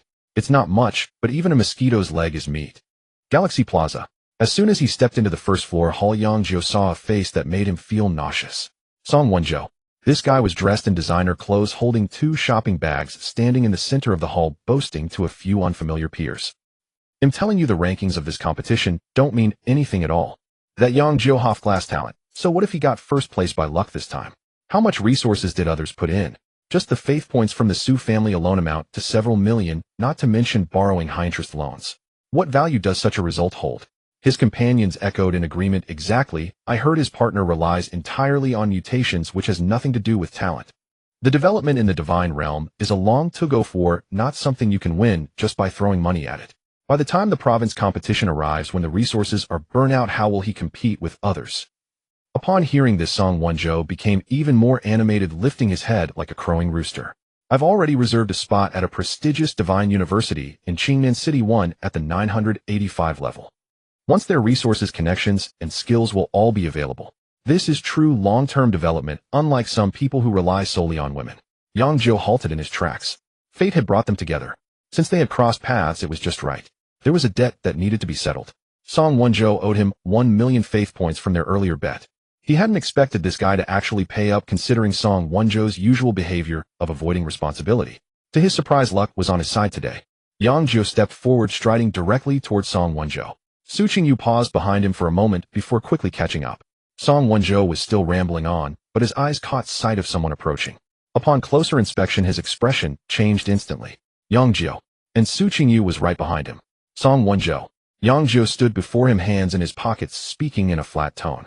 The bet, it should be paid now, right? Song Wonjo froze, color draining from his face. 1 million. That damned bet, 1 million faith points. Back in school, he had been provoked by Yang Jiu's attitude and impulsively made the wager. After the results of the competition came out, he lost miserably, and the million became a sword hanging over his head. He had been dodging it ever since. He had already planned to evade payment. After all, his father was secretly plotting something and would soon take action against Yang Jiu. By then, if the person was gone, what would the bet even matter? But now Yang Jiu stood right before him. Su Qingyu was also there. Plus, the few people who had been boasting with him earlier were all watching with ears pricked up. If he tried to dodge payment now, word would get out and his reputation would be ruined. A young master of the Song family, unable to pay up after losing a bet. How could he ever mix in that circle again? And Su Qingyu was right there watching. Though the chances of pursuing her were slim, he still couldn't bear to lose face in front of her. Desperate to save face, Song Wonjo froze for 2 seconds before forcing out a smile. If it's just a million. He glanced sideways at Yang Jiu, adopting a disdainful posture. Give me your card number. Yang Jiu said nothing and directly pulled out his personal terminal, opening the payment code and presenting it to him. Song Wonjo stared at the QR code, his throat bobbing slightly. His finger opened the transfer interface, inputting the numbers. 1 million. Confirm. Transfer successful. He maintained that not impressive, contemptuous expression throughout, but the hand gripping the terminal trembled slightly. 1 million. Just like that, it was gone. His heart bled. Yang Jiu glanced down at his terminal, and a notification popped up indicating the funds had arrived. The balance increased by 1 million. His mood brightened. He had thought that this money would be wasted, but unexpectedly this guy actually paid up. Feeling fortunate, he put away the terminal and turned to Su Qingyu. Let's go. Su Qingyu tilted her head to look at him. Did you profit? Definitely profited. 1 million, let's go, it's my treat today, it'll cover the expenses. Upon hearing this, Su Qingyu's eyes instantly lit up like little light bulbs. Really? Yes. Let's go. She grabbed Yang Jiu's arm and skipped excitedly towards the depths of the mall. Their backs soon vanished at the escalator entrance. Song Wonjo stood there, the smile on his face gradually fading away. The people beside him exchanged glances, not daring to speak. Song Wonjo pulled out his terminal and opened the chat with his father. His fingers furiously tapped the screen, each tap filled with force. That I can't take it anymore. Hurry up and send him to his death. Send. He stared at the message, his chest heaving violently, the joints of his fingers cracking. On the 3rd floor, in the women's clothing section, Yang Jiu was lounging on the sofa outside the fitting room, idly flipping through his terminal. Su Qingyu had already tried on 6 outfits inside. Brother Jiu, what do you think of this one? The curtain was pulled back and Su Qingyu stepped out in a white floral dress, twirling to show off the beautiful arc of the skirt. Looks good. What about this one? She changed into a light yellow knitted cardigan. Also looks good. And this one? A dark green slip dress. All look good. Su Qingyu pouted. Can't you be a bit more sincere? You say every one of them looks good.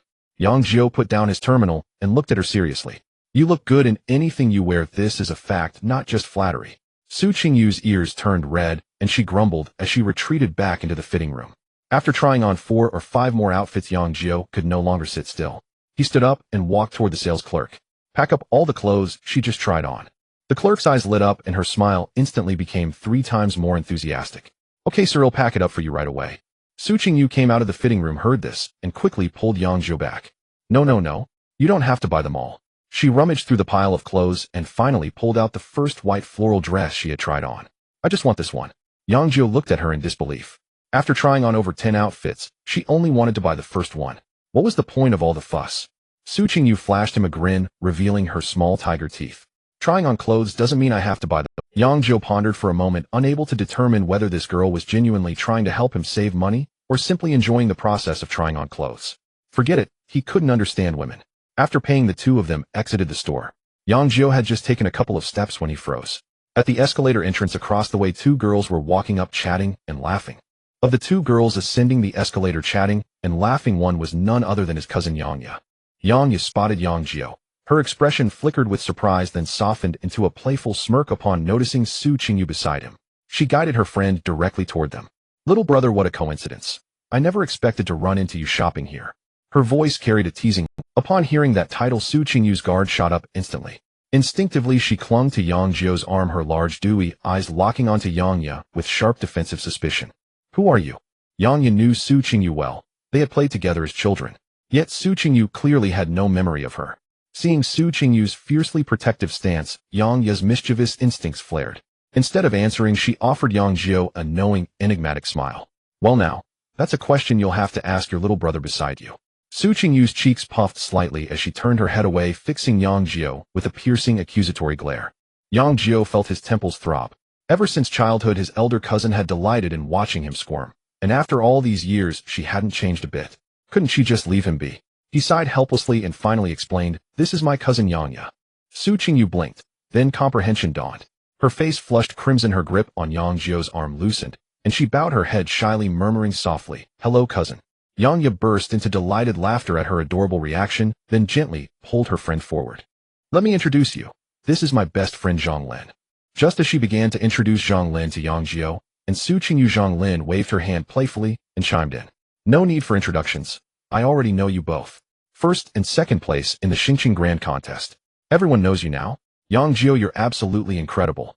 Zhang Lin's effusive praise made Yang Jiu sheepishly scratch his head, glancing at the 3 girls beside him, and recalling the 1,000,000 faith points freshly credited to his account. His mood soared. With effortless charisma, he swept his hand outward. Perfect timing. I just swindled a gullible soul out of some cash. Let's go shopping, my treat. Yang Jiu's eyes lit up instantly. Oh, struck gold. Then we absolutely cannot let this slide. You must treat us to dinner. No problem. And just like that, what had begun as a quiet outing between 2 people inexplicably blossomed into a lively quartet. In a secluded corner of the mall's far end, Song Wonzhou's face contorted with fury, his gaze locked with venomous intensity on the group receding into the distance. Yang Jiu, Su Qingyu, Yang Jiu, and another stunning girl whose identity eluded him. All 4 strolled together, conversing animatedly, their atmosphere warm and harmonious. Especially Yang Jiu, surrounded by 3 beauties, his expression relaxed, his smile easy. The sight pierced Song Wonzhou's heart like white-hot steel needles. Why could Yang Jiu, a so-called dire talent, a worthless failure, steal everything? He'd snatched first place in the grand contest, stolen Su Qingyu away, and now, right before Song Wonzhou's very eyes, was flaunting wealth won from him, gallivanting with 3 gorgeous women. Humiliation, unprecedented, suffocating humiliation, washed over him like a tidal wave. Trembling fingers fumbled for his personal terminal, then tapped open the chat window with his father. Dad, I can't take it anymore. He stared at the message he'd sent, his chest heaving violently, as if only that rhythm could keep him breathing. He lifted his gaze once more toward the escalator entrance, only to find the group long vanished. I want you all dead, the words hissed through clenched teeth. Then head bowed again, his fingers flew across the screen in furious keystrokes. Get him killed now. Sent. That evening, Yang Jiu dragged his exhausted body home. He felt more drained than after battling a god. 3 women, 1 stage. The saying held true. He trailed them through an entire afternoon, from women's apparel to accessories, cosmetics, and finally a lavish dinner. His sole roles, it seemed, were carrying bags and paying bills. Though the faith points spent were negligible to him, the sheer mental toll was excruciating. He collapsed onto the sofa, utterly spent, too weary even to lift a finger. Closing his eyes, he sank his consciousness deep into his long-neglected divine realm. What greeted him there reinvigorated his spirit entirely.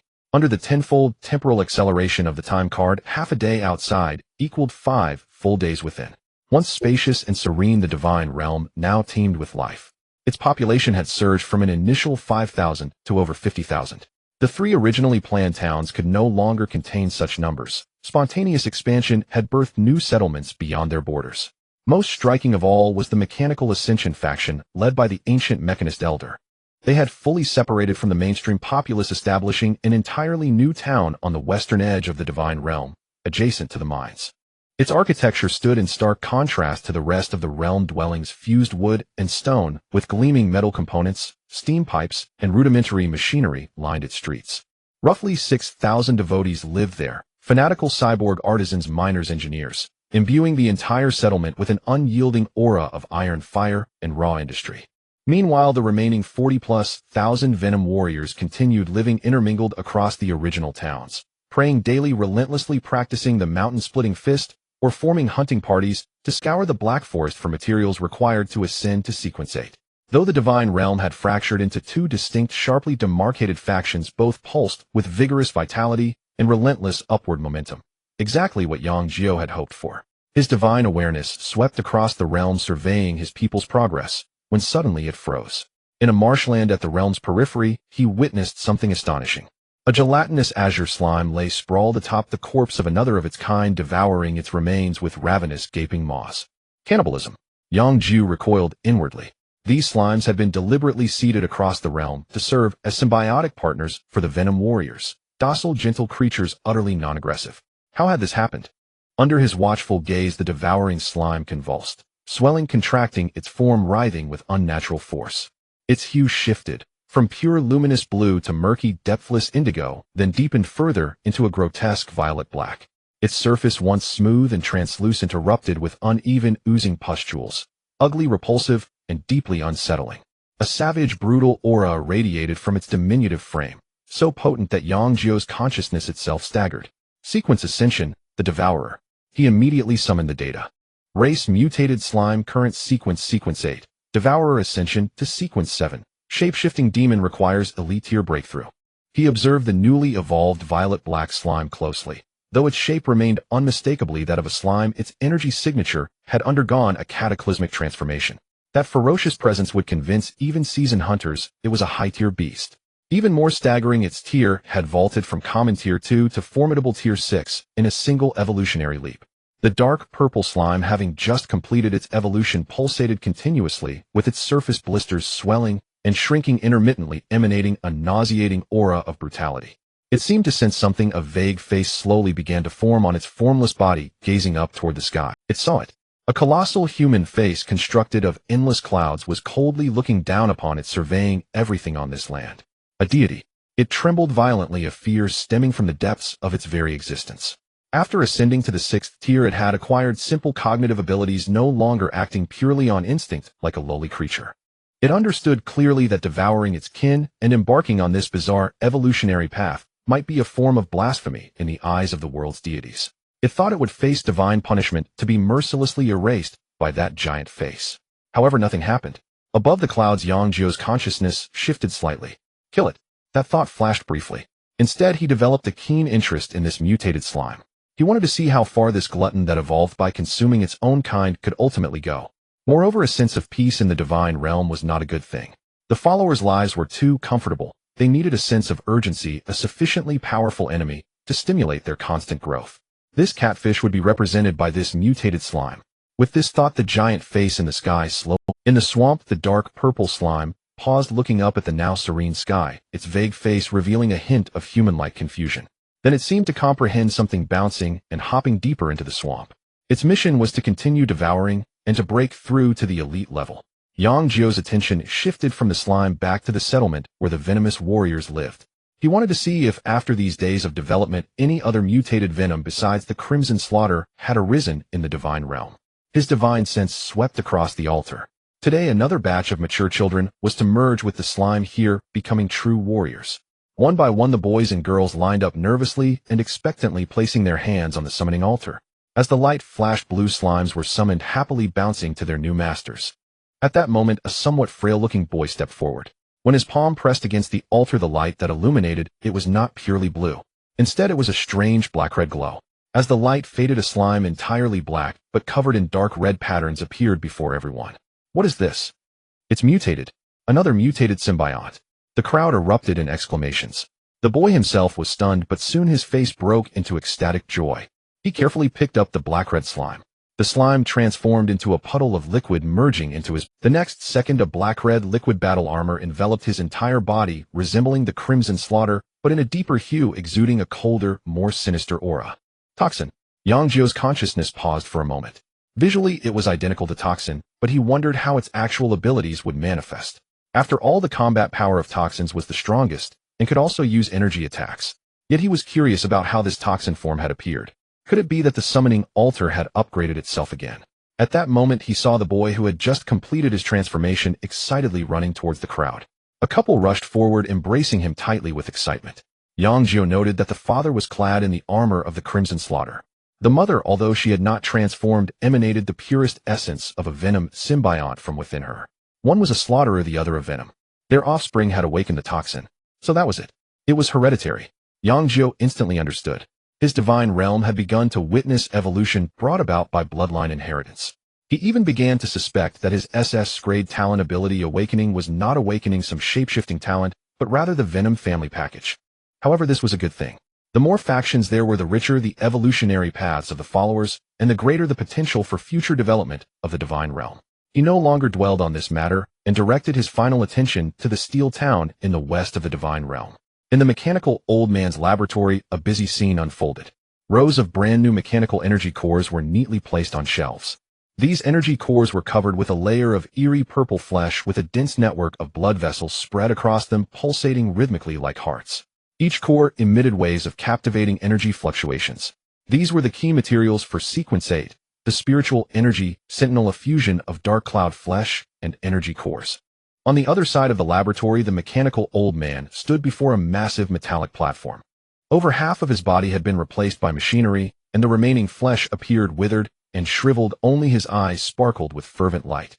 Before him, a second-tier demon wolf was firmly secured to the experimental platform, continuously emitting low, mournful howls.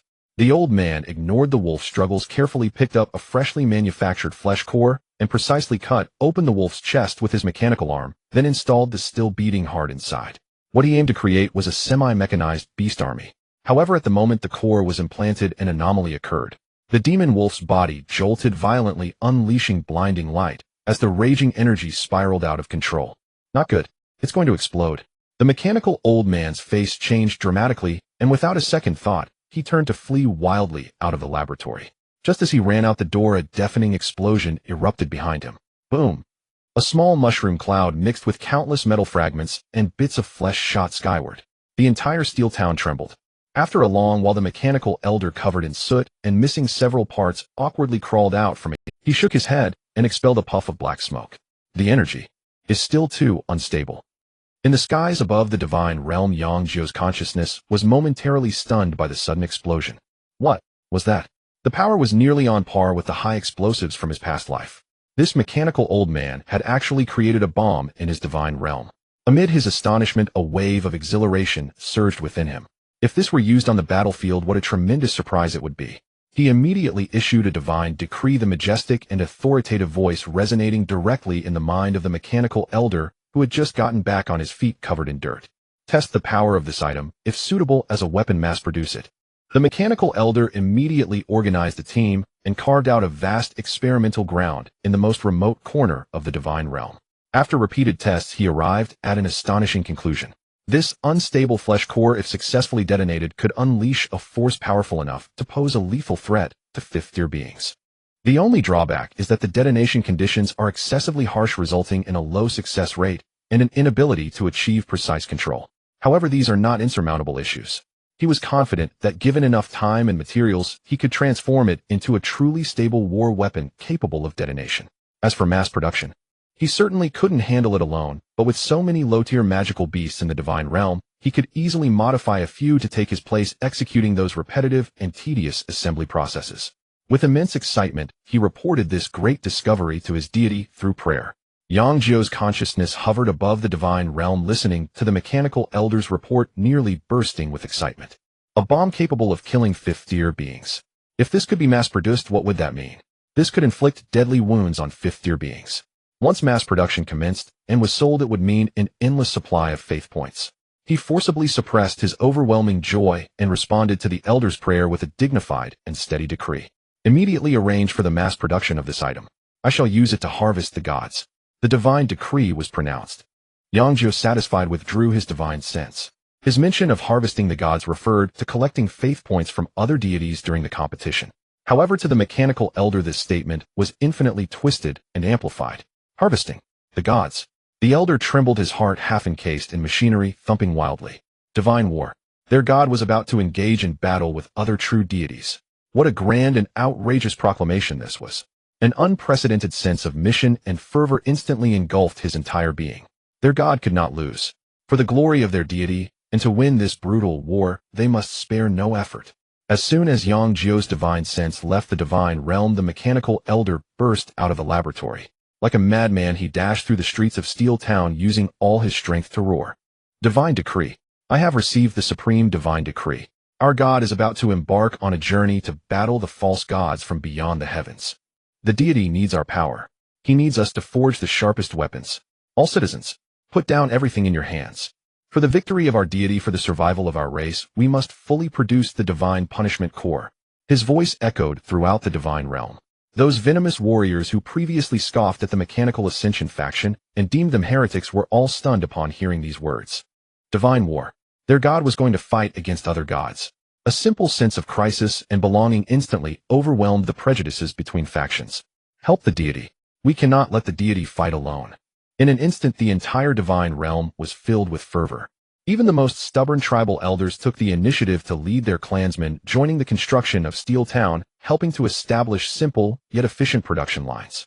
Thus, amidst this strange misunderstanding and fervent atmosphere, the highly unstable divine punishment core officially entered a frenzied mass production phase. The next day, Yang Jiu stretched lazily and got out of bed. Matters in the divine realm had already been set on the right track, and he didn't need to worry for now. He was to attend a training session and provincial competition the day after tomorrow, so he decided to go out today to shop for some necessary supplies.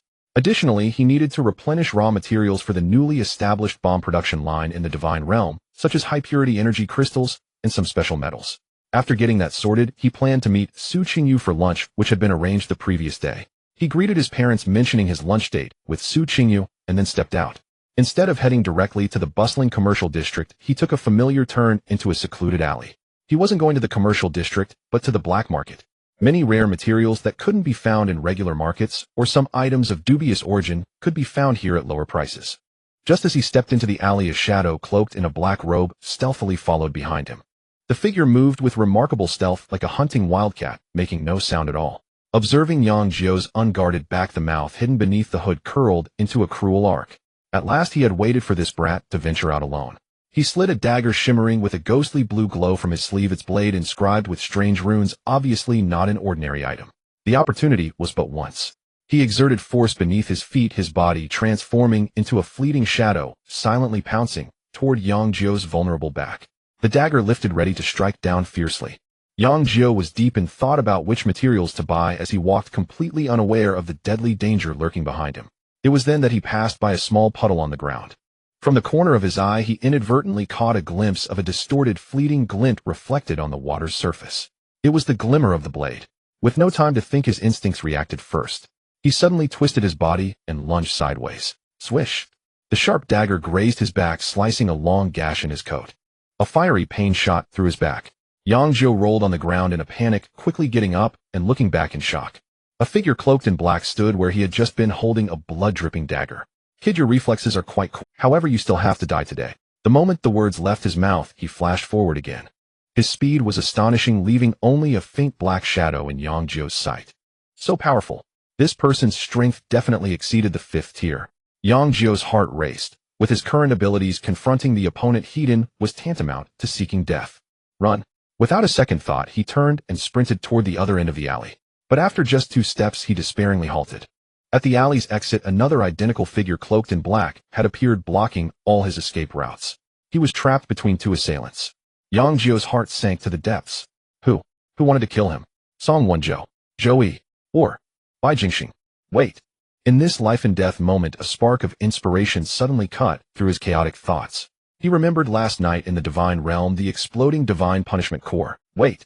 In this life-and-death moment, a spark of inspiration suddenly cut through his chaotic thoughts. He remembered last night in the Divine Realm, the exploding Divine Punishment Core. It's a gamble. Yang Jiu's consciousness instantly plunged into the Divine Realm, connecting with the warehouse filled with finished products. In the next second, 2 fist-sized metal cores covered in a strange purple flesh and still pulsating materialized in his hands. Without hesitation, he used all his strength to throw the 2 freshly made bombs at the 2 black-robed figures, one toward the front and one toward the back. Explode, he screamed in his mind in a fit of rage. Boom. As if to respond to his prayer, both cores erupted in a devastating light in midair. The deafening roar nearly tore through his eardrums. A terrifying shockwave intermingled with countless fragments and flames instantly engulfed the narrow alley. The houses on either side collapsed as if made of paper, with thick smoke and flames shooting skyward. As the explosion occurred, Yang Jiu dove to the ground, the powerful shockwave sweeping over him, the scorching air nearly igniting his hair. He dared not linger for a moment, scrambling to his feet, and without looking back, dashed madly through the gap left by the blasted wall. The smoke mixed with a pungent, burnt odor slowly dissipated. The alley was a scene of devastation, with 2 massive breaches blown into the original walls and debris and broken metal fragments scattered everywhere. 2 figures in black robes stood unsteadily, their garments reduced to tattered rags that could no longer cover their bodies. There was not a single unscathed part on their bodies. Their skin was charred flesh, mangled, and in some places skeletal remains were even visible. The power of the explosion exceeded their imagination. Not long after they vanished, a shrill alarm sounded, growing closer. Several hovering vehicles emblazoned with the Star City Guard Bureau's emblem. One of them managed to squeeze out a word. In the next moment, their battered figures turned into nothingness, completely disappearing into the shadows of the alley. Not long after they vanished, a shrill alarm sounded, growing closer. Several hovering vehicles emblazoned with the Star City Guard Bureau's emblem came rushing in and came to a steady halt at the alley's entrance. The doors slid open and teams of fully armed guards quickly rushed out, sealing off the scene. A tall, middle-aged man in a specially made guard uniform stepped down, scanning the area with a grim expression. A subordinate stepped forward, briskly saluted, and reported, "Captain, the scene has been sealed off and no survivors have been found." The middle-aged man said nothing, only walked to the center of the explosion, crouched down, and pinched a bit of dust from the ground with his fingers. "Shall we come here?" he called without turning his head.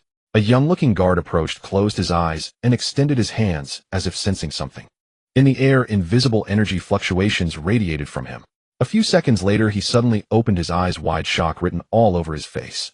"Captain, there are remnants of the aura of 2 7th-tier divine beings here. Extremely powerful and filled with brutality and the scent of slaughter." 7th tier. The guards around them gasped in surprise. A battle involving 7th-tier powerhouses within the city was a colossal case. The leading guard captain stood up, his expression more serious. "Go check all nearby surveillance. Leave no corner unchecked." Yes. The orders were swiftly executed, but the results were disappointing. "Report, Captain, no fine. The opposing side's counter-surveillance ability is extremely strong. All surveillance cameras were cleverly avoided, leaving no visual data." "Useless," the captain muttered under his breath. Those who dared to act in the city were indeed seasoned experts who felt invincible. However, the guard responsible for checking the surveillance hesitated. "We did find a suspicious person." "Speak." A minute before the explosion, a boy casually walked into this alley. After the explosion, he was the first to rush out, looking quite disheveled. "Oh." The captain became interested. "Bring up his footage." Soon a video clip was projected into the air. In the footage, a boy dressed in casual clothes strolled leisurely into the alley with his hands in his pockets. Immediately after, the screen shook violently. Although the explosion sound was muted, the towering flames spoke volumes. Then the boy crawled out from a blown-open wall gap, disappearing around the corner without looking back. "Investigate this boy's identity." The captain's voice was devoid of emotion. The Guard Bureau's information system was highly efficient. In less than half a minute, Yang Jiu's profile appeared on the screen. Yang Jiu, 18 years old, a student at the Star City Senior Divine High School, first place in this year's Star City Grand Competition. Resident of. The guard captain stared at the handsome face on the screen, lost in thought. An 18-year-old high school student, first place in the competition. Why was he present at the scene of a clash between two seventh-tier powerhouses? Was it just a coincidence, or was he the center of the incident? Find him. The captain issued the order. Yang Jiu, meanwhile, was walking towards the black market while changing his clothes. Feeling the burning sensation on his back from the shockwave of the explosion, he felt a wave of fear. He had truly walked through the gates of hell.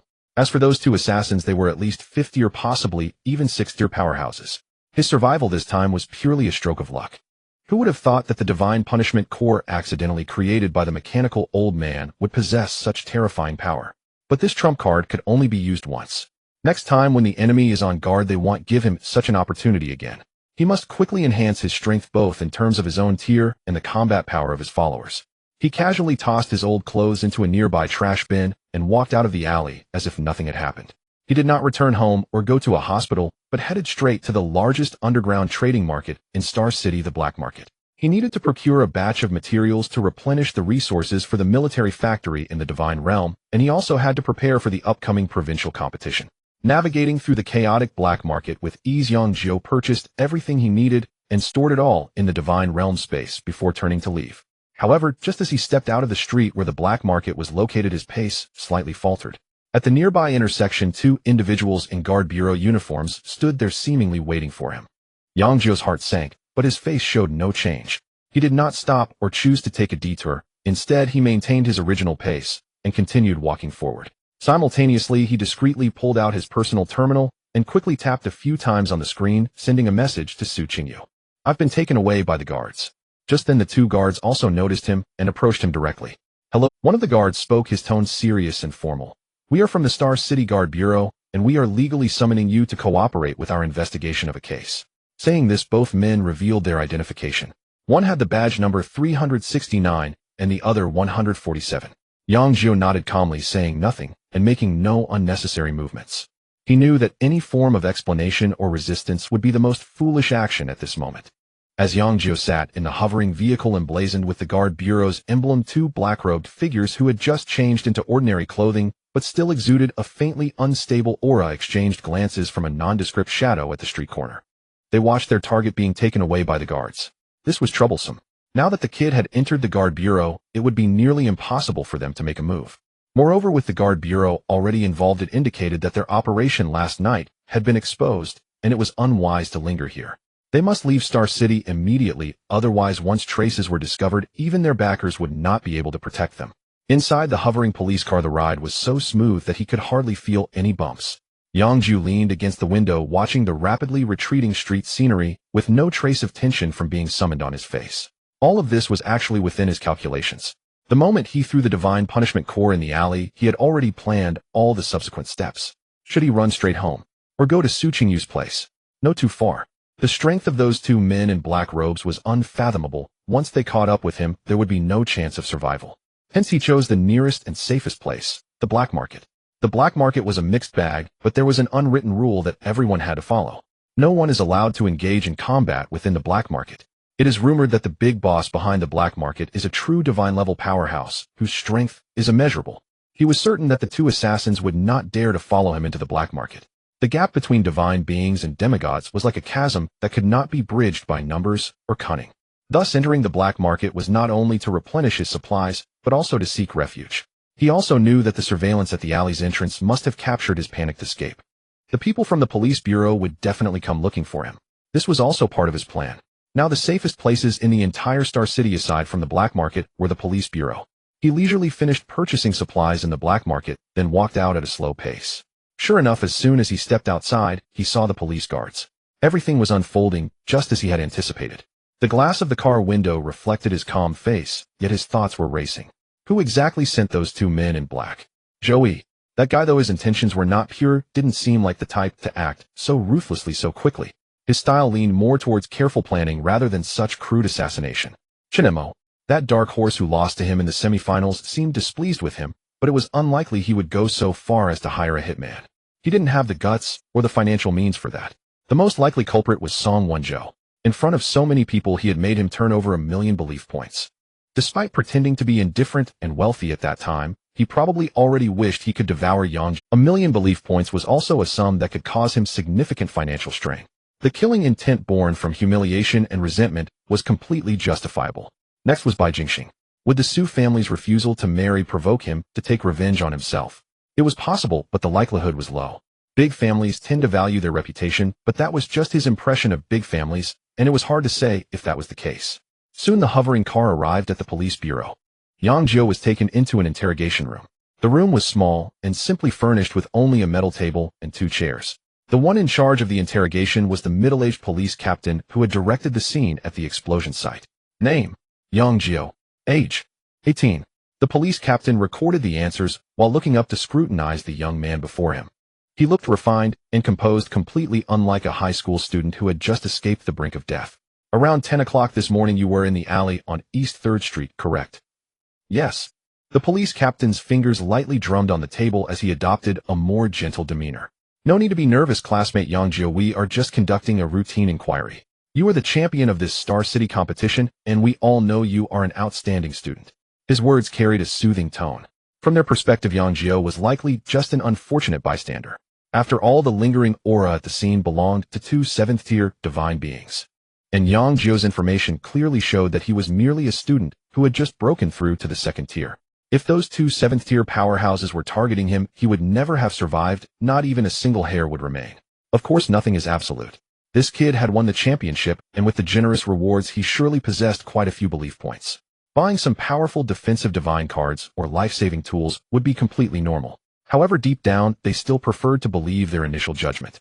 For students with such excellent grades, they inherently viewed them through a filter. Tell us what you saw at that time, the police captain asked. Yang Jiu's face appropriately showed a hint of fear as he leaned slightly forward, lowering his voice. I was about to go to the black market to buy something when I passed by that alley. Then I saw 2 people in black robes fighting fiercely with the surrounding walls cracking. I was so scared that I turned and ran, but before I could get out of the alley there was a loud explosion. After that His account was seamless, perfectly portraying an innocent bystander who was terrified. The police captain and the recorder exchanged glances, each seeing the answer of just as expected in the other's reaction. This aligned well with their speculations. Meanwhile, Su Qingyu was sitting on her family's sofa, her long legs swinging restlessly, occasionally glancing at the time on her personal terminal. It was almost time for their appointment. Why hadn't Brother Jiu arrived yet? Bored, she opened Douyin, scrolled through a few short videos, but found it dull. She felt an unshakable sense of unease in her heart. Exiting Douyin, she opened WeChat, intending to send Yang Jiu a message to urge him. Just then she saw the message Yang Jiu had sent half an hour ago. I've been taken away by the police. 7 short words struck her like a bolt from the blue. Instantly, police. Taken away. Brother Jiu is in trouble. An indescribable panic seized her heart. She felt like the entire world was spinning, as if it were about to collapse. In the next second, she jumped up from the sofa, frantically searching through her contacts, but due to excessive panic, she mistakenly dialed the wrong numbers several times. Finally, she found the contact labeled Dad and dialed it. The phone was almost picked up in an instant. Hello, darling daughter, are you missing your dad? A hearty laugh came from the other end of the line. Dad. As soon as Su Qingyu spoke, her voice was laced with tears, and she couldn't help but burst into tears. Brother Jiu. Brother Jiu has been taken by the police. You have to go save him. The laughter on the other end abruptly ceased. Su Zhendong's heart tightened. His daughter's tearful voice broke his heart. Don't cry, darling daughter, don't panic. Where are you right now? Stay put, I'll be there soon. Su Zhendong reassured his daughter while grabbing his coat and car keys. Take your time and tell me what happened. After hanging up, Su Zhendong immediately drove towards the location where his daughter had sent him. Before long, he reached the entrance of a shopping mall and picked up Su Qingyu, who was crying like a rain-soaked pear blossom. Su Qingyu got in the car and incoherently recounted the message Yang Jiu had sent half an hour ago and her worries. After listening, Su Zhendong immediately turned the car around, and the hovering vehicle roared as it sped towards the direction of the Star City Police Bureau.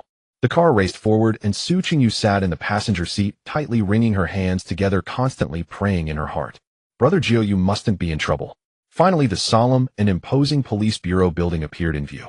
Su Zhendong parked the car steadily at the entrance, just as he was about to get out. The automatic glass doors of the police bureau slid silently open. A tall figure emerged against the afternoon sun. The young man had his hands in his pockets, walking leisurely and appearing calm, as if he had merely stepped out. The figure emerging from the gates of the security bureau was none other than Yang Jiu. As soon as Su Qingyu saw him, she pushed open the car door and rushed over. "Jiu Gup!" Su Qingyu exclaimed, lifting her skirt as she charged forward, completely disregarding her image as a lady.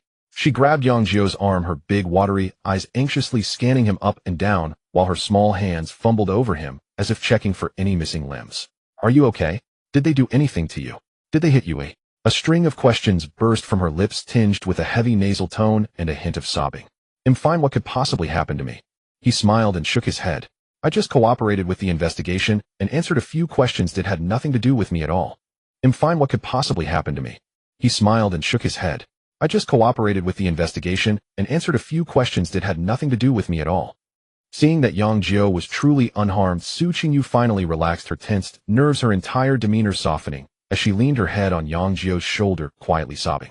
Not far away, Su Zhendong watched this scene unfold, his face already somewhat displeased due to his daughter's loss of composure, now darkening further, as if it could rain. When had his precious daughter, whom he had raised with his own hands, ever been so concerned about someone else? Even he, as her father, had never enjoyed such treatment. That kid, truly despicable. A thought emerged from Su Zhendong's heart, tinged with a trace of barely perceptible killing intent.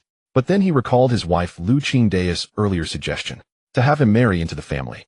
This kid actually wasn't willing. Was the Su family so poor? Was his daughter, Su Qingyu, not worthy of him? A waste with great talent, what gave him the nerve to refuse?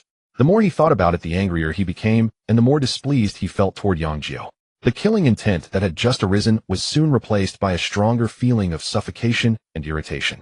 He now wished he could slap this kid who had stolen his daughter's heart, but he dared not do so. If his daughter found out he had laid hands on her beloved Jiugu, wouldn't she come after him? This feeling of wanting to kill the other party but being utterly powerless against him made Su Zhendong's chest feel tight. At that moment, Su Qingyu, leaning against Yang Jiu's shoulder, seemed to sense his gaze and looked up, giving him a sweet smile. "Dad, look, Jiugu is fine."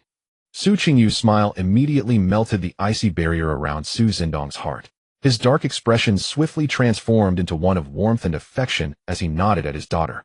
"Good, as long as you're fine, that's all that matters." But when Su Qingyu contentedly turned back to continue snuggling with Yang Jiu, the smile on Su Zhendong's face vanished once more, replaced by a cold, scrutinizing gaze. The speed of this transformation left Yang Jiu beside him, stunned. Was this future father-in-law a master of face-changing? Quite impressive. Yang Jiu silently muttered to himself, subtly raising the threat level of Su Zhendong in his mind. He always felt that this old fox seemed to have designs on him. Su Zhendong walked over, patted Yang Jiu on the shoulder, and although he wore a smile, the force behind it was not insignificant. "You two wait in the car for a moment. I need to go inside and greet Director Wang." With that, he turned and walked directly into the Security Bureau building. Once Su Zhendong's figure disappeared at the entrance, Su Qingyu pulled Yang Jiu into their floating car. As soon as she sat down, she could no longer contain herself and grabbed Yang Jiu's arm, pressing him for answers. "What exactly happened? I was almost scared to death when you sent that message." Yang Jiu looked at her panicked expression and had no choice but to repeat the explanation he had already prepared. "It's really nothing, just bad luck. I happened to pass by a small alley and coincidentally ran into two experts fighting inside, causing quite a commotion. When I ran out, they were gone, and I became the only witness, which is why I was called in for questioning." This explanation was reasonable and left no room for doubt. Sure enough, Su Qingyu did not doubt him. She trusted Yang Jiu the most. After hearing the explanation, she finally relaxed completely, patting her ample chest and letting out a long sigh of relief. "Thank goodness. I was just passing by. You scared me to death." With the weight lifted from her heart, the girl's lively nature returned. Suddenly, she remembered something and excitedly leaned closer to Yang Jiu, her eyes sparkling with enthusiasm. "All right, Jiugu, tomorrow we are going to the provincial city Chongqing. My mom is. Lu Qingdai will personally drive us there," she said. "Mom said she will accompany us in the provincial city until the provincial competition ends, and then she will go with us to participate in the national competition afterward." Mentioning the national competition, Su Qingyu's face was filled with yearning. That's the real place where all the geniuses from across the country gather. It must be incredibly exciting. She chattered away as if she could already see the grand scene. Finally, she tilted her head and smiled brightly at Yang Jiu. "It's a promise. Tomorrow I'll come to pick you up and we'll set off together." Meanwhile, in the director's office of the Security Bureau, Su Zhendong sat confidently on the sofa, holding a cup of hot tea, but not taking a sip. Opposite him sat a middle-aged man in a security uniform with a square face that exuded authority even without anger. Wang Wenyuan, the director of the Xingqing Security Bureau. Wang Wenyuan looked at his old friend with curiosity and spoke up. "Zhendong, what brings you here? You came in asking about that young man named Yang Jiu. What is your relationship with him?" Upon hearing this question, Su Zhendong's hand holding the teacup paused for a moment. To be honest, he found it a bit hard to say. After hesitating for a moment, he reluctantly squeezed out a few words. He is my daughter's childhood sweetheart. Pooh. The sip of tea Wang Wenyuan had just taken nearly came out of his mouth. He forced himself to swallow it down before bursting into a hearty laugh. Huh. I see. No wonder you're so concerned. It turns out he is your future son-in-law. Su Zhendong's face darkened even further. Wang Wenyuan laughed for a while before finally stopping, his expression gradually turning serious. He set down the teacup and leaned slightly forward. Let's talk business. Zhendong, this Yang Jiu did have bad luck today, but it could also be considered good luck. Not long after he entered that alley, a violent explosion occurred inside. Wang Wenyuan's voice lowered a few notches, carrying a hint of gravity. Our people at the scene detected the residual aura of two seventh-tier divine beings. A seventh-tier divine being. Su Zhendong's hand holding the teacup paused in midair, the steam rising from the cup momentarily obscuring his astonishment. Wang Wenyuan nodded gravely, lowering his voice as if afraid to disturb something outside the office. Indeed, two of them. Although the aura was chaotic, its intensity could not be faked. Moreover, judging by the residual energy attributes at the scene, it was filled with a sense of brutality and slaughter, absolutely indicative of a professional killer who had long navigated the brink of life and death. He interlaced his fingers on the table, scrutinizing his old friend. There is one very strange aspect. That child Yang Jiu was far too composed to be a mere ordinary student who had just escaped from the aftermath of such a high-level battle. Even a soldier who has never seen blood would be shaken the first time they witnessed such a scene. But he, after being found by our people and throughout the recording process, remained clear-headed and articulate. Wang Wenyuan's words trailed off, but the implication was already clear. This was abnormal. Too abnormal. How could a child from a peaceful civilian family possess such an ability to remain unfazed before calamity? Su Zhendong fell silent. Could it be that the boy was not right? That would be great, or I should keep my daughter away from him. This is an opportunity. Just then Wang Wenyuan suddenly laughed, leaning back in his chair, his entire being relaxing. However, Zhendong, after you told me he is your daughter's childhood sweetheart, everything seems to make sense now. Su Zhendong was taken aback, not understanding his meaning. Wang Wenyuan laughed heartily. Of course. Think about it, he has been with your daughter since childhood. Doesn't that make him half a member of the Su family? What kind of family is the Su family? The experiences he has been exposed to and the people he has interacted with must far exceed those of an ordinary family. With your Su family's connections, don't say he merely encountered two seventh-tier powerhouses fighting. Even if gods were to battle before him, he could probably remain calm. This is called being unperturbed by the unusual. Wang Wenyuan wore an expression of, I have seen through everything, and patted Su Zhendong on the shoulder. Thus the boy's good psychological quality is completely understandable. It has everything to do with you, my future father-in-law. Su Zhendong's face darkened completely. He felt a huge stone lodged in his chest, unable to rise or fall. So I came here today not only to find trouble for that boy, but instead helped him deflect the biggest suspicion. He stood up, forcing a smile more grotesque than crying. All right, since there's nothing wrong, I'll take my leave first. Let's call old Li and the others for a meal another day. Good, take care. Su Zhendong bid farewell to Wang Wenyuan, stepping out of the office. As soon as he exited, he saw his daughter happily chatting with Yang Jiu at the end of the corridor. Su Qingyu seemed to have said something funny, laughing uncontrollably, while Yang Jiu looked at her with a helpless yet indulgent expression. That scene was glaring. The fire in Su Zhendong's heart flared up in an instant. He strode over, maintaining a stern face. It's noon, now let's go eat. The atmosphere at the dining table was somewhat strange. Su Qingyu and Yang Jiu sat on one side, whispering to each other. Su Zhendong sat alone across from them, silent, merely sipping tea, but his gaze directed at Yang Jiu was filled with a lingering scrutiny and displeasure. Yang Jiu felt as if he were seated on pins and needles during this meal. He sensed that the old fox across from him might flip the table at any moment. Finally, after finishing the meal, Su Zhendong immediately stood up and spoke without giving any room for argument. Let's go, I'll take Yang Jiu home. Upon hearing this, Su Qingyu instantly became displeased, pouting. Dad, we had plans to go shopping together this afternoon. Su Zhendong glanced at Yang Jiu, speaking in a concerned tone. Yang Jiu has experienced such an event today, his spirit must have taken quite a hit and needs proper rest. We're going to the provincial capital tomorrow. He needs to recuperate and cannot afford to be careless. This reasoning was impeccable. Although Su Qingyu was reluctant, remembering that Yang Jiu indeed needed rest, she nodded and instructed. All right then. Brother Jiu, make sure to rest well at home, and I'll come to pick you up tomorrow morning. The hovering vehicle stopped outside Yang Jiu's house. Yang Jiu got out of the car, just about to turn around and say a few more words to Su Qingyu inside the vehicle. However, as soon as he turned around, the expensive hovering vehicle emitted a thunderous roar, its tires leaving a faint mark on the ground, then transforming into a streak of light vanishing at the end of the street, leaving behind a bewildered Yang Jiu and a mouthful of exhaust fumes. He smiled helplessly. Old Deng is still playing this trick. Next time I'll definitely park the electric car at your villa's door and have you personally charge it for me. Returning home, Yang Jiu found his parents sitting on the sofa intently watching the news. On the television screen, a female reporter stood before a pile of rubble conducting a live report. According to the latest information gathered by our reporter at the scene, a violent explosion occurred on Dongsan Street this morning, preliminarily determined to be caused by a battle between high-tier divine beings. The Security Bureau has now intervened in the investigation.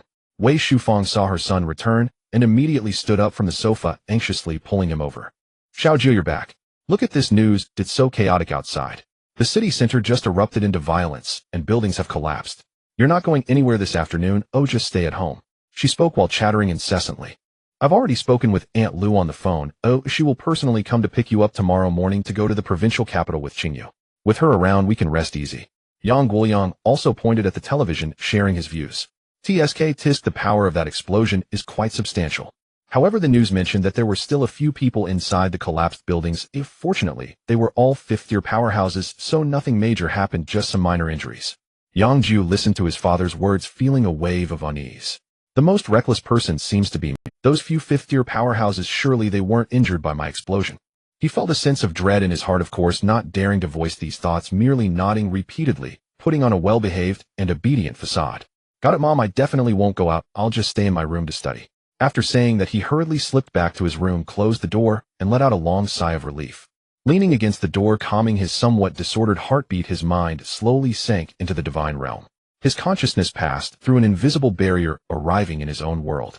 His consciousness descended upon the sky of the divine realm, transforming into a colossal human face, composed of endless clouds, gazing down upon this world that belonged to him. His sight was directed straight towards the steel town in the west. His consciousness descended upon the sky of the divine realm, transforming into a colossal human face, composed of endless clouds. Through the semi-open walls, one could see a bustling scene inside. Rows of modified low-level magical beasts, their movements, somewhat stiff, precisely executed the preset programs, busy on the assembly line. They assembled various metal parts and energy crystals, and finally, a fervent mechanical follower implanted a writhing purple flesh tissue among them. One by one, fist-sized mechanical cores were continuously produced. They lay quietly on specially designed racks, each resembling a slowly beating heart. The coldness of metal perfectly fused with the eerie flesh, a dark purple glow circulating through the network of blood vessels on the surface, emanating a stable and powerful energy fluctuation. Compared to the two half-finished products he used in a moment of desperation last night, these mass-produced models showed significant improvements. At the very least, Yang Jiu could feel that the energy within these cores was much more stable. They must have been modified. This is normal. Less than a day had passed in the real world, yet nearly half a year had gone by in the divine realm. With such a long time to research, it was no surprise that the mechanical old man with his fervent enthusiasm had achieved modifications. He focused his thoughts, and a vast divine decree resonated over the entire steel town. I shall take the majority of these cores. The divine decree descended. The mechanical old man supervising production in the factory trembled all over, immediately dropping his tools and kneeling down, with all the surrounding followers fervently praising the colossal face of clouds in the sky. Praise our God. Your will is our direction. Following this, the mechanical old man raised his head, his aged and fervent face filled with excitement as he reported his research achievements through prayer. Supreme Deity, your humble servant has successfully modified the divine punishment core. Now its explosive power has been completely stabilized, and you can control it to explode at any time and place according to your will. Moreover, after tens of thousands of experiments, we have optimized the internal energy structure, further enhancing its power. Now each divine punishment core is capable of inflicting fatal damage on Tier 6 beings. Upon hearing this report, Yang Jiu's consciousness momentarily froze. Can it be controlled to explode with thought? Its power has even increased to threaten Tier 6 beings. A wave of ecstasy washed over his mind. This is simply a divine artifact tailored for him. With this, not only can he deceive others in competitions, but it can also save his life at critical moments. Most importantly, how much faith points would this fetch if sold? This is no longer mere weaponry. This is a moving gold mine. It is an endless faith point ATM. However, amidst the excitement, the life and death scene from the alley yesterday uncontrollably resurfaced in his mind. The cold, killing intent of the two figures in black robes, the sharp whistle of the dagger slicing through the air, and the suffocating despair before the explosion. No. Having merely an offensive means is not enough. This time he was lucky the enemy was unaware of his deadly weapon and was caught off guard. But what about next time? Once the enemy is prepared or sends stronger assassins, his current means would be utterly insufficient. He must quickly enhance his own strength. Neither the Divine Realm's subordinates nor his own rank can lag behind. Furthermore, he needs to acquire powerful defensive equipment. It would be best if it were a life-saving trump card capable of withstanding demigod attacks, otherwise he would feel unsafe even just walking down the street. This assassination had sounded the most piercing alarm for him. This world is far more dangerous than he imagined. Right now he is like a child holding a mountain of gold walking in a forest full of wolves at any moment ready to be torn to shreds. A strong sense of urgency compelled him to become stronger as soon as possible. As for how much the modified divine punishment cores could sell for, it was hard to say at the moment. Once he reaches the provincial city, the first thing he will do is find an official appraisal center to get a price estimate for this item. In the Divine Realm, there are countless gods, and each may create some peculiar items in their realms. The effects and values of these items cannot be uniformly measured, so institutions like appraisal centers have emerged. They specialize in appraising various Divine Realm products, assessing their value, and issuing credible appraisal certificates. With a certificate, gods can list their specialties on official trading websites for sale. Meanwhile, general items like spirit vein cards and biological cards that already have clear market prices do not require appraisal and can be directly listed for trade. Thinking about enhancing his own strength, Yang Jiu no longer procrastinated. He withdrew his consciousness from the Divine Realm, returning his mind to his body in the real world. Previously, he had focused on developing the Divine Realm and hardly paid attention to his own cultivation. His breakthrough to Tier 2 was entirely due to the development of the Divine Realm and the feedback from his subordinates' breakthroughs. In hindsight, this mindset was terribly misguided. No matter how powerful the Divine Realm, if he himself were fragile and was slain in one strike, it would be all for naught. He sat cross-legged on the bed, following the basic breathing techniques taught at school, slowly closing his eyes and attempting to sense the spiritual energy drifting in the world. However, just as he entered the state, a sudden change occurred. He felt as if he had transformed into a gigantic vortex. The originally gentle and thin spiritual energy in the surrounding air seemed to have received some fatal attraction, instantly turning wild. They surged toward Yang Jiu's body from all directions, as if crazed.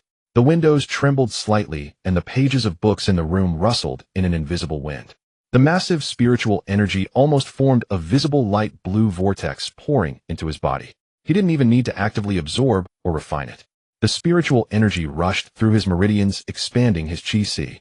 Crack. A sound seemingly existing only in his spiritual world echoed, as if something was shattering. The second-tier bottleneck that had troubled countless students and required massive time and resources to break through. Shattered. It was simpler than drinking water. It was easier than breathing. A sense of strength far stronger than before surged from his limbs and bones. Yang Jiu suddenly opened his eyes. Tier 3. Is this? Tier 3. He raised his hand in a daze, feeling the ceaseless energy flowing within him, and looked at the night outside, which had already calmed down. The entire process seemed to take less than a minute. Yang Jiu stroked his chin, and an uncontrollable thought popped into his mind. Could it be that I am truly a unseen-a-million cultivation genius?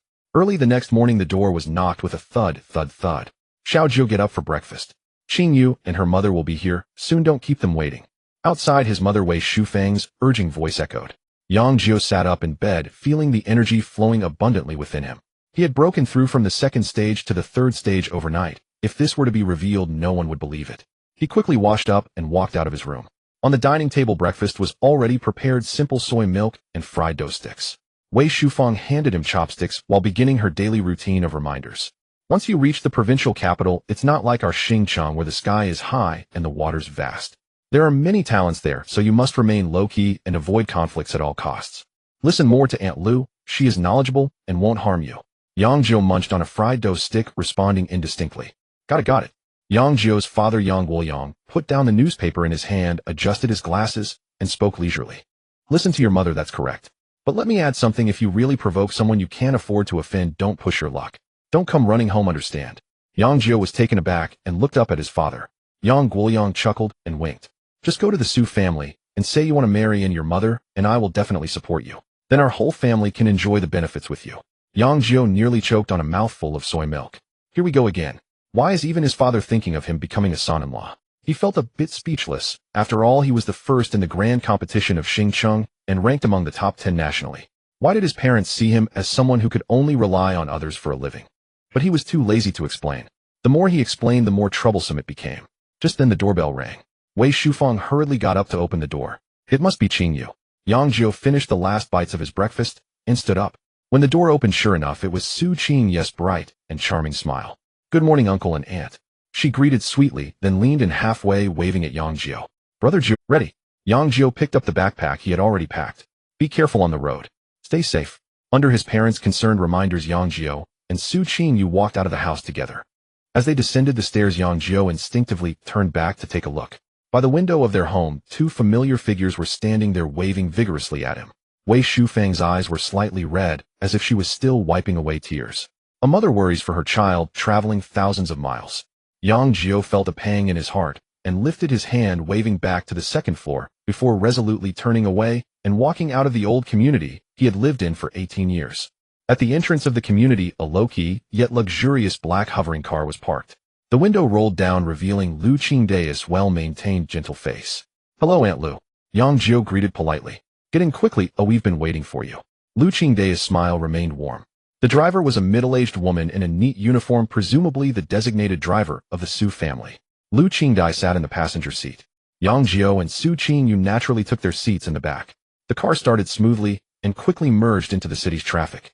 Brother Jiu, let me tell you, the provincial capital is so much fun.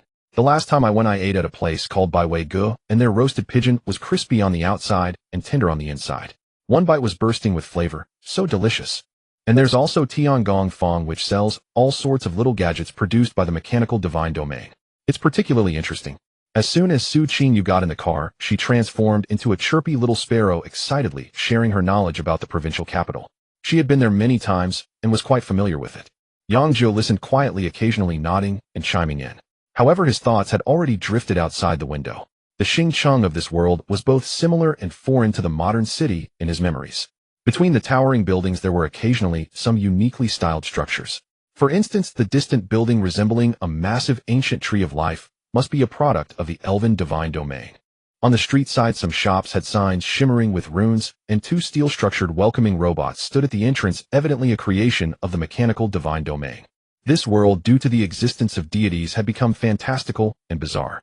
Xingqiang was roughly over 500 kilometers away from the provincial capital Chongqing. The Su family's hovering car was of a high standard, traveling on a dedicated high-altitude magnetic levitation track, moving swiftly. It would take just over an hour to arrive. The scenery outside the window rapidly receded, transitioning from the urban steel and concrete to the green mountains and waters of the suburbs. As Yang Jiu gazed at the unfamiliar landscape outside, a faint sadness quietly emerged within him. This Chongqing was not the same as the one he had visited countless times in his past life. All of this constantly reminded him that he could never go back. This was a brand new world. The environment had changed. Would people truly change as well? He did not know.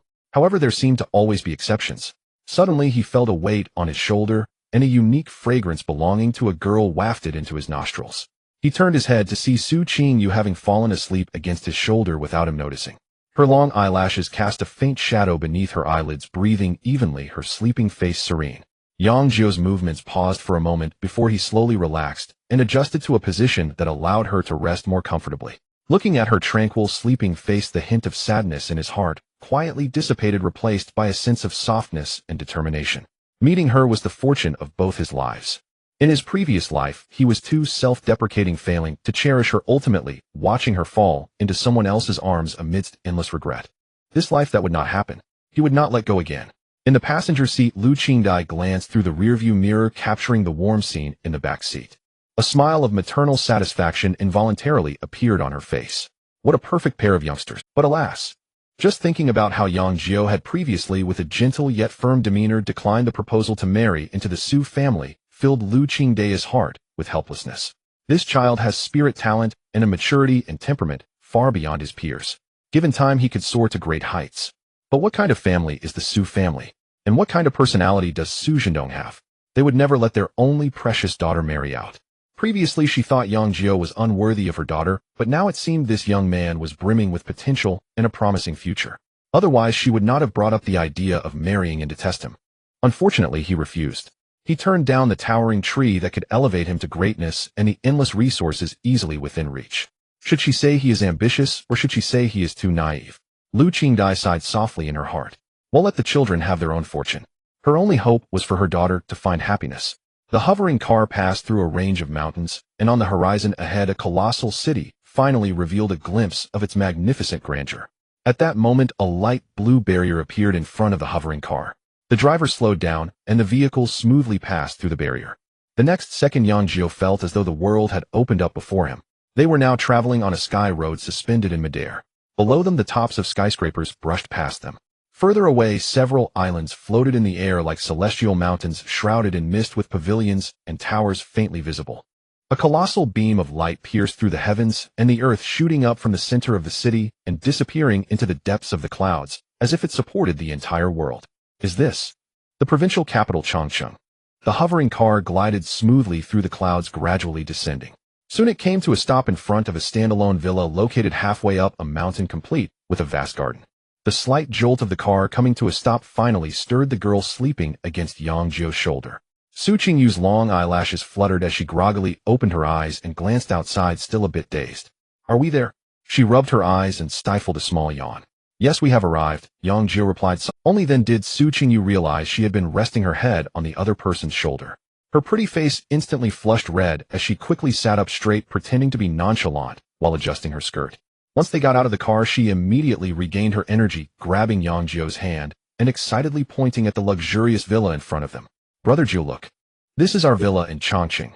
I often came here during my childhood vacations. Without waiting for a response, she eagerly pulled Yang Jiu inside, not even bothering to wait for her mother Lu Qingdai, who followed behind. The villa's interior was decorated in understated luxury, with each piece of furniture and decoration exuding a hefty price, yet not appearing overly ostentatious. Su Qingyu dragged Yang Jiu up to the second floor, her face filled with pride as she pushed open a room decorated in shades of pink. Look, this is my room. Then she pointed to the adjacent door, winking playfully at Yang Jiu. And this is your room. It's right next to mine. Yang Jiu glanced at the door so close by feeling somewhat uneasy. Wasn't Aunt Lu being a bit too bold with this arrangement? Wasn't she worried that he might lose control in the middle of the night and sneak into her precious daughter's room? Downstairs, Lu Qingdai watched the two little ones upstairs, a knowing smile appearing on her face. Rather than worrying about Yang Jiu sneaking into her daughter's room, she was more concerned about whether her daughter might willingly present herself. Blocking is not as good as creating opportunities. Yang Jiu was pulled by Su Qingyu to first tour her princess room before returning to his own. The room was spacious, featuring a private balcony with a great view that overlooked a good portion of Changcheng's nightscape. Just then, Lu Qingdai's voice called from downstairs. Qingyu, Xiao Jiu, come down and get ready for lunch. The two responded and were about to head downstairs when suddenly the doorbell rang. Lu Qingdai walked over, somewhat puzzled, and opened the door to find a young man dressed in high-end casual attire, wearing a warm smile. In his hand, he held a beautifully packaged gift box. Aunt Lu, I apologize for the unexpected visit. The newcomer was Bai Jingxing. He first respectfully greeted Lu Qingdai before his gaze shifted past her to Su Qingyu at the top of the stairs, his smile growing wider. Sister Qingyu, it's been a long time. Finally, his eyes landed on Yang Jiu beside Su Qingyu, where his warm smile contained a subtle hint of Yang Jiu, welcome to Chongqing. Bai Jingxing explained his purpose. I happened to notice Aunt Liu's license plate while on the road and guessed that you and Sister Qingyu must be in Chongqing, so I came to visit. Su Qingyu held no fondness for Bai Jingxing. The last time he had visited, he had suddenly proposed a marriage alliance, which had completely revolted her. They were only acquainted from childhood and not even close enough to be considered friends. Why did he think she would agree? So she merely responded with a light humph from her nose, not even giving him a proper look. Yang Jiu merely nodded calmly, maintaining a facade of politeness. Until he confirmed who had sent those two assassins yesterday, he would not get too close to anyone. On the surface, Bai Jingxing appeared cultured and refined, but the hidden possessiveness lurking beneath his smile did not escape Yang Jiu's notice. This guy had clearly taken him as a rival. Lu Qingdai was quite warm in her reception, as he was the child of a family friend. Jingxing, come in and sit. We're just about to have lunch. Why not stay and eat with us? Bai Jingxing shook his head, a hint of just the right amount of apology on his face. No, Aunt Lu. I have an important meeting at my company later, so I won't disturb your family meal. He handed over the gift box. Just a small gift, nothing much. I'll host a proper banquet another day to welcome Aunt Lu and Sister Qingyu. After saying that, he politely took his leave, the entire process flawless and without a hint of fault. After lunch, Su Qingyu appeared somewhat sullen. Yang Jiu knew her mood had been affected by Bai Jingxing's unexpected appearance.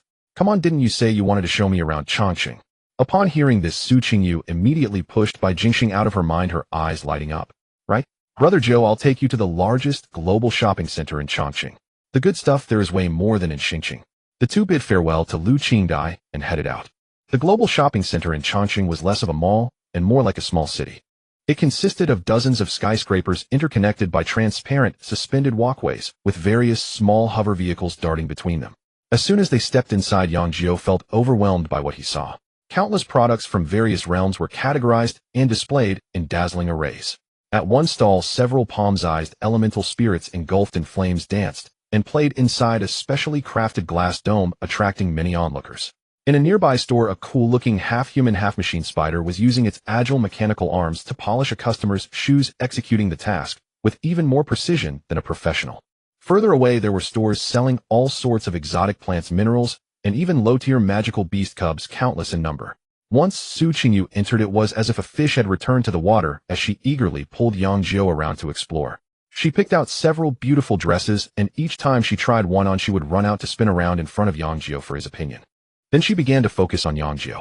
Brother Joe, come try on this jacket. The color would look amazing on you, and these pants would go perfectly with that jacket. Yang Jiu could hardly refuse her enthusiasm, being pushed in and out of the fitting room repeatedly. In the end, he bought nothing for himself, but ended up carrying 7 or 8 shopping bags filled with clothes and shoes that Su Qingyu had chosen for him. He glanced at the price tag of one of the jackets, and the long string of zeros behind it made him involuntarily twitch his mouth. Just one piece of clothing was almost equivalent to his parents' annual salary. He looked back at Su Qingyu, who was currently bouncing with excitement, eagerly searching for the next target, and a sense of helplessness welled up inside him. It seemed he had truly become a kept man. However, looking at the girl's bright smile, he felt a warmth in his heart. Oh well, if being a kept man is what it is, then so be it. This feeling of being supported by a wealthy woman. After experiencing it a lot, it seems one gets used to it, and there's nothing wrong with it. The two were enjoying their time shopping in the mall, or rather it was Su Qingyu who was having the most fun. Yang Jiu's hands were already filled with a variety of shopping bags, feeling like a human clothes rack. He watched Su Qingyu enthusiastically selecting the next store ahead, while his mind was occupied with another matter. The Divine Punishment Court needed to be liquidated as soon as possible. Yesterday's assassination attempt had sounded the alarm for him. Whether it was elevating his own status or purchasing powerful defensive gear, he needed a vast amount of faith points. The rewards from the competitions were simply insufficient. Qingyu, Yang Jiu called out to her. What is it, Jiu Go? Su Qingyu turned around holding a men's trench coat she had just picked out, measuring it against Yang Jiu. Is there a reliable appraisal hall around here? Yang Jiu asked. Su Qingyu blinked, a hint of curiosity in her eyes. Appraisal hall? What do you want to appraise, Jiu Go? I've recently acquired some trinkets in my divine domain and want to get an estimate. Yang Jiu casually explained. What kind of items? Su Qingyu, although curious, did not press further. She was well aware of boundaries. She tucked away the trench coat, linked her arm with Yang Jiu's, and grinned. Of course there is. The most famous place in Chong City is the Treasures Pavilion. The appraisers there are renowned for their keen eyesight and have the best reputation. They'll take you there. The girl was always very proactive. She didn't hesitate to pull Yang Jiu along and ran towards the shopping center's hovercar station. However, when the two arrived in front of the black hovercar belonging to the Su family, they encountered trouble. Su Qingyu pressed the smart key several times, but the car showed no response. Strange. Why isn't it working? She tried a few more times, even walked to the front to knock on the car door, but the hovercar remained as silent as a hunk of scrap metal. Oh no, why did it have to break down right now? Su Qingyu stamped her foot in frustration. Just then a smooth engine sound approached from afar. A striking silver two-seater hover sports car silently came to a stop in front of them. The window slowly rolled down, revealing Bai Jingxing's face adorned with a standard smile. Qingyu, what a coincidence. He pretended to have just noticed them, then his gaze fell on the unmoving black hovercar, expressing just the right amount of concern. What's wrong? Is the car broken? Su Qingyu nodded reluctantly. Bai Jingxing's smile deepened. Where are you headed? He'll give you a ride. He added, specifically noting, but this is a two-seater sports car, so I can only take one more person. His meaning could not be clearer. He intended for Yang Jiu to figure out his own way to leave.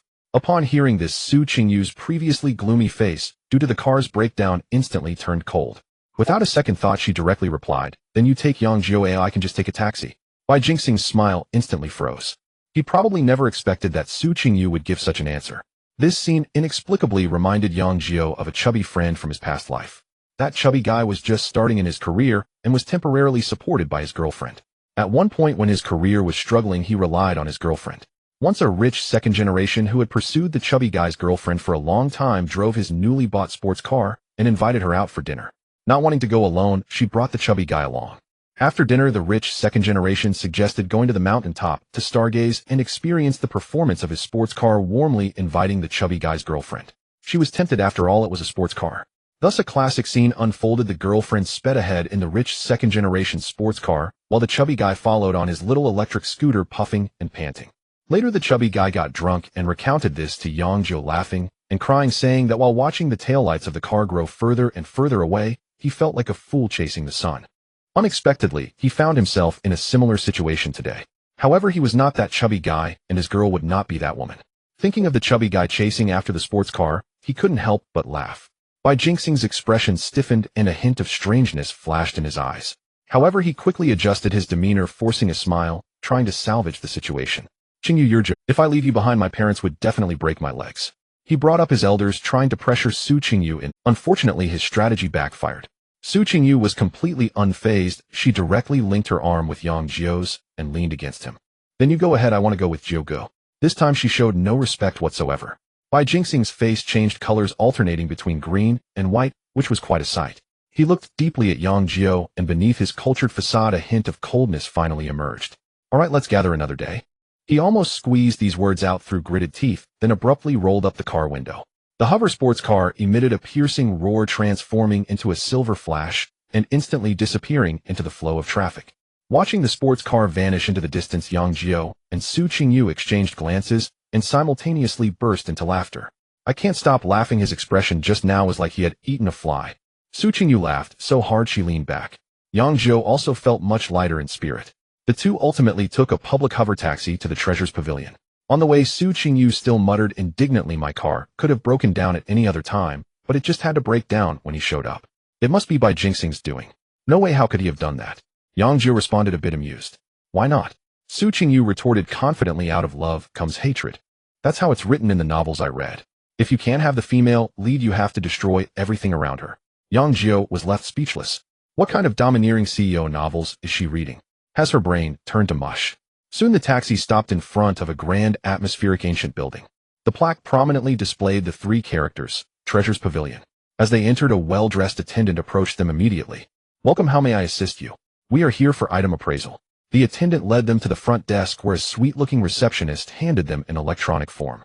Hello sir, please fill out this form first. We need to determine the general category of the items you want appraised, so we can arrange for the most professional appraisers. Yang Jiu took the form and was about to fill it out. Just then a woman in a fitted dark red qipao with a graceful figure and a captivating appearance walked out from the inner hall with a captivating gait. With every step she took, it felt like she was treading on people's hearts, causing many men's breaths in the entire hall to hitch. The receptionist saw her and quickly lowered her head in respect. Manager. The woman simply responded with a faint hum, glancing around the hall before her gaze fell on. Just at the right moment, I happened to be free. The woman extended her delicate fingers and lightly tapped the form in Yang Jiu's hand, her peach blossom eyes radiating. Just at the right moment, I happened to be free. The woman extended her delicate fingers and lightly tapped the form in Yang Jiu's hand, her peach blossom eyes radiating charm. Let me help these two with their appraisal. Su Qingyu's vigilance instantly reached its peak. This woman is too threatening. Whether it is her alluring figure or her enchanting face, both possess a deadly allure for men. A vague sense of crisis made her instinctively tighten her grip on Yang Jiu's arm. Yang Jiu, however, was momentarily taken aback, not because of her beauty, but due to the unique aura she exuded. That blend of laziness and sharpness, of charm and competence, struck him with an inexplicable familiarity. A character from the depths of his past life memories instantly merged with the woman before him. He instinctively murmured, Yufei. The woman paused, her beautiful brows slightly raised, her gaze precisely landing on Yang Jiu. She first appeared somewhat surprised, then a captivating smile blossomed at the corners of her lips. That name is nice, I like it. She walked over gracefully, a faint fragrance trailing behind her. My name is Yin Xinya, and I am the manager here. If you need to appraise a treasure, follow me. Before Yang Jiu could respond, a sharp pain surged from his waist. He gasped, looking down to see Su Qingyu fiercely pinching the soft flesh at his waist with her small hand, her large eyes glaring at him in indignation. This girl really knows how to hit hard. He rubbed his waist, relieved that he had broken through to the third tier last night. His physical strength was far superior to before, otherwise he would have surely bruised Seeing Yang Jiu rubbing his waist, Su Qingyu felt a pang of sympathy lessening her grip as she gently massaged him, though her voice still conveyed dissatisfaction as she questioned him. What? Are you interested in her? No, where did you get that idea? Yang Jiu explained helplessly, I once read a novel where a female character was named Yafei who also managed an auction house. She just reminded me of her, so I instinctively said it. Su Qingyu looked at him skeptically for several seconds, seemingly judging the truth of his words. Finally she huffed softly and turned her head aside. I'll let that slide.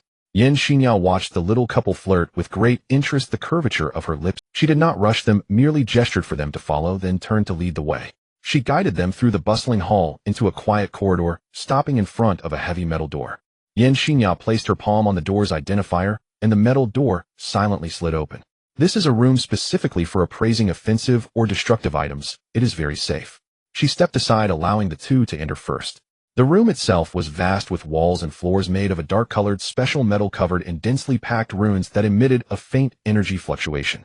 Yan Xinyao walked to a metal table at the center of the room and turned to face Yang Jiu. All right, handsome, take out your treasure and let me see what it is. Yang Jiu did not hesitate. He carefully retrieved an item from his storage space and placed it on the metal. The moment that object appeared, even the well-informed Yan Xinyao was momentarily stunned. What was that? A fist-sized object resembling a heart was slowly pulsing on the metal table. Its main body was a bizarre dark purple covered with intricate metal patterns and tiny gears, yet amidst these cold mechanical structures, there was flesh-like tissue gently writhing, even revealing a network of fine blood vessels lurking within. The cold machinery and warm flesh, two entirely opposing substances, were combined in a manner that could be described as perfect. This is... Yan Xinya's breath momentarily hitched. She had seen the precise cores created by the mechanical divine domain and the biological organs cultivated by the flesh divine domain, but she had never seen such a perfect fusion. She couldn't help but exclaim, what a perfect combination. This is simply a work of art. She lifted her head and reassessed Yang Jiu. What race is your companion? This item does not seem to be something purely from the mechanical divine domain. Those iron clunks are not fond of researching flesh, which they consider inefficient. Human. Yang Jiu calmly uttered two words. Human. Yan Xinyao nodded, finding it reasonable. Though humans are one of the initial races, they have an extremely high potential with infinite possibilities. However, developing human potential is far more challenging compared to nurturing those inherently strong alien races. To be able to get along so well with the little princess of the Su family, he must not be an ordinary child from a common family. He should be the son of some hidden prestigious family. Only such deep-rooted families would have the possibility of researching such peculiar items from humans. Yan Xinyao snapped back to her thoughts, regaining her professional demeanor. How do you use this? What is the effect? Yang Jiu handed over the core. Leave a mark of your divine sense on it, and that will complete the contract. After that, with just a thought, you can detonate it anytime and anywhere. He paused, revealing the crucial information. As for its power, it can probably cause some damage to beings of the 6th tier. Boom. This statement was like a thunderclap, simultaneously detonating in the minds of Su Qingyu, and Yan Xinyao was shocked from a professional perspective. A disposable item capable of causing damage to 6th tier beings wasn't unheard of in the market, but those were all produced by demigod domains. If not demigods, then high tier ones. Divine domains invest vast resources and time. This one seemed to be here for a major competition, and it was even a 3rd tier. Wait, a 3rd tier? Su Qingyu's shock was on an entirely different level. To be able to cause harm to 6th tier beings. Could it be that Brother Jiu's divine domain could produce such items? Moreover, from his tone, it seemed this thing wasn't a one-off. If this item could be mass-produced. In the provincial competition, there are strict restrictions on the equipment and items that participants can carry. The regulations clearly state that one is not allowed to use items with powers significantly exceeding their own tier. For instance, a 3rd tier deity cannot bring a weapon capable of instantly killing a 7th tier being to the competition to ensure fairness. However, there is one exception to this rule. That is, items produced within a deity's own divine domain. Since the products of divine domains are considered part of a deity's power. If Brother Jiu can bring a bunch of these cores to the major competition, wouldn't that mean he could walk all over everything? Yan Xinyao nodded slightly, her enchanting peach blossom eyes filled with curiosity as she extended her slender finger to gently pinch the peculiar mechanical heart. I'll give it a try. Without any hesitation, she probed her divine sense into it, leaving behind a mark that belonged to her. After doing all this, she casually tossed the divine punishment core into a vacant area of the room. Yang Jiu's heart instantly leaped to his throat. Just a moment after the core was released, a dull, yet thunderous explosion erupted within the enclosed room. Contrary to expectations, there was no blazing fire reaching the sky. Only a dark purple energy suddenly expanded, and then collapsed inward in an instant, forming a brief energy singularity. On the walls of the entire room, those densely packed runes instantly lit up, forming an indestructible energy shield that absorbed all the terrifying destructive force. Even so, Yang Jiu and Su Qingyu could still feel a powerful shockwave rushing towards them, causing the metallic floor beneath their feet to tremble. Yan Xingyao was frozen in place. She had seen countless rare treasures and handled numerous high-tier items, but the scene before her still exceeded her understanding. The intensity of the energy that erupted just now definitely reached the threshold of the 6th level. Even some weaker 6th level beings would surely perish if struck by this thing without any defenses. Even a 7th level powerhouse would sustain injuries if caught off guard. This was actually something produced by a newly graduated high school student from his divine domain. She slowly turned her head. Her previously lazy and playful peach blossom eyes were now fixated on Yang Jiu, burning with a nearly greedy fervor. It was the gaze of someone who had discovered a peerless treasure. Su Qingyu immediately sensed this change. Almost instinctively, she let out a cold snort and stepped forward, pulling Yang Jiu behind her, using her body to shield him from Yin Xinya's aggressively penetrating gaze. "What are you looking at?" The girl glared at the enchanting woman in front of her like a protective little beast, pouting in anger. Yan Xingyao found her demeanor amusing, and the shock she felt earlier was greatly diminished. She covered her mouth and chuckled, her alluring charm seemingly raising the temperature of the entire room. "Little sister, don't be so nervous, why won't eat him?" She regained her professional and composed demeanor, making her final assessment on the divine punishment core in Yang Jiu's hand. A grade consumable capable of inflicting fatal damage on 6th level beings, and it can also pose a certain threat to 7th level beings. Overall, its suggested market trading price is between 1,000 to 1,500 faith points. 1,000 to 1,005. For one. Yang Jiu's mind buzzed, feeling as if his heart's. How many did he have left? The mechanical old man had reported yesterday that over 500 had already been mass-produced. 500. If one could be sold for 1,000 faith points, then 500 would be 500,000. 500,000 faith points. What does that even mean? Previously, in order to develop his divine domain, he had borrowed from Su Qingyu and taken loans from global credit institutions, managing to scrape together just a few million. Now, as long as he sells these divine punishment cores, he could instantly break even and even make a profit. He struck it rich. This time he truly hit the jackpot. Of course, he was also aware that the suggested price was merely a suggestion. Whether he could sell it at that price was another matter. But it didn't matter. Even if he couldn't sell it for 1,000, surely someone would buy it for 500 or 600 each. That would still be an astronomical figure. The key point was, how much did this thing even cost to make? The material cost for one core at most was around 200 to 300 faith points. With the improvement of the industrial system in his divine domain, this cost would continue to be driven down. This was not merely a weapon, it was clearly a machine that printed money endlessly. Yan Xingyao looked at Yang Jiu, whose joy was hard to conceal despite his efforts to hide it, and a thought in her heart became increasingly resolute. This young man is not simple. His future is limitless. I must befriend him. No, it's not just friendship, it's a deep binding. With this thought, Yan Xingyao revealed an even more enchanting smile. "Young handsome, if you want to sell these cores, our Wanbao Pavilion can offer you a fair price." She extended 2 slender fingers. 1,200 faith points each. Upon hearing this price, Yang Jiu's breathing became slightly hurried. 1,002. This exceeded his psychological expectations. He had to know that if he put these items up for sale on a trading platform like Divine Fish, not to mention whether he could sell them for 1,000, just the buyers who liked to haggle could push the price down to 900 or even lower. Moreover, the platform would also charge a hefty commission. Now Wanbao Pavilion directly offered a purchase price of 1,002. This was simply a stroke of luck. It saved him from middlemen and spared him the trouble of arguing with others. He almost nodded without hesitation. "How about it? Is this price satisfactory?" Yin Xinya's smile deepened.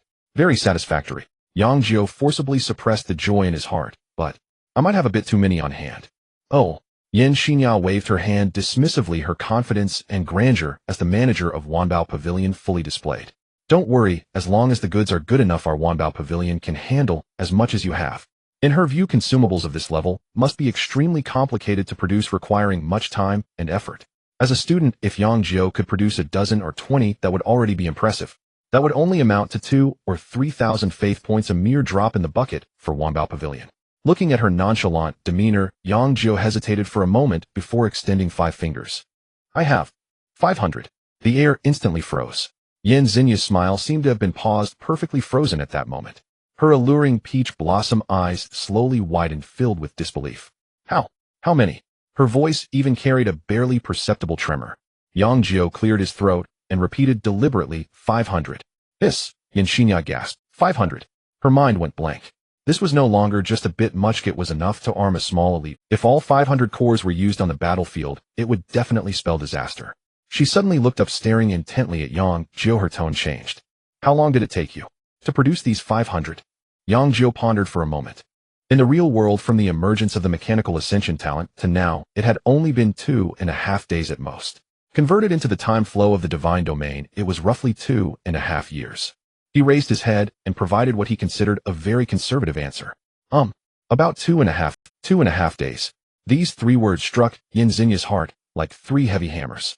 She froze, her usually languid and composed demeanor showing its first cracks. 2.5 days. Is there a time dilation mechanism in the divine realm? No, even if there is a time card, this efficiency is terrifying. What does this mean? This means that the production of this item incurs almost no time cost. Even more frightening is that based on her experience, the material cost of this thing is likely not even 500 faith points. Low cost, high efficiency, immense power. A mere 18-year-old high school student fresh from a municipal competition. His divine realm has already produced such stable and highly profitable outputs. This is not just a product, it is an inexhaustible gold mine. Yan Xinya's mind raced, countless thoughts flashing through. This young man cannot be viewed through the lens of an ordinary genius. His value, his potential far exceeds anyone's imagination. I must, at all costs, bind him deeply with Wanbao Pavilion and myself. 500 p. Yan Xinya spoke again, her voice now resolute, the subtle tremor gone, replaced by a firm determination. We at Wanbao Pavilion will take them all. She looked directly at Yang Jiu and quoted a price he couldn't refuse. 1,200 faith points each. If you think it's acceptable, we can trade right now. Yang Jiu's heart raced uncontrollably. 1,002 each, 500 pieces. That amounts to 600,000. 600,000 faith points. Previously, the total he owed to Global Credit was just a few million. Completing this transaction would allow him to pay off a small part and still have a substantial amount for future development. He forcibly suppressed his inner excitement, maintaining a calm facade, and slowly nodded. All right. Yan Xinya's face radiated a charming smile once more.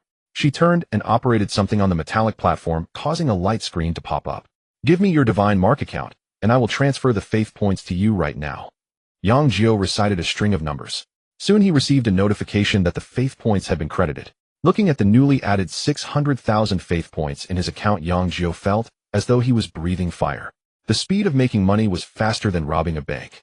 He took a deep breath and retrieved 500 divine punishment cores from his storage space, neatly arranging them on the metallic platform. Gazing at the pile of mechanically beautiful hearts, Yan Xinya's heart was once again shaken. She waved her hand and stored all the cores away. Little handsome guy, if you ever come across such good stuff again, make sure to think of your sister first. Yan Xinya took out a shimmering card from her pocket and handed it over. This is my private contact information. If you ever need anything, you can contact me directly. Su Qingyu, standing nearby, had already reached a peak of vigilance. This woman exuded allure in every action. Her impact on men was overwhelming. Seeing Yan Xinya hand over the card, she immediately wanted to stop it. But before she could speak, Yan Xinya suddenly turned her head and handed her a card with a bright smile. Little sister, you should add me too. Maybe we can go shopping together in the future. Su Qingyu was momentarily taken aback. I must add her.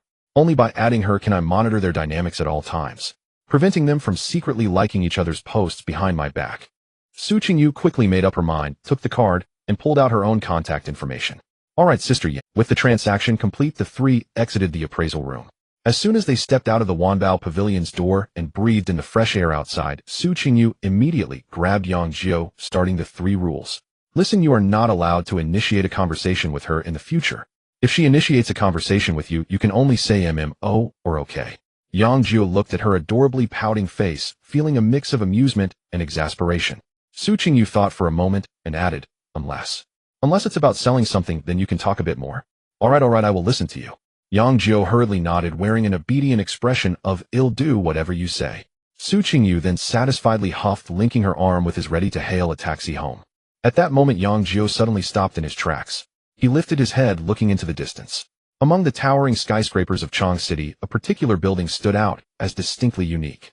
It was a massive tower entirely painted in black, soaring into the clouds, devoid of any unnecessary decorations, exuding an ancient and mysterious aura, as if it had stood there since time immemorial, overlooking the myriad lives of the city. What is that? Yang Jiu couldn't help but ask. Su Qingyu followed his gaze and explained, That tower is called the Sky Measuring Tower, a public training ground built by the authorities. The Sky Measuring Tower. Yes, the Sky Measuring Tower is divided into 3 regions. The primary region corresponds to beings below demigod level, the intermediate region corresponds to demigods, and the advanced region is accessible only to true gods. Su Qingyu continued, anyone can participate in the training as long as they register. The authorities will grant a free challenge opportunity. After that, every subsequent entry incurs a substantial fee. The tower consists of 99 floors, and it is said that every time one clears a floor they receive rewards.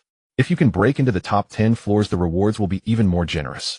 If you can set a new historical record, the rewards will be overwhelming. Break the historical record. Yes. Su Qingyu nodded, seemingly recalling something, her lips involuntarily pouting. The last time someone broke the historical record for the primary region was 2 years ago. That person is Bai Jing. At that time he cleared the 3rd floor in just half a day, and that record has yet to be broken. Yang Jiu's perception of Bai Jingxing deepened. This person was indeed no ordinary figure. What is his current strength? Yang Jiu asked. Su Qingyu's interest visibly waned as she replied sullenly, early-stage demigod, I suppose. After she spoke, it seemed she worried that Yang Jiu would feel inferior, so she quickly looked up and hurriedly reassured him. Don't worry, Brother Jiu. You have much more talent than him. He reached demigod status by relying on countless resources from his family. You'll definitely become stronger than him in the future. Seeing the girl so anxious, afraid of him being discouraged, Yang Jiu felt a warmth flow through him. He reached out his hand and gently stroked her head. You will be. His voice was soft, but carried an undeniable conviction. We will grow strong. Su Qingyu's eyes lit up instantly as she vigorously nodded her head, her face blossoming with a smile more radiant than the sun. In front of a window in a quiet room of the Wanbao Pavilion, Yan Xingya held a cup of red tea, quietly watching the 2 figures gradually fading away below. Behind her, a silhouette appeared silently, a graceful and tranquil-looking woman dressed in simple attire. Miss, are you really going to bet everything on him? The beautiful woman spoke with a hint of concern. 1,200 faith points for one. This price is already far above the market rate. Even if you are the manager, using the pavilion's funds like this may lead to trouble if those old fellows find out. Yan Xingya gently swirled the tea in her cup, the crimson liquid rippling. This is not a gamble, it's an investment. She chuckled lightly, seemingly unconcerned about the woman's worries. And who told you this price is high? A disposable item capable of stable mass production that threatens 6th-tier beings for just 1,200. I even feel like I'm making a profit. She set down her teacup and turned around. Find out more about him. The beautiful woman seemed prepared, slightly bowing as she began her report. Yang Jiu, a student from Xingqing 3 High School, awakened grade summoning altar talent, with a human family member suspected to have undergone mutation. In the recent Xingqing Grand Competition, he secured 1st place, ranking 9th nationwide.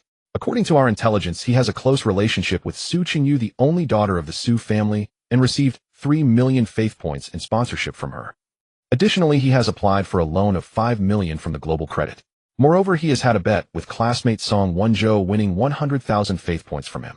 After finishing her report, the beautiful woman paused before giving her conclusion. Miss, considering everything, the achievements he has attained are largely due to the support from the Su family and high loans. With grade talent, no matter how many resources he has, his future potential is obvious. It's probably not worth your investment. Yan Xingya, however, was not deterred by her words, rather her curiosity was piqued. She lightly tapped her slender fingers on the table, producing a crisp sound. An grade talent who rises through loans and women, yet can produce an energy core that even our Wanbao Pavilion has never seen. Don't you think that's contradictory and rather interesting? The beautiful woman fell silent. Indeed, juxtaposing these 2 matters was filled with a sense of incongruity. Yan Xingya's smile deepened. He must have a secret, one far greater than the combined loans and support from the... She stood up and moved to the window overlooking the bustling traffic of Chong City. Continue to investigate. Don't worry about those loans and romantic affairs. I want to know what his kin, that human, has mutated into. I want all the data from his divine domain, the more detail. The beautiful woman sighed softly. It seemed the miss truly intended to place a grand bet on this young man. Yang Jiu, of course, had no idea that he had become an unparalleled treasure in the eyes of a shrewd woman. At this moment, he was sitting in a hover car returning to the Su family villa with only one thought in his mind. I've struck it rich. 600,000 faith points. This enormous sum gave him instant confidence. Whether it's repaying loans or continuing to develop his divine domain, he now had ample capital. The development of the divine domain must not stop at any cost.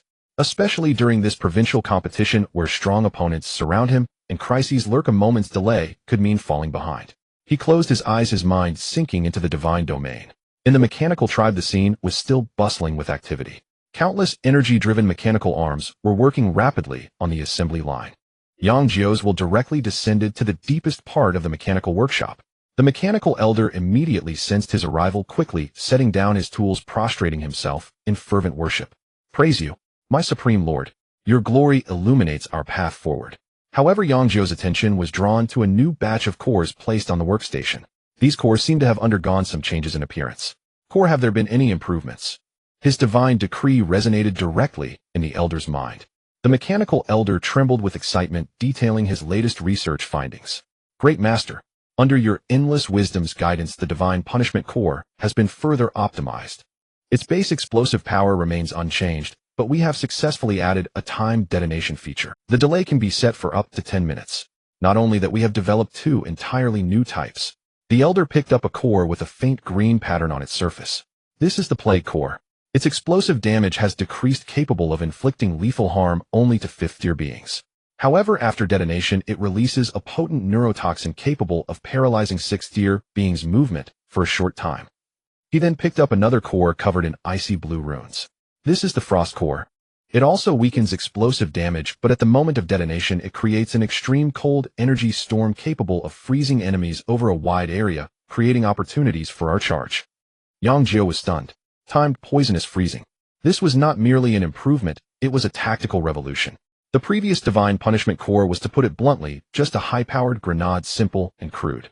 But now with these 2 new types, the flexibility of tactics has greatly improved. The plague core could be used for attrition and control, while the frost core was a weapon for group battles. Adding the timed function traps could be laid in advance, catching the enemy off guard. This mechanical elder truly is a genius. Since that's the case, he couldn't be stingy. Yang Jiu checked his just-arrived faith points, seeing a balance of over 700,000. To forcibly elevate a peak 5th-tier being to 6th-tier would require around 500,000 faith points. However, this elder, after a long period of research and accumulation, was already just a step away from 6th-tier. Yang Jiu estimated that at most only 200,000 faith points would be needed to complete this final transformation. Since that's the case, you've done well. Yang Jiu issued his divine decree, his voice carrying unhidden admiration. Now accept my blessing. As soon as his words fell, an immense wave of golden faith power instantly tore through space, transforming into a dazzling light beam that descended directly into the mechanical elder's body. 200,000 faith points ignite. The mechanical elder felt an irresistible great power enveloping him. The bottleneck that had troubled him for countless days and nights was as fragile as thin paper before this power. Crack! A crisp shattering sound echoed deep within his soul. A terrifying aura far beyond 5th-tier began to surge wildly from his body. The entire mechanical workshop trembled slightly under this aura, and the mechanical ascenders working nearby paused in unison, gazing in astonishment towards the depths of the workshop. What has happened? This pressure, it's at the 6th-tier. Elder Chi Badong has broken through. Under the watchful eyes of everyone, the mechanical elder slowly straightened his body, feeling the new power surging within him, trembling with excitement. In the next moment, without hesitation, he threw himself to the ground in a fervent display, bowing deeply. Praise you, my most high lord. Your glory illuminates the path we walk. Your grace we shall never forget. The fervent shouts echoed throughout the entire workshop. The surrounding mechanical ascenders were initially taken aback, but soon everyone understood. This was not Elder's own breakthrough. This was a gift from the divine. It is the divine, personally bestowing divine grace, helping the elder to transcend that celestial chasm. Divine grace. It truly is divine grace. Praise my Lord. The might of my Lord is vast and boundless. In an instant, the entire mechanical tribe erupted in excitement. All mechanical ascenders ceased their work and knelt devoutly towards the divine realm sky, with fervent power of faith soaring into the heavens. Among the crowd, a young boy who had recently completed his mechanical transformation stared blankly at the lingering 6th-tier pressure, feeling an unprecedented impact within. As long as he could research something useful to the divine, could he gain the divine's attention and receive this supreme grace. A flame named ambition silently ignited in his electronic eyes. He too wants to. He wants to receive the divine's grace like Elder Chi Badong and become the most radiant star beneath the divine throne. Elder Chi Badong, who had already become the center of attention, was unaware that a junior wished to seize his position in the divine's heart. At this moment, he was immersed in the joy of power and boundless reverence for the divine. He slowly rose from his kneeling position, not pausing. He took out 2 precious materials that he had long prepared from his storage space. One was a high-level spiritual energy core emitting a bluish glow, and the other was a piece of black cloud flesh gold that seemed to squirm like a living being. He was about to undergo a sequence advancement. Under the astonished gazes of all the tribesmen, Chi Batong clasped his hands, suspending the two materials before his chest, as a surge of spiritual energy instantly enveloped them. The high-level spiritual energy core and black cloud flesh gold melted at a visible speed, forming a viscous liquid interwoven with gold, blue, and black, and then suddenly it all surged into Chi Batong's body. Buzz! Chi Batong's body slowly floated into the air. The cold metallic limbs on him began to make a clack sound, pieces of armor falling away and wires retracting. An eerie scene unfolded. Beneath the vanished mechanical parts, there were no broken limbs, but rather new flesh and blood tissues growing and reshaping at an astonishing speed. In just a few breaths, his half-human, half-mechanical body transformed back into a flesh and blood form. However, beneath his skin one could vaguely see metallic-colored patterns flowing gently, seemingly indicating to all that the mechanics had not disappeared, but rather coexisted with flesh in a more perfect manner.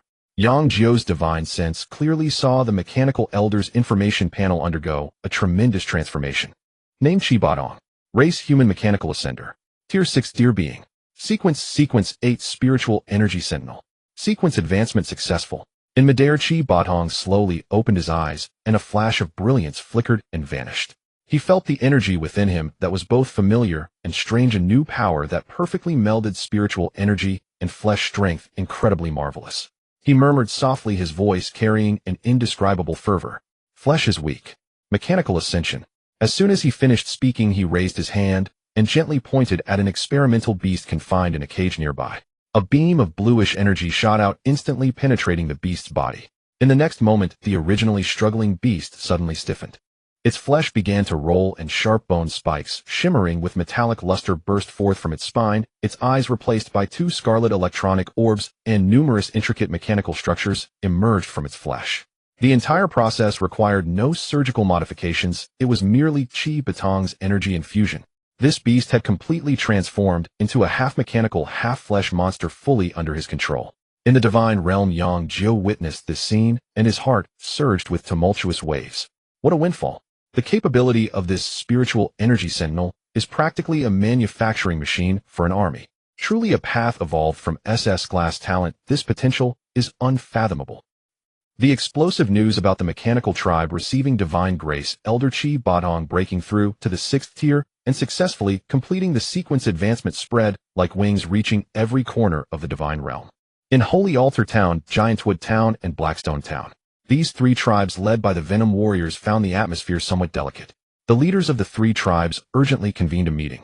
At the beginning of the meeting, the leader of Holy Altar Town, one of the earliest followers of Yang Jiu, cleared his throat as customary and conducted a procedural criticism of the mechanical tribe.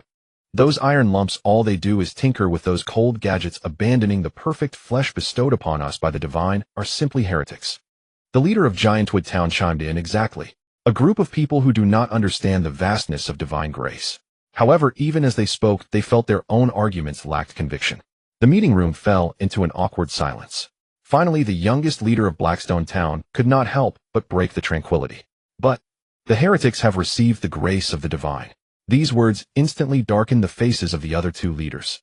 Indeed, the heretics they spoke of had just received the divine grace they longed for. The divine personally intervened to help that iron lump elder break through to the 6th tier.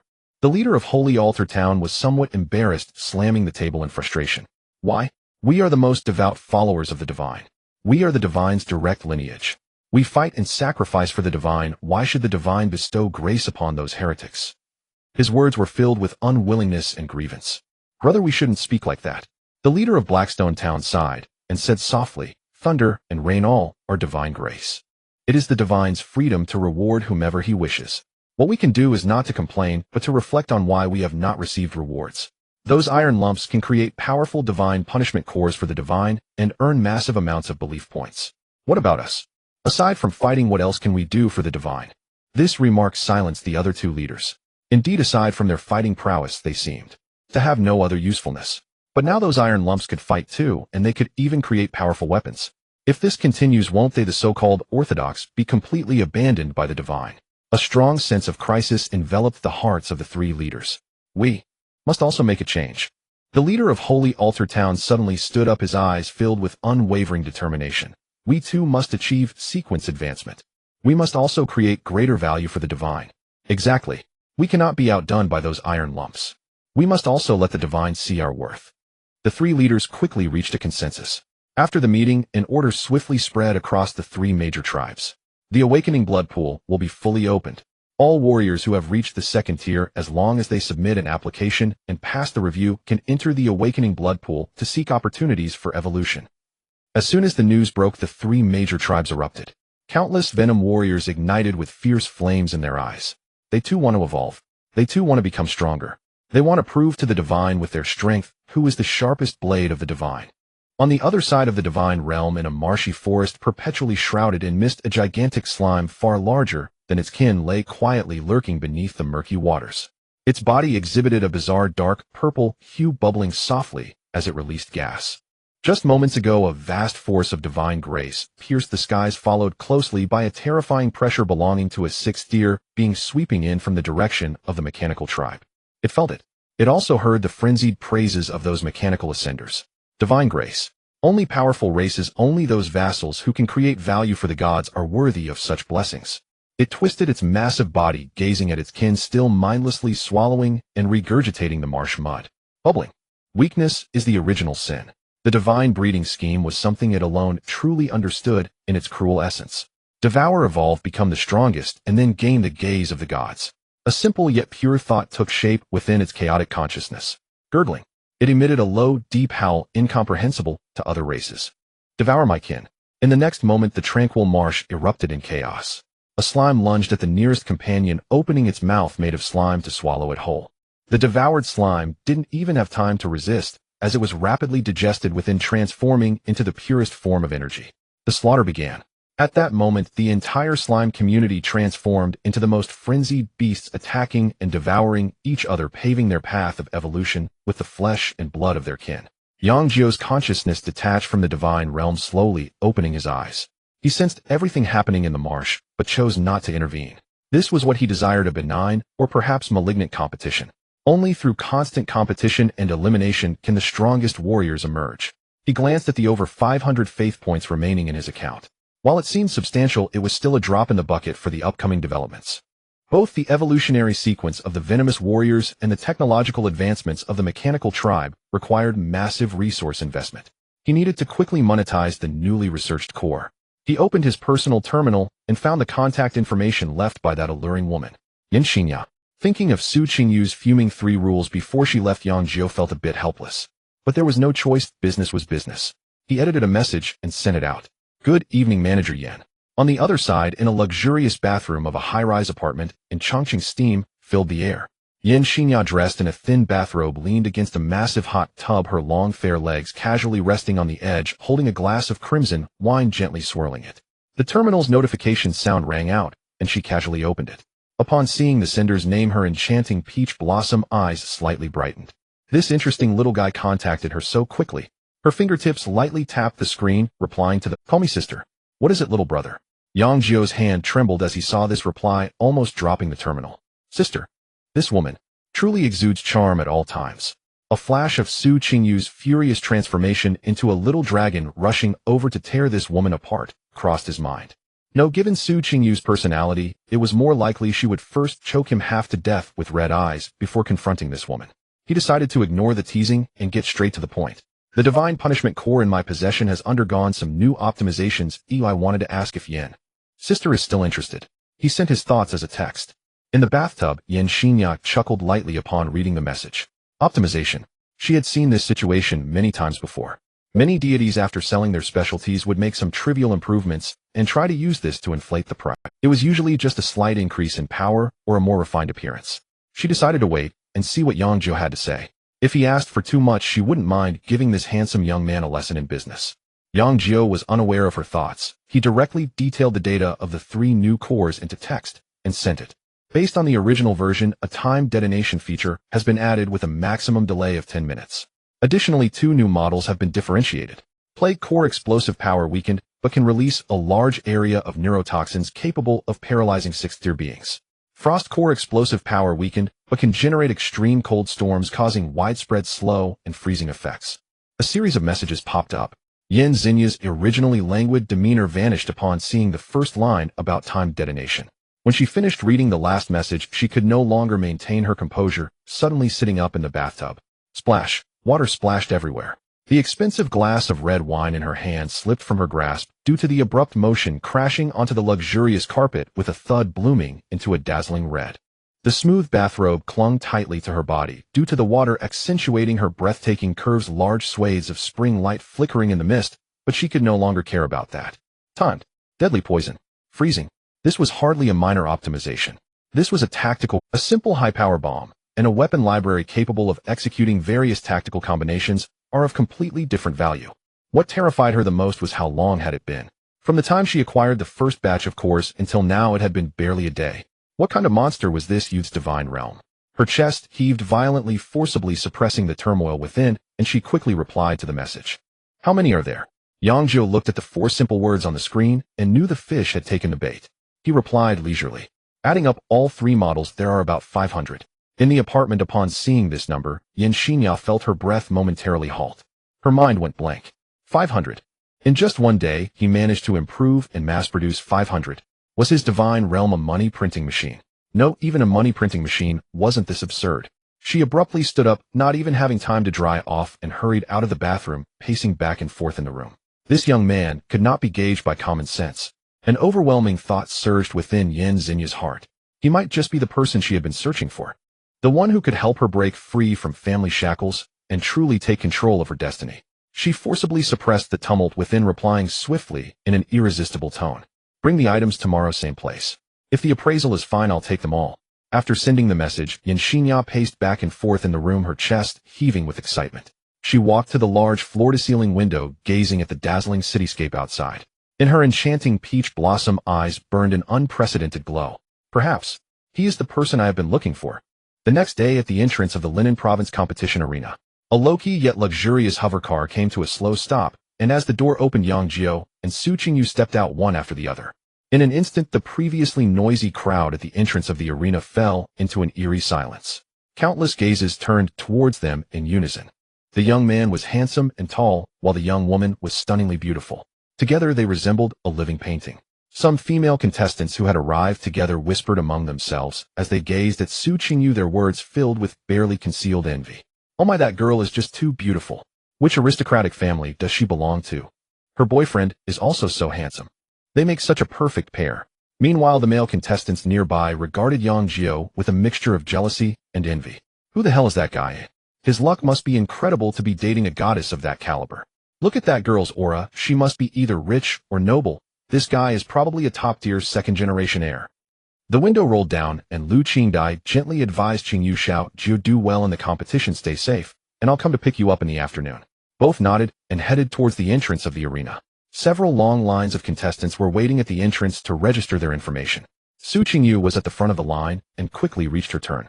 The staff responsible for registration took her divine mark and lightly scanned it with the device, but in the next moment their movement abruptly froze. They looked up at Su Qingyu with an expression of extreme shock, their mouths slightly agape, unable to utter a word. The few contestants behind Su Qingyu stretched their necks out in curiosity, and when they saw the glaring letters on the screen, they gasped in astonishment. What the heck? S-level talent. Is she really that Su Qingyu? Didn't they say there were only 2 S-level talents this year in Linen Province? She is one of them. My goodness, to actually see an S-level genius in person, this trip was worth it. Amid the discussions, Su Qingyu calmly signed her name, and then stepped aside, smiling as she waited for Yang Jiu. It was Yang Jiu's turn now. He presented his divine mark. The staff, still reeling from the shock of the S-level talent, instinctively took it and scanned it.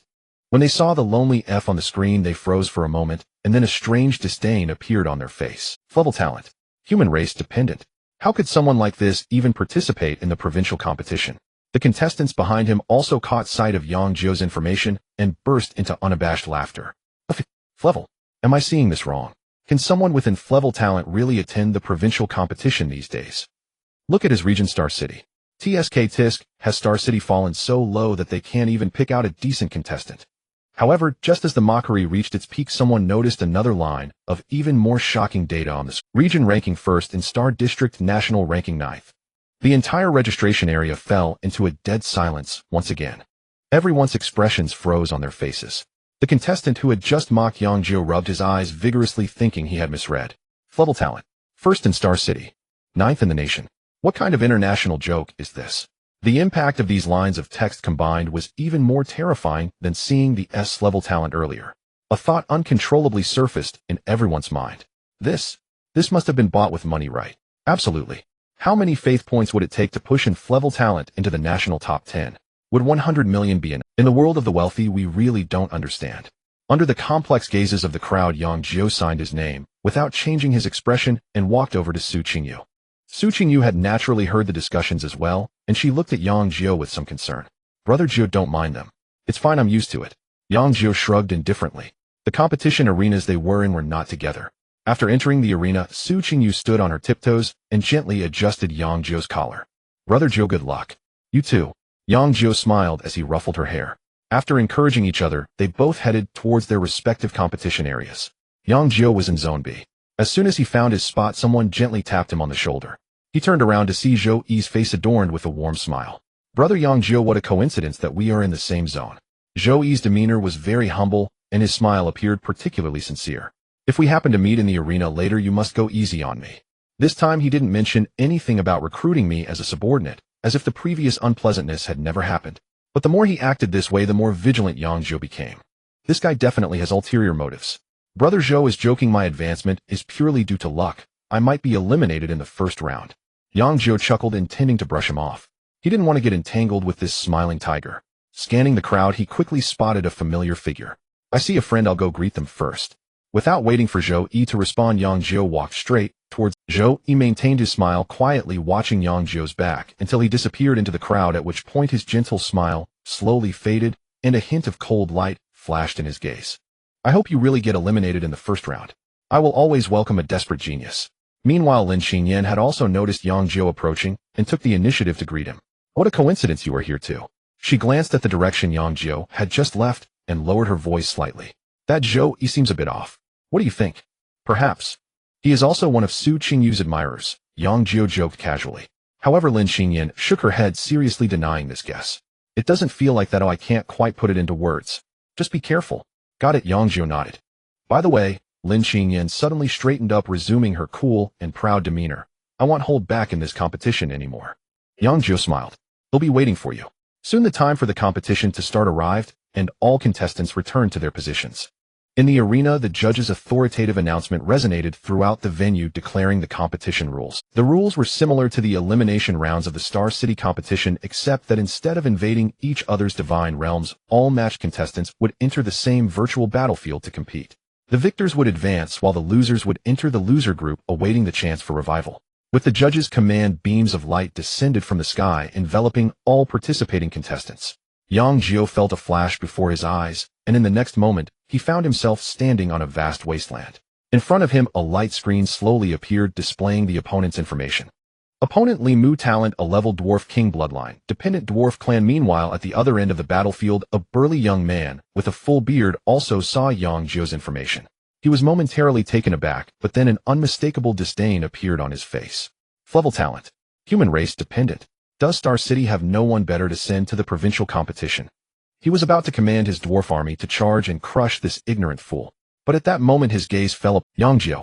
This name seems a bit familiar. Yang Jiu. The name spun around in Li Mu's mind. He remembered. Wasn't he the one who relied on the Su family's wealth to force his way into the national top 10 with level talent? This matter has almost become a joke in the upper circles of Linan province. A freeloader actually ranked first in Xingqing and ninth in the nation. It's truly ridiculous. A hint of disdain appeared on Li Mu's face. Such a ranking built on external forces is so inflated it could sustain fish. He doubted whether this guy even had a competent subordinate in his divine realm. However, to have the ability to throw money around to this extent is still a skill. Let me puncture your glamorous bubble. Li Mu was too lazy to think further and directly issued the divine decree. All troops attack and crush them. On the other side of the wasteland, the ground began to tremble. A legion composed of thousands of dwarves marched with synchronized steps, letting out a thunderous roar. Each of them was stout, clad in heavy armor, wielding rugged firearms. Behind the legion followed dozens of dwarf mages in blue robes, their staves glowing with arcane brilliance. This was Li Mu's pride, the elite subordinates brought by the A-level talent Dwarven King bloodline. The Dwarven Legion charged fiercely into the center of the battlefield only to come to a sudden halt. Empty. The center of the battlefield was devoid of anyone. Li Mu was slightly taken aback. Where are the people? Could it be that they are trying to play some tactics since they know they can't win? Hiding in some corner preparing an ambush. How laughable. In the face of absolute power, any scheme. Just as he was about to order the scouts to spread out and drag that coward out, an unexpected change occurred. The ground at the center of the battlefield began to seep a liquid without any warning. The liquid was colorful with deep purples, viscous blacks, and some ominously red hues. It seemed to possess life as it quickly wriggled, gathered, stretched, and shaped itself. Before Li Mu could react to what this substance was, the liquid had already transformed into various humanoid. They were composed entirely of flowing liquid material with pairs of enormous white eyes exuding a bloodthirsty and chaotic aura. What on earth are these? Li Mu's brain momentarily malfunctioned. Is this Yang Jiu's subordinate? Wasn't it supposed to be humans? Wasn't it in Flevel's summoning altar? How could such a group of half-human, half-monster creatures emerge? Could it be mutated? He had heard of some divine realm denizens mutating for special reasons, but seeing them in this ghastly form was a first. However, no matter how mutated, it cannot change the trash nature of Flevel talent. Enough. Fire. Blast these disgusting things into bits. The cold divine decree was issued again by Li Mu. Bang, bang, bang. The dense sound of gunfire erupted instantly. The firearms in the Dwarven Legion sprayed out dazzling tongues of fire. The bullets shot out, swelling in midair, their size suddenly increasing several times, enveloped in a layer of blazing flames, whistling sharply as they surged towards those liquid monsters. This was the crystallization of Dwarven technology. The power of each bullet was enough to shred an armored vehicle into pieces. Facing this metal storm capable of annihilating everything, those monsters not only did not evade, but charged forward. Especially the largest among them, the Crimson monsters, let out a silent roar and actually swung their fists to smash the incoming bullets. Are they insane? To resist my enchanted bullets with their fists? Li Mu was almost laughing out loud. Boom! A violent explosion resounded throughout the battlefield. The raging flames and shockwaves instantly engulfed the figures of the Crimson monsters. As the smoke of the explosion cleared, the fists of those monsters along with half of their arms had vanished without a trace. A cruel smile curved at the corners of Li Mu's mouth. Indeed, they are useless trash. If this is all your strength, then the competition can come to an end. However, the next second the smile on his face froze completely. He saw that the Crimson monsters with severed arms were wriggling crazily at their wounds, the red liquid proliferating wildly. In just a brief moment, new arms grew back as good as new. Li Mu rubbed his eyes hard, thinking he was hallucinating. How is this possible? Regeneration of severed limbs. And at such a rapid rate. What kind of monster is this?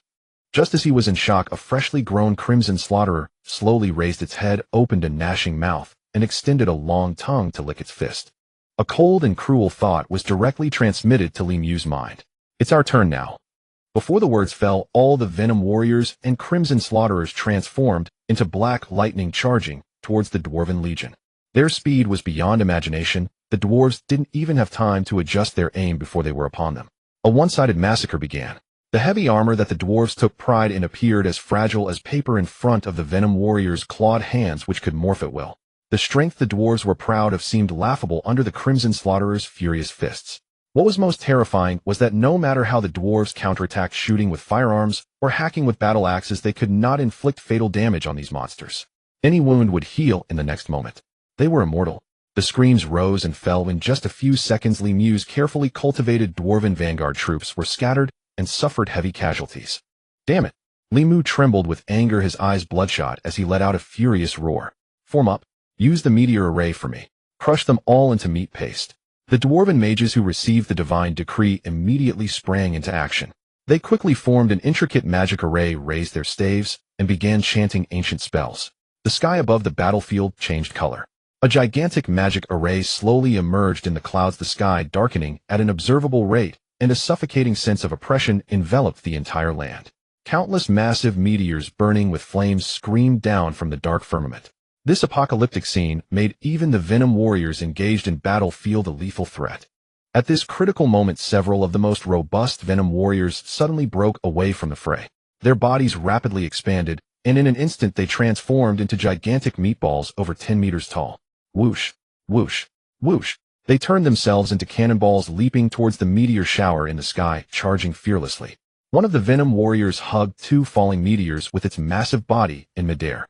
The next second it detonated itself without hesitation. Boom! A terrifying roar more horrifying than any previous explosion resonated. The two meteors along with that Venom warrior turned into dust in the sky. When Limu saw this, he was initially shocked, then sneered. Is that all? Using self-detonation to trade for my meteors? I want to see how many subordinates you can sacrifice. This meteor array can be activated several more times. He didn't believe that the opponent could have so many monsters of this level to spare as consumables. The shockwave from the self-explosion gradually subsided, and the purple liquid that had been blown into countless fragments fell to the ground in a drizzle. Everything seemed to come to an end. However, just as Limu was about to order a second wave of attack, he suddenly discovered that those scattered purple liquids on the ground were still moving. They began to slowly wriggle like countless insects with independent consciousness, and then they gathered slowly in the same direction.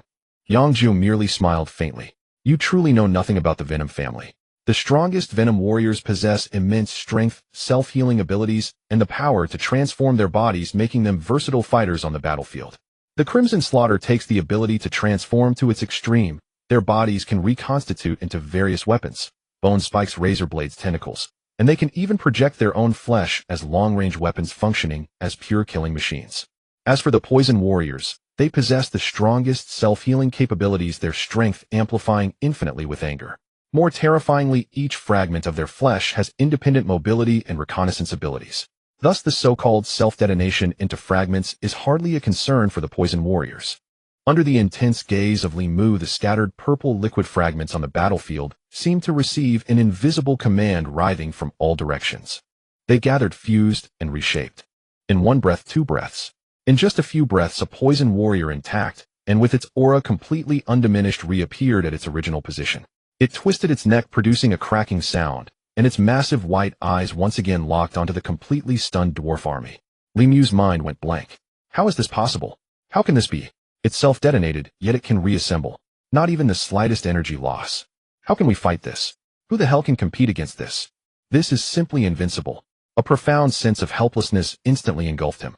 His pride, the dwarf army he had painstakingly nurtured, was nothing but a joke in front of these unkillable. He watched helplessly as the reconstituted Poison Warrior charged back into the fray, saw his last line of defense easily torn apart, and witnessed the despair of the dwarf mages as they were pierced by black claws. It's over. Everything is over. At that moment, a cold notification sound echoed in the arena, signaling the end of the match. Limu, almost the instant the notification sounded, pressed the surrender button with a trembling hand. No more fighting. Never again. If this continued, he feared that even his Dao heart would be cracked by these monsters. The virtual battlefield slowly dissipated, and Yang Jiu's divine sense returned to his body. He smiled faintly, pleased that the other party had some sense. If they had stubbornly waited until their subordinates were nearly dead before surrendering, he would have had no choice but to take matters into his own hands. Thus the morning match came to an end. Yang Jiu stood up, stretched, and with his hands in his pockets, leisurely left his competition spot. It was an immense pleasure. With the Divine Punishment Core as his ultimate weapon, the competition was merely a formality for him. At the very least, he believed there were no opponents left in the entire Linen province. With his hands in his pockets, he savored what it meant to be invincible, while Lin Xingyan also finished her match and stood up from her seat. Yang Jiu walked over. You weren't eliminated, were you? Lin Xingyan, having just finished a fierce battle, was about to catch her breath when she heard this and rolled her eyes in exasperation. Am I that weak in your eyes? She shook her head, a hint of stubbornness on her otherwise cool face. My goal is to defeat you and Su Qingyu. Yang Jiu shook his head, his expression one of undeniable certainty. Impossible. After saying this, he walked straight towards the exit of the examination hall. Lin Xingyan watched his relaxed and carefree figure, gently biting her lip, and followed after him. The two walked out of the examination hall, and indeed Su Qingyu was already waiting outside. Her match was even simpler. When her opponent saw the glaring SS letters on the divine mark and looked at her subordinates in the divine domain, all at least tier 3, and even some at tier 4, they didn't even entertain the thought of putting up a struggle. The moment the match began, the opponent surrendered outright. What could they fight with? Their heads. Su Qingyu saw Yang Jiu and Lin Xingyan walking out together, seemingly chatting and laughing, and her lips immediately pouted unconsciously. She strode over like a little leopard, asserting her territory, and in a few steps wrapped her arm around Yang Jiu's, vigilantly eyeing Lin Xingyan. Brother Jiu, didn't I tell you? You are not allowed to interact with her. Lin Xingyan merely shot her a glance, saying nothing, and turned to walk in another direction, decisive and clean. Some other candidates who had also finished their matches watched this scene, their eyes wide open. My heavens. One is as cold as an ice mountain snow lotus, the other as charming as a summer rose. Both are goddesses among goddesses. They are actually fighting over a man. Who is this guy? Did he save the entire divine domain in his past life? Among the crowd, Li Mu, who had just recovered from the shadow of his defeat, also saw this scene. His expression froze instantly. That soft rice man with frank talent. The guy who had his mindset shattered by a group of unkillable monsters. Now he is publicly embroiled in a battle for attention between the top two genius beauties in the province. Li Mu felt his worldview was utterly overturned at that moment, then cruelly trampled upon and rubbed into the... Even if one has extraordinary strength, how can they have such incredible luck with women? A massive thought uncontrollably swept through his mind. This is the true winner of life. The afternoon match was about to begin soon. Yang Jiu returned to his designated spot, waiting for the system to match him. Before long, information about his new opponent appeared on the glowing screen before him. Opponent Meng Fei. Talent S-rank Blade Breaker. Familiar Gale Phantom. An S-rank talent. Yang Jiu's expression turned slightly serious. Gale Phantom, a renowned top-tier race, even among deities. They are born as the darlings of the wind, moving at blistering speeds that ordinary beings cannot even catch a glimpse of. Adding to this, the S-rank talent called Blade Breaker. Yang Jiu knew without a doubt that this was a talent that enhanced both attack and penetration. Fast speed and high attack power. This combination was a nightmare for all fragile familiars. This was a formidable foe. Yang Jiu focused entirely, not daring to be the least bit careless. Meanwhile, on the other end of the battlefield, a proud-looking young man also saw the information about his opponent. Upon seeing the name Yang Jiu, he was momentarily taken aback, then a playful smile appeared on his face. Ninth in the nation. The one with frank talent built up through women and loans. Interesting. Meng Fei was currently ranked 37th in the nation. This ranking was already quite high enough to catch the eye of top-tier academies. But he was not satisfied. His goal was to break into the top 20, or even the top 10. And the current Yang Jiu was his best stepping stone.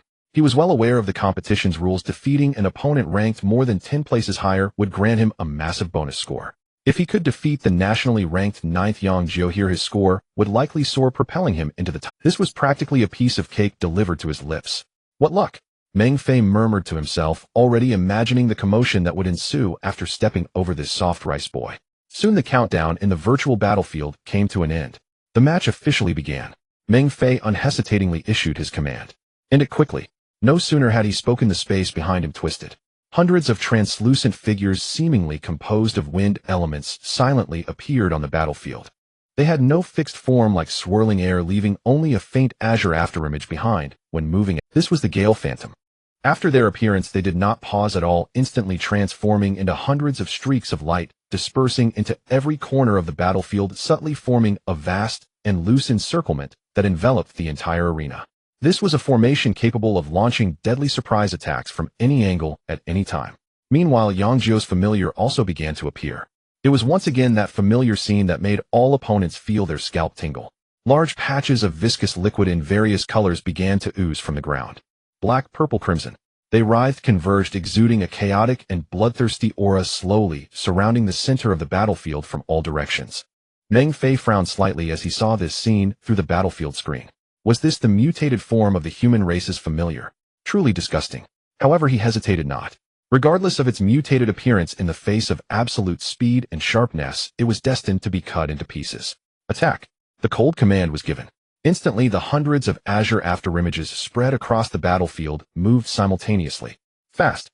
At a speed beyond imagination. A series of sharp sonic booms echoed through the air, and the naked eye of an ordinary person could hardly capture their movement. Those toxic liquid warriors that had just emerged from the ground, not yet having time to coalesce into forms, were struck with devastating force. Swish, swish, swish. Countless invisible wind blades wove into a net of death above the battlefield. The viscous liquid was instantaneously sliced into countless tiny fragments. Some lower-level toxic liquid warriors, only at the second or third tier, didn't even have time to react, and were directly dismembered just before coalescing into human form. Yet Yang Jiu's expression remained calm. He had anticipated this situation.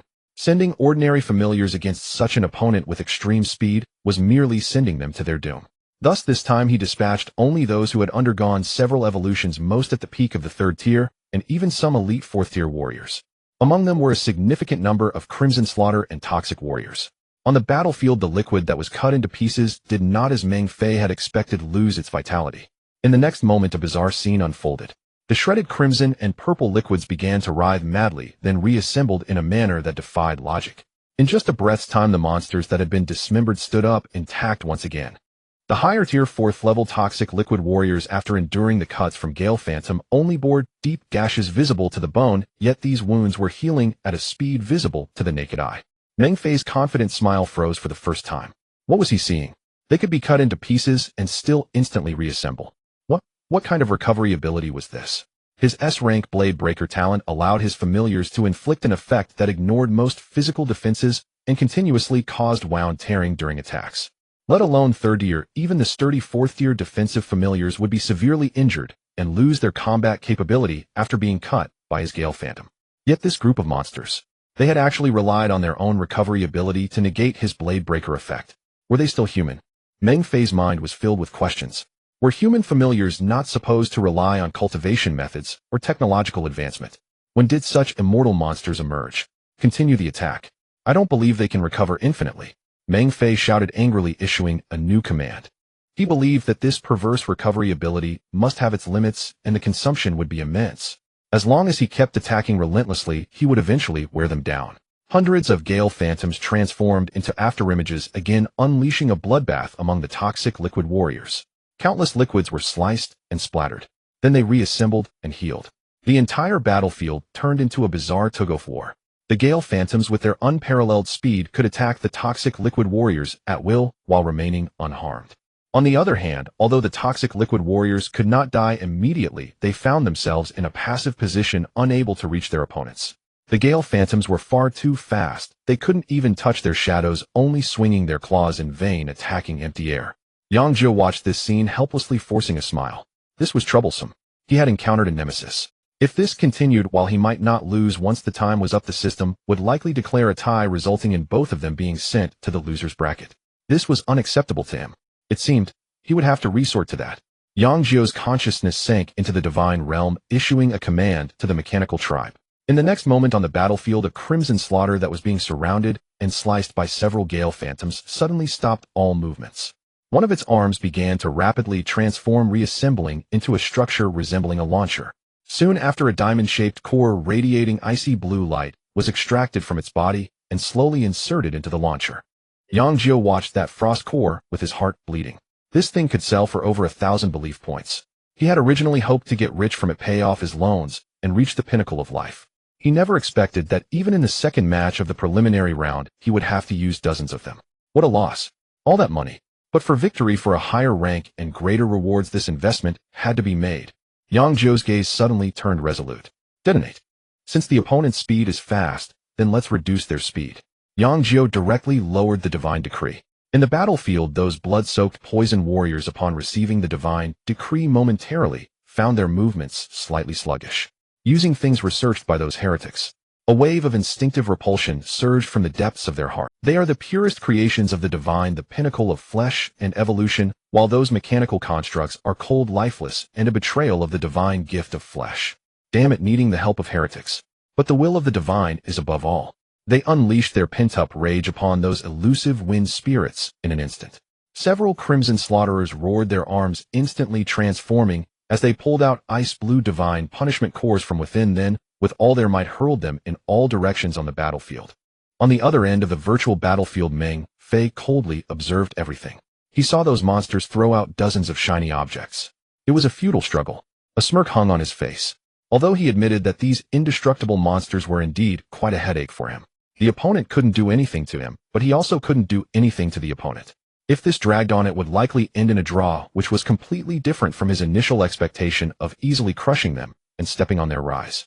The opponent couldn't do anything to him, but he also couldn't do anything to the opponent.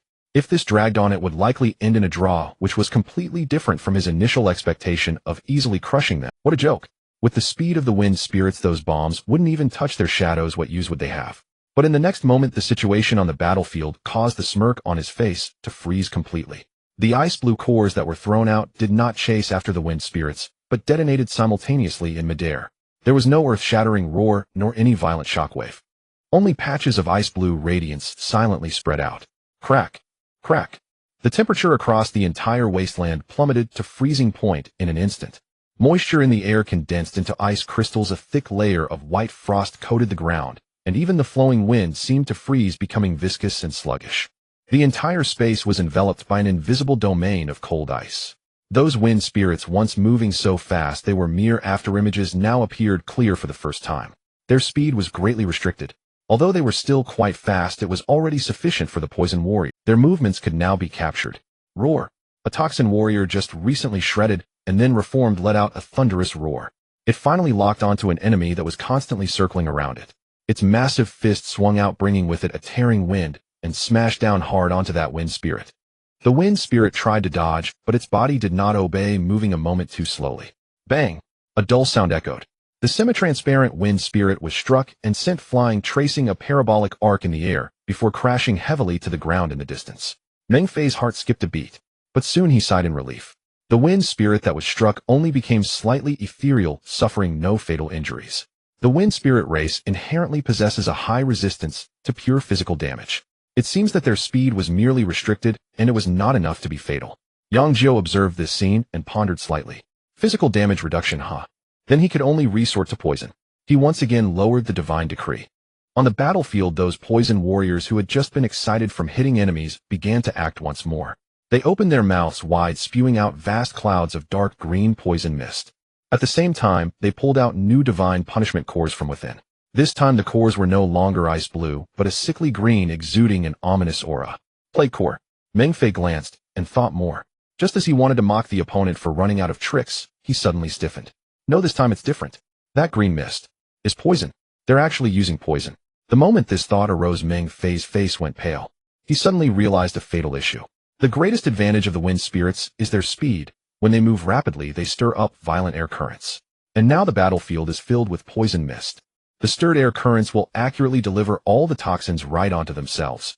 Stop now, Meng Fei yelled in terror. But it was already too late. The sickly green plague cores were detonated, and even more concentrated neurotoxins instantly filled the entire battlefield. And those wind spirits, due to inertia, continued to move at high speed, creating winds that swept up all the poison mist, forming small green tornadoes that wrapped around themselves. Soon the movements of each wind spirit became increasingly sluggish, and their semi-transparent bodies were tainted with an ominous green hue. They were poisoned. The poison warriors seized this once-in-a-lifetime opportunity and launched a frenzied, all-out attack. The situation on the battlefield flipped in an instant.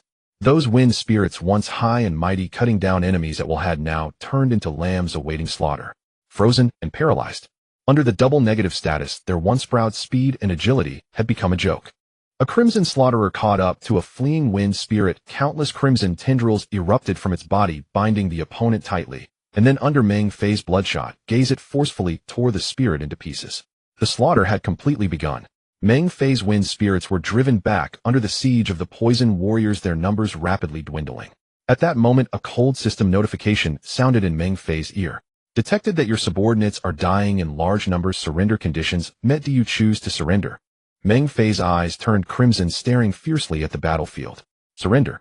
He and Shrank Genius was actually going to surrender to Frank Good for nothing. But, watching on the screen as another wind spirit was pierced through the body by a giant purple claw, if he didn't surrender now, his army of subordinates, which he had invested countless efforts into, would be completely wiped out. He used all his strength to press that red button. I surrender. The virtual battlefield dissipated, and Yang Jiu's divine sense returned. He slowly walked out of his competition seat. As soon as he stepped out, he bumped into someone. It was none other than Meng Fei, who had just been defeated by him. At this moment, Meng Fei no longer had the arrogance and playfulness from before the competition. His face was as dark as the bottom of a pot, glaring fiercely at Yang Jiu. Insidious. Vicious. How dare you use poison? He ground his teeth, each word seeming to be squeezed out from between his teeth. Yang Jiu. I remember you. Faced with his almost murderous gaze, Yang Jiu merely smiled slightly, slipping his hands into his pockets. He said nothing and leisurely walked past Meng Fei, another one whose defenses were broken. If being strong is a mistake, he is willing to make that mistake repeatedly. Meng Fei watched Yang Jiu's calm and unhurried back, trembling with rage. He felt like he had punched a pile of cotton. All his anger and unwillingness were trapped in his chest, nearly ready to explode. Yang Jiu paid no attention to the nearly self-combusting Meng Fei behind him, casually walking out of the competition area with his hands in his pockets. Another Dao heart shattered. He was about to wait for Su Qingyu at the exit when he stepped out of the corridor and saw Su Qingyu being blocked by a man not far from the exit. The man was extremely handsome, with a tall stature, dressed in well-tailored designer clothes, exuding a sense of superiority typical of the elite class. At that moment, he was wearing a self-assured smile, speaking to Su Qingyu in a somewhat aggressive manner. Su Qingyu seemed to sense something, suddenly turning her head. When she saw Yang Jiu's figure, her previously tense little face instantly lit up with joy. Su Qingyu seemed to sense something, suddenly turning her head. When she saw Yang Jiu's figure, her previously tense little face instantly lit up with joy. Brother Jiu. She rushed over like a kitten that had found its support, almost running to him, then hugged his arm, hanging her entire self on him. Yang Jiu patted her hand to reassure her, then looked at the man. What's going on? Before Su Qingyu could voice her grievances, the handsome man had already walked over, sizing up Yang Jiu with a condescending gaze. Hello, I'm Sun Fuqing. He took the initiative to speak, his voice rich and magnetic, yet his words were filled with arrogance. I'm the first in the Chongqing competition area, ranked 10th nationally. Talent S-level death mage. With that, he extended his hand toward Yang Jiu, seemingly waiting for an equal handshake. Several passing examinees heard this self-introduction and halted in their tracks, gasping in surprise. Sun Fuqing. Is he really that Sun Fuqing? The genius from the Bai family in Chongqing. S-level talent. Ranked 10th nationally. My goodness, this is a true big shot. How could he be here? And with Su Qingyu. Is the rumor true? The Bai and Su families are going to arrange a marriage. Yang Jiu ignored the surrounding discussions and calmly extended his hand to shake with the man. Yang Jiu. First in the Xingqing competition area, ranked 9th nationally. Level talent, human race dependent. Sun Fuqing's confident smile cracked slightly at the mention of ranked 9th nationally. However, when he heard the latter part, level talent, human race dependent, he was left dumbfounded. He stared blankly for several seconds before seemingly remembering something, suddenly bursting into laughter, his voice filled with realization and unabashed disdain. Oh, so you are that Yang Jiu, the man who relied on the Su family's wealth to force his way into the top. This was already a well-known story in their circle. Interesting. Sun Fuqing withdrew his hand, looking at Yang Jiu with the gaze of someone observing a clown. We will meet on the competition field. I hope your luck lasts. After saying that, he no longer looked at Yang Jiu, but turned his gentle gaze towards Su Qingyu. Qingyu, remember to accept my friend request on WeChat. With those words, he turned and left gracefully amidst the gazes of those who either admired or envied him. Once Sun Fuqing was far away, Yang Jiu tilted his head to look at Su Qingyu, who was still angrily clinging to his arm. What happened? That guy is a lunatic. Su Qingyu finally could not hold back her complaints. I don't even know where he got my contact information. He kept messaging me to add him as a friend. I ignored him, and as a result he blocked me here today. He even said that we both have S-level talent and are a perfect match, and that our future offspring will surely have top-notch talent. As she spoke, Su Qingyu's small hand unconsciously formed a fist, clearly furious. Yang Jiu narrowed his eyes, a dangerous glint flickering within. A perfect match. Offspring talent. This guy really thinks of Su Qingyu as a tool to enhance his family's genes. An unnamed fire surged from his heart. It seems that those divine punishment cores cannot all be sold to Yan Xinya. I must save a few for this young man. When the time comes, if we meet on the competition field, I won't need to say anything, just a wave of cores to wash the ground and physically exorcise him to vent my anger. However, he did not share these dark thoughts with Su Qingyu. He merely pinched her cheek gently, then leaned closer to her ear and whispered a few words. Su Qingyu blinked her large eyes in confusion after hearing this. Brother Jiu, are you sure you want to do this? Don't worry, just trust me. Though Su Qingyu did not understand Yang Jiu's intentions, she still obediently nodded. She took out her personal terminal, found the avatar of the person who was still sending friend requests, and instead of accepting, chose to use the temporary chat feature to send a string of numbers. This is my private number. Use this to contact me in the future. Having completed all of this, Yang Jiu nodded in satisfaction. He took out his terminal and sent a message to his friend Yin Yong. Xiao Yong, Su Qingyu introduced you to a stunning beauty. She's a bit shy, so take the initiative to add her and have a good chat. After sending the message, Yang Jiu felt no unease. Instead, he was filled with the thrill of a prank well executed. Meanwhile, far away in Xingqing, Yin Yong was lying on his bed scrolling through Douyin. Suddenly, his personal terminal vibrated. He picked it up and instantly leaped off the bed. A stunning beauty introduced by Su Qingyu. This is such good news. He was instantly energized and hurriedly replied to Yang Jiu with a voice message.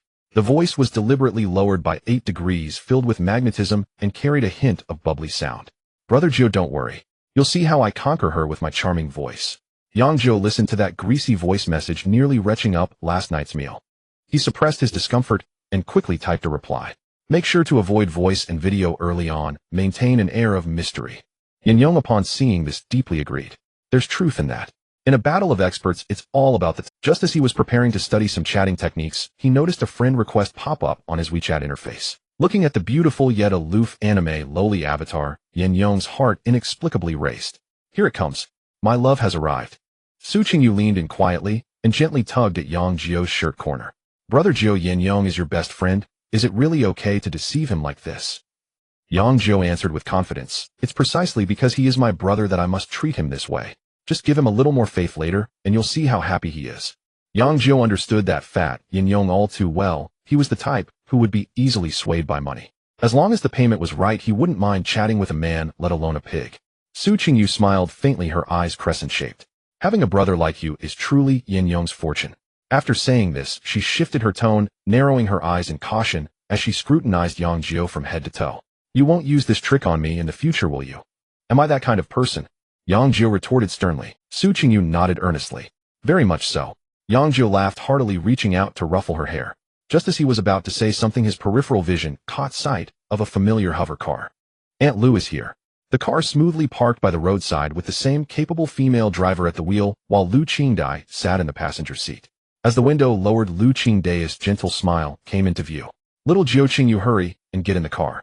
The two sat in the spacious and comfortable back seat. Lu Qingdai did not, like other parents, impatiently ask about the results of the exams. She simply turned her head and looked at them with warmth. You both worked hard on the first day of the competition.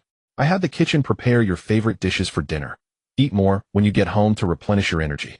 There wasn't a single unnecessary question. She knew very well that with the abilities of these two children, one ranked 9th in the nation and the other 12th, this first day of the provincial competition could not possibly be their endpoint. How could talents of this caliber be easily eliminated? Such unconditional trust felt warmer than any. Upon returning to the Su family's villa, which resembled a manor, a lavish dinner was already set on the table. After the meal, Yang Jiu accompanied the mother and daughter in the living room, chatting and watching television. On the massive screen, the evening news from Xian country was playing. The main focus of the news was the latest situation on the extraterritorial battlefield. The backdrop of the footage was the dim cosmos, where countless enormous cosmic beasts and bizarre aliens were fiercely attacking a defense line composed of numerous divine realms. Explosions lit up the dark void intermittently, while divine techniques illuminated the shadows. The anchor's voice was heavy and solemn as he reported the immense pressure facing the Blue Star Alliance, with alien assaults growing ever fiercer. The scene shifted to a row of black and white photographs with their names and biographies listed below. In yesterday's defense battle at the Meat Grinder Star System, our forces lost 372 deities heroically. The atmosphere turned somewhat oppressive. But soon the tone of the news lifted again, focusing on a young general known for his remarkable achievements. On screen, a handsome young man clad in black armor stood with a dragon spear towering over the corpse of a massive alien god king. Our army's Major General Qin Lai, only 28 years old, has already reached the realm of the Master God. Leading the Dragon Gallbladder Legion, he dealt a heavy blow to the elite Alien Devourer Legion on the front lines, achieving a significant victory. Even more exhilarating, Major General Qin Lai, at the initial stage of the Master God realm, crossed a whole grade to personally slay a genuine first-tier God King. Watching the figure bathed in divine light resembling a god of war, Su Qingyu couldn't help but exclaim, so powerful. A Master God realm slaying a God King. This was beyond what could be described as genius. It was simply mythic. Lu Qingdai smiled slightly, a hint of pride shining through her face. His name is Qin Lai, the undisputed leader of our current young generation in Xian country. Speaking of which, his cousin is the currently ranked #1 in the national competition, Xinjiang. The Qin family has been loyal and righteous for generations, with heroes throughout their lineage guarding the borders of our Xian country for thousands of years. They are truly a pillar family, producing great talents. After saying this, she turned her head and gently stroked Su Qingyu's hair, her eyes filled with hope and a hint of unnoticeable weight. Qingyu, our Su family and Lu family will rely on you in the future. Yang Jiu quietly listened without interrupting. He gazed at the imposing figure on the news, feeling a surge of yearning in his heart. The extraterritorial battlefield. In the future, he too would step onto that vast and brutal land, fighting to protect the home behind him. At the same time, he perceived another layer of meaning in Lu Qingdai's words. The Su and Lu families were losing their connections. Besides Su Qingyu, a suddenly emerging S-level genius, the other young members of the family had talents no higher than a grade. The younger generation of the entire family faced a severe gap. All hopes and pressures rested on the seemingly delicate and lovely girl Su Qingyu. He turned his head to look at Su Qingyu's delicate profile. The girl seemed to sense the weight of her mother's words, her previously carefree demeanor now tinged with a hint of solemnity. It turned out that she also bore such a heavy responsibility. A surge of inexplicable emotions rose in Yang Jiu's heart. He wanted to share some of her burden. After watching television with the mother and daughter for a while longer, Yang Jiu stood up. "Aunt Lu Qingyu, I'm going out." As soon as he spoke, Su Qingyu beside him narrowed her eyes like a cat whose tail had been stepped on, shooting him a sharp. "So later you going to find that vixen?" Yang Jiu's heart skipped a beat. Damn. Is this the legendary sixth sense of women? It's too damn accurate. Although he wasn't going to find Yin Xinya herself, he was indeed going to find her at the Wanbao Pavilion. Can this be deduced? He instinctively glanced at Lu Qingdai, only to see this future mother-in-law watching them with great interest, ready with seeds and a bench just waiting to see the show. That teasing expression seemed to say, "Vixen, something's going on. Come on, tell me more." Yang Jiu instantly felt overwhelmed and sighed helplessly, choosing to speak the truth. "It's not what you think. My Divine Punishment Core has made new research progress, and its power is stronger. I want to go appraise its value." Divine Punishment Core. Lu Qingdai's curiosity was piqued. Upon hearing this, Su Qingyu immediately forgot about her jealousy, raising her little face, proudly beginning to promote Yang Jiu. "Mom, you don't know Brother Jiu's Divine Punishment Core is really powerful," she started enthusiastically explaining to her mother. "One can inflict severe damage on 6th-tier beings, and even threaten 7th-tier powerhouses." Lu Qingdai paused for a moment with her teacup raised. She had heard of this power, but hadn't delved deeper. Su Qingyu continued to boast. "Last time Manager Yin at Wanbao Pavilion personally appraised it, and offered 1,200 faith points for each one. We sold 500 on our first deal, directly earning 600,000 faith points." With a light sound, Lu Qingdai's teacup gently tapped the table. She slowly turned her head, her usually warm eyes now filled with astonishment, staring directly at Yang Jiu. "You said 1,200 faith points for one." There was a barely perceptible tremor in her voice. "And you produced 500 at once. In just 2 days, hundreds of strategic supplies capable of inflicting lethal damage on 6th-tier beings were mass-produced. What does this signify?" "This means that at the current stage, apart from the few top prodigies in the country, Yang Jiu can almost sweep through the provincial competition and even hold a significant advantage in the national tournament. At this stage, which family has a child with a 6th-tier protector? Even Su Qingyu, the strongest flower fairy queen, is merely at the peak of 4th tier. Even more terrifying is that this is mass-produced." Lu Qingdai looked at Yang Jiu and suddenly felt that her previous assessment of this young man was far too conservative. Facing the scrutinizing gaze of his future mother-in-law, Yang Jiu nodded calmly. "Yes, Aunt Lu. This time I mentioned new research results indicating that the denizens of the divine realm have developed 2 new cores. One is a freezing core and the other is a plague core. Although the explosion power is slightly weaker than the standard version, its functionality is stronger, allowing it to serve special purposes on the battlefield." Lu Qingdai slowly set her teacup back on the table, yet the turmoil in her heart could not be quelled. New cores, different functionalities. This cannot be explained by mere luck. This is a system, a terrifying war framework that can be continuously researched and iterated. She looked at Yang Jiu and suddenly spoke up. "Are you going to the Wanbao Pavilion for appraisal?" "Yes, and I'll sell some to replenish my faith points," Yang Jiu replied. As soon as he finished speaking, Su Qingyu immediately stood up and hugged Yang Jiu's arm. "He'll go with you." Her determination left no room for Yang Jiu to refuse. With some reluctance, he could only nod in agreement. Lu Qingdai watched the 2 children as they prepared to leave, a gentle smile returning to her face. She shook her head, lifted her teacup, and gently blew on it. What an extraordinary young man. It's a pity that such a wonderful child is unwilling to join the Su family. However, it is precisely because he possesses such pride and confidence that he becomes even more precious. The 2 took a taxi and quickly arrived at the brightly lit Wanbao Pavilion. As soon as they entered, the receptionist who had attended to them last time immediately approached with a warm smile. "Mr. Young Miss, so you have arrived. Manager Yin has instructed that you 2 can go directly to her office." She clearly remembered that these 2 were esteemed guests who warranted Manager Yan's personal reception, so she could not afford to be negligent. Under the guidance of the receptionist, the 2 skillfully made their way to the manager's office on the top floor. Yin Xinya still leaned lazily in her office chair, and upon seeing the 2 enter, especially Su Qingyu's protective posture with her arm tightly around Yang Jiu, a playful smile spread across her lips. Without further pleasantries, she got straight to the point. "I heard there are new items. Let's see them." Yang Jiu wasted no time and took out 2 cores from the divine realm. One was ice blue and the other was a sickly green. Yin Xinya's gaze fell on the 2 cores, nodding to signal Yang Jiu to begin. Yang Jiu first activated the freezing core.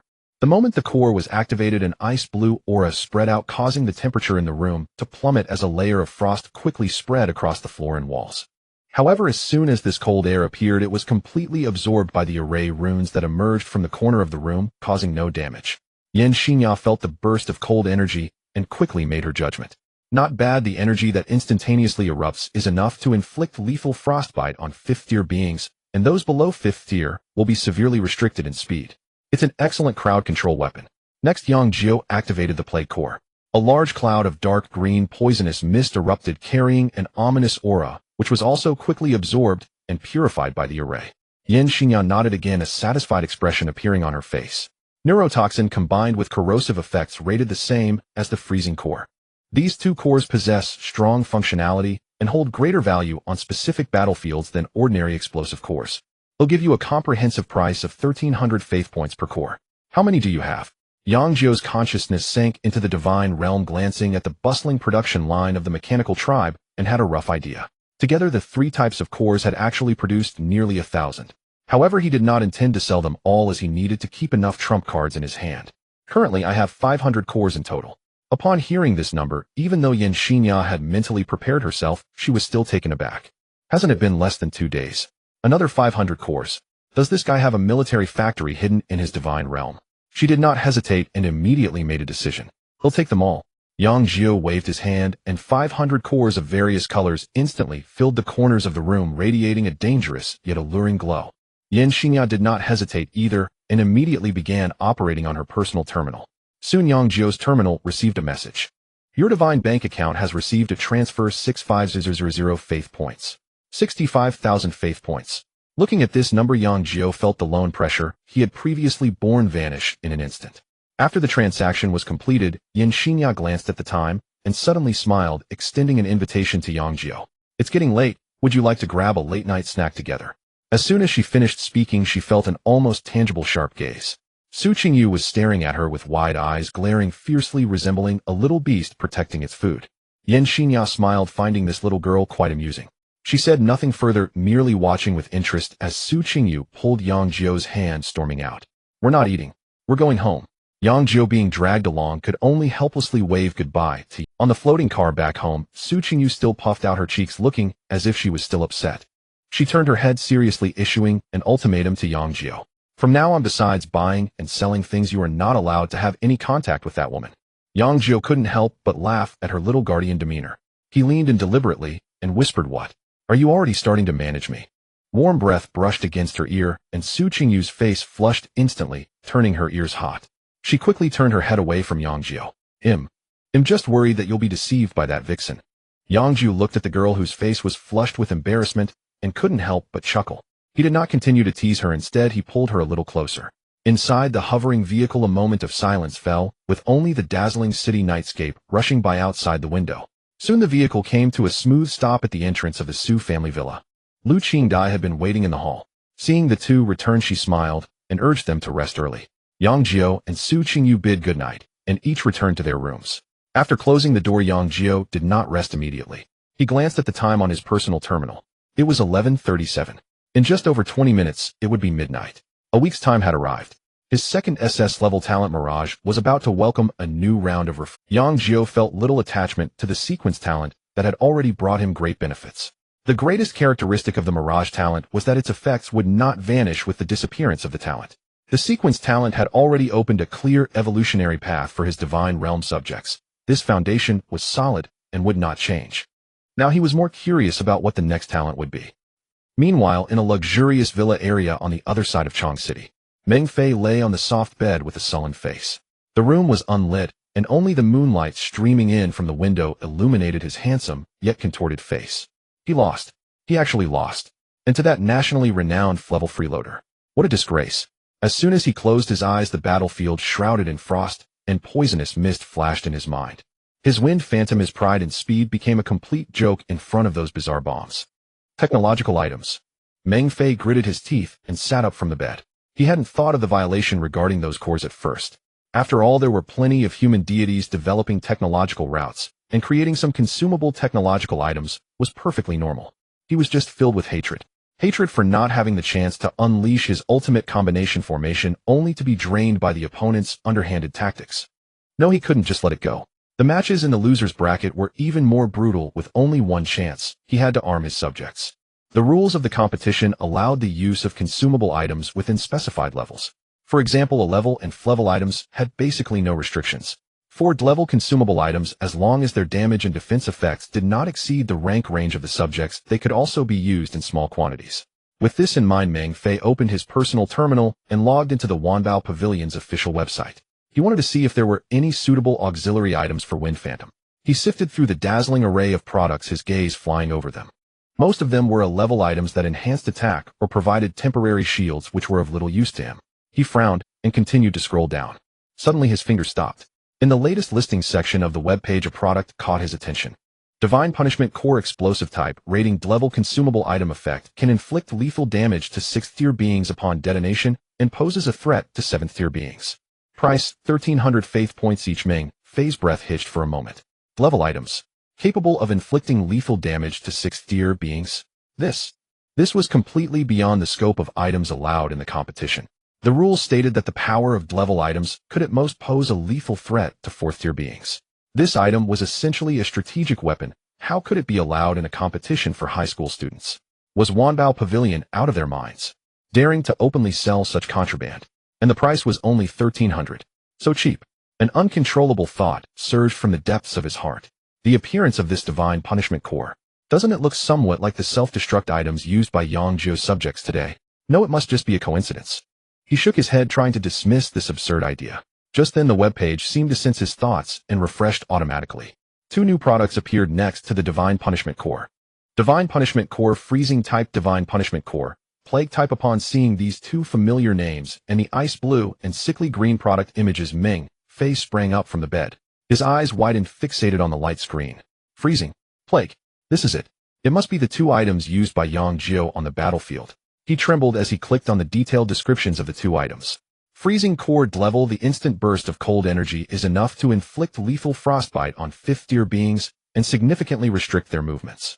Plague Core level. The neurotoxin and corrosive mist released upon detonation can cause sustained high damage to 5th tier beings and below. Boom. Meng Fei's mind went blank, soon overwhelmed by endless anger and ecstasy. Yang Jiu. He let out a suppressed roar, his expression twisted with extreme rage. Violation. This is a blatant violation. How dare he use a level strategic weapon far beyond the allowed level in a province-wide live competition?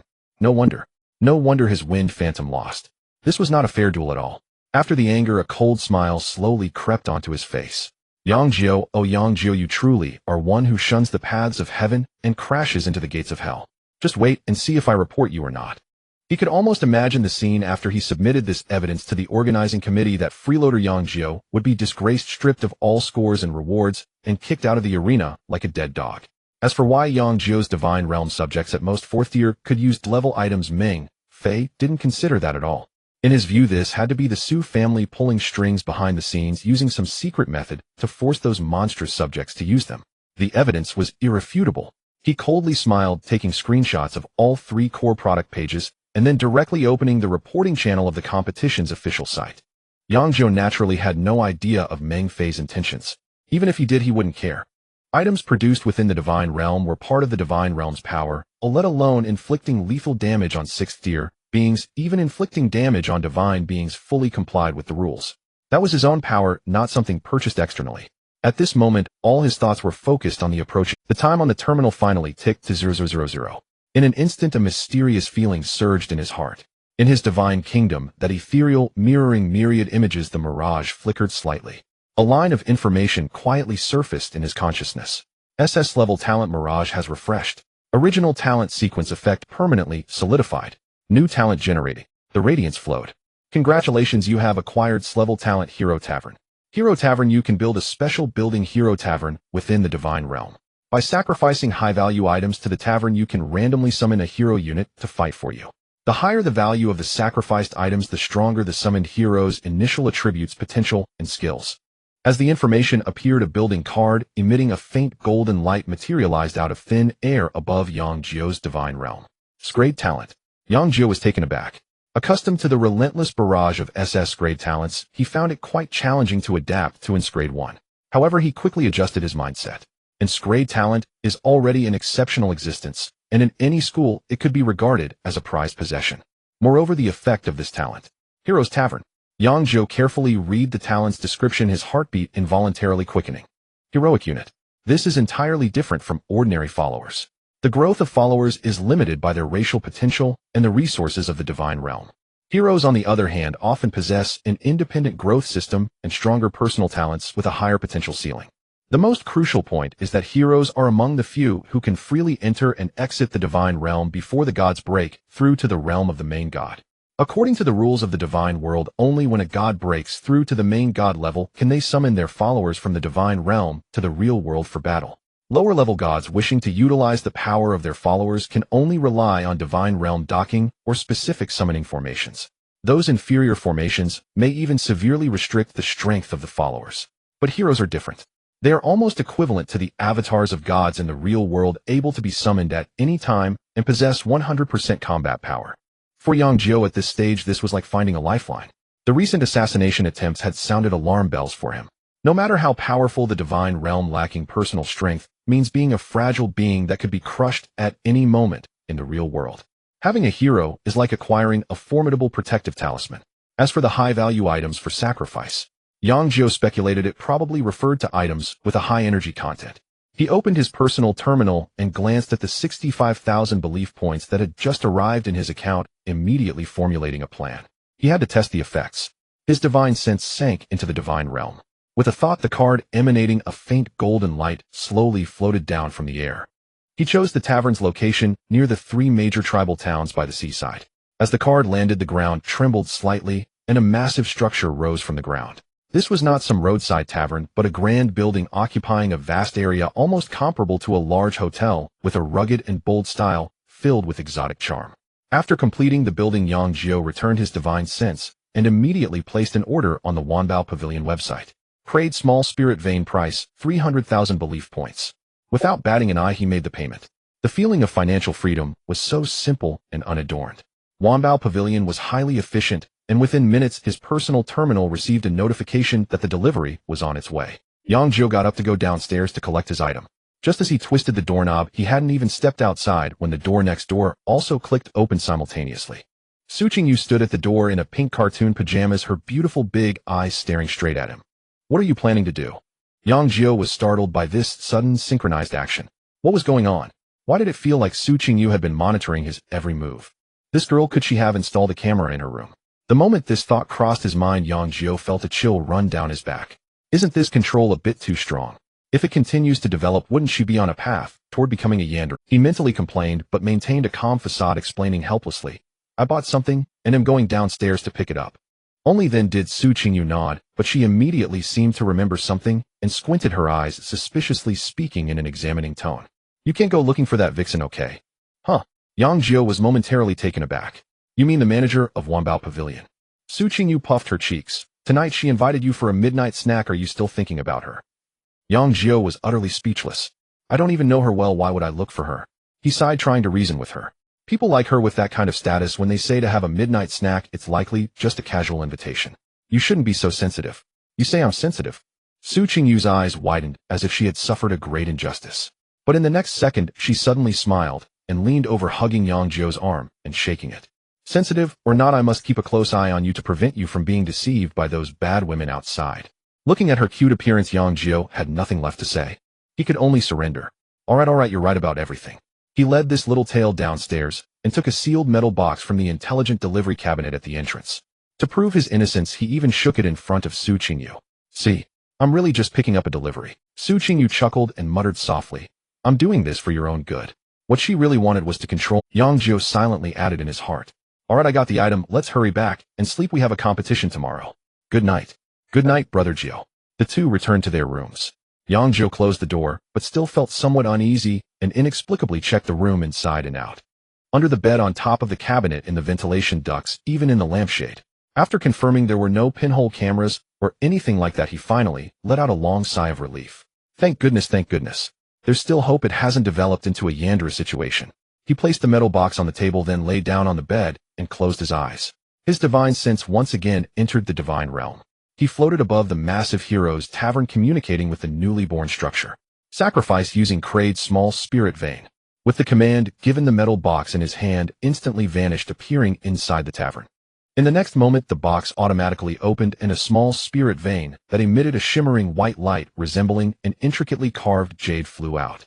Inside the tavern, an ancient and mysterious formation was activated. Countless runes lit up, intertwining to form a light web that enveloped the spirit vein. The spirit vein began to dissolve at a visible speed, turning into the purest energy, which was frantically absorbed by the formation. The entire tavern began to hum and shine brightly. In the center of the formation, the light converged, gradually outlining a vague human silhouette. Here it comes. Yang Jiu's mind was highly focused. This was a sacrifice worth 300,000 belief points. It better summon a muscular warrior. Ideally one with a giant sword clad in heavy armor with bulging muscles. The light grew increasingly bright, almost blinding. Finally, as all the energy was absorbed, the light slowly dissipated. A figure clearly appeared in the center of the formation. Yang Jiu focused his gaze. Then he froze. There was no heavy armor or giant sword, nor any bulging muscles. Standing in the center of the formation was a bald, rotund man in a hemp short coat with a large beer belly and a shiny head. Yang Jiu widened his eyes, staring intently at the figure in the center of the formation. What on earth is this? He had envisioned countless possibilities, perhaps a burly warrior wielding a giant sword or a mysterious mage chanting spells. At the very least, it should have been a nimble assassin. But the figure before him, sporting a huge beer belly, his head under the glow of the formation was bright enough to serve as a light bulb. Dressed in a faded linen short coat and flip-flops, he exuded an air of greasiness and laziness. This scene has nothing to do with his crade small spiritual vein worth 300,000 belief points. A sense of foreboding surged in Yang Jiu's heart as he struggled to suppress the twitching corners of his mouth and summon the information of this bald fat man. Hero Tavern Owner, Level Tier 4 Talent Beer Brewing Description: a mysterious tavern owner whose beer possesses various magical effects. Introduction: beer brewed by the owner himself contains marvelous powers. Consuming it can grant effects including, but not limited to, accelerated cultivation speed, brief enlightenment, bloodline mutation, temporary combat power enhancement, and rapid healing. Looking at this long list of beer names and effect descriptions, Yang Jiu was momentarily stunned, followed by a surge of rage that shot straight to the top of his head. A tavern owner? How can there be such a profession in the hero units? Does the tavern owner require additional summoning? He had spent 300,000 belief points. Yang Jiu was so angry, he almost laughed. He was seriously beginning to suspect that this hero tavern talent had some hidden absurd setting. For instance, no matter what he sacrificed, the first summoned hero would always be this tavern owner. If that were the case, R&M refund. Yang Jiu let out a helpless roar in his heart. Had he known it would be like this, he wouldn't have sacrificed any spiritual veins. He could have just yanked a random weave from the divine realm or bought a spicy snack from the convenience store downstairs and thrown it in. The effect would have been the same, right? 300,000 belief points, just like that, gone down the drain. He took a deep breath, forcing himself to calm down, and glanced at the status of the hero tavern. Next summon cooldown 23 hours 58 minutes. Only one summon can be made in a day. The effect of the Mirage talent still has more than 6 days left, which means he can at least summon 5 more heroes. A total of 6 heroes. Yang Jiu's mood calmed down slightly. 6 heroes, as long as the next 5 were more formidable. Accepting the first as a support logistics personnel wasn't entirely unacceptable. It wasn't that he couldn't accept a logistics hero, it was just that it felt like a loss. He had a gut feeling that no matter what he sacrificed, the first would always be the tavern owner. He wondered whether the effects would disappear after 7 days, or if they would persist like the previous talent. The previous sequence talent directly affected the divine realm and its dependents. Although the talent disappeared, the opened evolution path was permanently solidified. But this hero tavern was different. It wasn't a bestowed ability, but a tangible building. When the talent refreshed after 7 days, would this tavern still exist? Would he still be able to summon heroes? Most likely not. Thinking this way, the 6 hero slots suddenly seemed incredibly precious. He must sacrifice good items and try to summon strong heroes to maximize benefits. Just as Yang Jiu was lost in thought and feeling increasingly dissatisfied, the newly born tavern owner suddenly bowed respectfully to the void. Call upon my god, your servant needs some materials to brew the finest wine for you. A long list then abruptly appeared in Yang Jiu's consciousness. Centennial-aged snake fruit wood for the barrel, volcanic lava stone powder from the black volcano, for filtering ink sacks from deep-sea giant squids, to adjust flavor well water from the moonlight well as the base, and also dried griffin claws, troll blood, and elf tears. Listening to this string of ingredient names, Yang Jiu's vision went dark, almost causing him to fall from the sky. So this wasn't a finished product, but a ravenous gold guzzler. He still had to spend his own money to buy materials for it. With a dark expression, he entered the list of materials needed by the tavern owner one by one into the procurement page on his personal terminal. Most of the materials could be found on the Wanbao Pavilion website, but the prices. Each one was more outrageous than the last. Especially those plants that required specific growth environments and magical beasts that could only be caught in certain dangerous areas. The prices were shockingly high. Yang Jiu gritted his teeth and paid for each item. The wallet he had finally managed to inflate was visibly deflating again. Your deity bank account expenditure 100 belief points. Your deity bank account expenditure 850 belief points. Your deity bank account expenditure 210 belief points. When the last payment was completed, Yang Jiu glanced at his account balance, which was left with a pitiful 50-some thousand points. In total, he had spent over 700,000. He felt like his heart was bleeding. He hoped this fat owner could brew something good for him otherwise. He wouldn't mind letting this newly opened tavern instantly lose its owner. As if sensing the low pressure from the deity, the tavern owner's body trembled slightly, and he hurriedly spoke again, his tone filled with assurance. My God, please rest assured. Your servant will use these top-notch materials to brew the most perfect wine in the world for your divine consumption. For divine consumption. Yang Jiu paused for a moment. Could he also drink it? If this beer could grant various benefits to his dependents, would it not have effects on him as well? If that were the case, this investment seemed well not a loss at all. In fact, it could even be quite profitable. Countless ideas suddenly flooded his mind. These variously functional beers could entirely serve as a special consumable item. Used by himself, they could accelerate cultivation. Used on dependents, they could enhance combat power. Or perhaps, they could even be sold.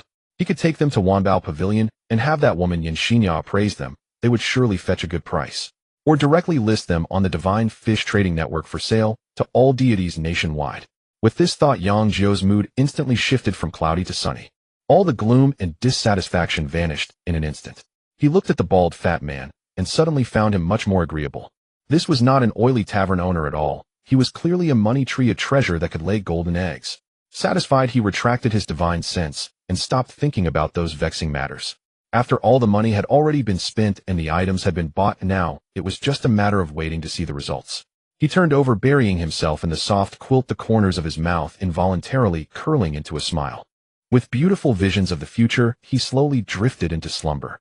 Early the next morning, the door of Yang Jiu's room was knocked on incessantly. Yang Jiu, get up quickly. You're going to be late. The crisp and urgent call of Su Qingyu came from outside. Yang Jiu yawned as he opened the door, looking at the vibrant girl before him with a hint of helplessness. When you need me, it's Brother Jiu, but when you're rushing me to get up, it's Yang Jiu instead. He leaned against the door frame, lazily complaining. Women. Su Qingyu's pretty face flushed red as she pinched the soft flesh at his waist. What nonsense. Hurry up and wash up, Mom has already made breakfast. After saying that, she hummed a little tune and skipped down the stairs. After finishing their morning routines, the two of them arrived at the dining area downstairs. Lu Qingdai was elegantly sipping milk, and upon seeing them come down, a gentle smile appeared on her face. The driver is already waiting outside. After breakfast, he will take you there. She paused and added, I have some matters to attend to today, so I won't be seeing you off. Good luck in the competition. Without any further questions, only complete trust surrounded them. After breakfast, the driver promptly took the two to the magnificent competition venue. I will come back to pick you both up on time tonight, the driver respectfully said before driving away. Just as Yang Jiu and Su Qingyu were about to head to the contestant registration area, like yesterday, a voice filled with disbelief and shock rang out from a distance. Yang Jiu. Meng Fei was about to enter the venue and instantly spotted the figure that had caused him to lose face yesterday. How could he dare to come back? How could he still be here? Last night, he had immediately reported all the screenshots and video evidence through official channels. To expedite the process, he even used some connections from his family to ensure that this report would be seen by the higher-ups of the competition committee. He had thought that he would come today to hear the news of Yang Jiu being disqualified or even publicly reprimanded by the entire province. But unexpectedly, this guy appeared here as if nothing had happened. Yang Jiu followed the sound and saw Meng Fei, a hint of confusion appearing on his face. Why was this guy looking at him with such a ghostly expression? Is there something wrong? How come you are here? Meng Fei instinctively asked. Yang Jiu was even more puzzled.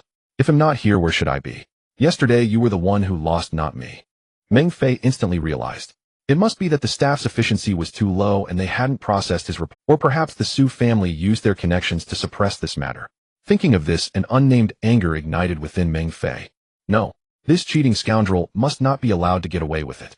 With a determined bite of his teeth, he ignored Yang Jiu and charged straight to a staff member at the contestant registration desk, shouting with all his might, I want to report. I report Yang Jiu from the Star City contest area. During the match yesterday with me, he blatantly used a class strategic weapon with power far exceeding the rules. Upon hearing this, the crowd erupted into an uproar. What? A class strategic weapon? Is that true? I said it. How could a class talent rank 9th in the country? So it turns out he relied on such underhanded tactics. How shameless. This is no longer about money. This is blatant cheating. It severely undermines the fairness of the competition. His qualification must be revoked. Someone like him should be banned for life. In an instant, discussions erupted and countless disdainful, angry, and gloating gazes focused on Yang Jiu. The staff in charge of registration, upon hearing this, also changed their expression and immediately reported through the intercom. Soon 2 uniformed, serious-looking officials from the competition came over. Is this Mr. Yang Jiu? Someone has reported you for a violation during the competition. Please come with us to cooperate with the investigation. Su Qingyu's face turned pale, and she tightly grasped Yang Jiu's arm, nearly in tears. No, we did not violate any rules. Yang Jiu patted her hand to reassure her. It's fine. His demeanor was calm, as if he were not the one being accused. You still don't know me? A simple sentence made Su Qingyu instantly calm down. Right, the core of divine. It must have been that during yesterday's match Yang Jiu used the core of divine punishment produced in the divine domain, and Meng Fei mistook it for an illegal weapon bought from outside. However, she was very clear that it was something produced by the citizens of Yang Jiu's divine domain, part of the power of the divine domain, fully compliant with the rules. Thinking of this, she completely relaxed and let go of her hand, quietly standing aside, looking at Meng Fei with a cold gaze that spoke volumes. You are doomed. Just then Lin Qingyan also noticed the commotion and quickly walked over. Seeing Yang Jiu being taken away by the officials, her brows furrowed slightly. She approached Su Qingyu and asked in a low voice, what happened? At this moment, Su Qingyu was filled with pent-up frustration, and upon seeing this potential rival, she was even less amiable. She snorted coldly and turned her head away. What does it have to do with you? Lin Qingyan was taken aback by her rebuttal, then felt a bit speechless.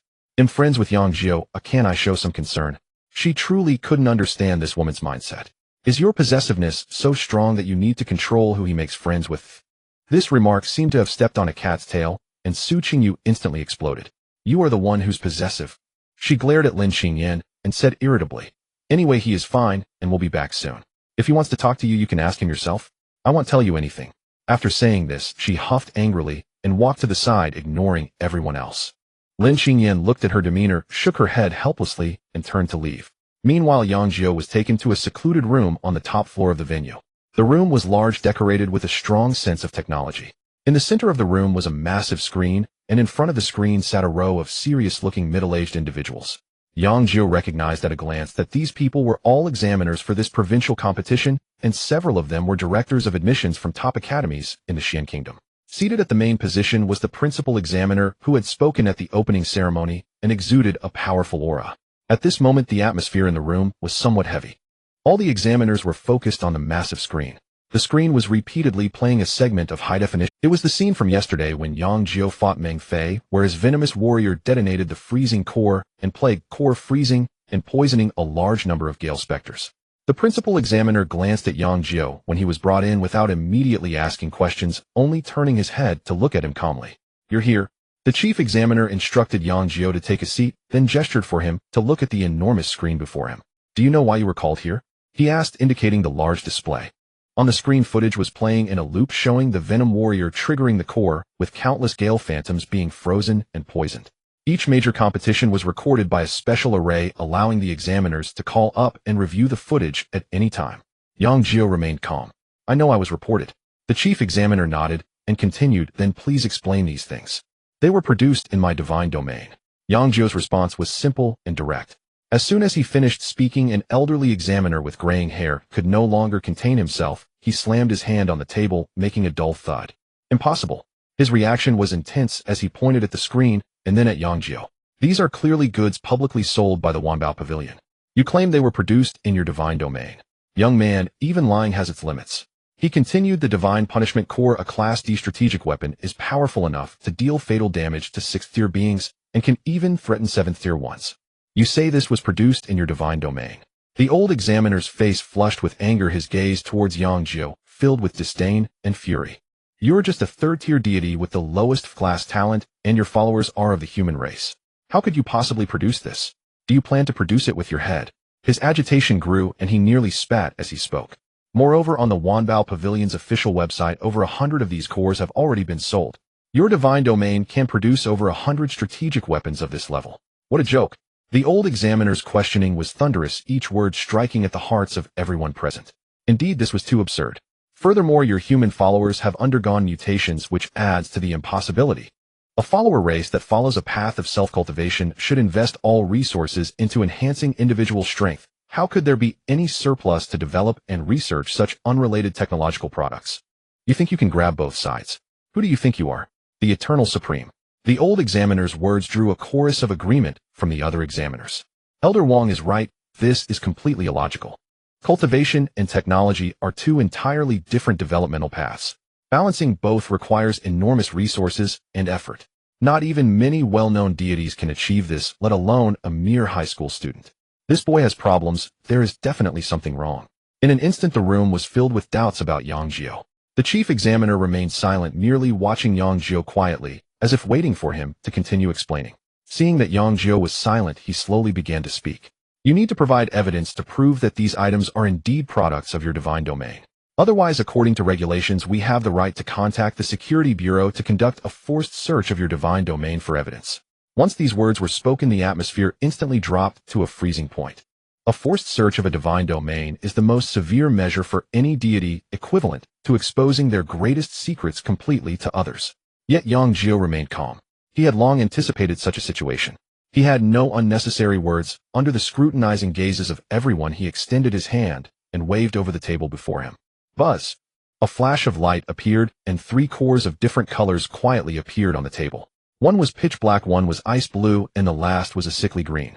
Immediately, a unique aura belonging to his third-tier deity emanated, resonating clearly with the 3. Each divine punishment core upon leaving the factory had been specially marked by Qi Badong with a dual imprint unique to him and his divine domain. This aura, originating from the essence of the divine domain, is absolutely impossible to counterfeit. Watching the energy fluctuations between the 3 cores and Yang Jiu, all the examiners were stunned. The elderly examiner, who had just been filled with righteous indignation, opened his mouth, but found himself at a loss for words. The chief examiner's gaze also froze for a moment, but he quickly regained his composure, shaking his head slowly. This is still not enough. His words made the atmosphere, which had just eased a bit, tense up once again. Although the auras resonate, this does not completely eliminate the suspicion that you purchased them from external sources. The chief examiner explained, as far as I know, there are some relatively expensive special items, or if a deity-level strongman is called upon, they can forcibly imprint external items with their divine domain's mark. Though the cost is significant, it is not impossible. Yang Jiu understood in his heart that what the other party said was indeed true. It seemed that merely relying on the resonance of the aura was not enough to gain their complete trust. The chief examiner's gaze became sharp as he fixed his eyes on Yang Jiu. The more critical point is, how do you explain the situation with the Wanbao Pavilion? If these cores are truly products of your divine domain, why are they appearing on the shelves of Wanbao Pavilion and being sold in large quantities? If you cannot clarify this question, we will still treat it as cheating. His voice was not loud, but each word carried an undeniable authority. The room fell silent. All the examiners stared at Yang Jiu. Items produced by a third-tier deity's divine domain could cross 4 major tiers and directly harm 7th-tier beings. Such a thing was unheard of and unseen. This was no longer something that could be described simply as genius or prodigy. It completely overturned their inherent understanding of the divine world. If at first everyone was willing to believe that Yang Jiu could achieve 9th place nationally due to the mutation of his followers and the massive faith points invested by the Su family, now with the cheating controversy arising, all previous reasonable explanations became untrustworthy. Neither the examiners nor the students outside, who were eagerly waiting to see the drama unfold, would believe it anymore. The chief examiner looked at Yang Jiu's overly young and calm face, slowly leaning back against the chair. Yang Jiu, we are not trying to make things difficult for you, but this matter is too suspicious, and its impact is extremely severe. You must provide us with a definite proof that can convince everyone. Otherwise, in order to maintain the fairness and justice of the competition, we will have no choice but to determine that you cheated, canceling all your scores and rewards. The atmosphere in the room had become extremely tense. Several examiners exchanged glances, already tacitly agreeing on the outcome. As long as Yang Jiu could not provide a flawless explanation, they would immediately initiate the final adjudication process. Outside the venue, the news of Yang Jiu being taken away by the enforcers for investigation spread like wildfire throughout the waiting area. I knew it. With great talent, how could he possibly rank 9th nationally? It turns out he relied on this kind of underhanded tactics. What does that even mean? One shot could wipe out an entire group of fifth-tier familiars, right? This is ridiculous. Such a serious breach of fair competition. It must be the Su family pulling the strings behind the scenes, otherwise how could an ordinary kid like him have access to such things? Contempt, anger, schadenfreude. Various emotions fermented among the crowd, and almost everyone concluded that Yang Jiu had cheated. The once astonishing ninth place nationally had now become a huge joke. Sun Fuqing listened to the discussions around him, a smug smile appearing on his face.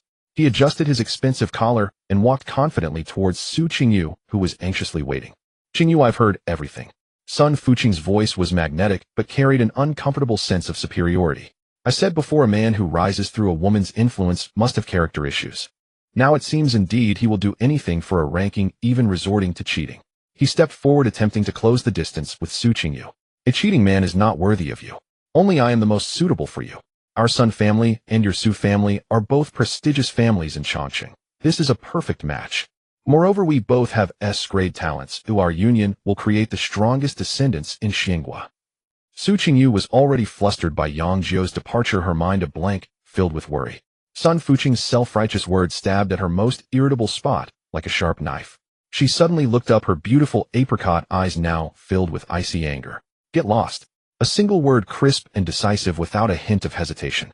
Sun Fuqing's smile froze on his face. He never expected Su Qingyu to be so disrespectful. You? I said get lost. Do you not understand human language? Su Qingyu's voice raised a few notches, drawing more attention from those around. Sun Fuqing's face instantly turned dark, alternating between green and white. Being scolded by a woman in front of so many people made him feel utterly humiliated. He shot a venomous glance at Su Qingyu, then glanced towards the investigation room. All right, very well. Truly blind to the truth. I want to see when that cheating waste is kicked out of the competition, if you'll still be so stubborn. He left with a... At that moment, Zhou Yi walked over slowly. He glanced at Sun Fuqing's departing figure, then turned his gaze to Su Qingyu, speaking gently. What happened? Su Qingyu was in a terrible mood and had a sour face towards everyone, but she held back her anger and replied, due to Zhou Yi's previous help to Yang Jiu. It's nothing. Yang Jiu. Zhou Yi seemed to want to ask something. He will be back soon. Su Qingyu interrupted him firmly. Zhou Yi nodded, refraining from asking further, leaving only a sentence. If you need any help, you can always find. After saying that, he turned to leave. Su Qingyu watched Zhou Yi's back, her brow slightly furrowed. This person. When did he become so familiar with Yang Jiu? She always felt that when Zhou Yi looked at Yang Jiu, there was an indescribable meaning behind it, making her somewhat uneasy. On the other side, in the closed investigation room, facing the scrutinizing gaze of the chief examiner and the examiners, Yang Jiu calmly opened his personal terminal. These cores are indeed products of my divine realm. Part of them was entrusted to Wanbao Pavilion for sale. As he spoke, he called up his divine bank account. Here are the transfer records from Wanbao Pavilion to me. He turned the holographic screen towards the examiners, clearly showing two large transfer amounts. One was 600,000, the other was 650,000. A total of 1,250,000 faith points. This enormous wealth made many examiners gasp. A high school student had earned in just a few days what many of them would never earn in a lifetime. However, the old examiner who had been questioning Yang Jiu approached, scrutinizing the transfer information on the holographic screen. After a moment, he let out a cold snort. Student lying is not a good habit. The old examiner's voice sharply rose as he pointed his finger, nearly poking Yang Jiu's face. These two transfers have nothing to do with Wanbao Pavilion. This is clearly a personal transfer. The transferor is a private account. Are you showing us a personal transfer record? Do you think we are old and blind, or do you think we are easily deceived? If you cannot provide solid evidence, we will contact the Security Bureau to conduct a forced search of your divine realm. The old examiner's words hit the room like a heavy hammer. The other examiners crowded over to check and indeed found that the transferor was not the official account of Wanbao Pavilion they had expected, but a private account. In an instant, everyone's gaze towards Yang Jiu changed. This was no longer cheating. This was mocking them, challenging the authority of the entire competition committee. Yang Jiu was also stunned. He had only looked at the amounts when receiving the transfers and had not paid attention to the names of the transfers. Now looking at it, it really was a personal account. Yanxinya. Yang Jiu felt a bitter smile in his heart. What on earth is that woman doing? Transferring money from a personal account. Wasn't she deliberately digging a pit for him? He was now at a loss for words. Looking at the increasingly unfriendly faces of the examiners, Yang Jiu took a deep breath, trying to keep calm. He raised his head to meet the chief examiner's sharp gaze. Respected examiners, I did indeed sell these cores at Wanbao Pavilion. As for why it was a private account transfer, I am also unclear. You can contact the head of the Chongqing branch of Wanbao Pavilion, Yan Xinya. She can testify for me. I can call her right now. The chief examiner fell silent. He certainly knew the name Yang Jiu, the general manager of Wanbao Pavilion in Chongqing, a woman with exceptional skills and a strong background. If this matter is indeed related to her. The chief examiner pondered for a moment, then slowly nodded.